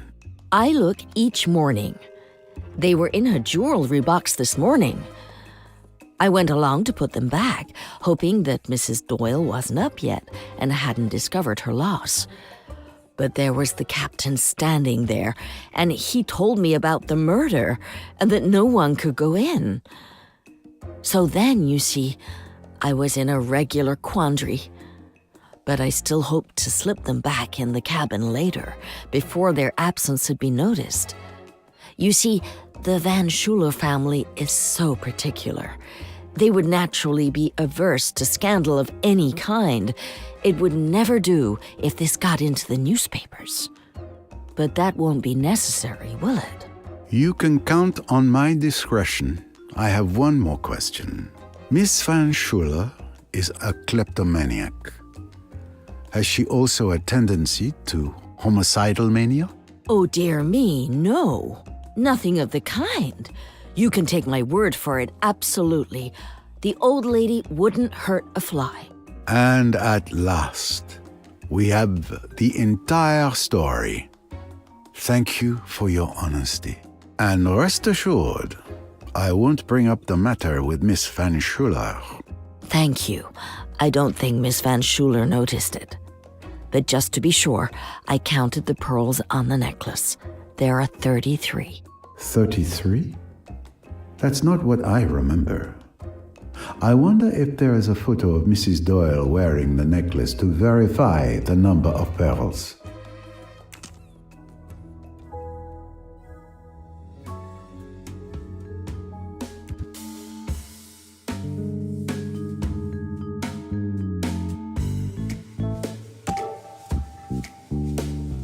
Brilliant. The necklace Miss Van Schuller stole, and that was recovered by Miss Bowers, is a fake.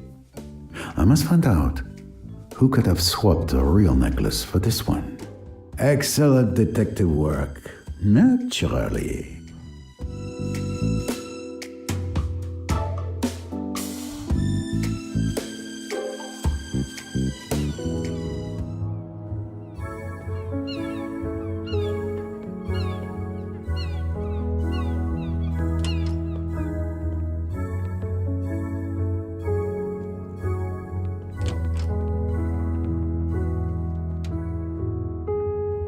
Good morning, Captain. Mr. Poirot. My turn to be interrogated for your investigation? Nothing to worry about. It is the detective's routine to ask questions. Is the river always this calm? Yes. I've spent months at sea as an officer on cargo ships through storms you wouldn't believe. This is a whole different world. An absolute pleasure. What did you do last night? Well, I have a new hobby recently.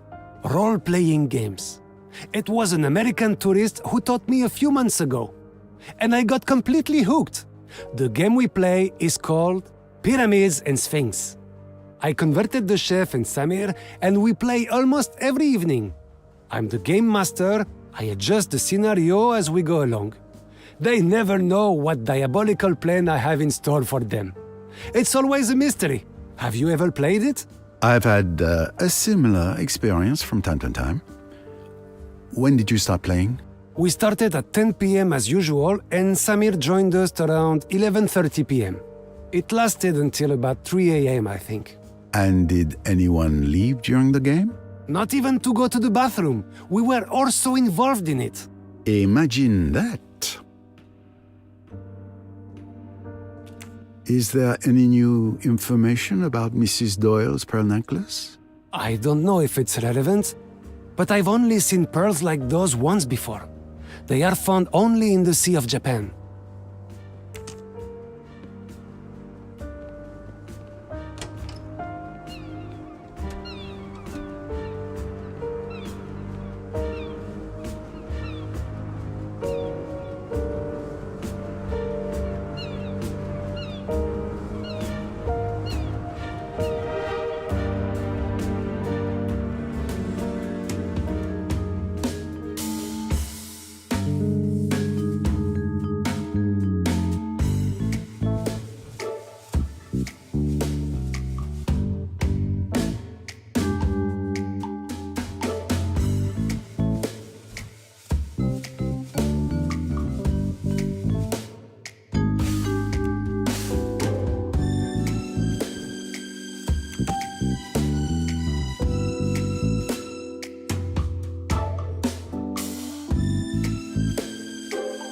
Of course, precisely what I thought.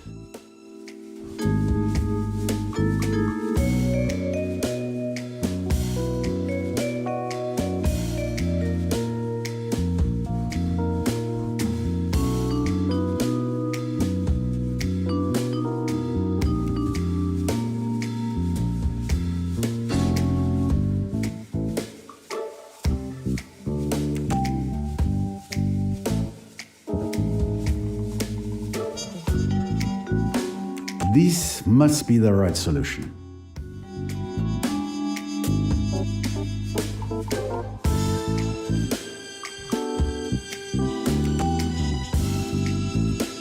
Impressive. Jacqueline de Belfort showed me a small .22 caliber revolver at a hotel in Aswan.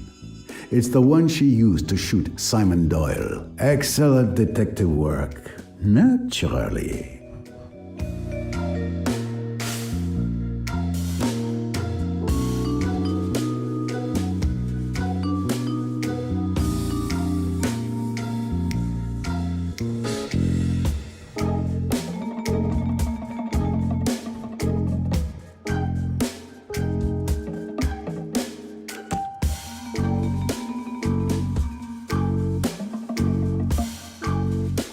Exactly. I'm right.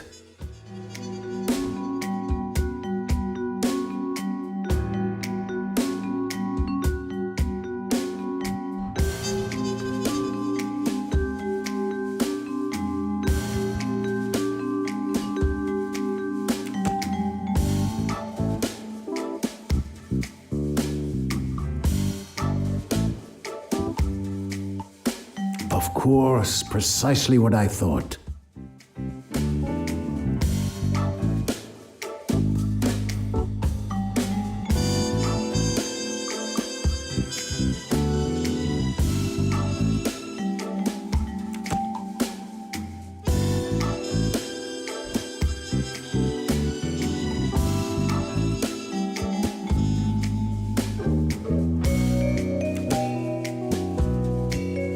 Of course, if someone wanted to drug me, the task is not impossible.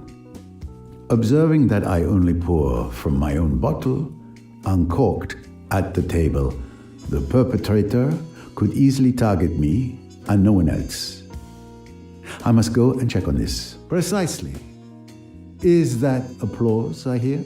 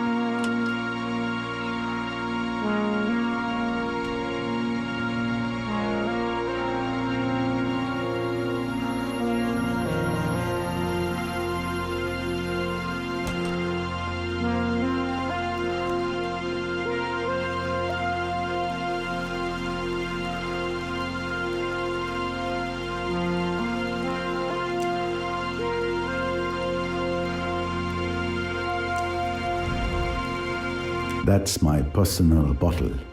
Well, an experiment is necessary to find out if it's been drugged.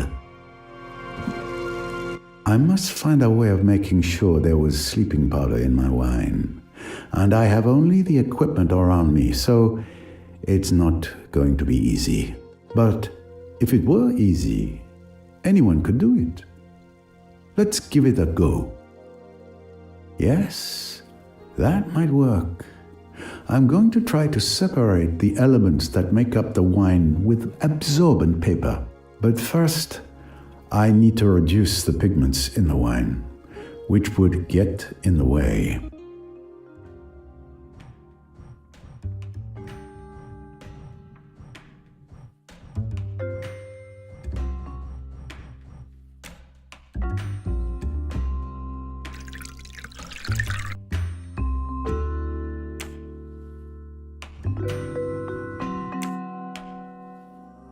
Yes, that might work. I'm going to try to separate the elements that make up the wine with absorbent paper. But first,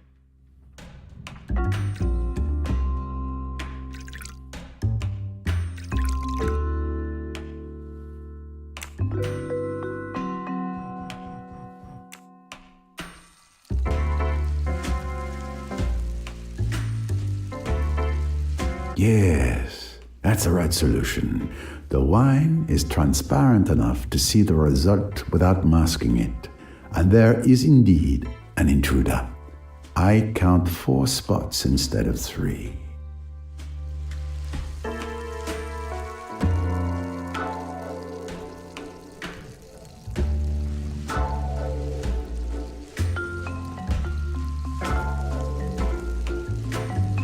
As I expected, my wine does contain a chemical compound that shouldn't be there. Something has been added to it. Given the strong reaction of the strip, it wasn't a small amount, and therefore it wasn't an accident. Someone has deliberately drugged me. Exact. Someone did drug me last night. But why? It's logical. Any meticulous criminal would want to avoid having Hercule Poirot present and alert during his misdeed. So he would have drugged me to remove me as a threat. Which means...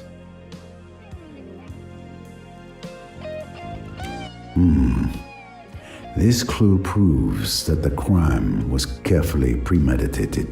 The fact that my bottle had been drugged before the murder, possibly several hours before, proves that the killer had as long as an hour or more before removing me as a danger.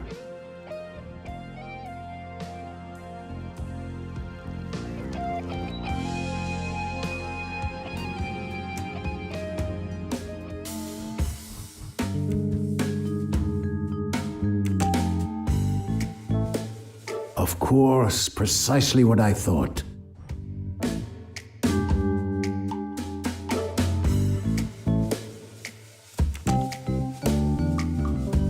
What talent!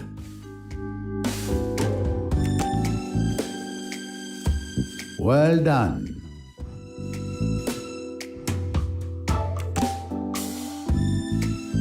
Exactly, that's it.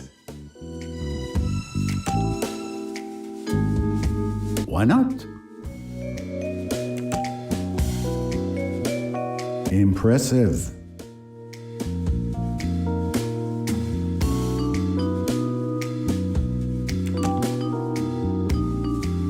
Nice one.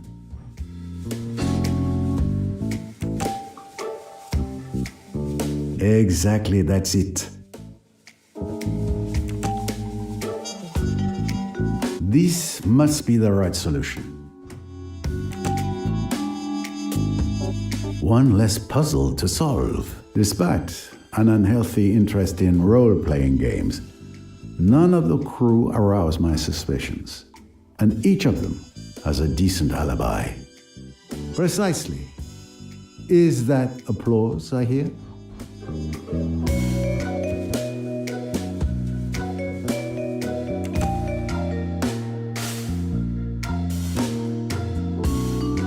Good thinking. I think I understand how the murder happened. I should present my findings to Miss Rice.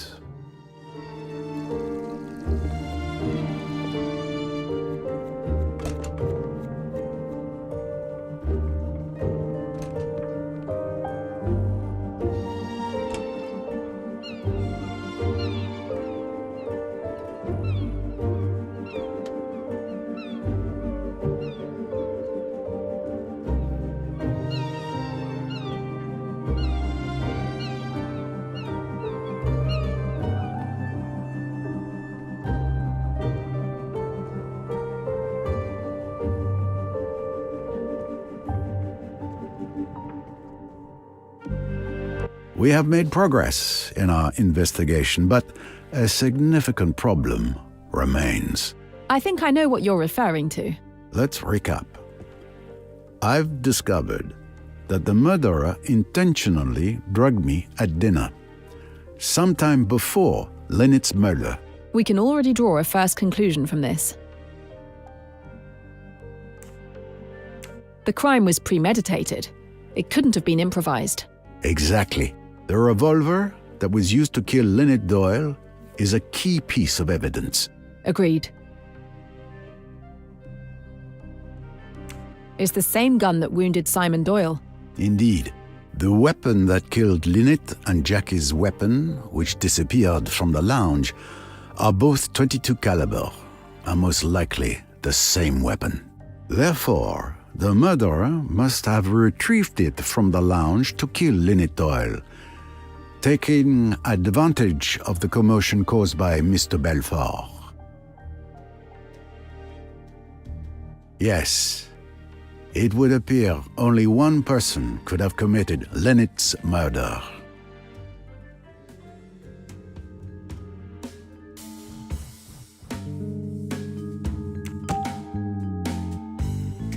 Wonderful. And it would seem that only Mr. Belfort could anticipate that the revolver would be there last night, available to kill Mrs. Doyle since she threw it down there, knowing that thanks to the excitement, a convenient weapon would end up by chance in the lounge, ready to be used again. So if I follow your reasoning, Mr. Belfort should be the murderer. So it would seem. What do you think? Do you believe she killed Mrs. Doyle? Everything we've just said certainly accuses her. But there's a problem. That's exactly right. We have other evidence that exonerates Jackie. Yes, you're right. She simply was never alone all evening. Yes. If we trace the sequence of events.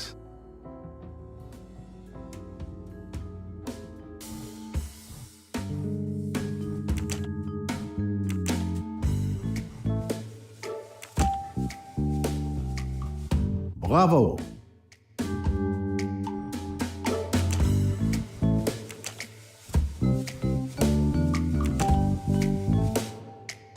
Exactly, that's it.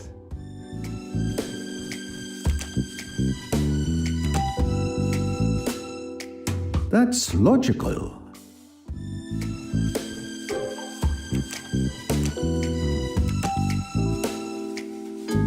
Excellent deduction.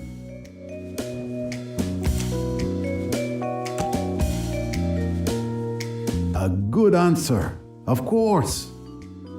Several testimonies overlap to confirm that Mr. Belfort was never alone from the moment she entered the lounge until this morning. Gun or no gun? There was no moment when she could have slipped away to kill Mrs. Doyle.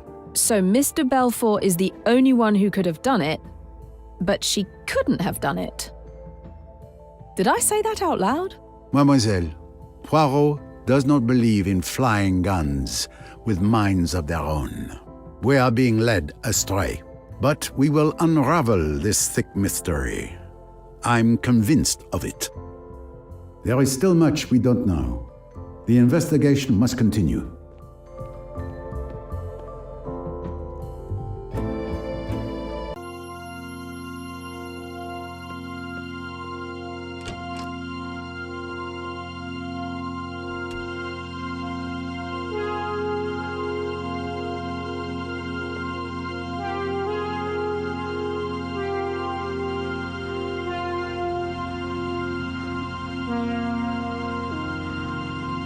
Enjoying the sunshine, yes?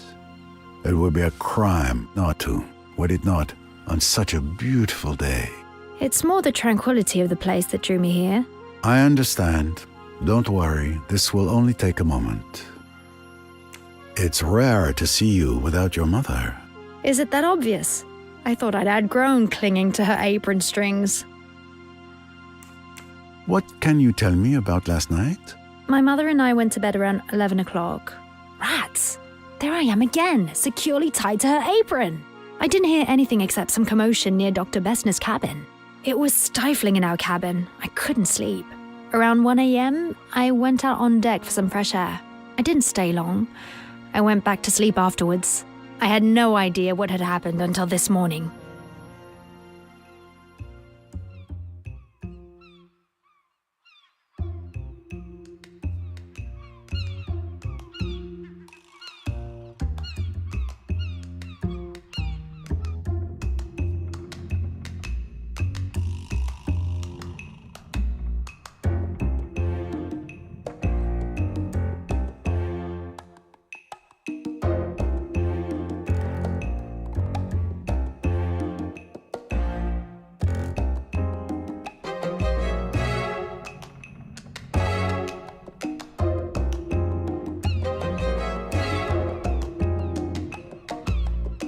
Are you absolutely sure you were just taking a walk? What do you mean?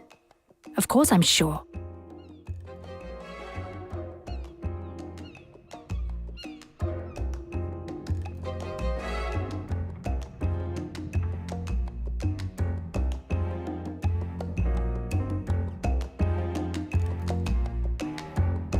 Did you happen to go out on the starboard deck to throw something overboard? But who claims to have seen me?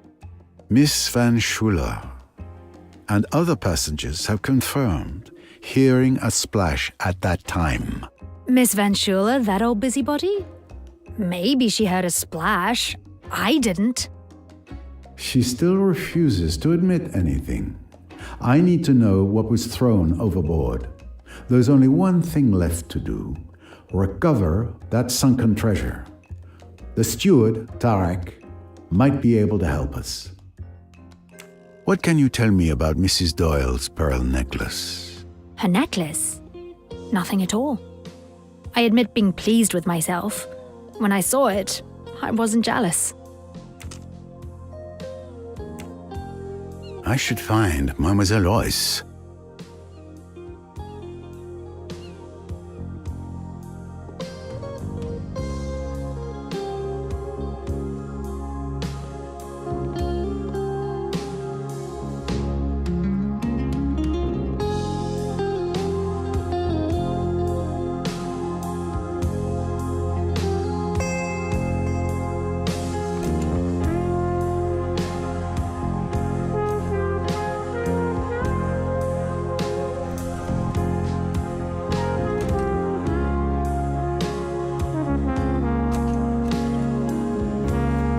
Whatever you're cooking smells really good. If you catch this killer, I will prepare you an unforgettable meal.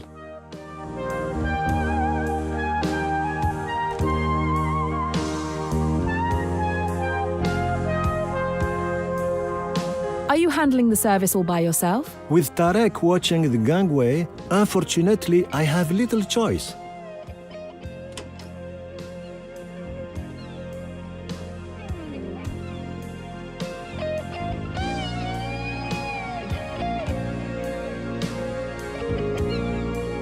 I need to fish something out of the river. Do you have something I could use? There's a clam rake in the storeroom, down in the hold. That might work. A clam rake? Yes, it's a kind of rake with a net for catching shellfish. Ah, that sounds like it might work. Thank you.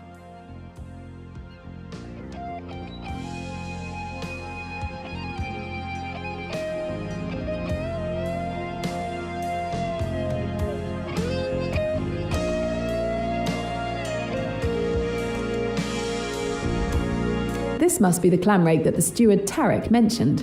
With this, I should be able to recover whatever Miss Otterbourne threw into the water.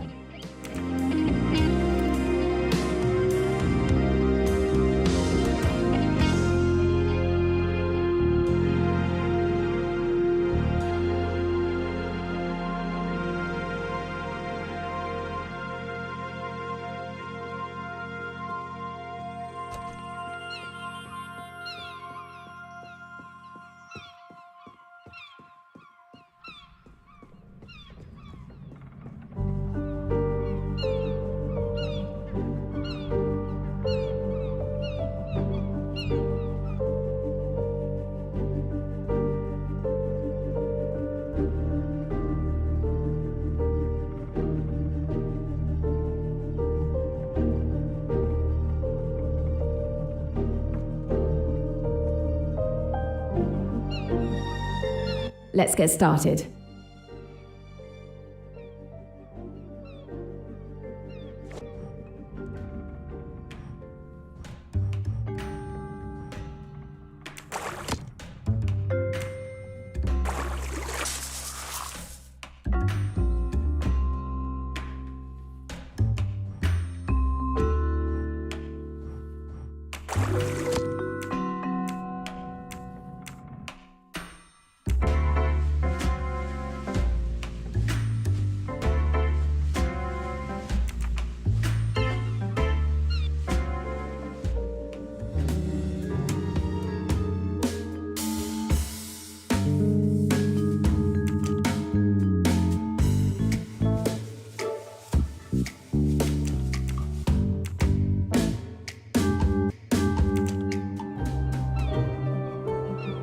Let's get started.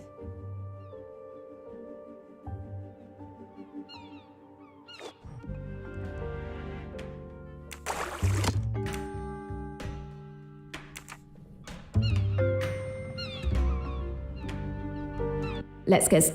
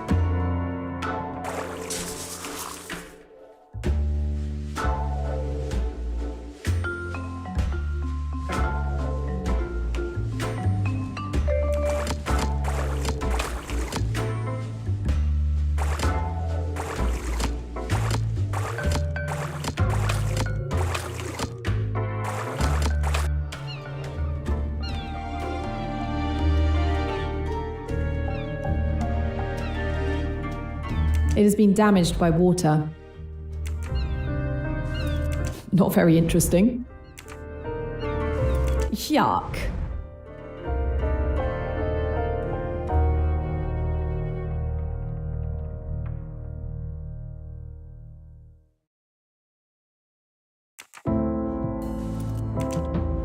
Aha!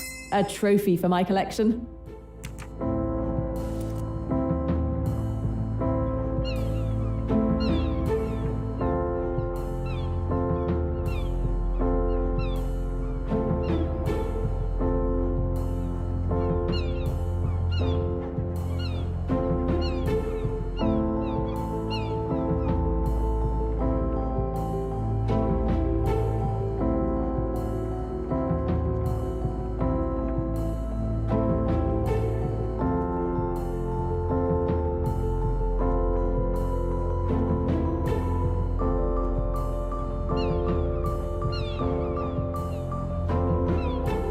Let's go fishing for clues.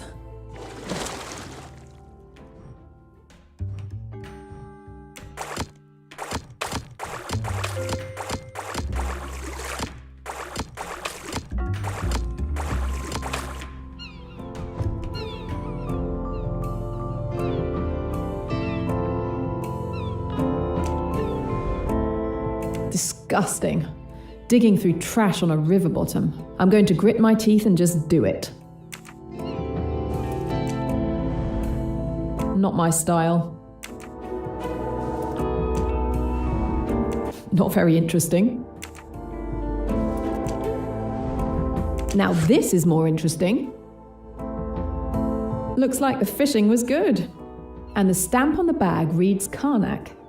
This bag came from the boat. Now we need to find out where the bottles came from.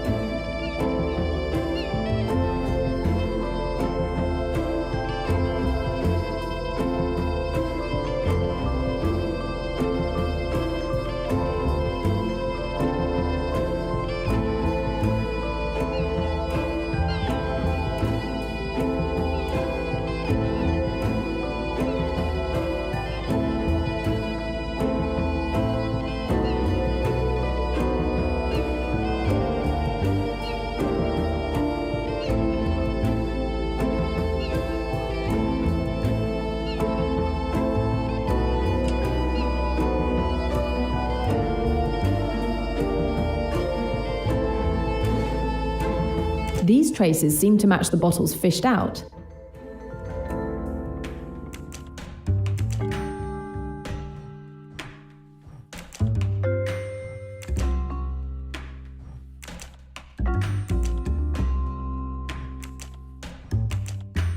It's not like that, Jane. Look at the traces.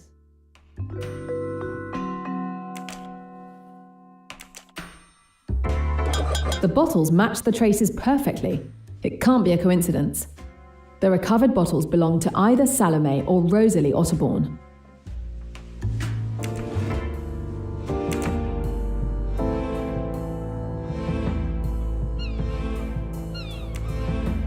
Time to check in with Mr. Poirot.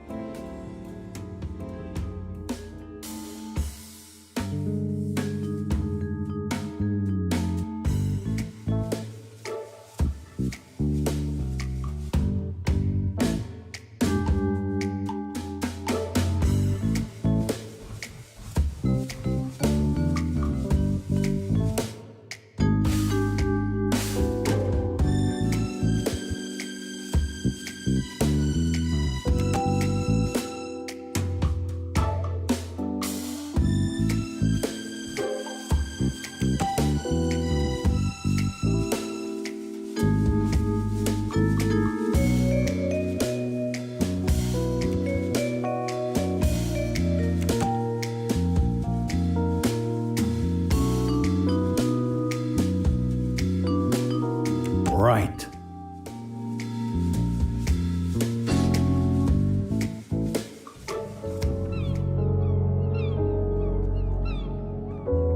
We retrieved bottles of alcohol from the spot where you threw the bag.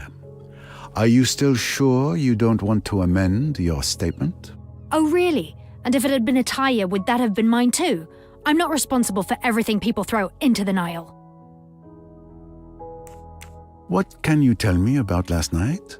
My mother and I went to bed around 11 o'clock. Rats!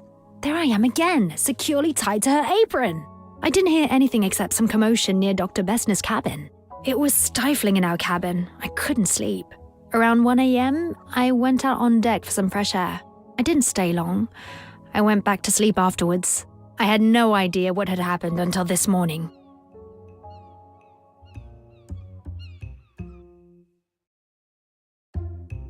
Please, I know what you've done. What do you mean?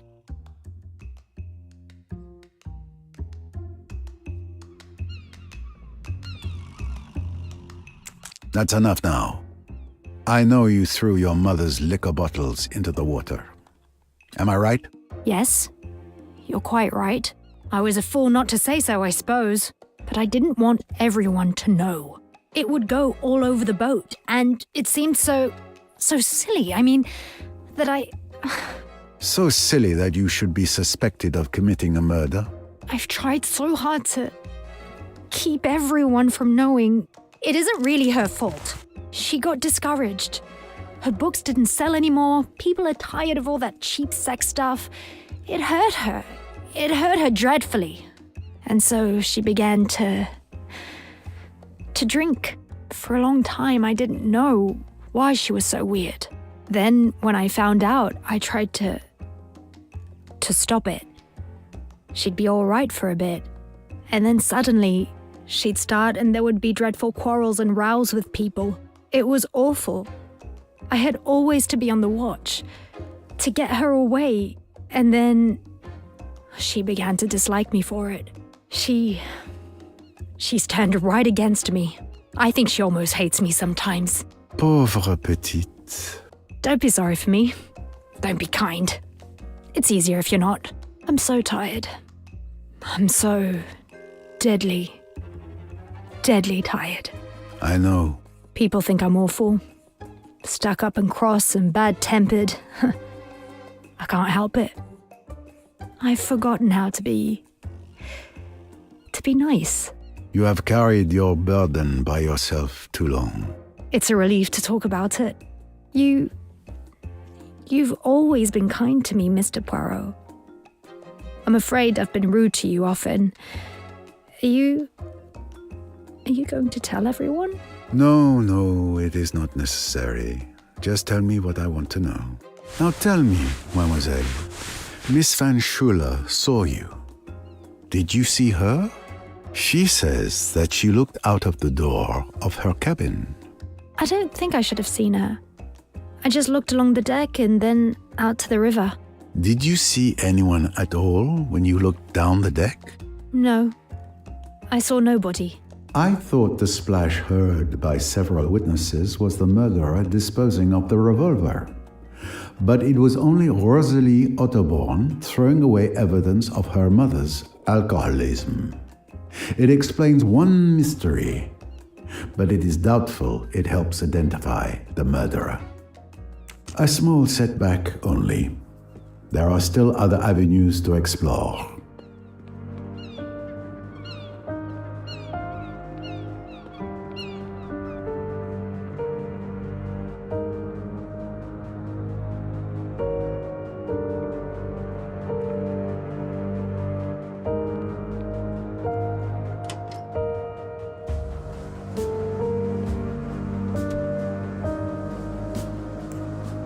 Lynette Doyle's pearl necklace disappeared last night.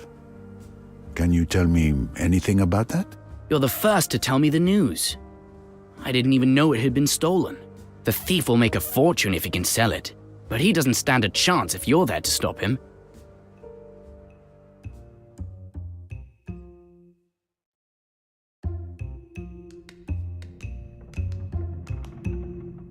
Oh, really? You didn't know it had been stolen? No. Why?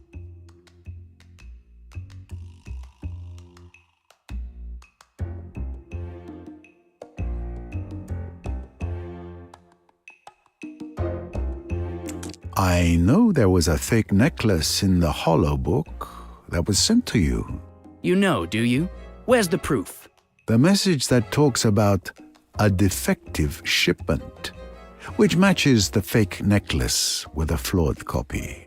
Not to mention, you were one of the 3 suspects in the theft of Mrs. Leach's bracelet in Maiorca. Shall I go on? Where is the real necklace if you think I'm the thief? Enough lies. Give me the missing piece of your record player. Tell me where you've hidden it, or I will advise Miss Royce to destroy your record player to open it. All right, no need to destroy everything. Here it is. But I fail to see how this helps you. We had missed this during the search. Thank you, young man. There is no need for you to understand. Time for me to check in with Miss Royce.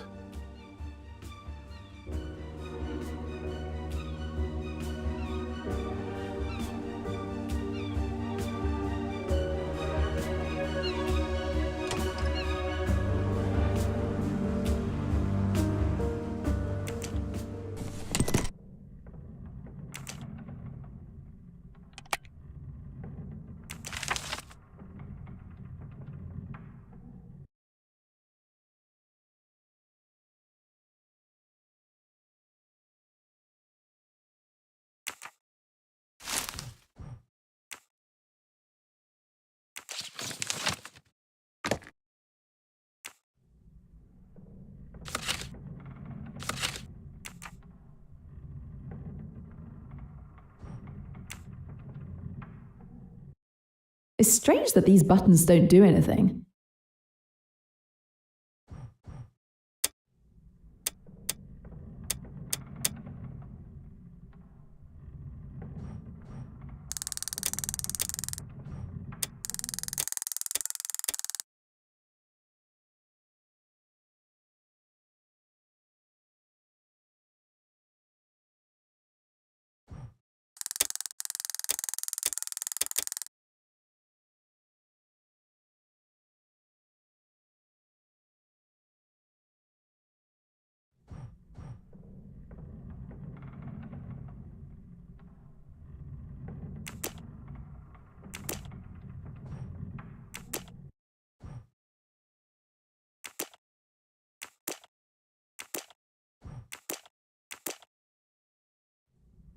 Bingo. There it is at last. The pearl necklace. So Tim Allerton is the thief. But is he also the murderer?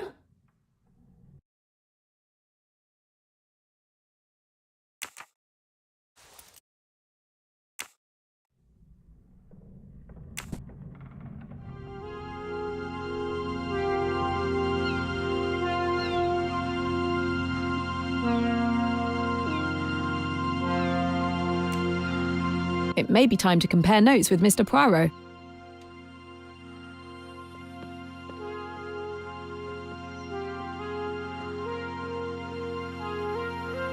Why did you visit Mr. Doyle? I just wanted to check on him and express my sincere condolences for Madame Doyle. What happened to her is terrible, very, very terrible. You are hiding a peculiar photograph in your sewing machine. A picture of Mrs. Doyle's necklace accompanied by an estimate of its value on the back. Well, you are quite a little snooper. What conclusion do you make from this exciting discovery? That you intended to steal Lynette Doyle's necklace, perhaps. Unfortunately, the truth is not nearly so exciting. Who do you think gave me that photograph? Madame Doyle herself. She feared someone might indeed try to steal it. I was to take the photograph to the jeweler who crafted it to make a cheap duplicate when we returned to London. Your explanation begs more questions than it answers. I believe I will leave this matter unresolved. For now.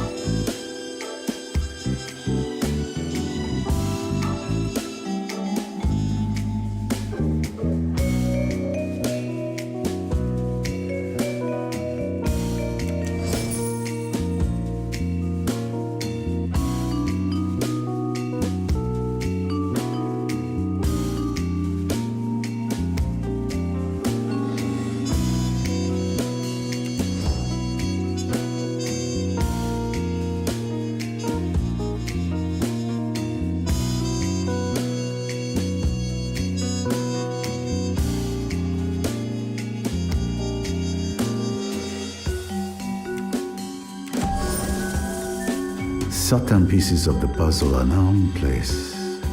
It's clear that Rosalie must have seen Tim when he came in or out of Lynette's cabin with the necklace. I must confront them.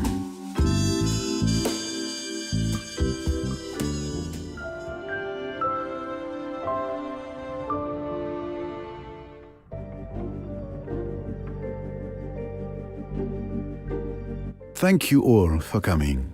Anything I can do?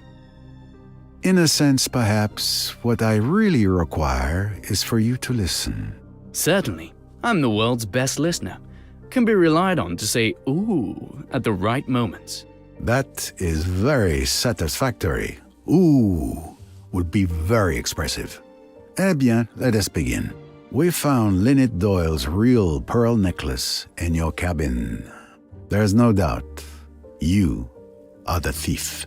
I suspected you had found the necklace, seeing as you allowed everyone to return to their cabins. Let me continue. During my investigation with Mrs. Leach, the victim's bracelet was also stolen and replaced with a fake. You were one of my 3 suspects. So given the circumstances and the identical MO, it had to be you who stole Mrs. Leach's bracelet. But that's not all.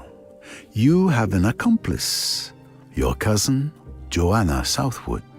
She identifies the jewelry to be stolen at social events, has a fake made, and sends it to you in a hollow book, which is never suspected by customs. Your cousin was a good friend of Lynette Doyle, so it was easy for her to identify and perhaps even borrow the famous pearl necklace, so it could be duplicated. You are the one who handles swapping the real for the fake jewelry. Your plan was perfect because you could prove you didn't know the victim or the existence of the jewelry. You win. It's been a good game, but it's over at last. There's nothing for it now, I suppose, but to take my medicine. Do you realize that you were seen last night? Seen? Yes. On the night that Lynette Doyle died, Miss Rosalie Otterborn saw you leaving Mrs. Doyle's cabin just after 1 in the morning. Rosalie, you saw me? But she didn't say anything. It was my little grey cells that deduced it. Why wouldn't you say you had seen me last night? I thought they might suspect you. I couldn't believe that you'd kill anyone. No, I'm not the strong stuff murderers are made of. I'm only a miserable sneak thief. Don't say that. But why did you do it? You, who has everything. Oh, I don't know. Boredom, laziness, the fun of the thing. A much more exciting way of earning a living than just sitting at a miserable desk all day translating texts. Rosalie, would you... You know what I mean? Would you always despise me and throw it in my teeth? Well, there are things you could throw in my teeth, too. Rosalie, darling. That's very sweet. But there is a very good case against you, Mr. Allerton. I wanted you to realize that. It wasn't I who killed her, I swear. I've been in the most awful stew. To have chosen that night of all others. God, it's been awful. If there's something that could help your case, now's the time to say it. It might be insignificant, but when you asked if I heard anything, I lied. I did hear a splash. Yes, we already know. Rosalie was responsible for that noise at 1:10 a.m. No, it was much earlier. At 12:26 a.m. I was waiting in my cabin for the right moment to move, and I checked the time. And it was toward the bow, no doubt. What? But that changes everything. Not now. Sir, come quickly. There's been another death. The saloon. But no. It cannot be. Jane, come with me. You two stay here. I still have questions.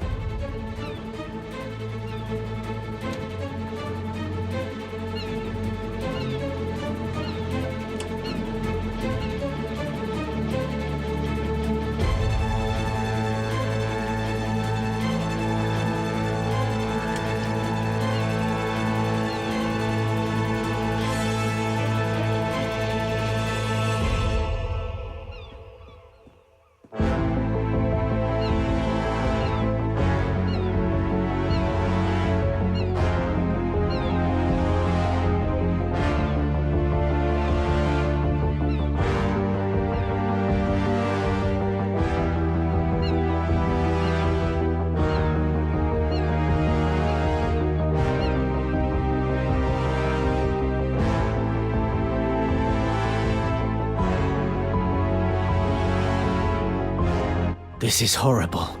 I don't understand. She was reading there just 10 minutes ago. I stepped out and when I came back, I found her like this. Step away from the body. Touch nothing. I need to inspect. A thin weapon, very sharp, has slit the throat. Possibly a scalpel. A torn piece of a $100 note in her hand.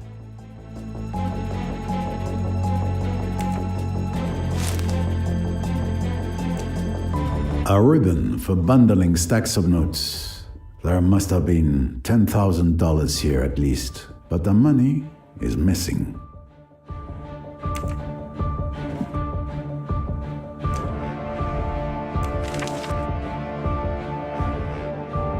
A telegram used as a bookmark.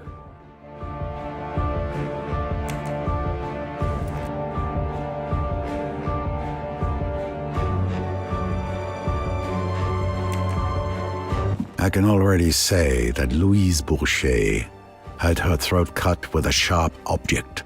The $100 notes are nowhere to be seen. And this telegram with a coded message: potato, dress, cradle, 32, beetroot. Potato. Dress. But I know this code. It's the same as the one I found in Maiorca and Cairo.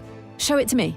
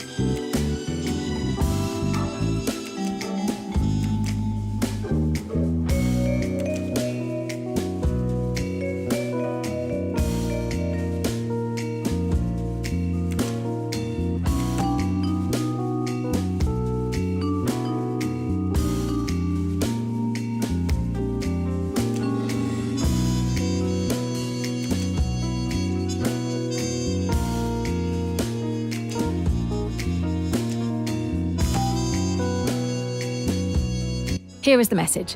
A prisoner escaped from Cairo on February 21st. They might know about the package. We are expecting a report on the transaction on February 22nd at Abu Simbel. Attention, surveillance should be increased for future operations. Should we send men? The prisoner is me, and the package is crates of smuggled weapons. So this telegram was clearly intended for the killer I'm looking for. Louise Bourget could be Emmy's killer. No, I understand how you could come to that conclusion. But this telegram was not intended for Louise Bourget. It was for someone else.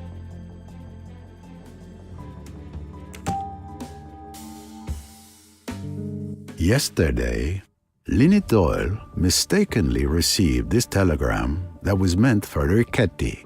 When she returned it to him, he was furious that she had read it by mistake. Now, I understand why. Riquetti is your man. Where's Riquetti? He was right there. He's gone.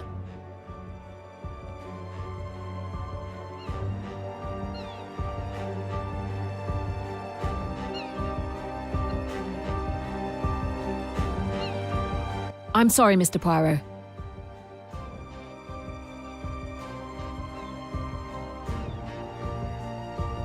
Of course. Miss Royce, good luck.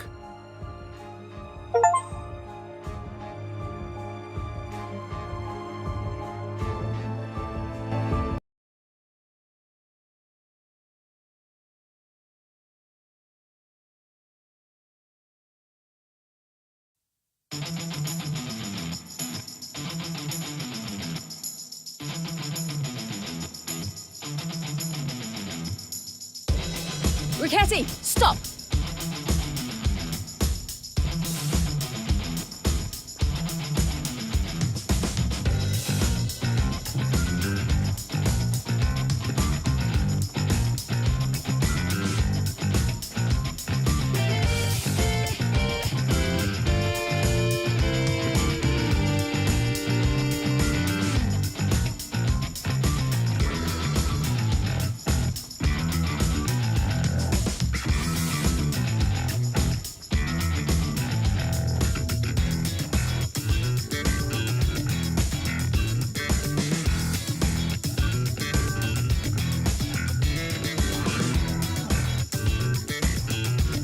The village, of course. He'll be looking for transportation.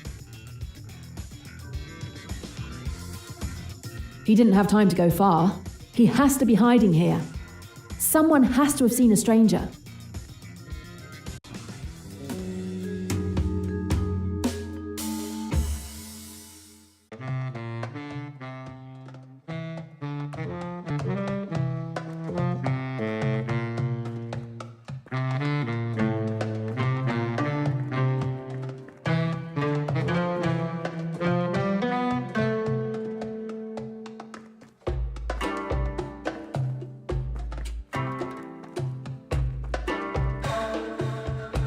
Excuse me, did you see a man run by here? طبعا أنا شايفه. البرتقال بتاعي كان جاري بسرعة ورماه على الأرض. Which way did he go? من هناك لاقيه واديهولي بالشلوت. Oh, I don't know what he said, but I think he's rooting for me.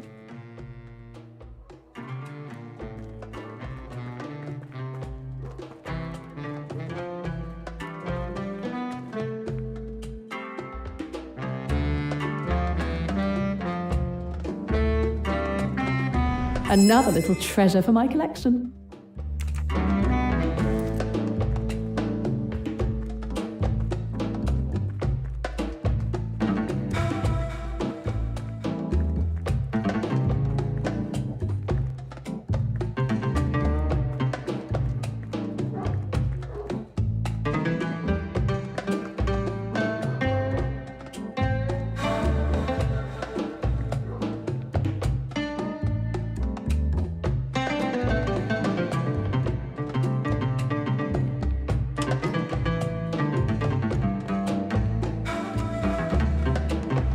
Very pretty. I'll just take it.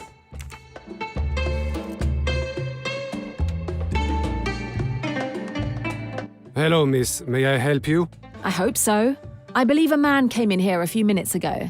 This is an official office for the mail. Who are you to ask me about other customers? I'm a detective in pursuit of a dangerous criminal. I'm very sorry. The regulations, you see, they are very strict. He gave you a message, didn't he? I need to see it. I'm very sorry, but I have to close. Wait. I'm not through with you yet. Damn it!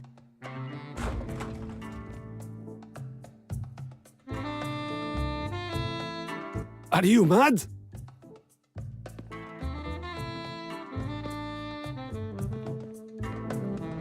Another little treasure for my collection.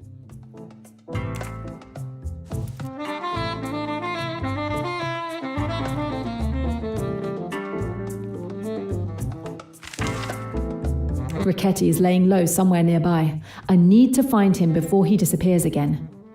It's surprising he didn't use their message encryption system. He's scared.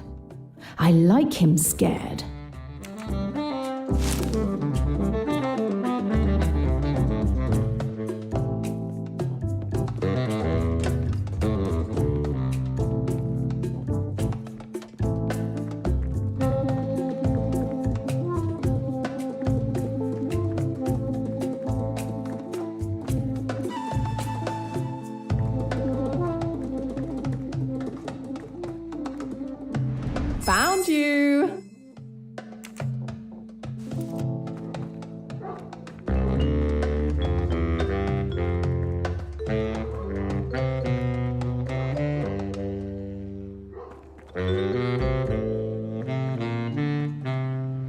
Please, Jane, help yourself. Thank you. I believe I will.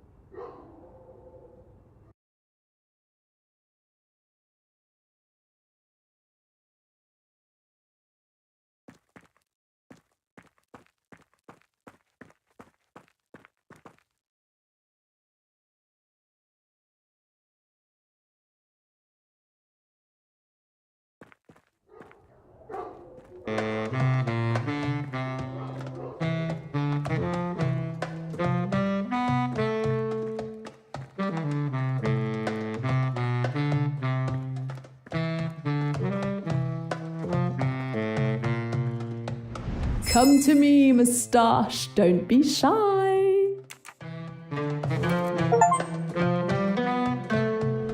This record is perfect for my collection.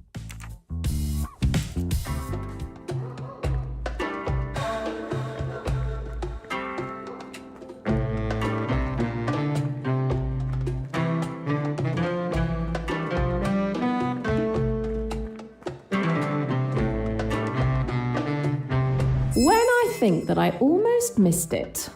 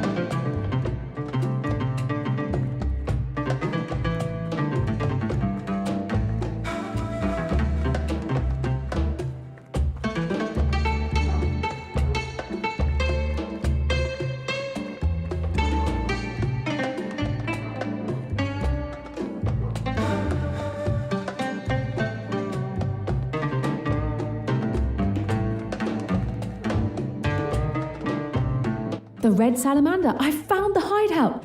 I'm sure Ricchetti's there. At last, it's payback time.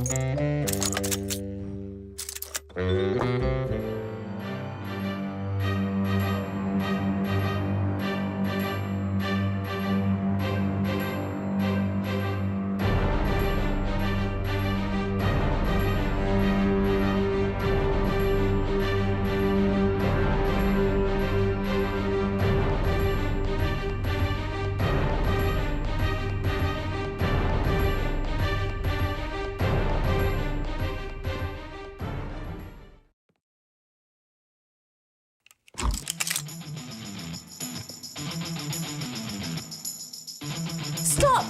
Not on your life! Crap!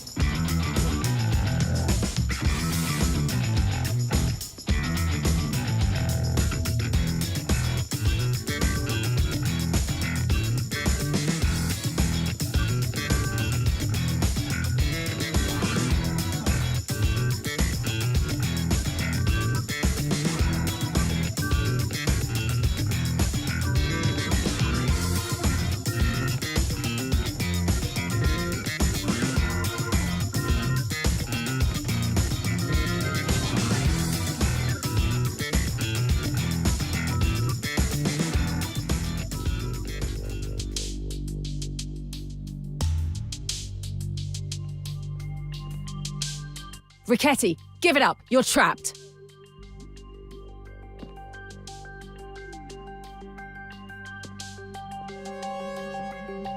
He is injured. He won't get far.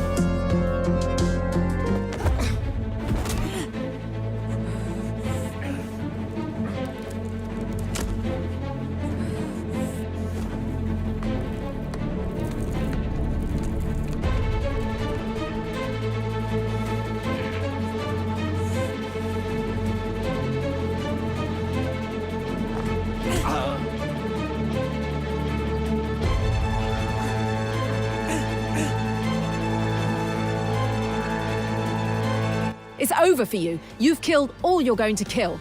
I didn't kill that servant, and I didn't kill that stupid rich bitch. Why would I? I barely knew them. Cut the crap. I know you're the spider. And Emmy Duns. Maybe you barely knew her too? You just killed her for the thrill of it? Duns? Name doesn't ring a bell? August 3rd, 1974 in London. You shot her in the street because she had enough evidence to close down AWL. Ah, the Chinese restaurant hit. Is that what this is all about? She was snooping around too much for some friends of mine to let her continue. A friend of yours? She was much more than that, you bastard. Listen to me. It was a simple contract. Nothing personal. Who at the Spire ordered the murder? All I can tell you is that Kapor alerted us that your girlfriend was threatening the organisation. They sent me. Who is they? They didn't sign a purchase order.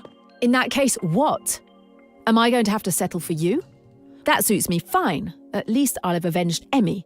Do what you think is necessary. I can't stop you now. But know that I'm sorry for your friend. It was just business. It wasn't personal.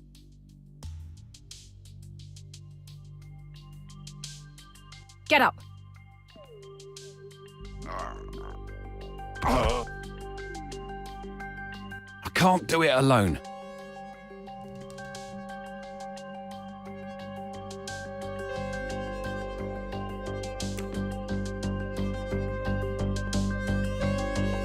Ouch! Thank you. All right, let's go.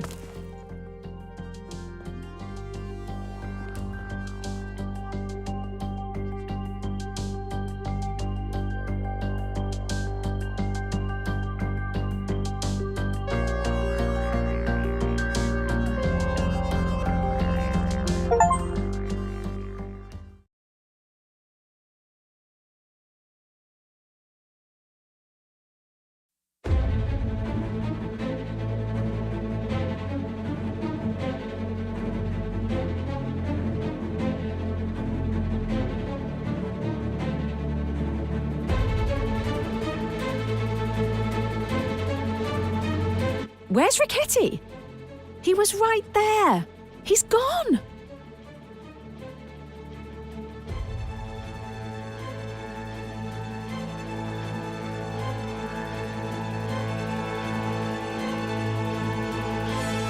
I'm sorry, Mr. Poirot.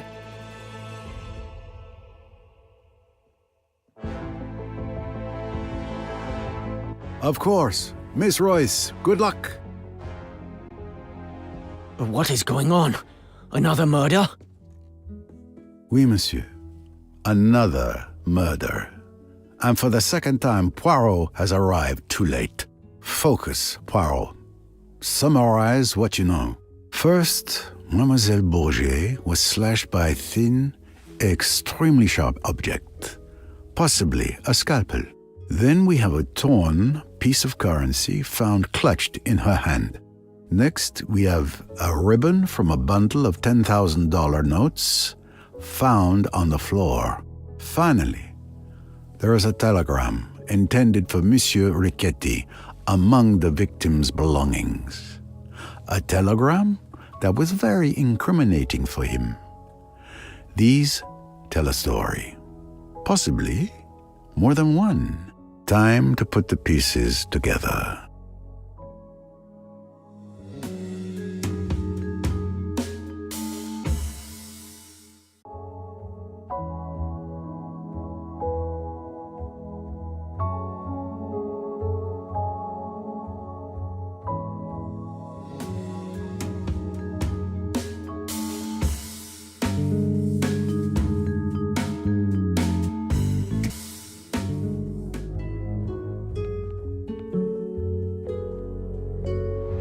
Ah, my collection is growing.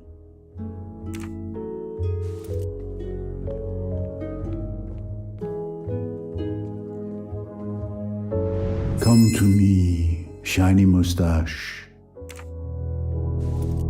Tell me, Tarek, what were you doing at the time of Miss Bourget's death? I was on the deck near the gangway. The captain had asked me to stand guard. And you didn't see anything unusual or unexpected? Not really. I saw Mr. Hayashi and Mr. Allerton leave the saloon together. Mr. Hayashi called out to me to ask if I wanted to play billiards, but I declined. After all, I was on duty, no time for games.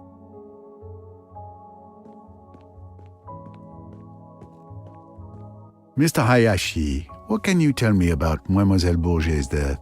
Let me see. I spent the afternoon playing billiards with Tim. Miss Bourget was reading in a corner of the saloon. When you summoned Tim, I went out with him to find someone else to play. Miss Bourget was perfectly fine when we left her. And then?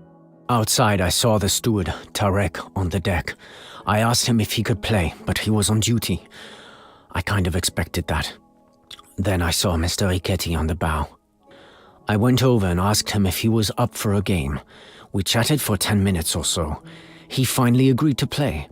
We went back to the saloon together, and that's when we found Miss Bourget dead.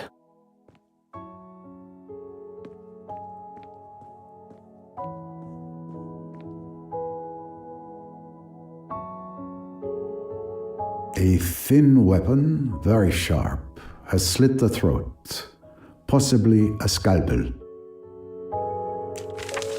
A torn piece of a $100 note in her hand. A ribbon for bundling stacks of notes. There must have been $10,000 here at least, but the money is missing.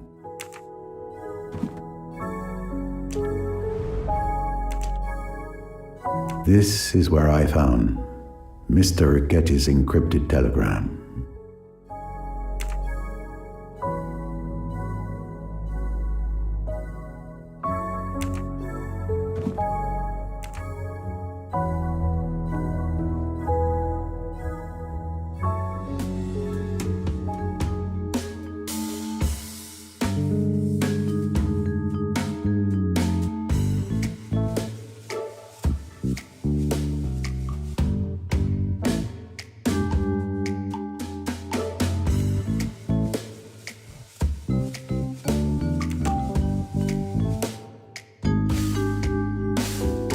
Score 1 for the forces of good.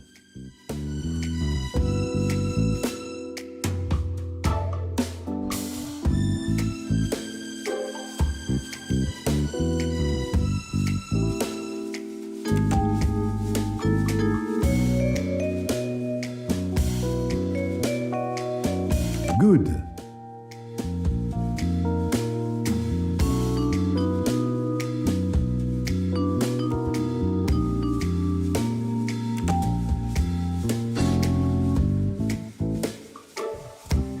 Exactly. I'm right.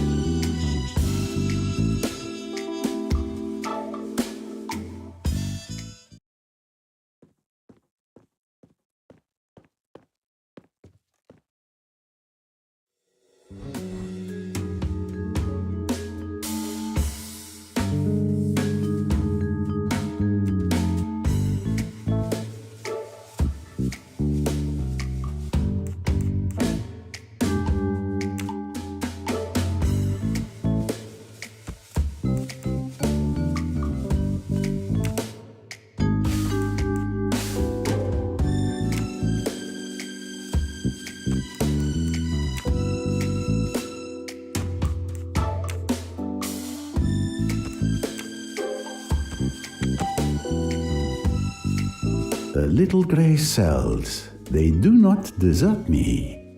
Who else could have succeeded?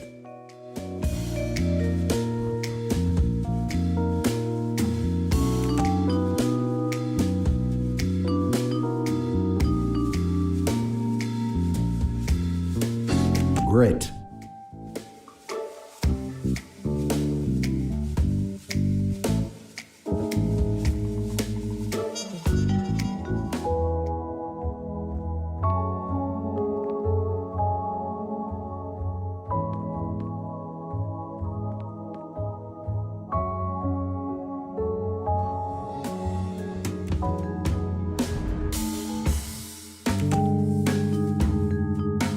Great work. A doctor's kit would undoubtedly contain a scalpel.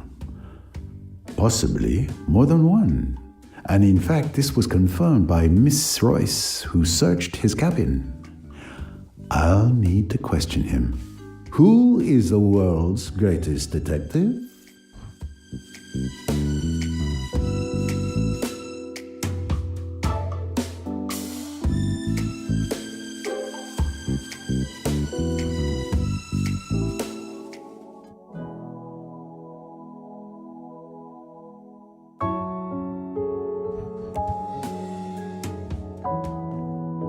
It's at times like this when I miss my good friend Hastings. Miss Royce would be a good choice, but alas, she pursues her own destiny just now. You will have to do. What? What do you mean? Your job is to listen. Follow my reasoning closely, if you can. I know that Louis Bourget wanted to blackmail Mr. Riquetti with his telegram. But I also know that you, Tarek, and Mr. Riquetti have alibis. None of you could have killed Mademoiselle Bourget. Yet, there was certainly a tidy sum paid for blackmail. Where could that money be now?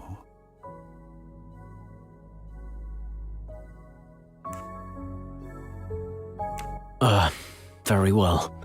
Let me think. Well, it seems obvious then that Louise was blackmailing someone else. Excellent. Indeed.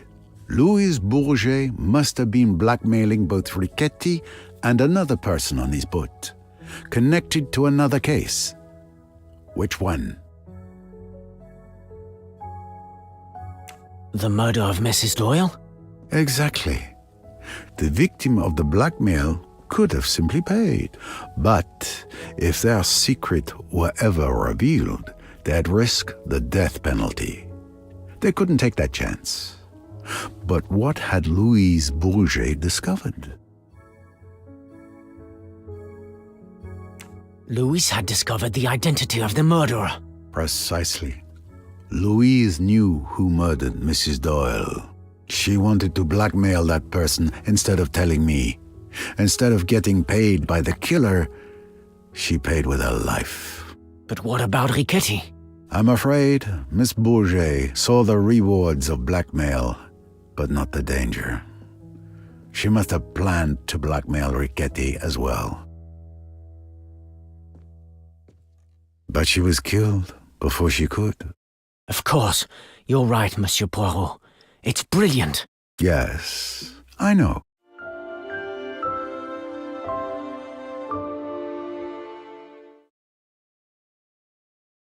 Clearly, the deaths of Mrs. Doyle and Miss Bourget are connected. It's possible that the same person murdered both women.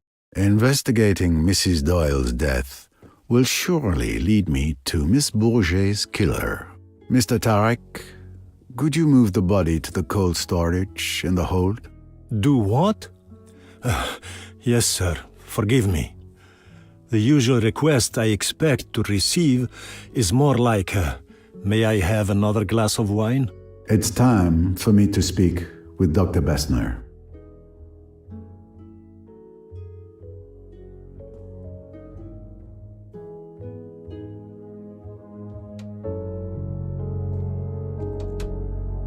Dr. Bessner, sorry to disturb you. Mr. Doyle, how are you? My leg is in pain, but Bessner has some marvelous little pills in that bag of his that help. His condition has worsened. He has a fever. We really need to get him to the Aswan hospital as soon as possible. Yes, it won't be long now. We're waiting for Miss Royce to return before we leave. In the meantime, could you show me your scalpels, please? I want to see if you might be missing one. Missing one? I assure you I take great care of my instruments. Louise Bourget was found with her throat slashed by a small, thin, sharp weapon. Probably a scalpel. Do you think I, Carl Bessner, who is so well known all over Austria, I with my clinics, my highly born patients, I have killed a miserable little femme de chambre? But it is ridiculous, absurd what you say. None of my knives are missing, not one, I tell you. They're all here, correct in their places. You can see for yourself.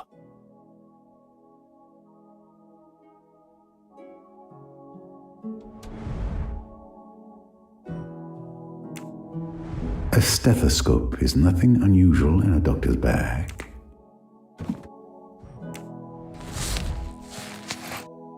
As expected, a scalpel is missing. Dr. Bessner, you are missing a scalpel. Was? This insult to my profession I will not forget.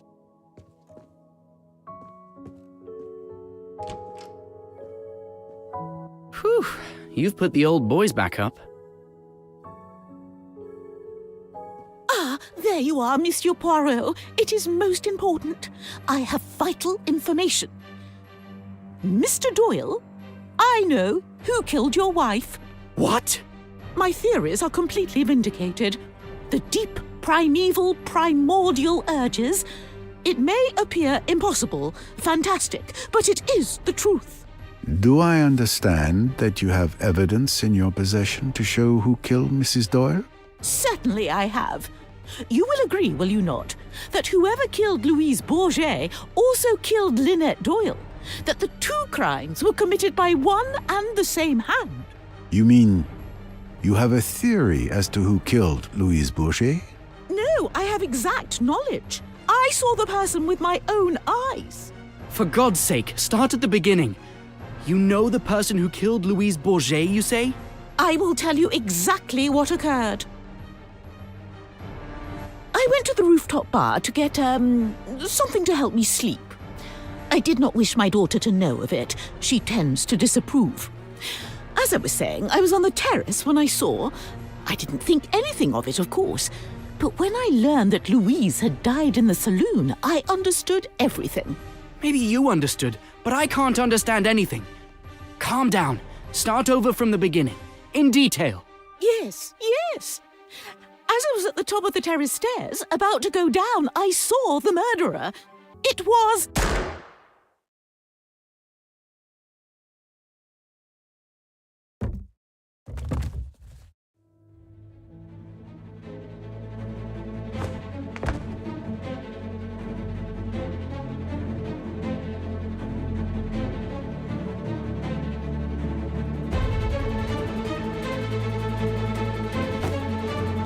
Good heavens, Poirot. What's going on? Did you see anyone run past just now? No. Don't move from here.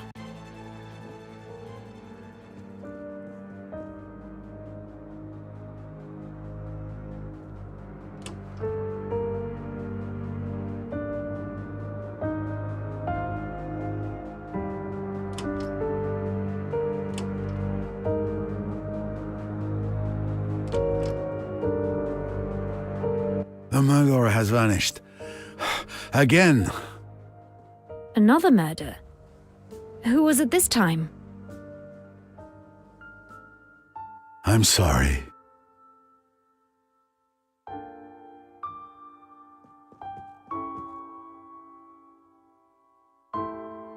My God. Mother!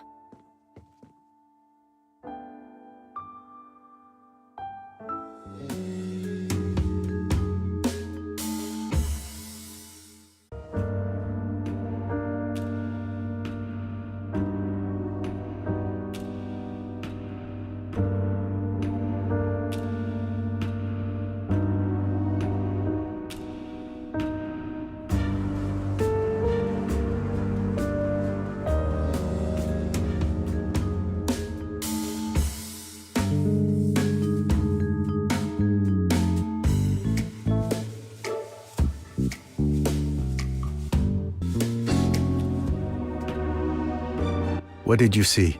Nothing. I was looking at the Nile on the other side of the starboard deck. I heard a gunshot and rushed over. Probably not the smartest move. Did you run into anyone? No, no one. Why I was running towards someone firing a gun, I'll never know. If the instinct overcomes you again, I would resist it. And you, Mrs. Allerton? I was reading in my cabin. I heard the noise and peeped outside. I wish I could help, but I saw no one. Thank you, madame.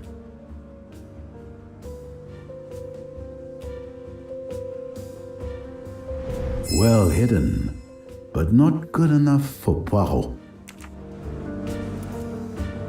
Did you see anything? No. I was in your cabin with Rosalie, as you had requested. We were talking when we heard the gunshot. Rosalie went white as a ghost and rushed outside. I followed her. I heard the shot, shouting, and went out, but I didn't see anyone either. It's horrible. Poor Rosalie. Yes, this cruise feels less upon the Nile and more upon the river Styx.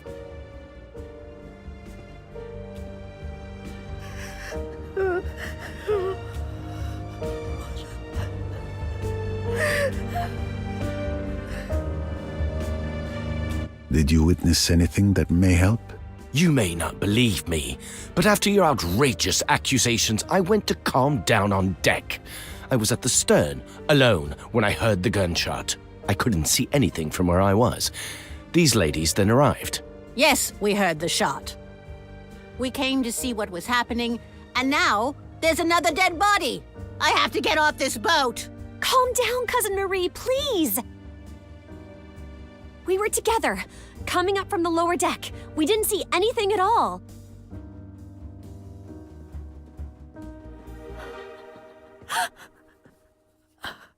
Miss Otterborn, I share your sorrow. I will need to examine the crime scene. Perhaps some fresh air would do you good?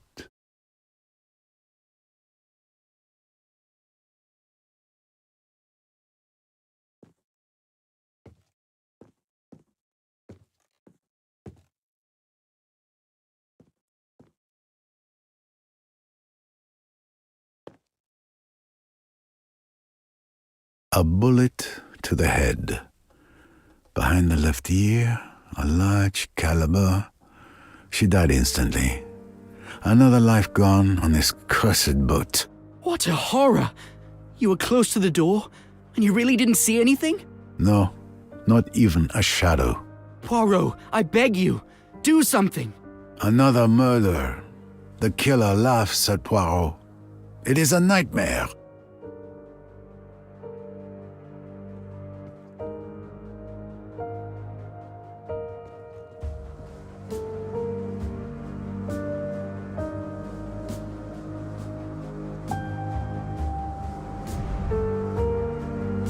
The barrel is still warm. It's definitely the murder weapon. I've seen this pistol somewhere before.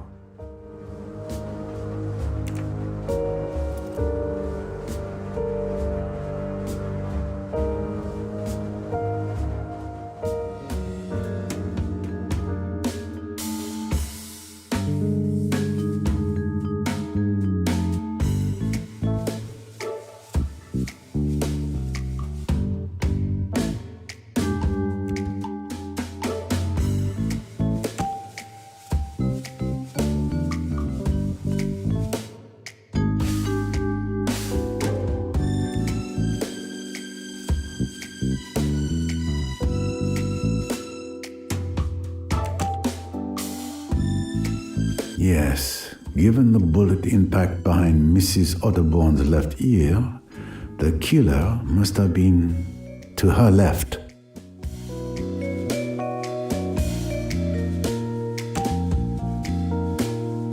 The killer must have fled towards the front of the boat. Otherwise, I would have seen them pass by the door. My little gray cells did not let me down.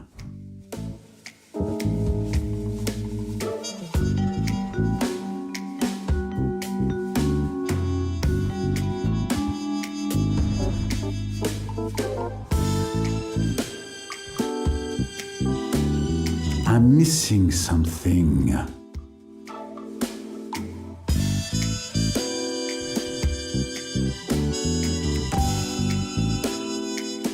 She was about to reveal who she saw enter the saloon to kill Louise. It's certainly the same person who silenced her before she could speak. Who is the world's greatest detective?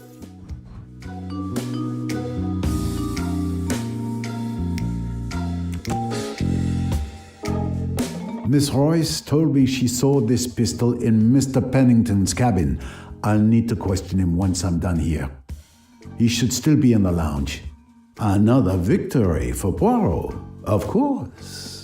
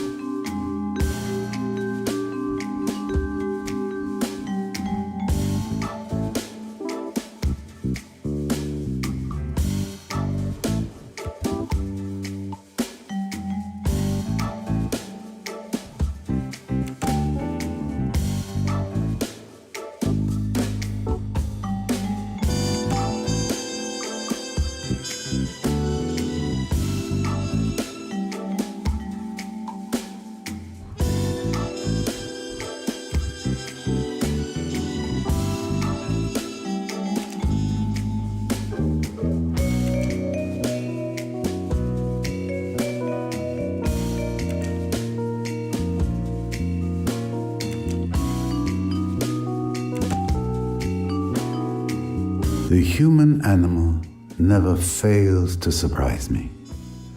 Other animals will run when they hear a shot. With humans, you can never depend on them being so rational. The killer had few ways to escape. I can rule out the possibility that they jumped into the water. Everyone would have heard the splash. I can also rule out the suspects who are at the stern. It's clear the killer fled towards the bow. Therefore, the killer is now either on the upper deck among the present passengers, or they jumped to the lower deck and are hiding there. Excellent detective work, naturally. Please, let me through.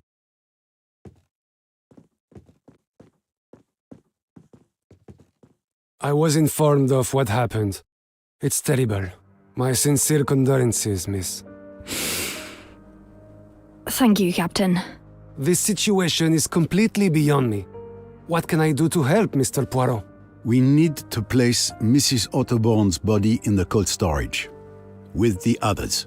But, most importantly, we must ensure the safety of the other passengers. I'll see to Mrs. Otterbourne immediately. Tarek, Samir, come help me.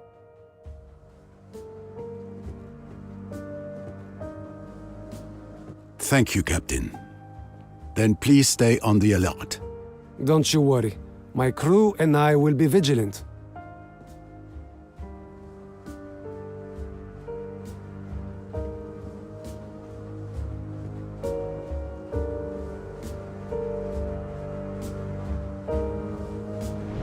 Found you.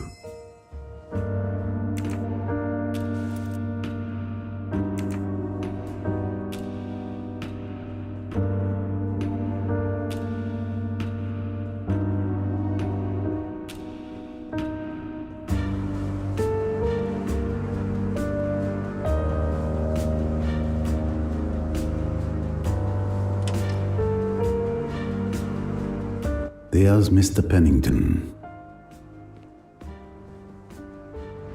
Aha! A trophy for my collection.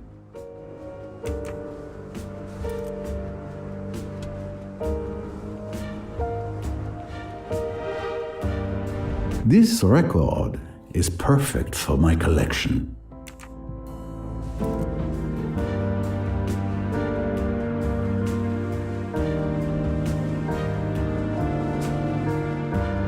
Come to Poirot, my little wonder.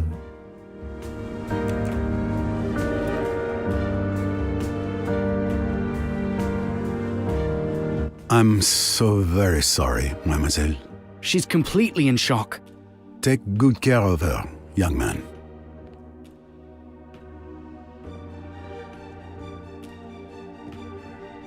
Mr. Pennington, didn't you hear a gunshot? I've been thinking about it, yes. I may have. Someone was shot? Mrs. Otterbourne. She's dead. Mrs. Otterbourne? Who on earth would want to shoot that harmless old lady? Someone who brought a gun aboard. It's your pistol that killed Mrs. Otterbourne. My pistol? Really? Is that an accusation? I haven't moved since the last time we spoke. And anyway, everyone knew I kept a gun in my cabin. I mentioned it at dinner. It's true. He showed his gun to Mr. Hayashi last night at the restaurant. Everyone saw it and could have stolen it from his cabin, especially since it wasn't particularly well hidden. Besides, why would I want to kill her? There is an obvious motive, monsieur. Mrs. Otterborn was killed because she knew who murdered Miss Bourget.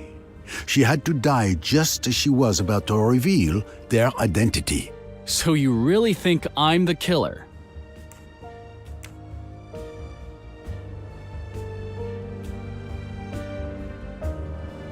I admit, it would be a pleasure to solve this mystery by accusing you. But I know you're not the murderer. Mr. Ferguson was at the end of the deck, near the lounge. Either he saw no one or he's lying. And then he's our murderer, which logically means it's not you. And if he's telling the truth, it proves you didn't leave the lounge. Either way, his testimony clears you. At last, some sanity. Since you're not the police, would you kindly let me have my pistol back? I suggest you take better care of it.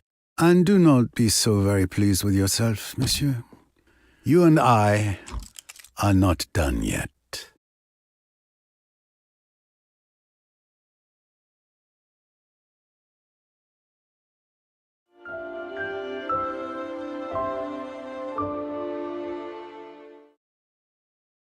I've exhausted all the possible leads I had regarding Mrs. Otterborn's murder. It's obviously connected to Lynette Doyle. But how? I must return to her death. Solving that will lead me to whomever turned this cruise into a nightmare.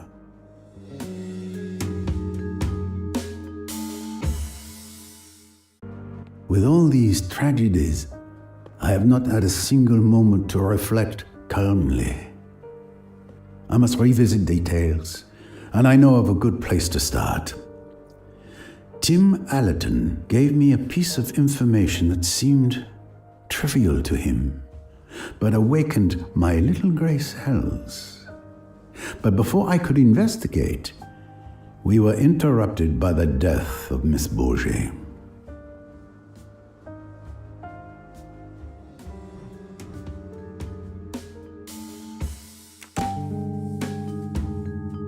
What was it now? Ah, yes. Mr. Allerton told me he heard a splash at 12:26 a.m. near the bow. However, Miss Otterborn admitted to throwing her mother's bottles overboard at 1:10 a.m. near the stern. 2 splashes, 2 objects thrown into the water last night. I need to find out what the first one was.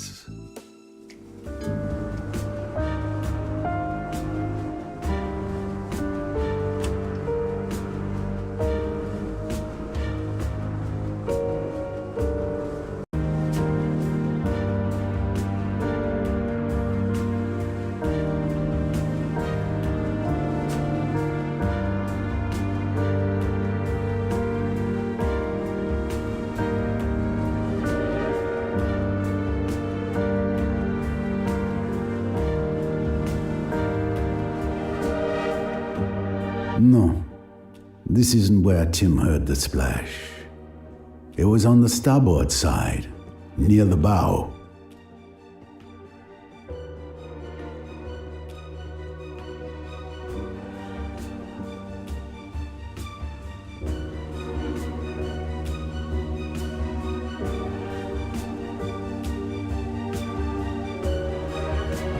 Found you.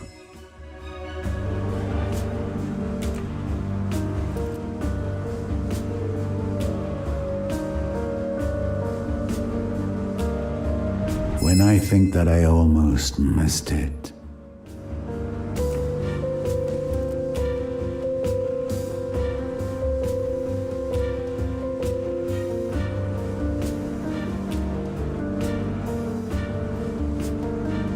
Perfect. From here, I should be able to dredge up whatever was thrown into the water. Here you go, sir. I've brought what's needed to dredge the bottom, as you requested. Thank you very much. Let's get to work. We shouldn't waste any time. I'll guide you.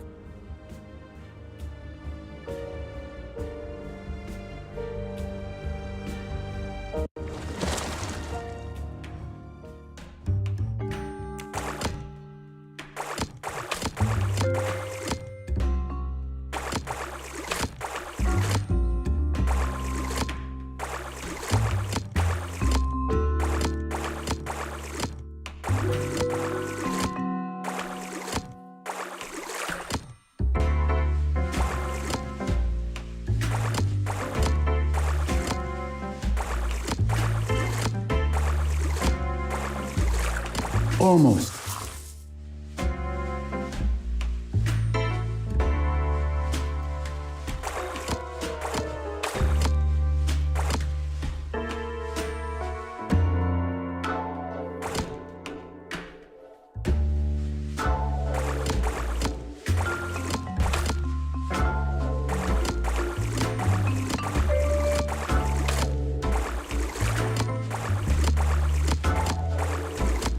Wonderful. A successful catch indeed. Let's see what treasures you found for us. A can. It must have been down there for years. A worn shoe, falling to pieces. It serves some foot well. A Morse code bracelet. What an odd place to find such a thing. A plastic bottle, thoughtfully tossed overboard by a tourist, no doubt. It has a hole with burn marks on the edges. This handkerchief is quite ordinary, not expensive. It's stained red. Blood? No. After a night at the bottom of the Nile, the color should have faded. But the stain is still bright red, as if it were just made. It looks more like red ink. Ah, there you are, the infamous revolver of Mr. Belfort, and the presumed murder weapon. 3 bullets are missing. 3?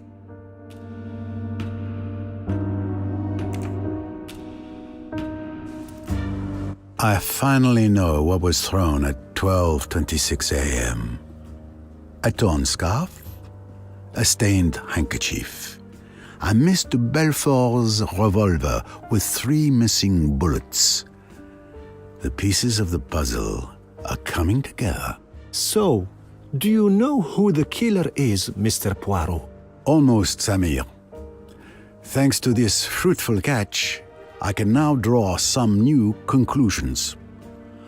A certain scoundrel has been laughing at Poirot, but laughter dies swiftly in a hangman's noose.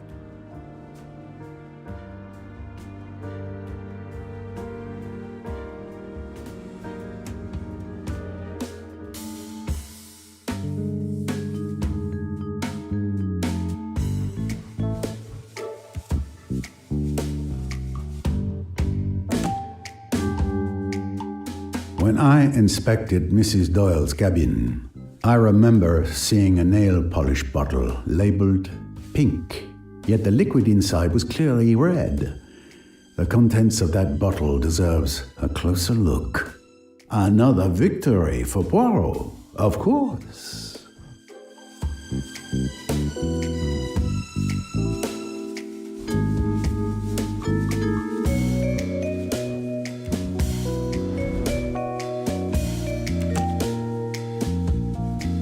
This scarf belongs to Miss Fanchula. It disappeared from the lounge the night before Mrs. Doyle's murder.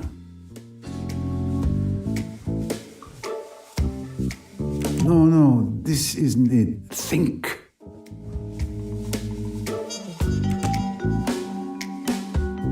Given the size of the hole and the burn marks around it, it is clear someone fired a small caliber bullet at this scarf at close range. Precisely.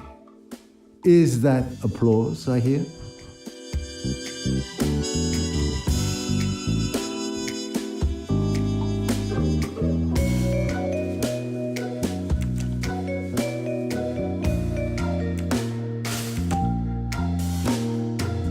According to witness testimonies and my analysis of the crime scene, there were only 2 shots that night. The one fired by Miss de Belfort, which wounded Simon Doyle, and the one that killed Lynette Doyle. Who else could have succeeded?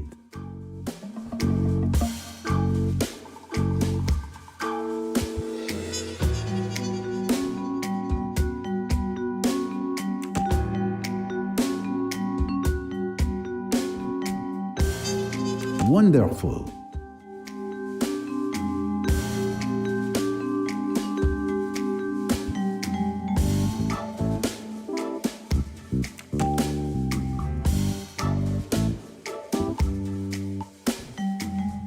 Nice one.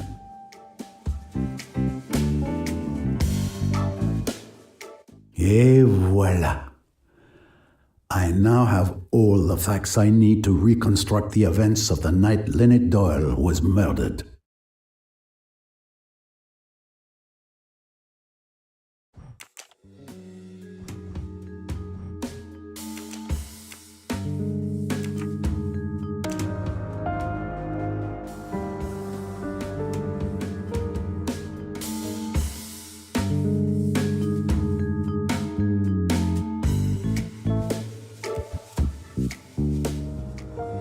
And with the help of my little grey cells, I will solve the murder of Mrs. Doyle.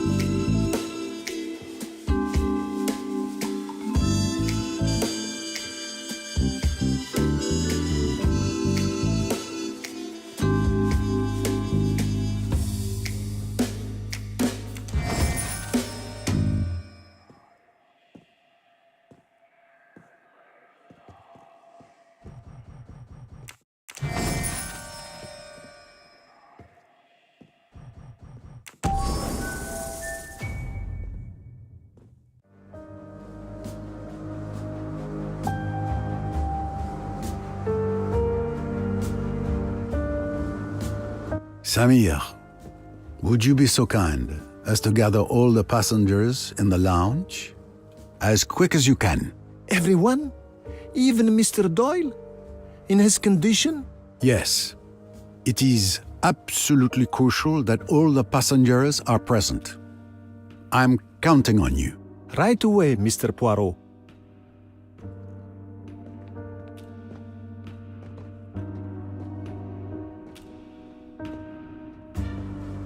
Miss Royce, finally here you are. We were starting to worry. Good evening, Captain. Is there somewhere secure where we can lock up Mr. Richetti? Mr. Richetti? So he's the murderer? He was always so polite. I haven't killed anyone on this stupid boat. Contact the authorities. She kidnapped me. He's a professional hitman, extremely dangerous. He killed my partner. I understand. I am very sorry. Let me think. You understand we've already got the ship's mechanic locked up. Well, I suppose the second storeroom in the hall should do. Do you have a key? Yes, of course. But this is supposed to be a pleasure boat, not a present ship.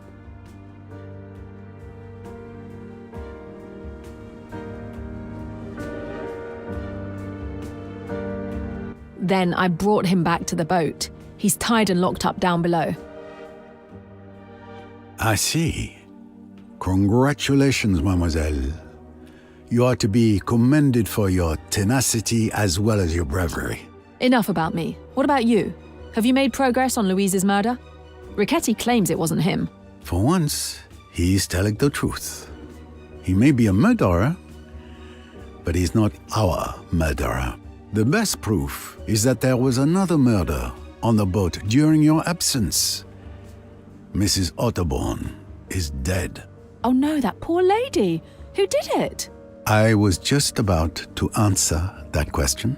Everyone should be gathered in the lounge. If you wouldn't mind heading there, I'll join you shortly. All right, I'll go ahead.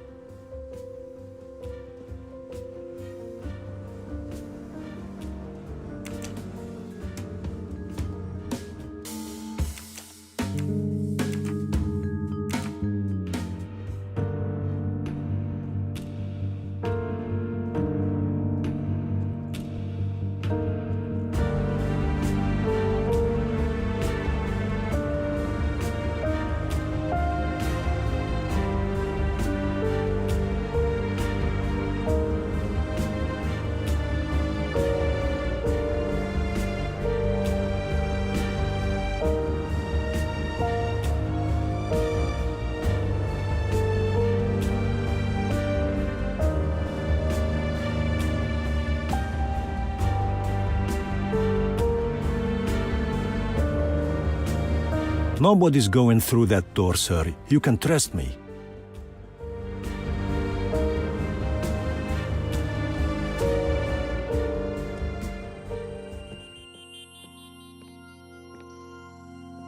I see that everyone is here. Even Mr. Doyle. I hope you have a good reason for moving Mr. Doyle. He is in very bad shape, as I've mentioned more than once, mein Herr. I'll be fine. I want to hear what Mr. Poirot has discovered about Lynette's murder. Thank you, monsieur. Now then, when we first began our investigation, we had two hypotheses. The first was that the murder was not premeditated. The killer witnesses the scene between Mr. Belfort and Mr. Doyle, waits for everyone to leave the lounge, grabs the revolver that was under the chair, and shoots Lynette Doyle. The second hypothesis was that the murder had been meticulously premeditated. Correct, Miss Royce? Correct. Very quickly, we were able to eliminate one of these two hypotheses. The murder was very carefully planned and accurately timed, with all the details meticulously worked out beforehand. Even to the drugging of my bottle of wine on the night in question. Let us explore the elements that support this hypothesis. Miss Robson had seen Mr. Belfort fire her revolver, had seen Simon Doyle collapse onto a chair, and had seen him clasp a handkerchief to his leg. That's exactly what I saw. What had Mr. Hayashi heard and seen? He heard a shot, and he found Doyle with a red-stained handkerchief pressed to his leg. I can confirm that. What had happened then? Mr. Doyle had been very insistent that Mr. Belfort should be got away, that she should not be left alone. After that, he suggested that Mr. Hayashi should get hold of the doctor. Accordingly, Miss Robson and Mr. Hayashi go out with Mr. Belfort, and for the next 5 minutes, they are busy on the port side of the deck. Miss Bowers, Dr. Bessner's, and Mr. Belfort's cabins are all on the port side. So someone had 5 minutes alone to go and kill Mrs. Doyle. But who? Simon Doyle. It is foolish, that. Do you think a man with a fractured bone and a splint on his leg could go walking about the boat and killing people? I tell you, it was impossible for Simon Doyle to leave my cabin. But yes, the thing seems impossible, but it's nonetheless true. During my investigation, I managed to retrieve Mr. Belfort's revolver, which had been thrown into the water. It was wrapped in a stained handkerchief. To an untrained eye, this stain could have been mistaken for blood. But Hercule Poirot's eyes are not untrained. The stain was in fact red ink contained in one of Mrs. Doyle's bottles of nail polish. So when Miss Robson and Mr. Hayashi saw Mr. Belfort shoot Mr. Doyle, and he writhed so piteously in pain from his injury, it was all a show. It was all staged. Mr. Doyle used that handkerchief soaked in red ink to make it look like he was bleeding from a bullet in his leg. He managed to fool everyone. But I carried him. I clearly saw that he was in real pain. Absolutely correct. He was indeed injured when you carried him.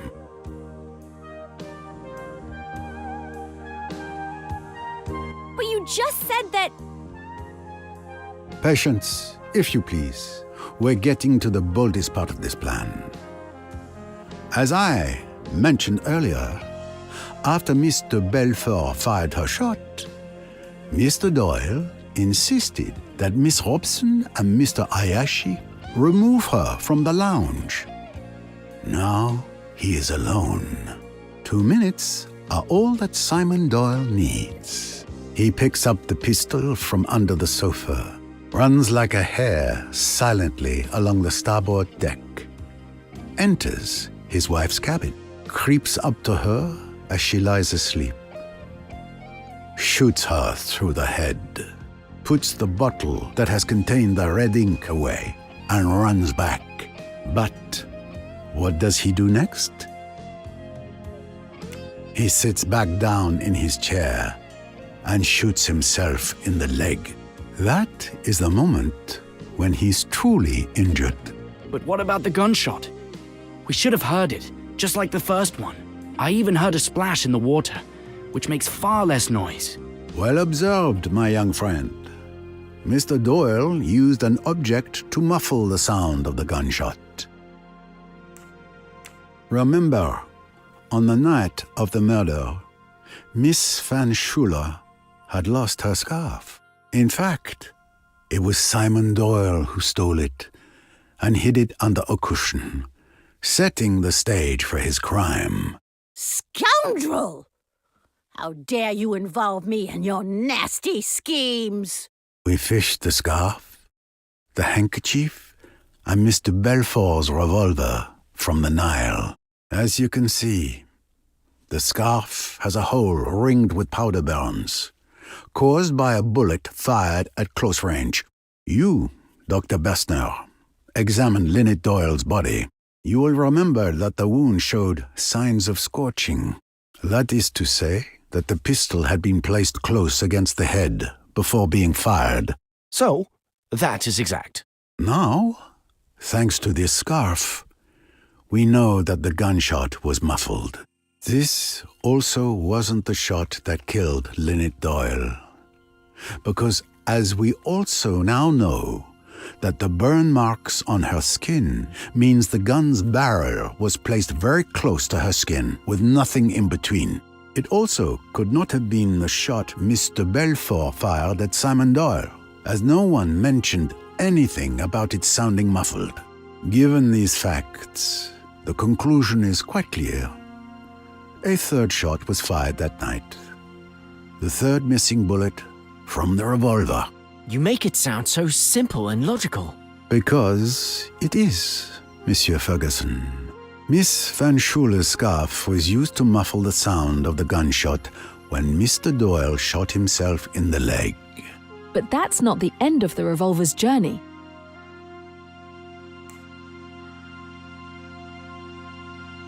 Mr. Doyle wrapped the revolver in the stained handkerchief, then put everything in the scarf and tossed the bundle out the window into the Nile. And that's the splash I heard. Exactly, Mr. Allerton. It required very precise timing. But Monsieur Doyle acted coldly and swiftly, just as he did when he murdered his wife.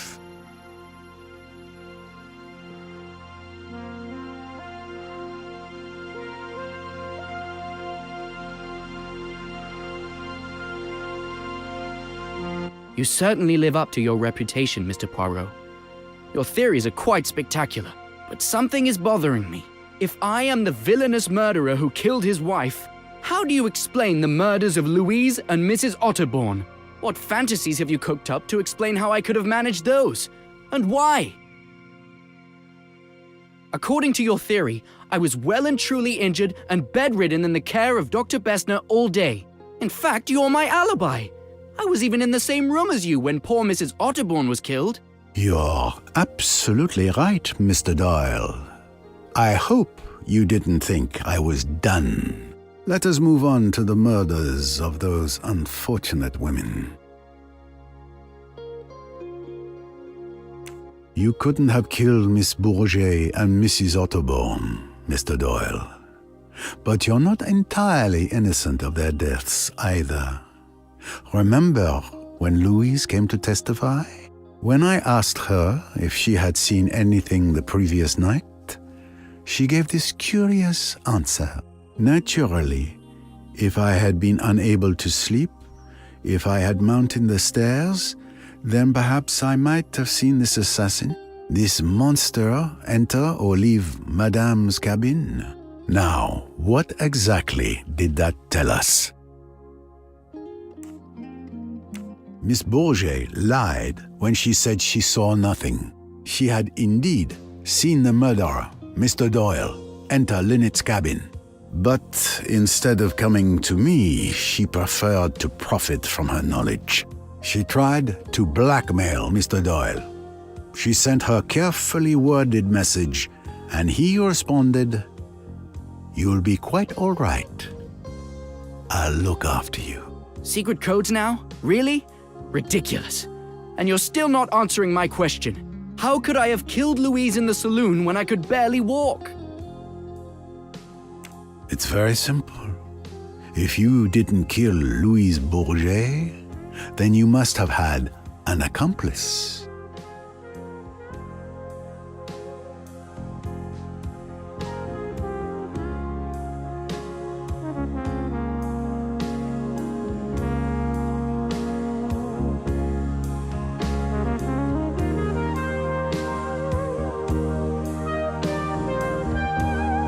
An accomplice?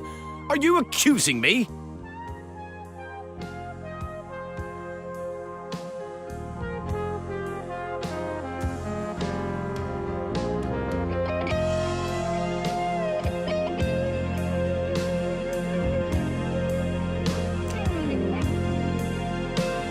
This accomplice can be none other than Jacqueline de Belfort.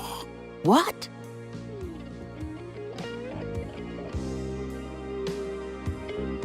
I beg your pardon? You're insane! As I say, it was a very cleverly planned and well thought out piece of work.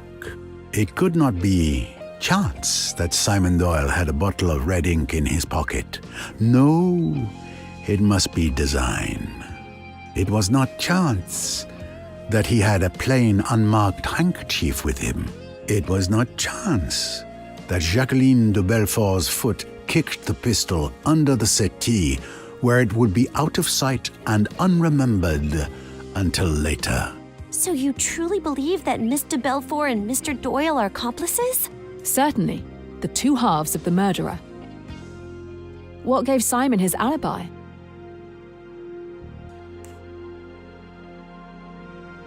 It's the bullet that Miss de Belfort fired into Mr. Doyle's leg that provided him with an alibi. Even if left alone, he wouldn't have been able to crawl to his wife's cabin to kill her. But Miss de Belfort didn't actually hit Mr. Doyle with that shot. He pretended to be injured, so crawling wasn't necessary. Now let's move on to the shooter. What gives Jacqueline de Belfort her alibi?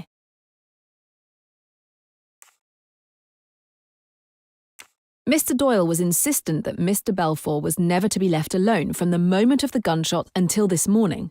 That gave her a rock-solid alibi for the murder of Mrs. Doyle. There, between the two of them, you get all the qualities you require. The cool, resourceful planning brain, Jacqueline de Belfort's brain, and the man of action to carry it out with incredible swiftness and timing. Look at it the right way, and it answers every question. Simon Doyle and Jacqueline had been lovers. Realize that they are still lovers, and it is all clear. Simon does away with his rich wife, inherits her money, and in due course will marry his old love. It was all very ingenious. The persecution of Mrs. Doyle by Jacqueline, all part of the plan. Simon's pretended rage. Then one night, on this boat, I thought I heard Simon and Lynette outside my cabin. He was saying, "We've got to go through with it now." It was Doyle, all right, but it was to Jacqueline he was speaking. The final drama was perfectly planned and timed. There was a sleeping draft for me in case I might put an inconvenient finger in the pie. There was selection of Miss Robson as a witness. The working up of the scene. Miss de Belfort's exaggerated remorse and frenzies. She made a good deal of noise in case the shot should be heard. In truth, it was an extraordinarily clever idea. Jacqueline says she shot Doyle. Miss Robson says so. Mr. Hayashi says so. And when Simon's leg is examined, he has indeed been shot.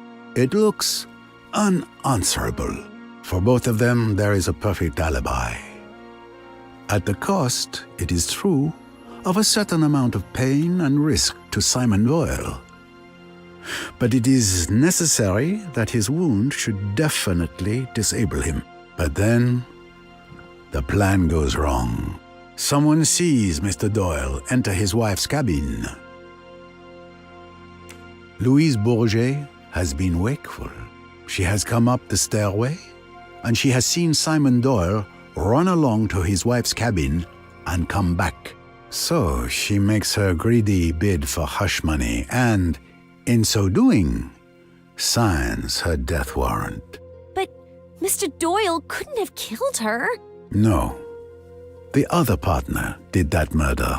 As soon as he could, Simon Doyle asks to see Jacqueline. He even asks me to leave them alone together. He tells her of the new danger. They must act at once. He knows where Bessner's scalpels are kept. And still, all is not well. For Mrs. Otterbourne has seen Jacqueline go to the saloon, and she comes hot-foot to tell Simon about it. Jacqueline is the murderess. Do you remember how Simon shouted at the poor woman? Nerves, we thought. But the door was open, and he was trying to convey the danger to his accomplice. She heard, and she acted like lightning. She remembered Pennington had talked about a revolver. She got hold of it, crept up outside the door, listened, and at the critical moment, fired. She boasted once that she was a good shot, and her boast was not an idle one. I remarked, after that third crime, that there were 3 ways the murderer could have gone. I meant that he could have gone aft, in which case Ferguson was the criminal. He could have gone over the side, very improbable. Or he could have gone into a cabin. Jacqueline's cabin was just 2 away from Dr. Bessner's. She had only to throw down the revolver and bolt into the cabin. It was risky, but it was the only possible chance.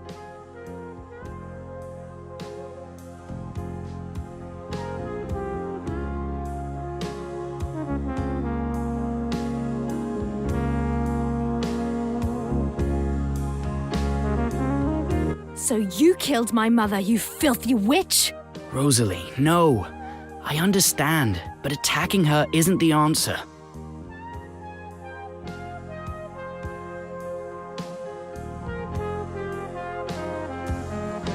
Come on, how can you listen to the ramblings of this old fool?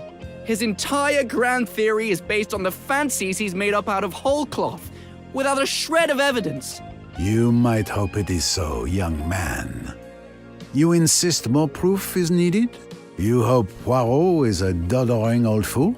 Then by all means, let's allow someone else to dodder some. Miss Royce, if you would.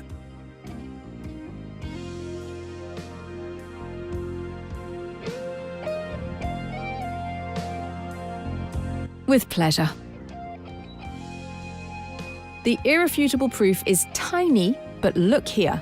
You can see that the wood is damaged, and the bullet that caused it is still lodged in the hole. I'm sure forensics will prove that it's a .22 caliber cartridge fired from the murder weapon. This is the bullet Mr. Belfour shot at Simon Doyle. It ended up in the wall, not in his leg.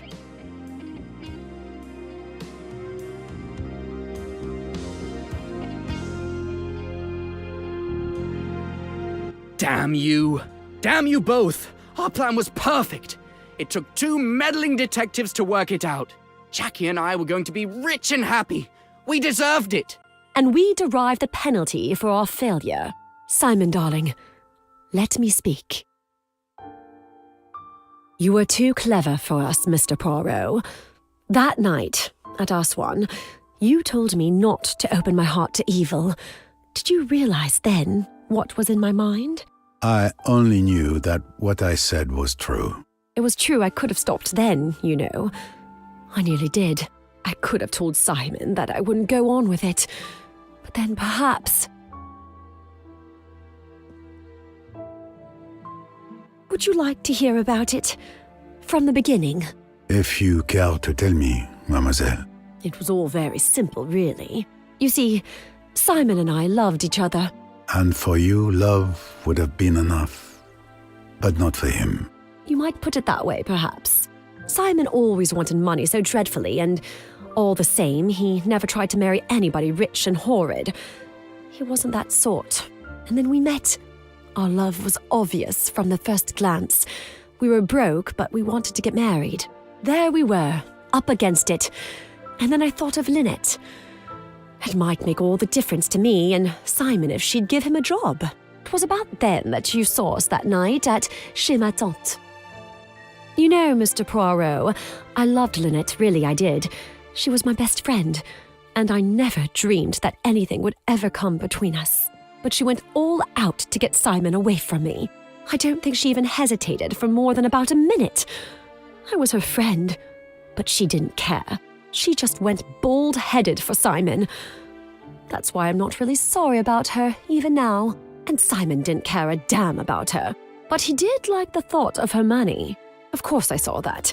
And at last I suggested to him that it might be a good thing if he got rid of me and married Lynette. But he scouted the idea. He said, money or no money, it would be hell to be married to her. He said his idea of having money was to have it himself. We talked about it a good deal one way and another, about how convenient it would be if Lynette died. I said it was an awful idea, and then he shut up about it. After a bit, I saw that he'd made up his mind, and I was terrified. Simply terrified. Because you see, I realized that he'd never pull it off. He'd have no kind of subtlety about it. And he's got no imagination. So I had to come into it too, to look after him. I thought and I thought, trying to work out a plan. It seemed to me that the basis of the idea ought to be a kind of two-handed alibi. You know, Simon and I could somehow or other give evidence against each other, but actually that evidence would clear us of everything. It would be easy enough for me to pretend to hate Simon. It was quite a likely thing to happen under the circumstances. Then, if Lynette was killed, I should probably be suspected. So it would be better if I was suspected right away. We worked out details little by little. Even then, Simon went and wrote a J in blood, which was a silly, melodramatic thing to do. It's just the sort of thing he would think of. But it all went off fine. And then there was Louise. Yes. It was not your fault that Louise Bourget could not sleep that night. That miserable Frenchwoman tried to blackmail us. I pretended to grovel. I took her all the money we could get hold of. And then, when she was counting the money, I did it. It was quite easy. That's what's so horribly frightening about it. It's so terribly easy. And even then, we weren't safe. Mrs. Otterbourne had seen me. I'd no time to think. I just acted like a flash. It was almost exciting. Love can be a very frightening thing. That is why most great love stories are tragedies. Don't mind so much for me, Monsieur Poirot. After all, I've always lived hard, you know. Jackie, I ruined everything. I'm sorry for it all, my love. If I had known all this before, It's all right, Simon. A fool's game, and we've lost. That's all. Look out! She took my gun! Adieu, mon amour.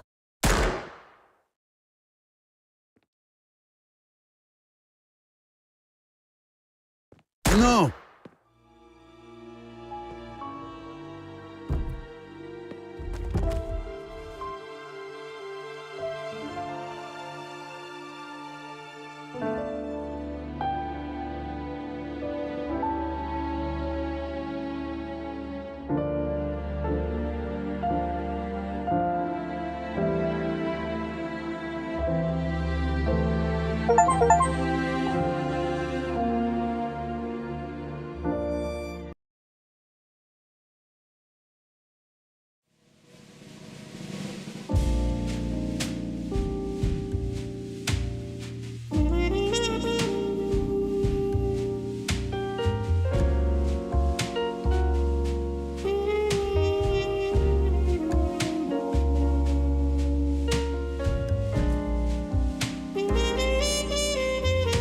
I swung at last.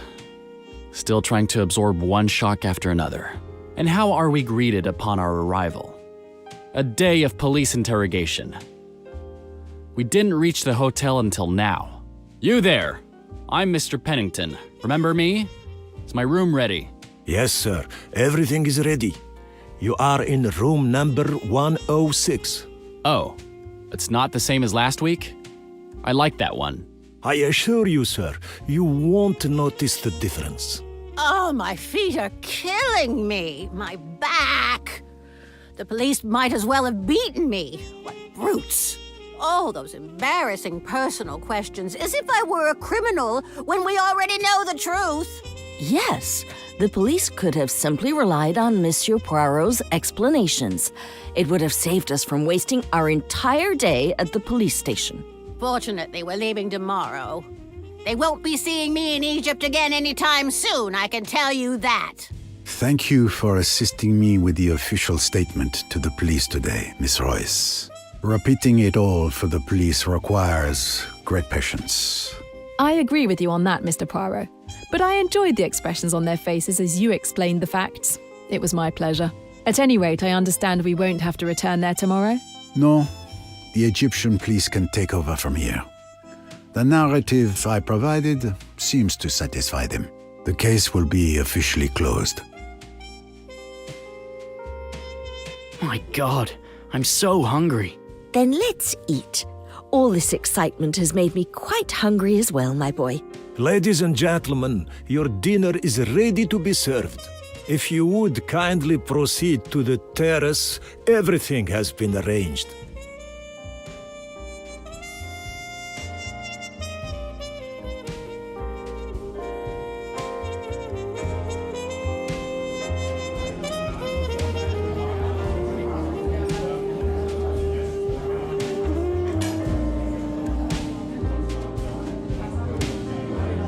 What a deplorable, exhausting day. I'm going straight back to my room to take a bath.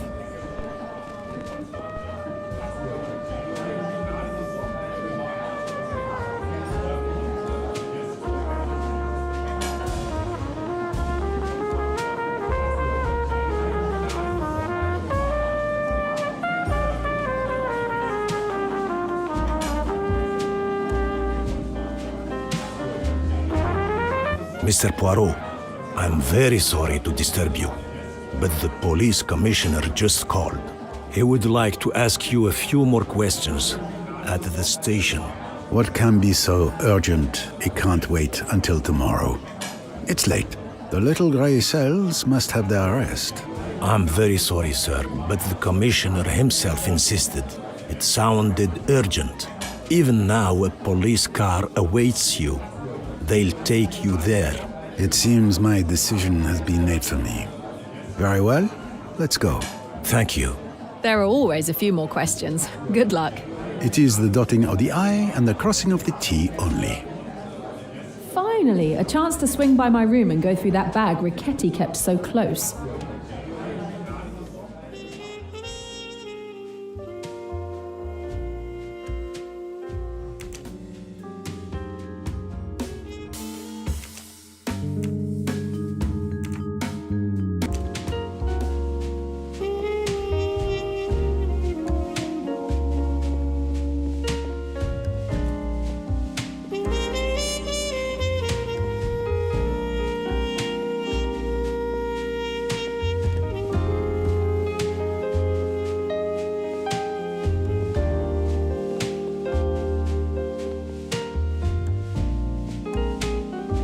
I seem to have gained a moustache.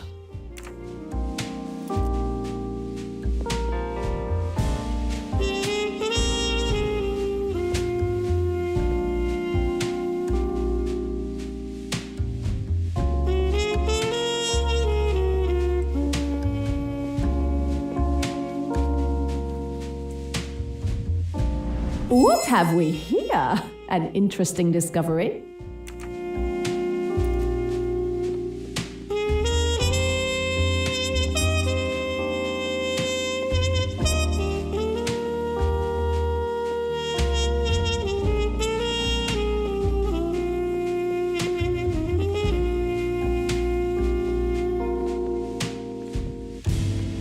Beautiful evening. Yes, I intend to make the most of it. My last night in Egypt. As far as I'm concerned, I can't wait to be back home in the good old US of A. We have air conditioners there, you know. Hi, how are you doing? It may sound callous, but with all that's happened, that is, well, yes, I think we're good. We have Egypt for bringing us together.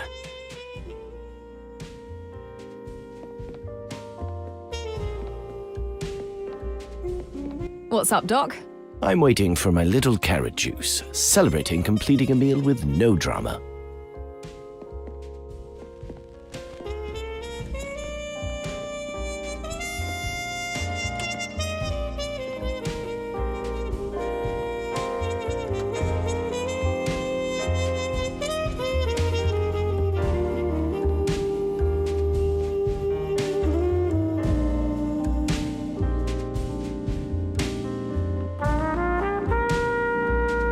Excellent. Another record for my collection.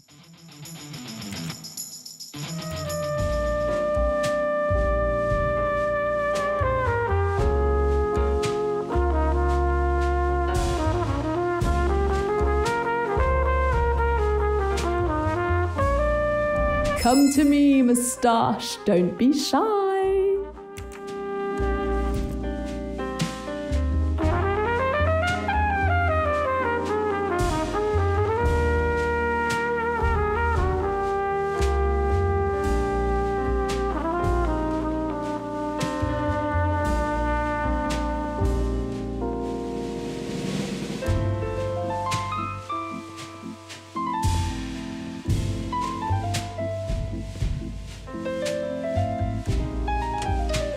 Home sweet home.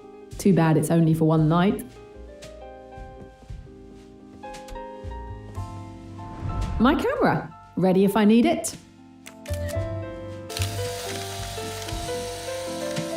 Come to me, moustache, don't be shy.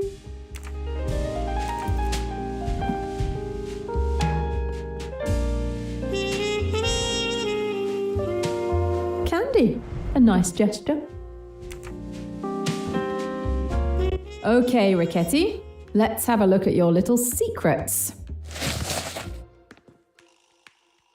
Interesting. It looks like an organisational chart for the Spire. And there seems to be plenty of other interesting information.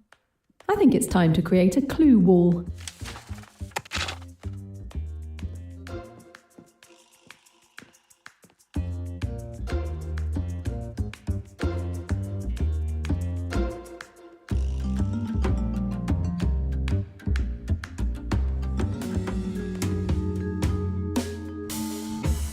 Cassette tape. I need to find a way to listen to it. I need to listen to this tape. One of the passengers had a cassette player in their room on the boat. Who was it? Yes, Mr. Hayashi has a cassette player. I'll ask him.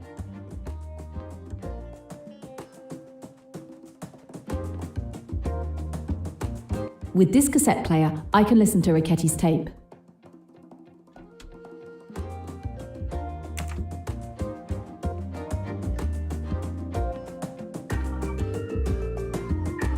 Second tape. And a third one. Emmy! My Emmy. Video surveillance cameras. AWL security was spying on her.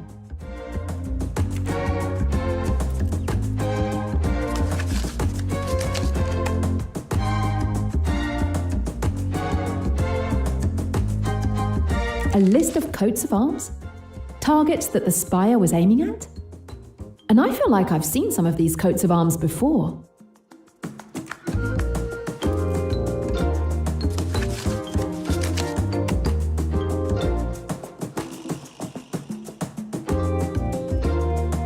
Emmy, I promise you, I will find out who ordered your murder. They will pay. It's Lynette Doyle and her father. What did Ricchetti want from them? And that manor in the back, it looks familiar.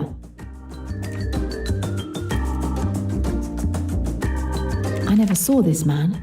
Number 12.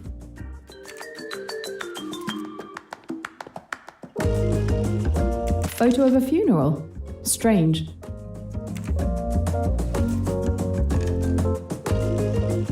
Tyrone! Killed in New York, trying to defend his neighborhood.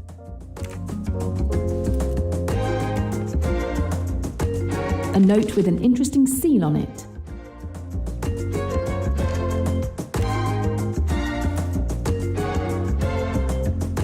Another note with a seal.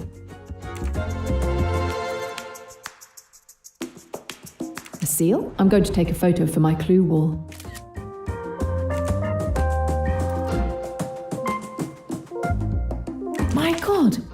The leaders of the Spire. It's more like a cult than a criminal organization. Another note with a seal?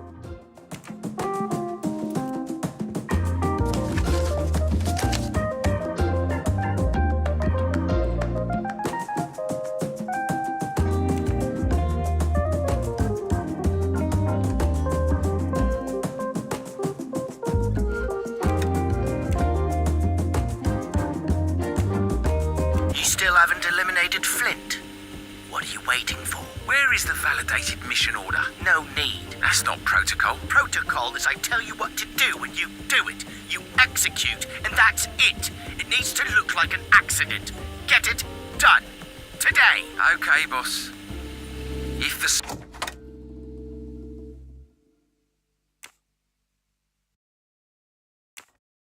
You still haven't eliminated Flint? What are you waiting for? Where is the validated mission order? No need. That's not protocol. Protocol is I tell you what to do and you do it. You execute, and that's it. It needs to look like an accident. Get it? Done. Today. Okay, boss. If the Spire accuses me of acting alone in Flint's death, this tape is proof that I carried out the Bear's orders.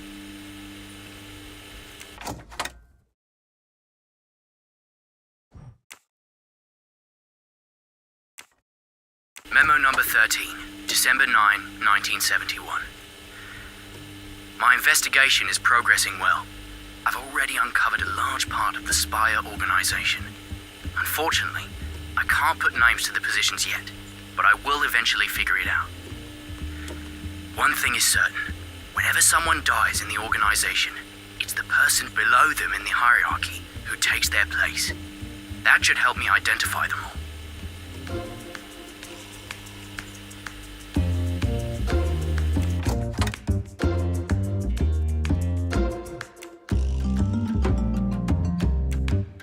Internal note. Logistics are currently slowed at AWL because of the spy in our midst. We need to do something. Deliveries are falling behind. Customers are growing impatient. They will start looking at the competition.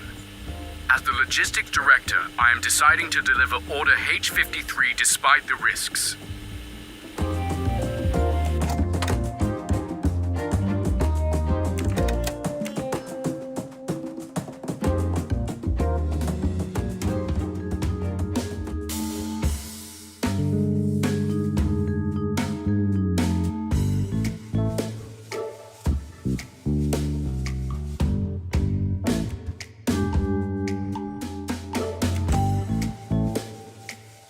Yes! When I searched his room on the boat, I'm almost certain Ferguson had a similar coat of arms on his ring. At some point, I'll need to get Ferguson to confirm that. For now, I have more important things to do. I was born to be a detective.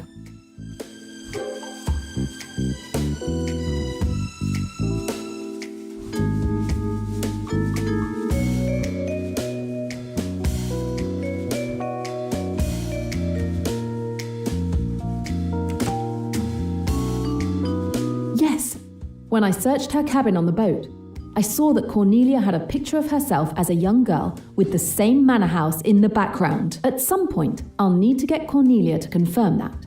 For now, I have more important things to do. Another win with my name?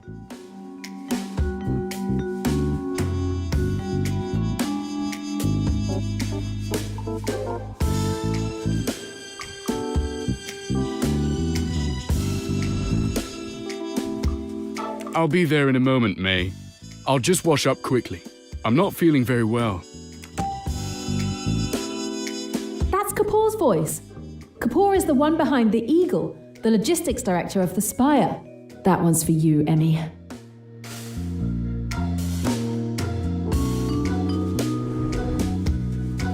Do what you think is necessary. That's Racketti's voice. That means the bear ordered Racketti to kill someone named Flint. And Racketti killed him and made it look like an accident. Yes! Sometimes I even surprise myself.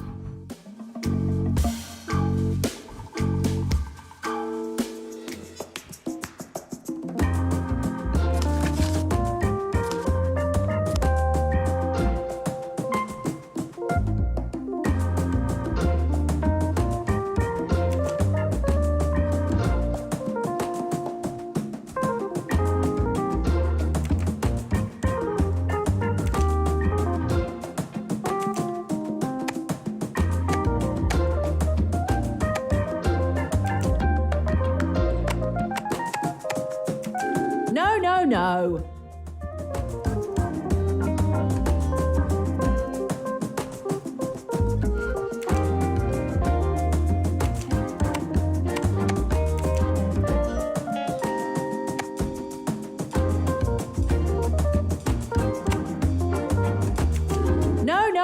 go.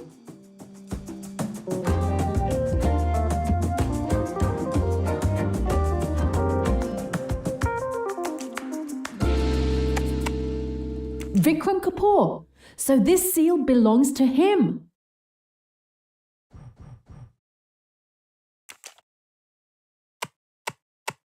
The seal that Richetti had in his satchel matches the seal of the spider in the organisational chart. This confirms that Richetti was indeed an enforcer for the organisation, but more importantly, it shows that each position in the organisation has an assigned seal.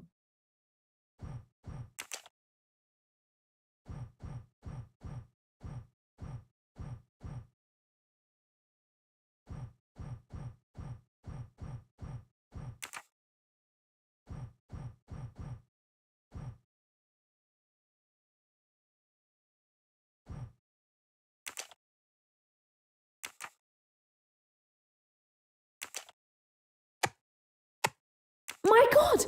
These notes represent mission orders for Richetti to kill targets. The mission order for Tyrone's execution.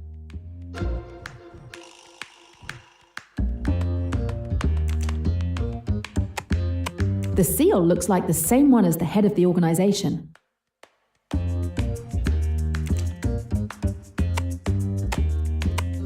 This damn piece of paper is the order for Emmy's murder.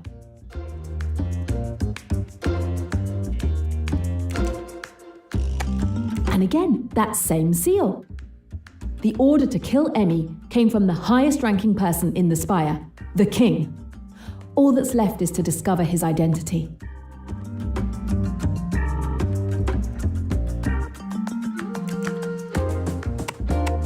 And again, that same seal.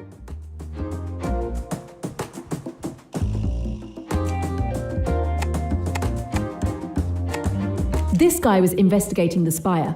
He seems to have started to uncover their organisational chart, which explains why he must have been executed.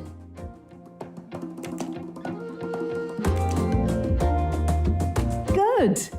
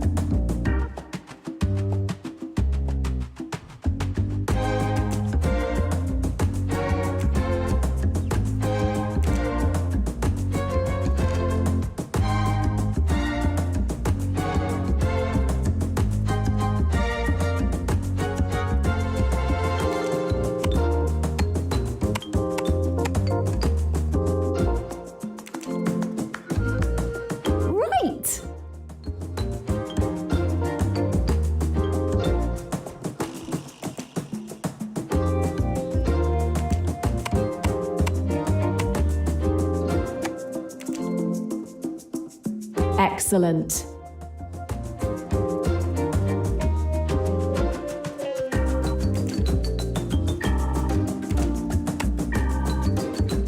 The man in the centre is wearing a lion mask. He seems to be the leader of the spire.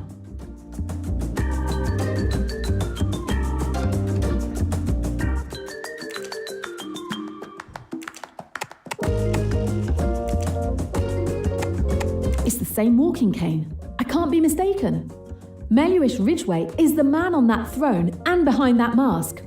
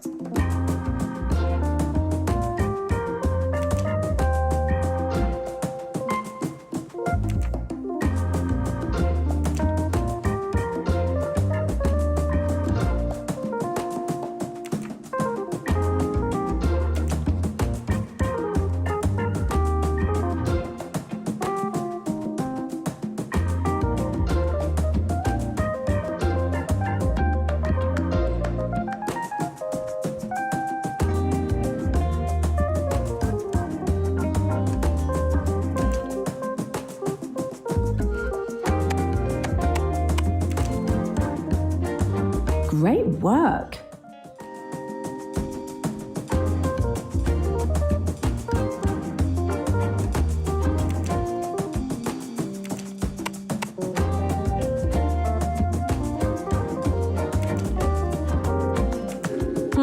No.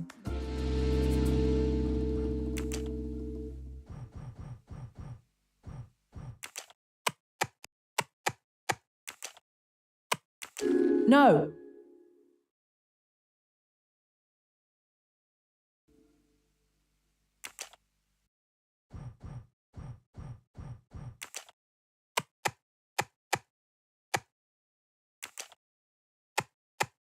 This photo was taken at Maiorca Ridgway's funeral. He was Lynette's father, but more importantly, he was one of the wealthiest people in England. His death was on the news for weeks. Maiorca Ridgway had been the lion of the spire for years, but today he is dead. According to the journalist's tape, it is always the person hierarchically below who takes the place of their superior when they die. The wolf has inherited the position of the new leader. Emmy was assassinated long after Maiorca Ridgway's funeral. So it's the wolf who is the mastermind behind Emmy's murder. But who is hiding behind that name?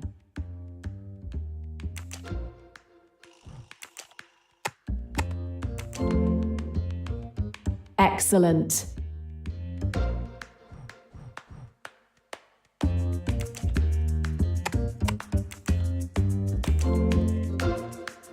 Good thinking.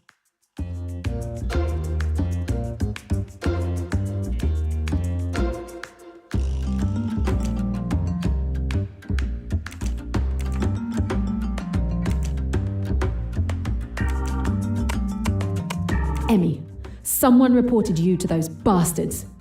It's because of them that I lost you.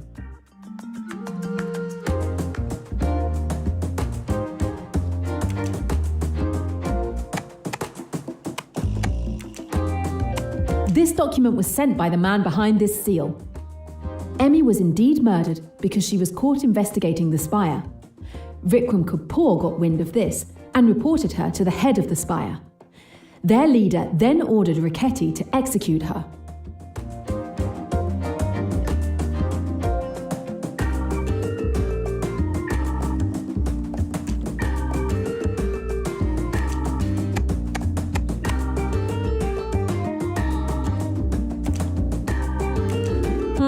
No.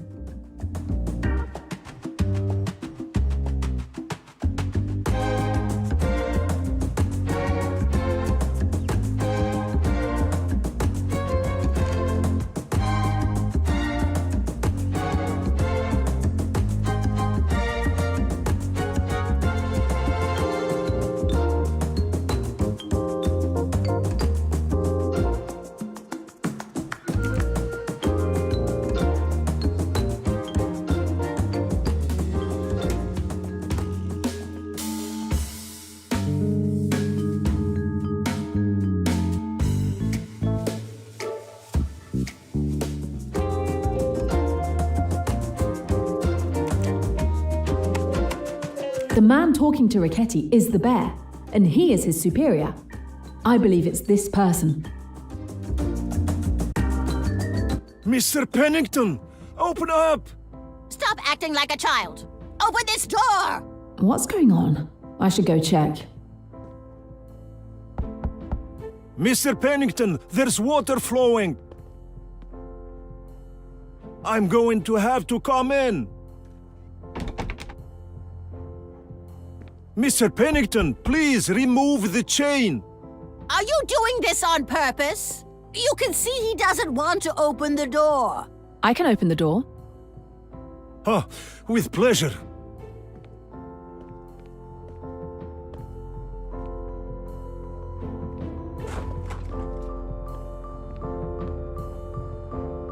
And there you go. I'm going to go check. Yes, but you won't see anything. The fuses must have blown. Wait, I have a flashlight in my room.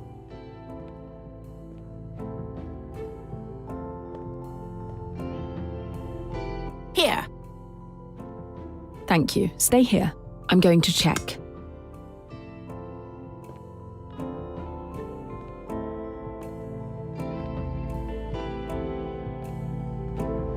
Another of the world's strangest collectibles.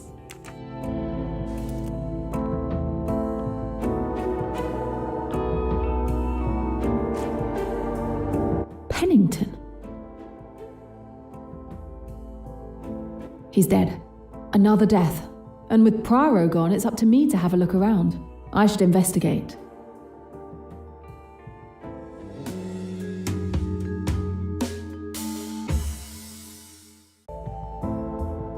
A jaguar tattoo. That reminds me of something on my clue wall. We'll just take a photo of it.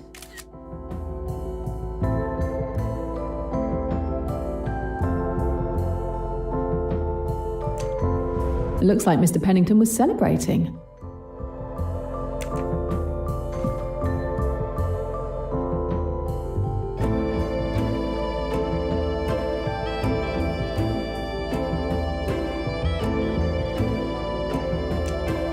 He didn't have time to shampoo his hair.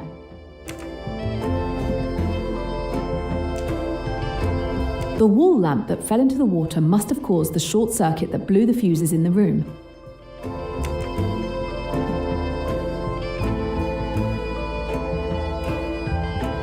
The electrical wire unravelled when the lamp fell into the water. The murderer clearly couldn't have gone that way.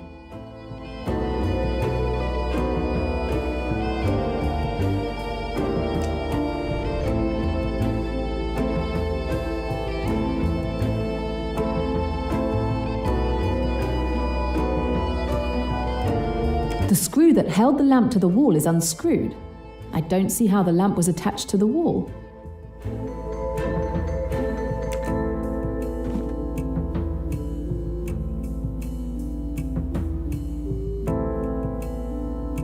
A fishing line with a knot. Somehow, I don't think Pennington was planning to fish for something in his bathtub.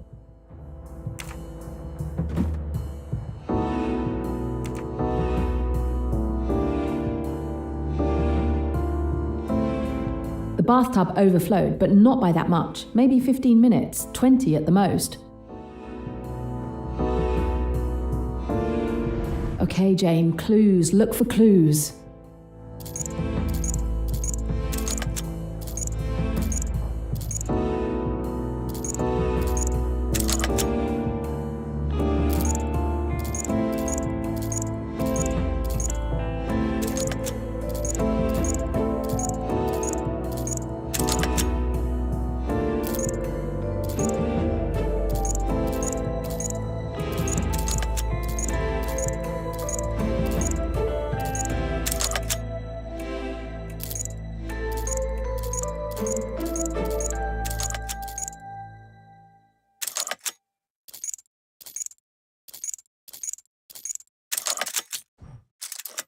Bingo!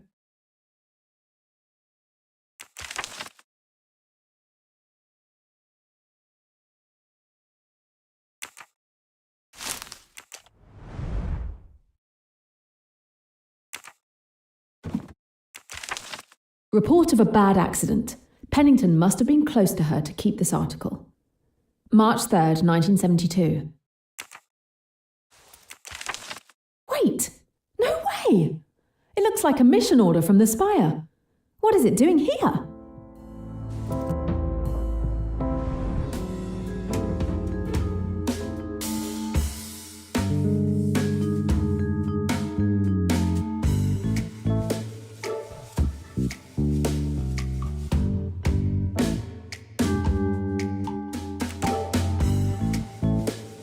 Pennington has a mission order to kill issued by the Spire.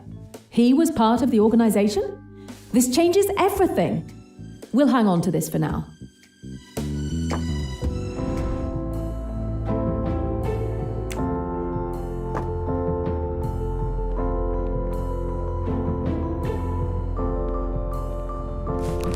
Pennington's wallet. Pennington with Ridgway. They're so young. That means he has known the Ridgway family for a very long time. Pennington looks to be in his 20s, so this photo must be over 30 years old. Who is the third person? This could help me. I'm keeping it.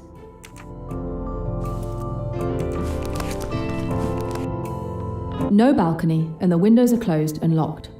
It's impossible for someone to have gotten in that way without breaking a window.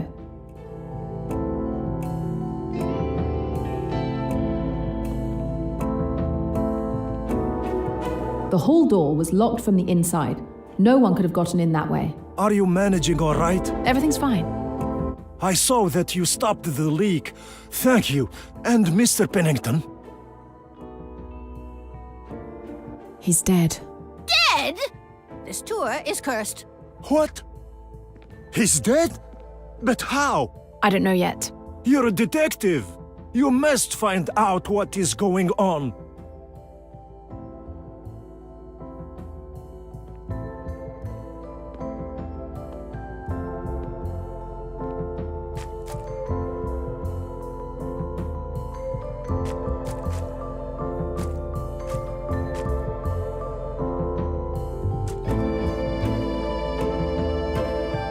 Are you managing all right? Everything's fine.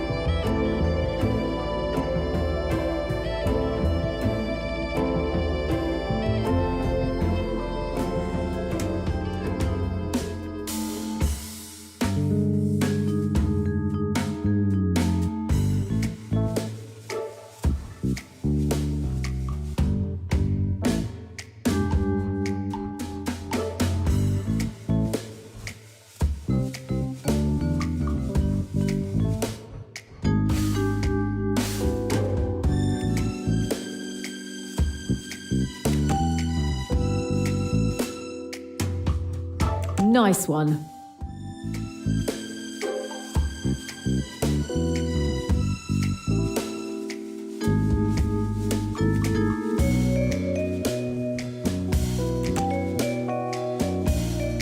I can understand most of what I've discovered here, except for this fishing line with a knot. It must have been holding something. But what?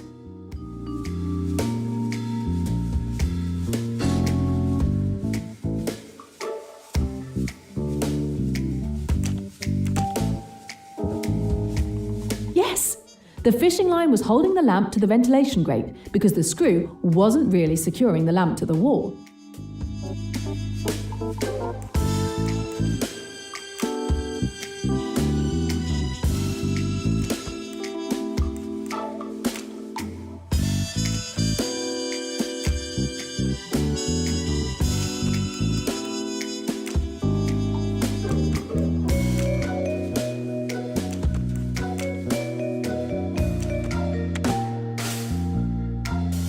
It is bizarre, but clear. I'd better check in with the receptionist. Not really that complicated.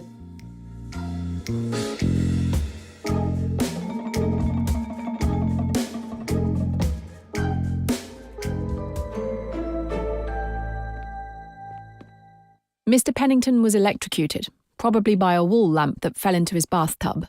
But that's terrible! The lamp was only held up by a fishing line attached to the ventilation grate. I suspect that's not a quick fix. What? This is a luxury hotel. It was once a palace. We do not attach lamps with pieces of string. I believe you. I didn't think so. In any case, we need to call the police so they can conduct a proper investigation. The police? The reputation of the hotel is going to be ruined. They'll think it's the hotel that did this shoddy work that led to a guest's death. I'm sorry, it's not that simple. Oh, really? What makes you think that?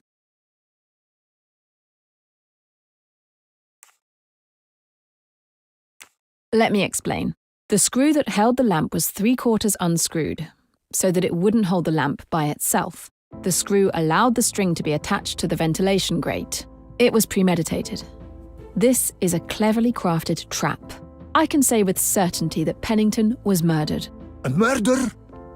So the killer entered the room to cut the string?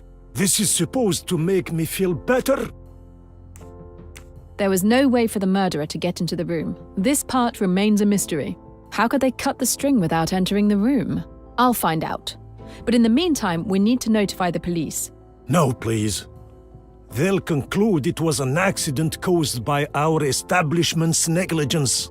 They would never believe such a complicated explanation. I don't want to end up in prison. It won't come to that, I promise you. We must notify the police. But while we wait for them to arrive, I will do my best to unmask the murderer. Oh, thank you. I guess I'm counting on you. I'll start by questioning the neighbours.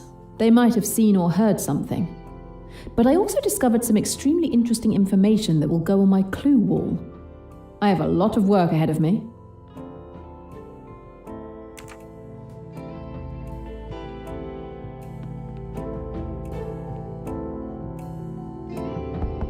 Miss Van Schuler, I need to question you and I would also like to inspect your room. You want to rummage through my things again? No, I just need to check if there is access to Mr. Pennington's room. You think there's a secret passage to his room? What a ludicrous idea. Be my guest.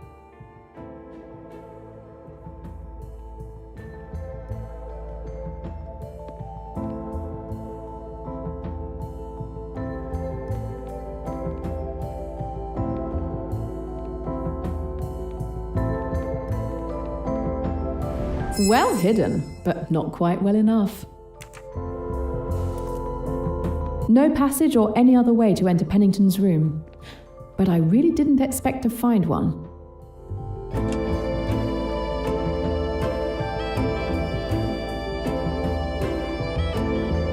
No balcony. As I suspected, the murderer couldn't have entered Pennington's room that way.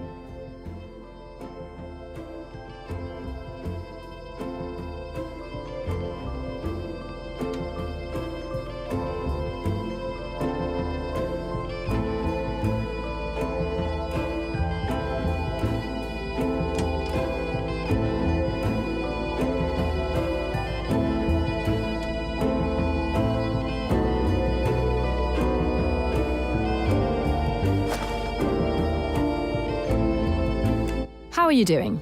How do you think? With all these deaths, I'm afraid I'll be next. I'm not leaving my room until I can leave this godforsaken country. Pennington also stayed in his room, and yet that didn't stop him from being killed. Can you tell me what you were doing before Mr. Pennington's death? Yes. After dinner, I came back to my room at the same time as Mr. Ferguson.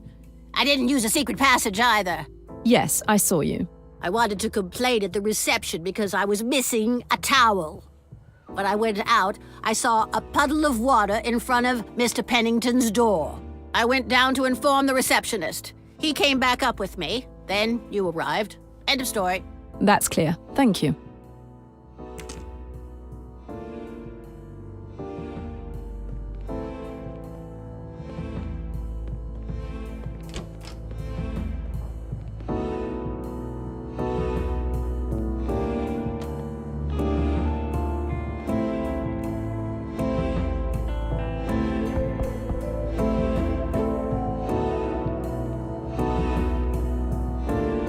Mr. Ferguson, your neighbour, Mr. Pennington, had an accident in his bath. Was it serious? He's dead. An electrocution. I'm trying to understand the circumstances. May I come in? I will need to question you and would also like to inspect your room. No, I don't think so. You already searched my cabin on the boat.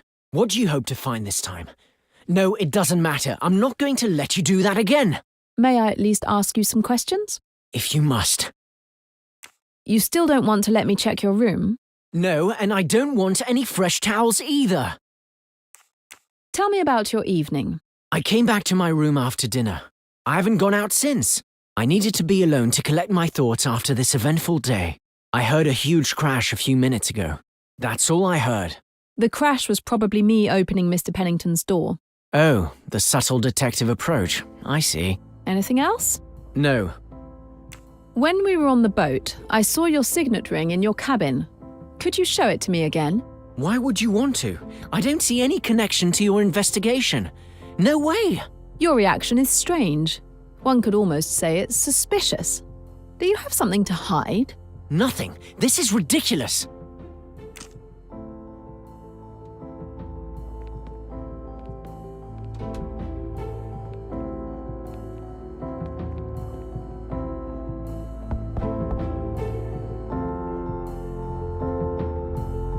Good evening, Mrs. Allerton. Yes? I'm tying up some loose ends in all that has happened. Would you mind answering 1 or 2 questions? Oh, go ahead. Let's get it over with. I'm afraid Mr. Pennington is dead. Another death? I thought once we left the boat. How can this be happening? You didn't know he was dead? No, I haven't left my room since I came back from dinner. I didn't know anything about it. My goodness, his room is right next to mine. You didn't hear anything? I don't think... No. Wait. There was a fairly loud crash a few minutes ago. Yes, that was me breaking down a door. Oh, I see. Anything else? Besides the neighbors on the other side talking. Thanks. I'm sorry for bothering you. I saw that your son is taking good care of Rosalie. Yes, I'm very proud of my boy. I think this trip has made him grow up.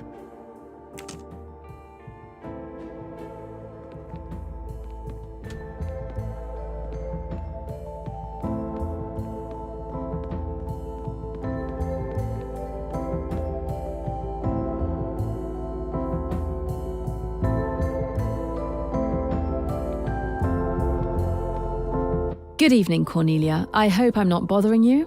Not at all. I was just reading. I have bad news. Mr. Pennington is dead. Oh no! An accident? He was electrocuted. It clearly wasn't an accident. Since Mr. Poirot is not here, the hotel has asked me to look into it. When I searched your cabin on the boat, I remember a photo in your pocket watch. Could you show it to me again? If you like. But why? There's a detail I would like to check. Oh, really? How peculiar. Here it is.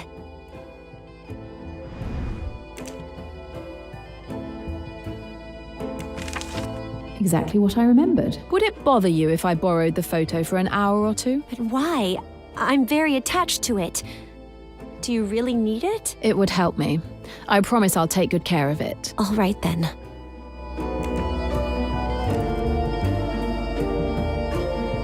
Thank you again for lending me the photo. Please be careful.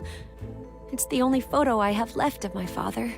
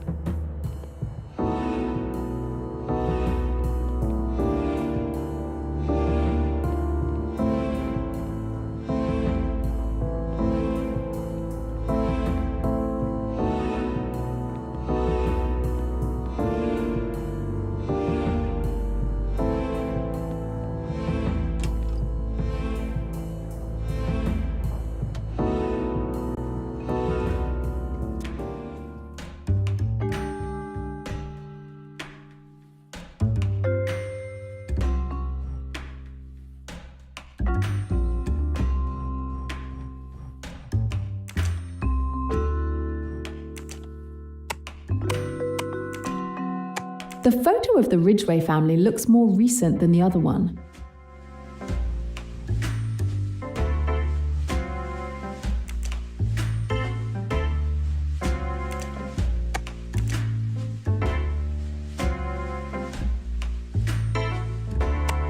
The family of Cornelia Robson is on the Spire's target list. While head of the Spire, Meluish Ridgway stole all the assets of the Robson family, including their home.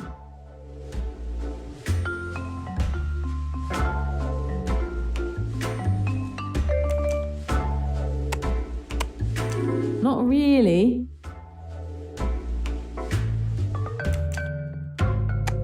Unlike the other orders, this kill order has all the organization's seals. All of the Spire agree to take down this man for treason. He was therefore killed by Richetti.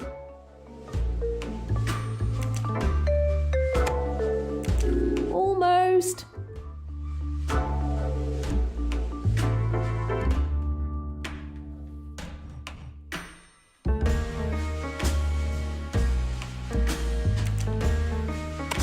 That jaguar tattoo is strikingly similar to the one from the Spire. Pennington is the jaguar of the Spire.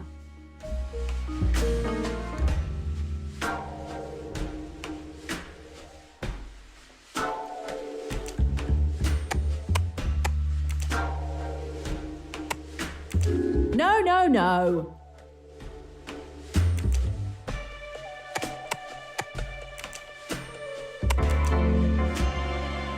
Good thinking.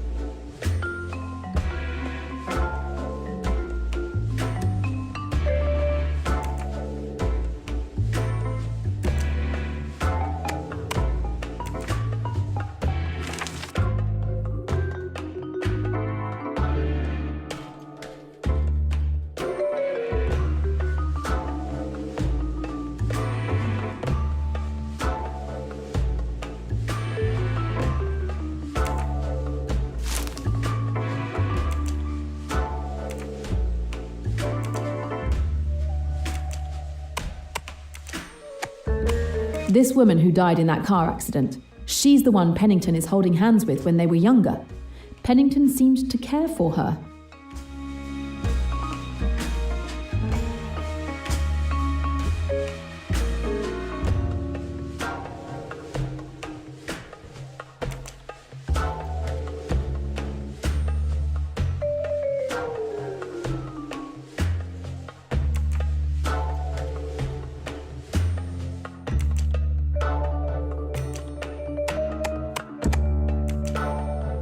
A stump? These two people are both missing a hand. There's a good chance that she is the wolf.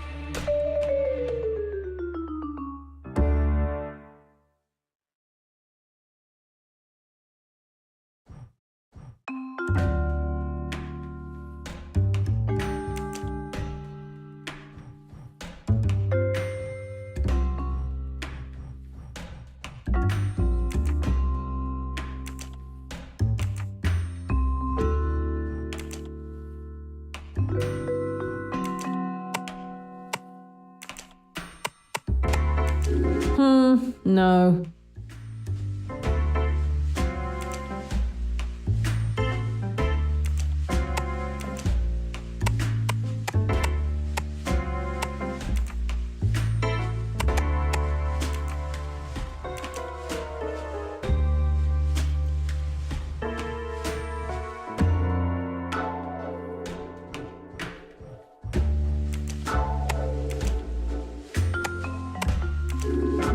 No.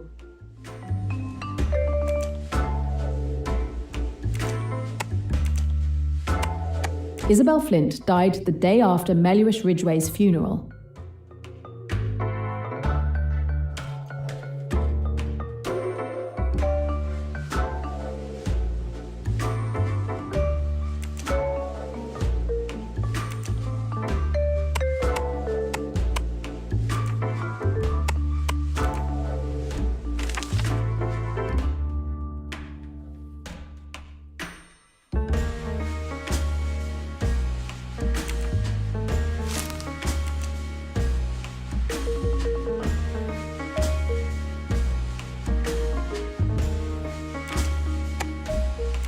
No.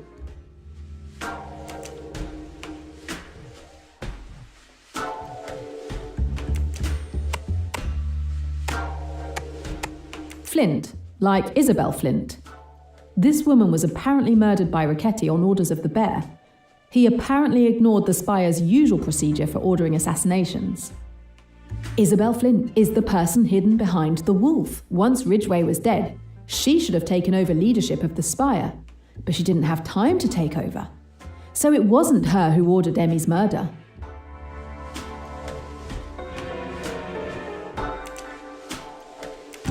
That's almost it.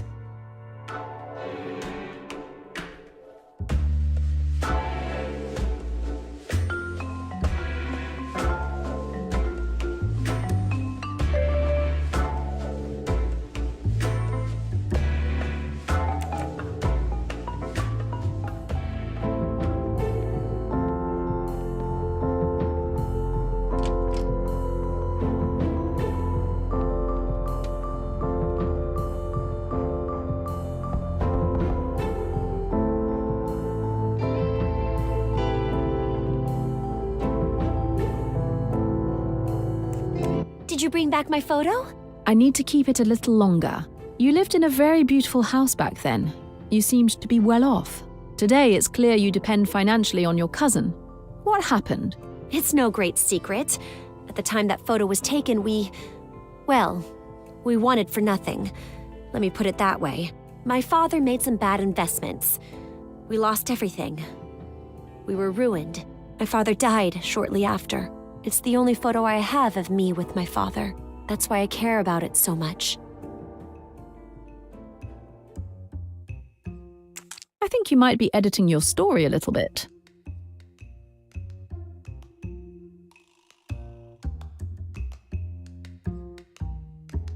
It's not your father who caused your family's ruin. It was Linnet's father who targeted your family and ruined them. Oh, really? Wherever you got your information, they're wrong. They must be. You don't believe me? You didn't know? My mother always told me that it was my father who caused our misfortune. I don't see why she would have lied to me. Well, I can tell you for sure that it was Meluish Ridgway who ruined your family. If you don't believe me, ask your mother. I will, but it's nonsense. It must be.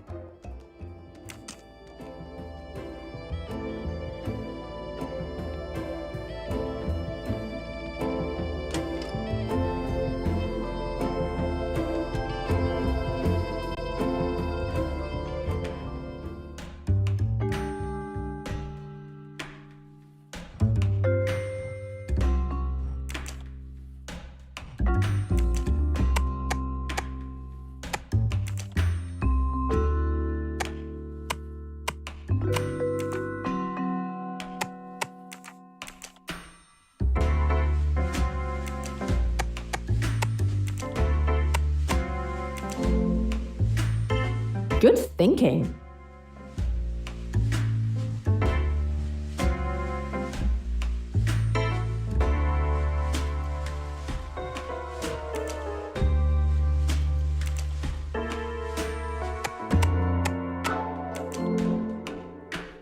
Yes!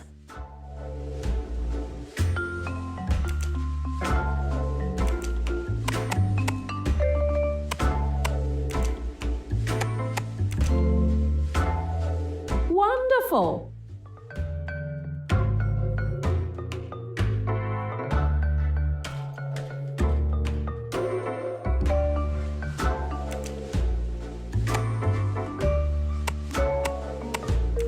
That's almost it.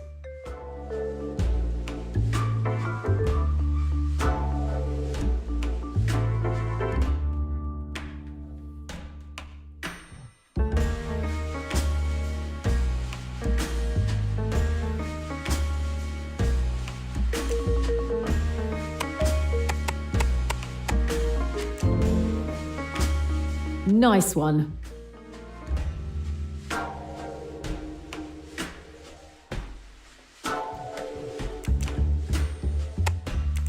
Not really.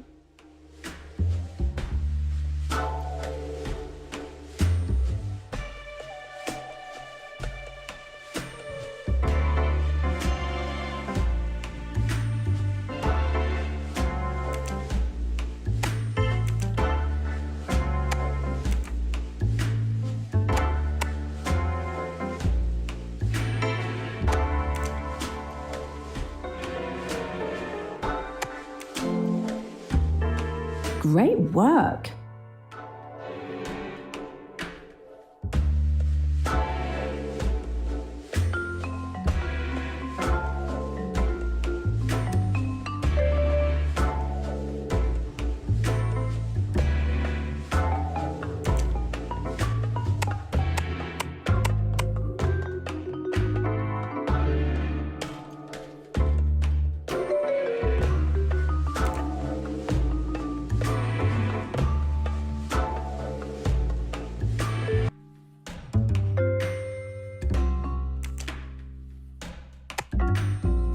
This kill order bears the seals of all the leaders of the Spire, except for the bear.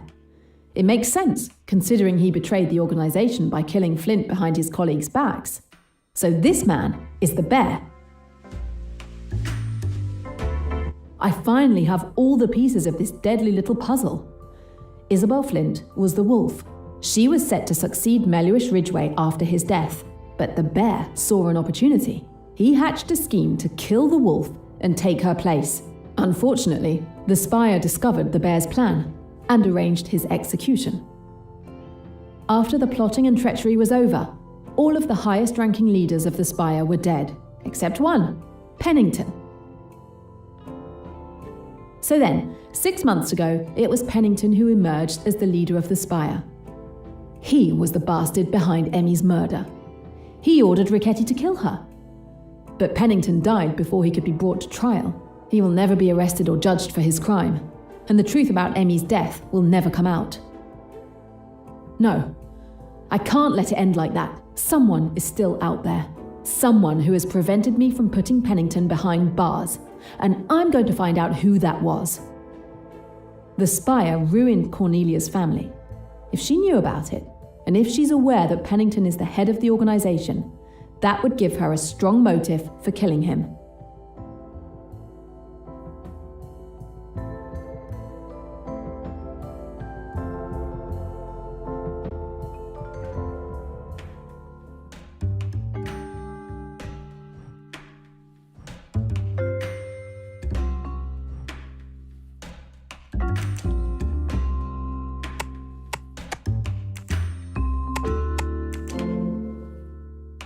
I did great.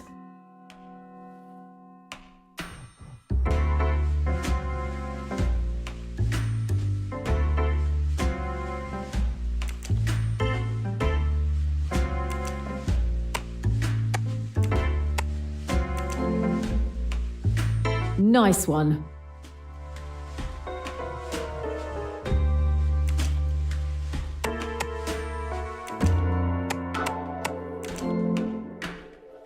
Nice one.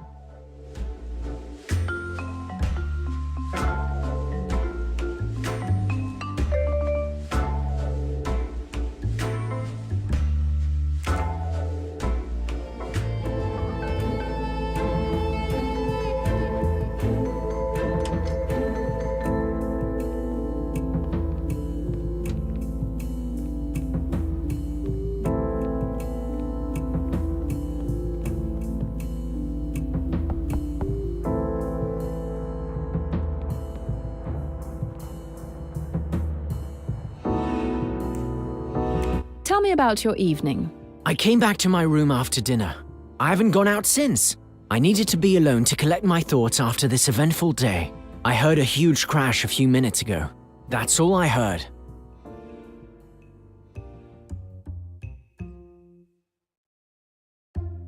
Oh yes.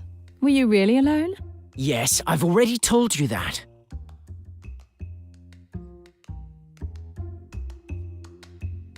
Yet Mrs. Allerton clearly heard conversation in this room with someone.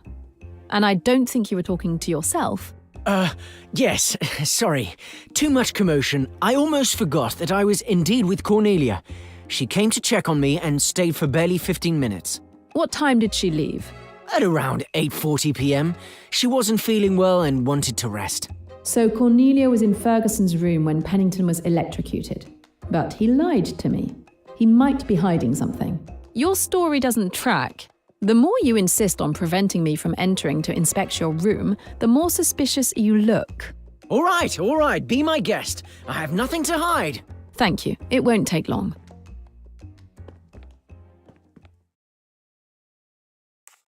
Show me that ring.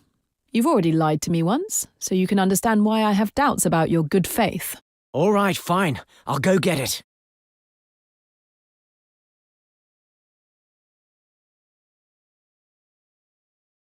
Here it is. Happy now? I'm going to draw this coat of arms for my clue wall. So, is this the murder weapon? Are you going to put the handcuffs on me? Not yet, but you shouldn't take this situation so lightly.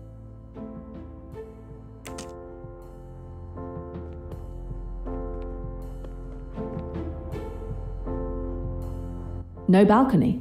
I knew the murderer couldn't enter Pennington's room that way.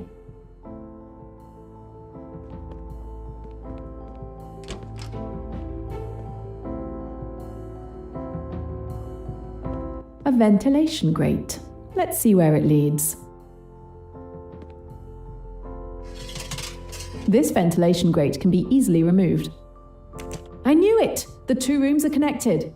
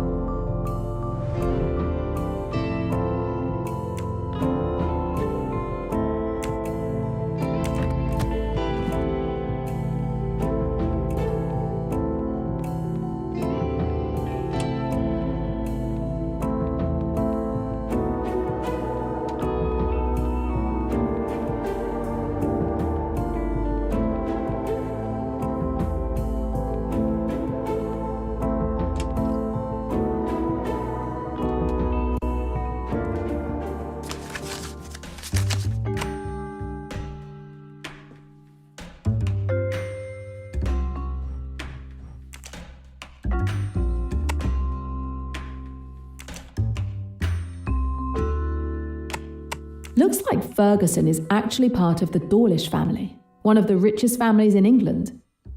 The spire seemed to be targeting his family.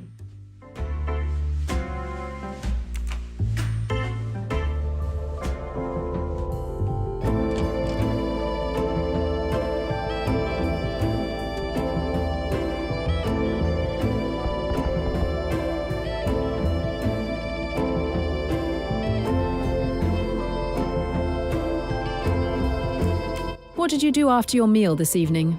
I have a little secret. I don't know if I should tell you. Does that little secret involve Ferguson? Well, if you know, why ask? Yes, I was with him. But please don't tell anyone. Cousin Marie would strongly object to me dating someone beneath me, she'd say. Don't worry, I can keep a secret. So you were with him and? Nothing special. I met him after dinner.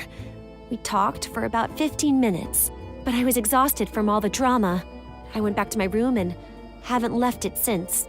And when you were in Ferguson's room, did you hear anything?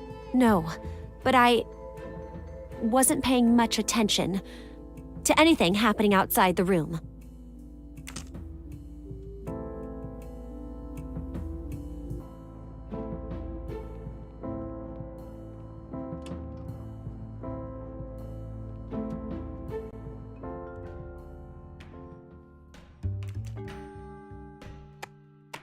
The bear was killed for ordering Flint's death without following the spire's normal procedures.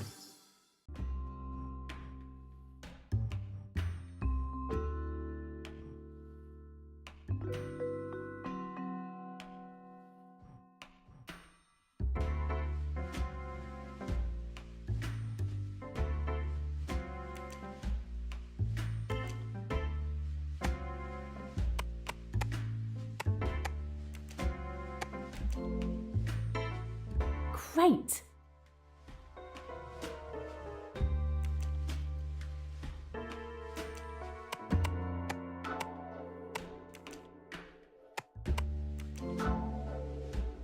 Perfect!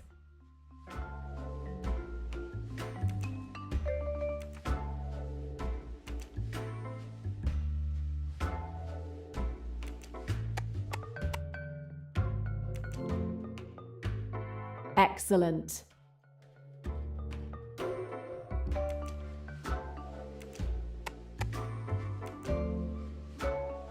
Great work.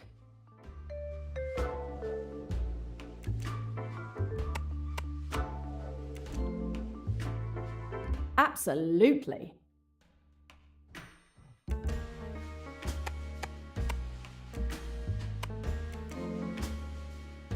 Nice one.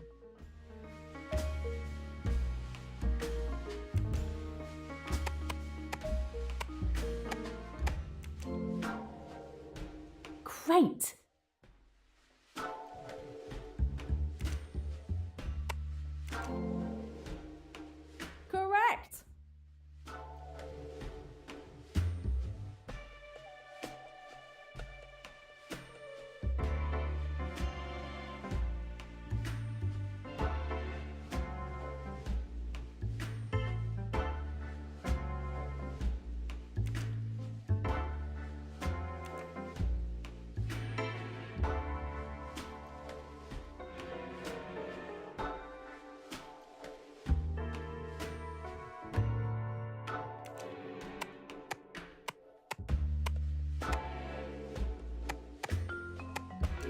No, no, no.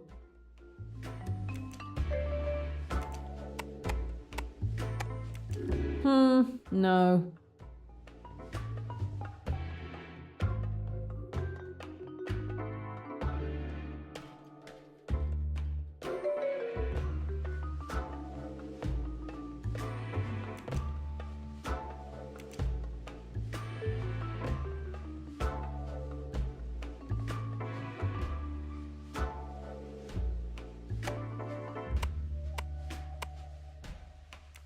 No, no, no.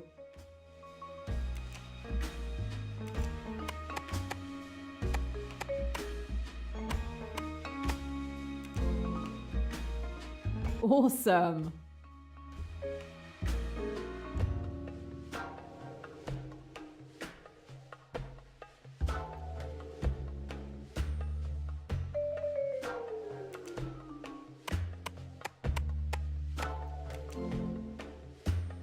Right.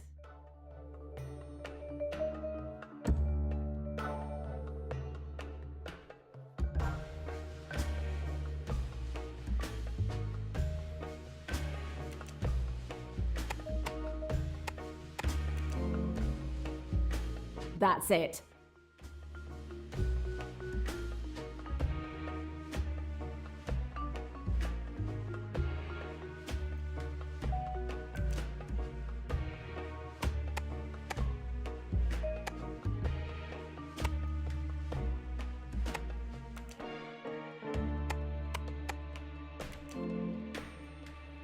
I did great.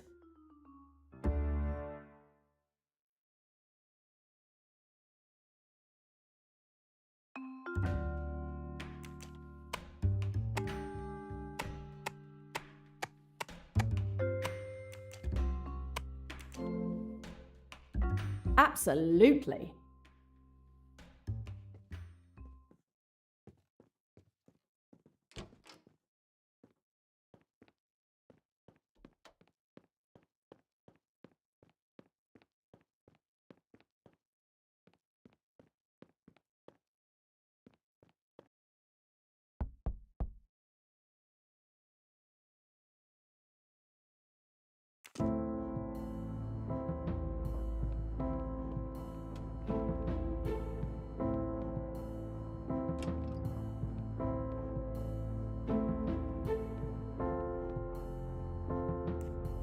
I've uncovered the little mystery of your signet ring.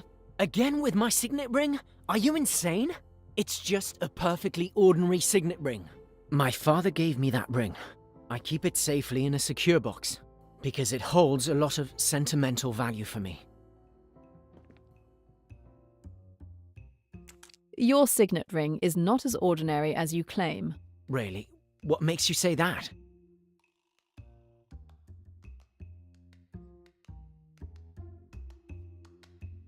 You dress like a hippie, but you are in fact the heir of the Dawlish family, one of the oldest and richest in England. Okay, I've been uncovered. Well done, detective, and so what? What do you care how I dress? Why all the secrecy? Okay, so I cut ties with my family years ago. It's impossible for me to subscribe to their bourgeois, capitalist, aristocratic, fundamentally self-centered values. I'm much better off now living far away from them under a false identity. It also allowed me to distance myself from the parasites they call friends, who swarm around my family. The ties haven't been severed that much. You seem to maintain quite a comfortable lifestyle. The spire is looking to ruin the Ferguson family. If he's aware that Pennington is the head of the organisation, he knows that by killing Pennington, he distances the spire from him and his family. That would be a good motive to kill him.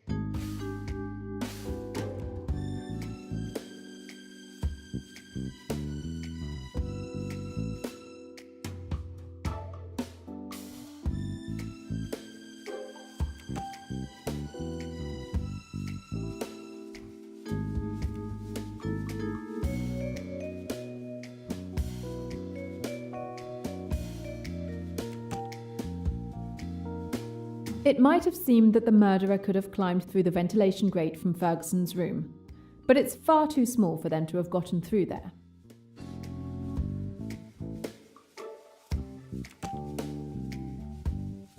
The murderer must have used the ventilation duct in Ferguson's room to cut the string holding the wall lamp. Another win with my name on it.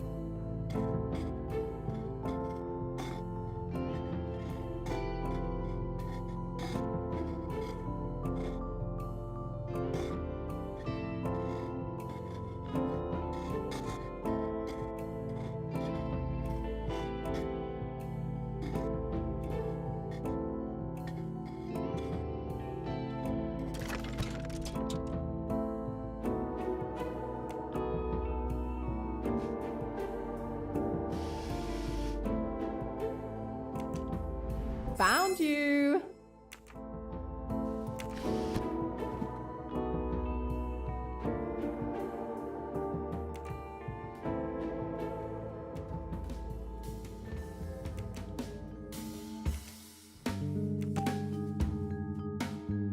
Only Cornelia and Ferguson had motives to kill Pennington, and they are also the only ones who had access to the ventilation duct to cut the string at the time of the murder. One of them must be the murderer. I'm going to confront them. Test passed with flying colours.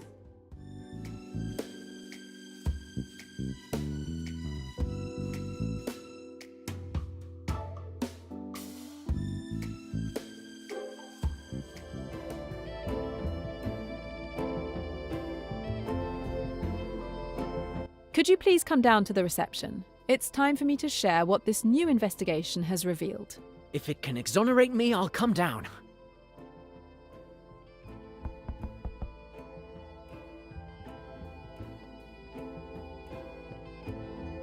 I would like you to go down to reception if you don't mind. You want to search my room? Do it. Search it all you like. I'll go.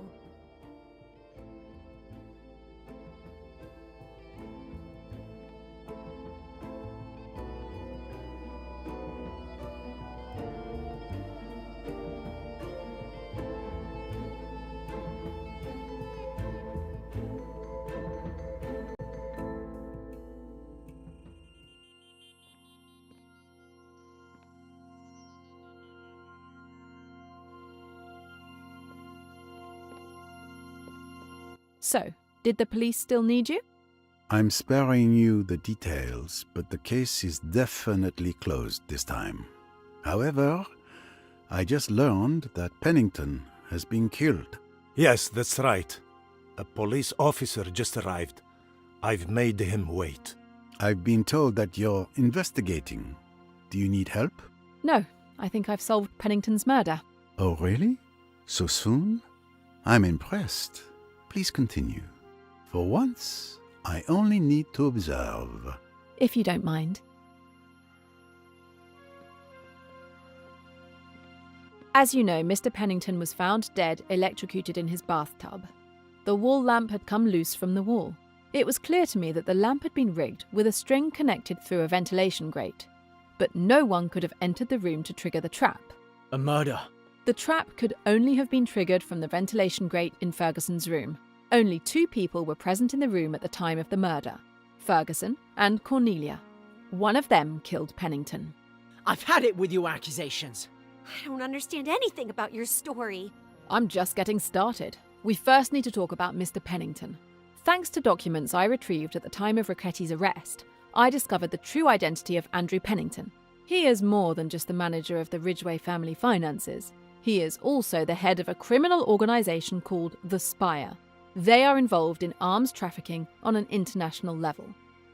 Want to start a revolution? They'll supply every bullet.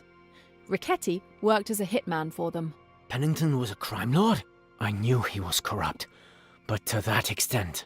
I also discovered that Pennington was connected to my 2 suspects. Let's start with Cornelia. You were born into wealth, but your family was ruined by Pennington and Lynette's father, who was also part of the Spire. You knew this, and you decided to take your revenge. You're wrong. My father caused his own ruin. Let's next have a look at Mr. Ferguson. Beneath his hippie facade, he comes from one of the richest families in England. You might say, but he lives in poverty, away from his family. In this case, clothes don't make the man, and his family was targeted by the Spire to be stripped of their fortune. He takes luxurious trips with the family's money and enjoys a lavish life. Killing Pennington would ensure he could maintain that lifestyle. What is this Spire? I've never heard of it. It sounds like the villains in a James Bond movie. The Spire is real enough. I can prove it. So, both suspects have a motive to kill Pennington. Here's how the murder happened.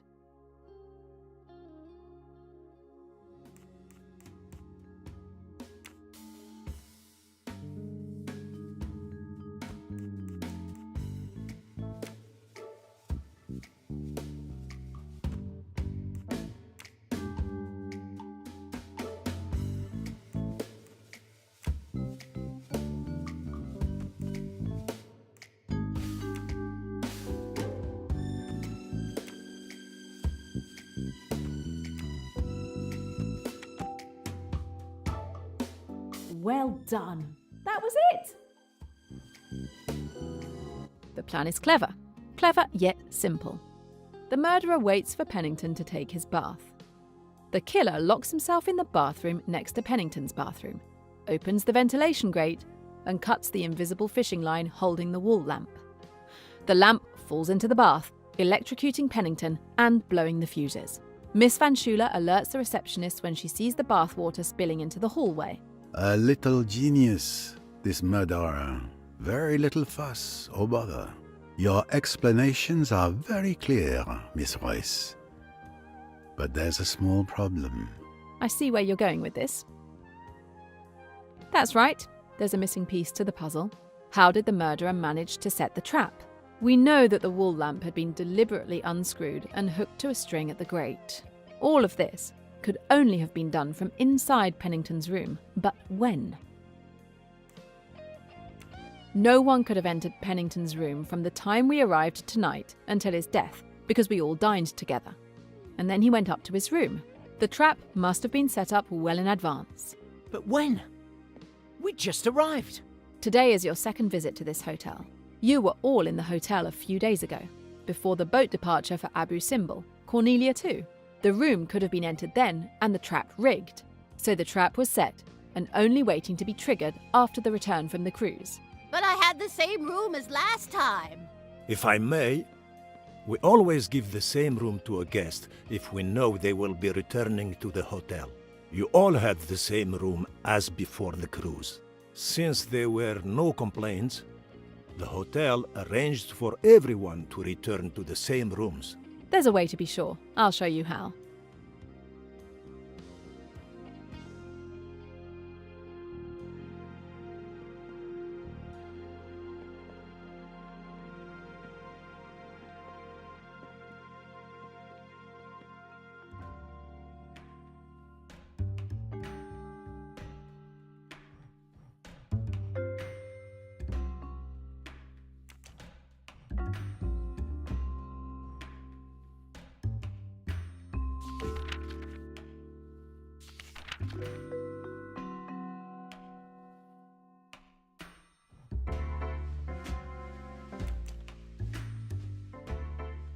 Here is the evidence that condemns the guilty party.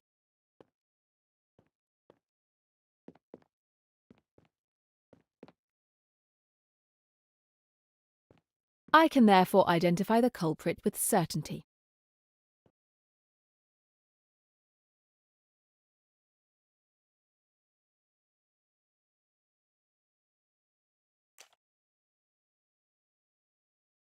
Cornelia, you killed Pennington. My cousin? Unthinkable. But what is in that register to accuse her? It is certain that Pennington's and Cornelia's rooms were intentionally switched in the logbook. The receptionist reiterated that he always assigns the same room. But what happened with this logbook? It's simple. It was Cornelia who swapped the rooms in the logbook.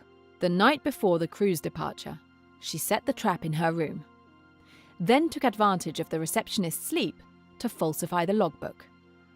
If they were not asleep, a diversion needing their attention could be arranged. As a result, Pennington's future room was rigged. All she needed was to get closer to Ferguson during the cruise, because she knew he would have the neighbouring room, ensuring she could trigger the trap at the right moment. Human nature will never cease to disappoint me. Our relationship was sincere. I truly appreciate you. Cornelia, it's time for you to tell us the truth. Yes, it is time. For my 21st birthday, my mother confessed the truth about my father to me. I had always believed he had caused our family's ruin with his bad investments. In reality, it was Lynette's father, aided by Pennington, who stole all of our family's fortune. My father was swindled by them and couldn't bear the humiliation. I started to hate those two men. But I never held anything against Lynette. She was innocent and a good person. When we arrived at the hotel, I discovered that Pennington was there. I saw it as a sign. I was finally going to be able to fulfill the vengeance I had wished for years. I understand your thirst for vengeance better than anyone, but it won't ease your pain.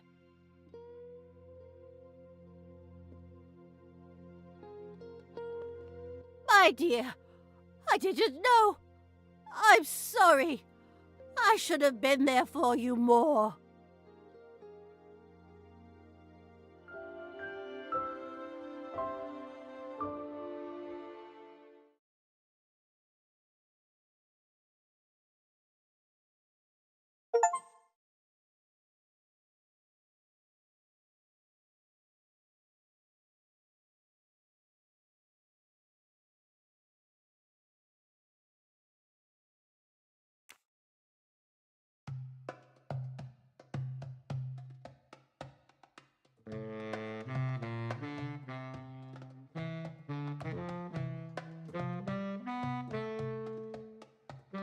I wish I could stay a little longer, but I have to go back to London. I would have enjoyed traveling back with you, but I'm staying a few more days. I might, finally, be able to relax and enjoy Egypt. If it is not impolite to ask, what are you going to do when you return to England, Miss Royce? I'm not taking on any new cases right away. There's more I need to know about Emmy's murderers. I'm going to dig deeper into the Spire organization. It is a big case you're tackling, Miss Royce. A dangerous one. I wish you the best of luck. Please, keep me informed. And if there is anything Poirot can do, please just ask. It's been a pleasure, Mr. Poirot.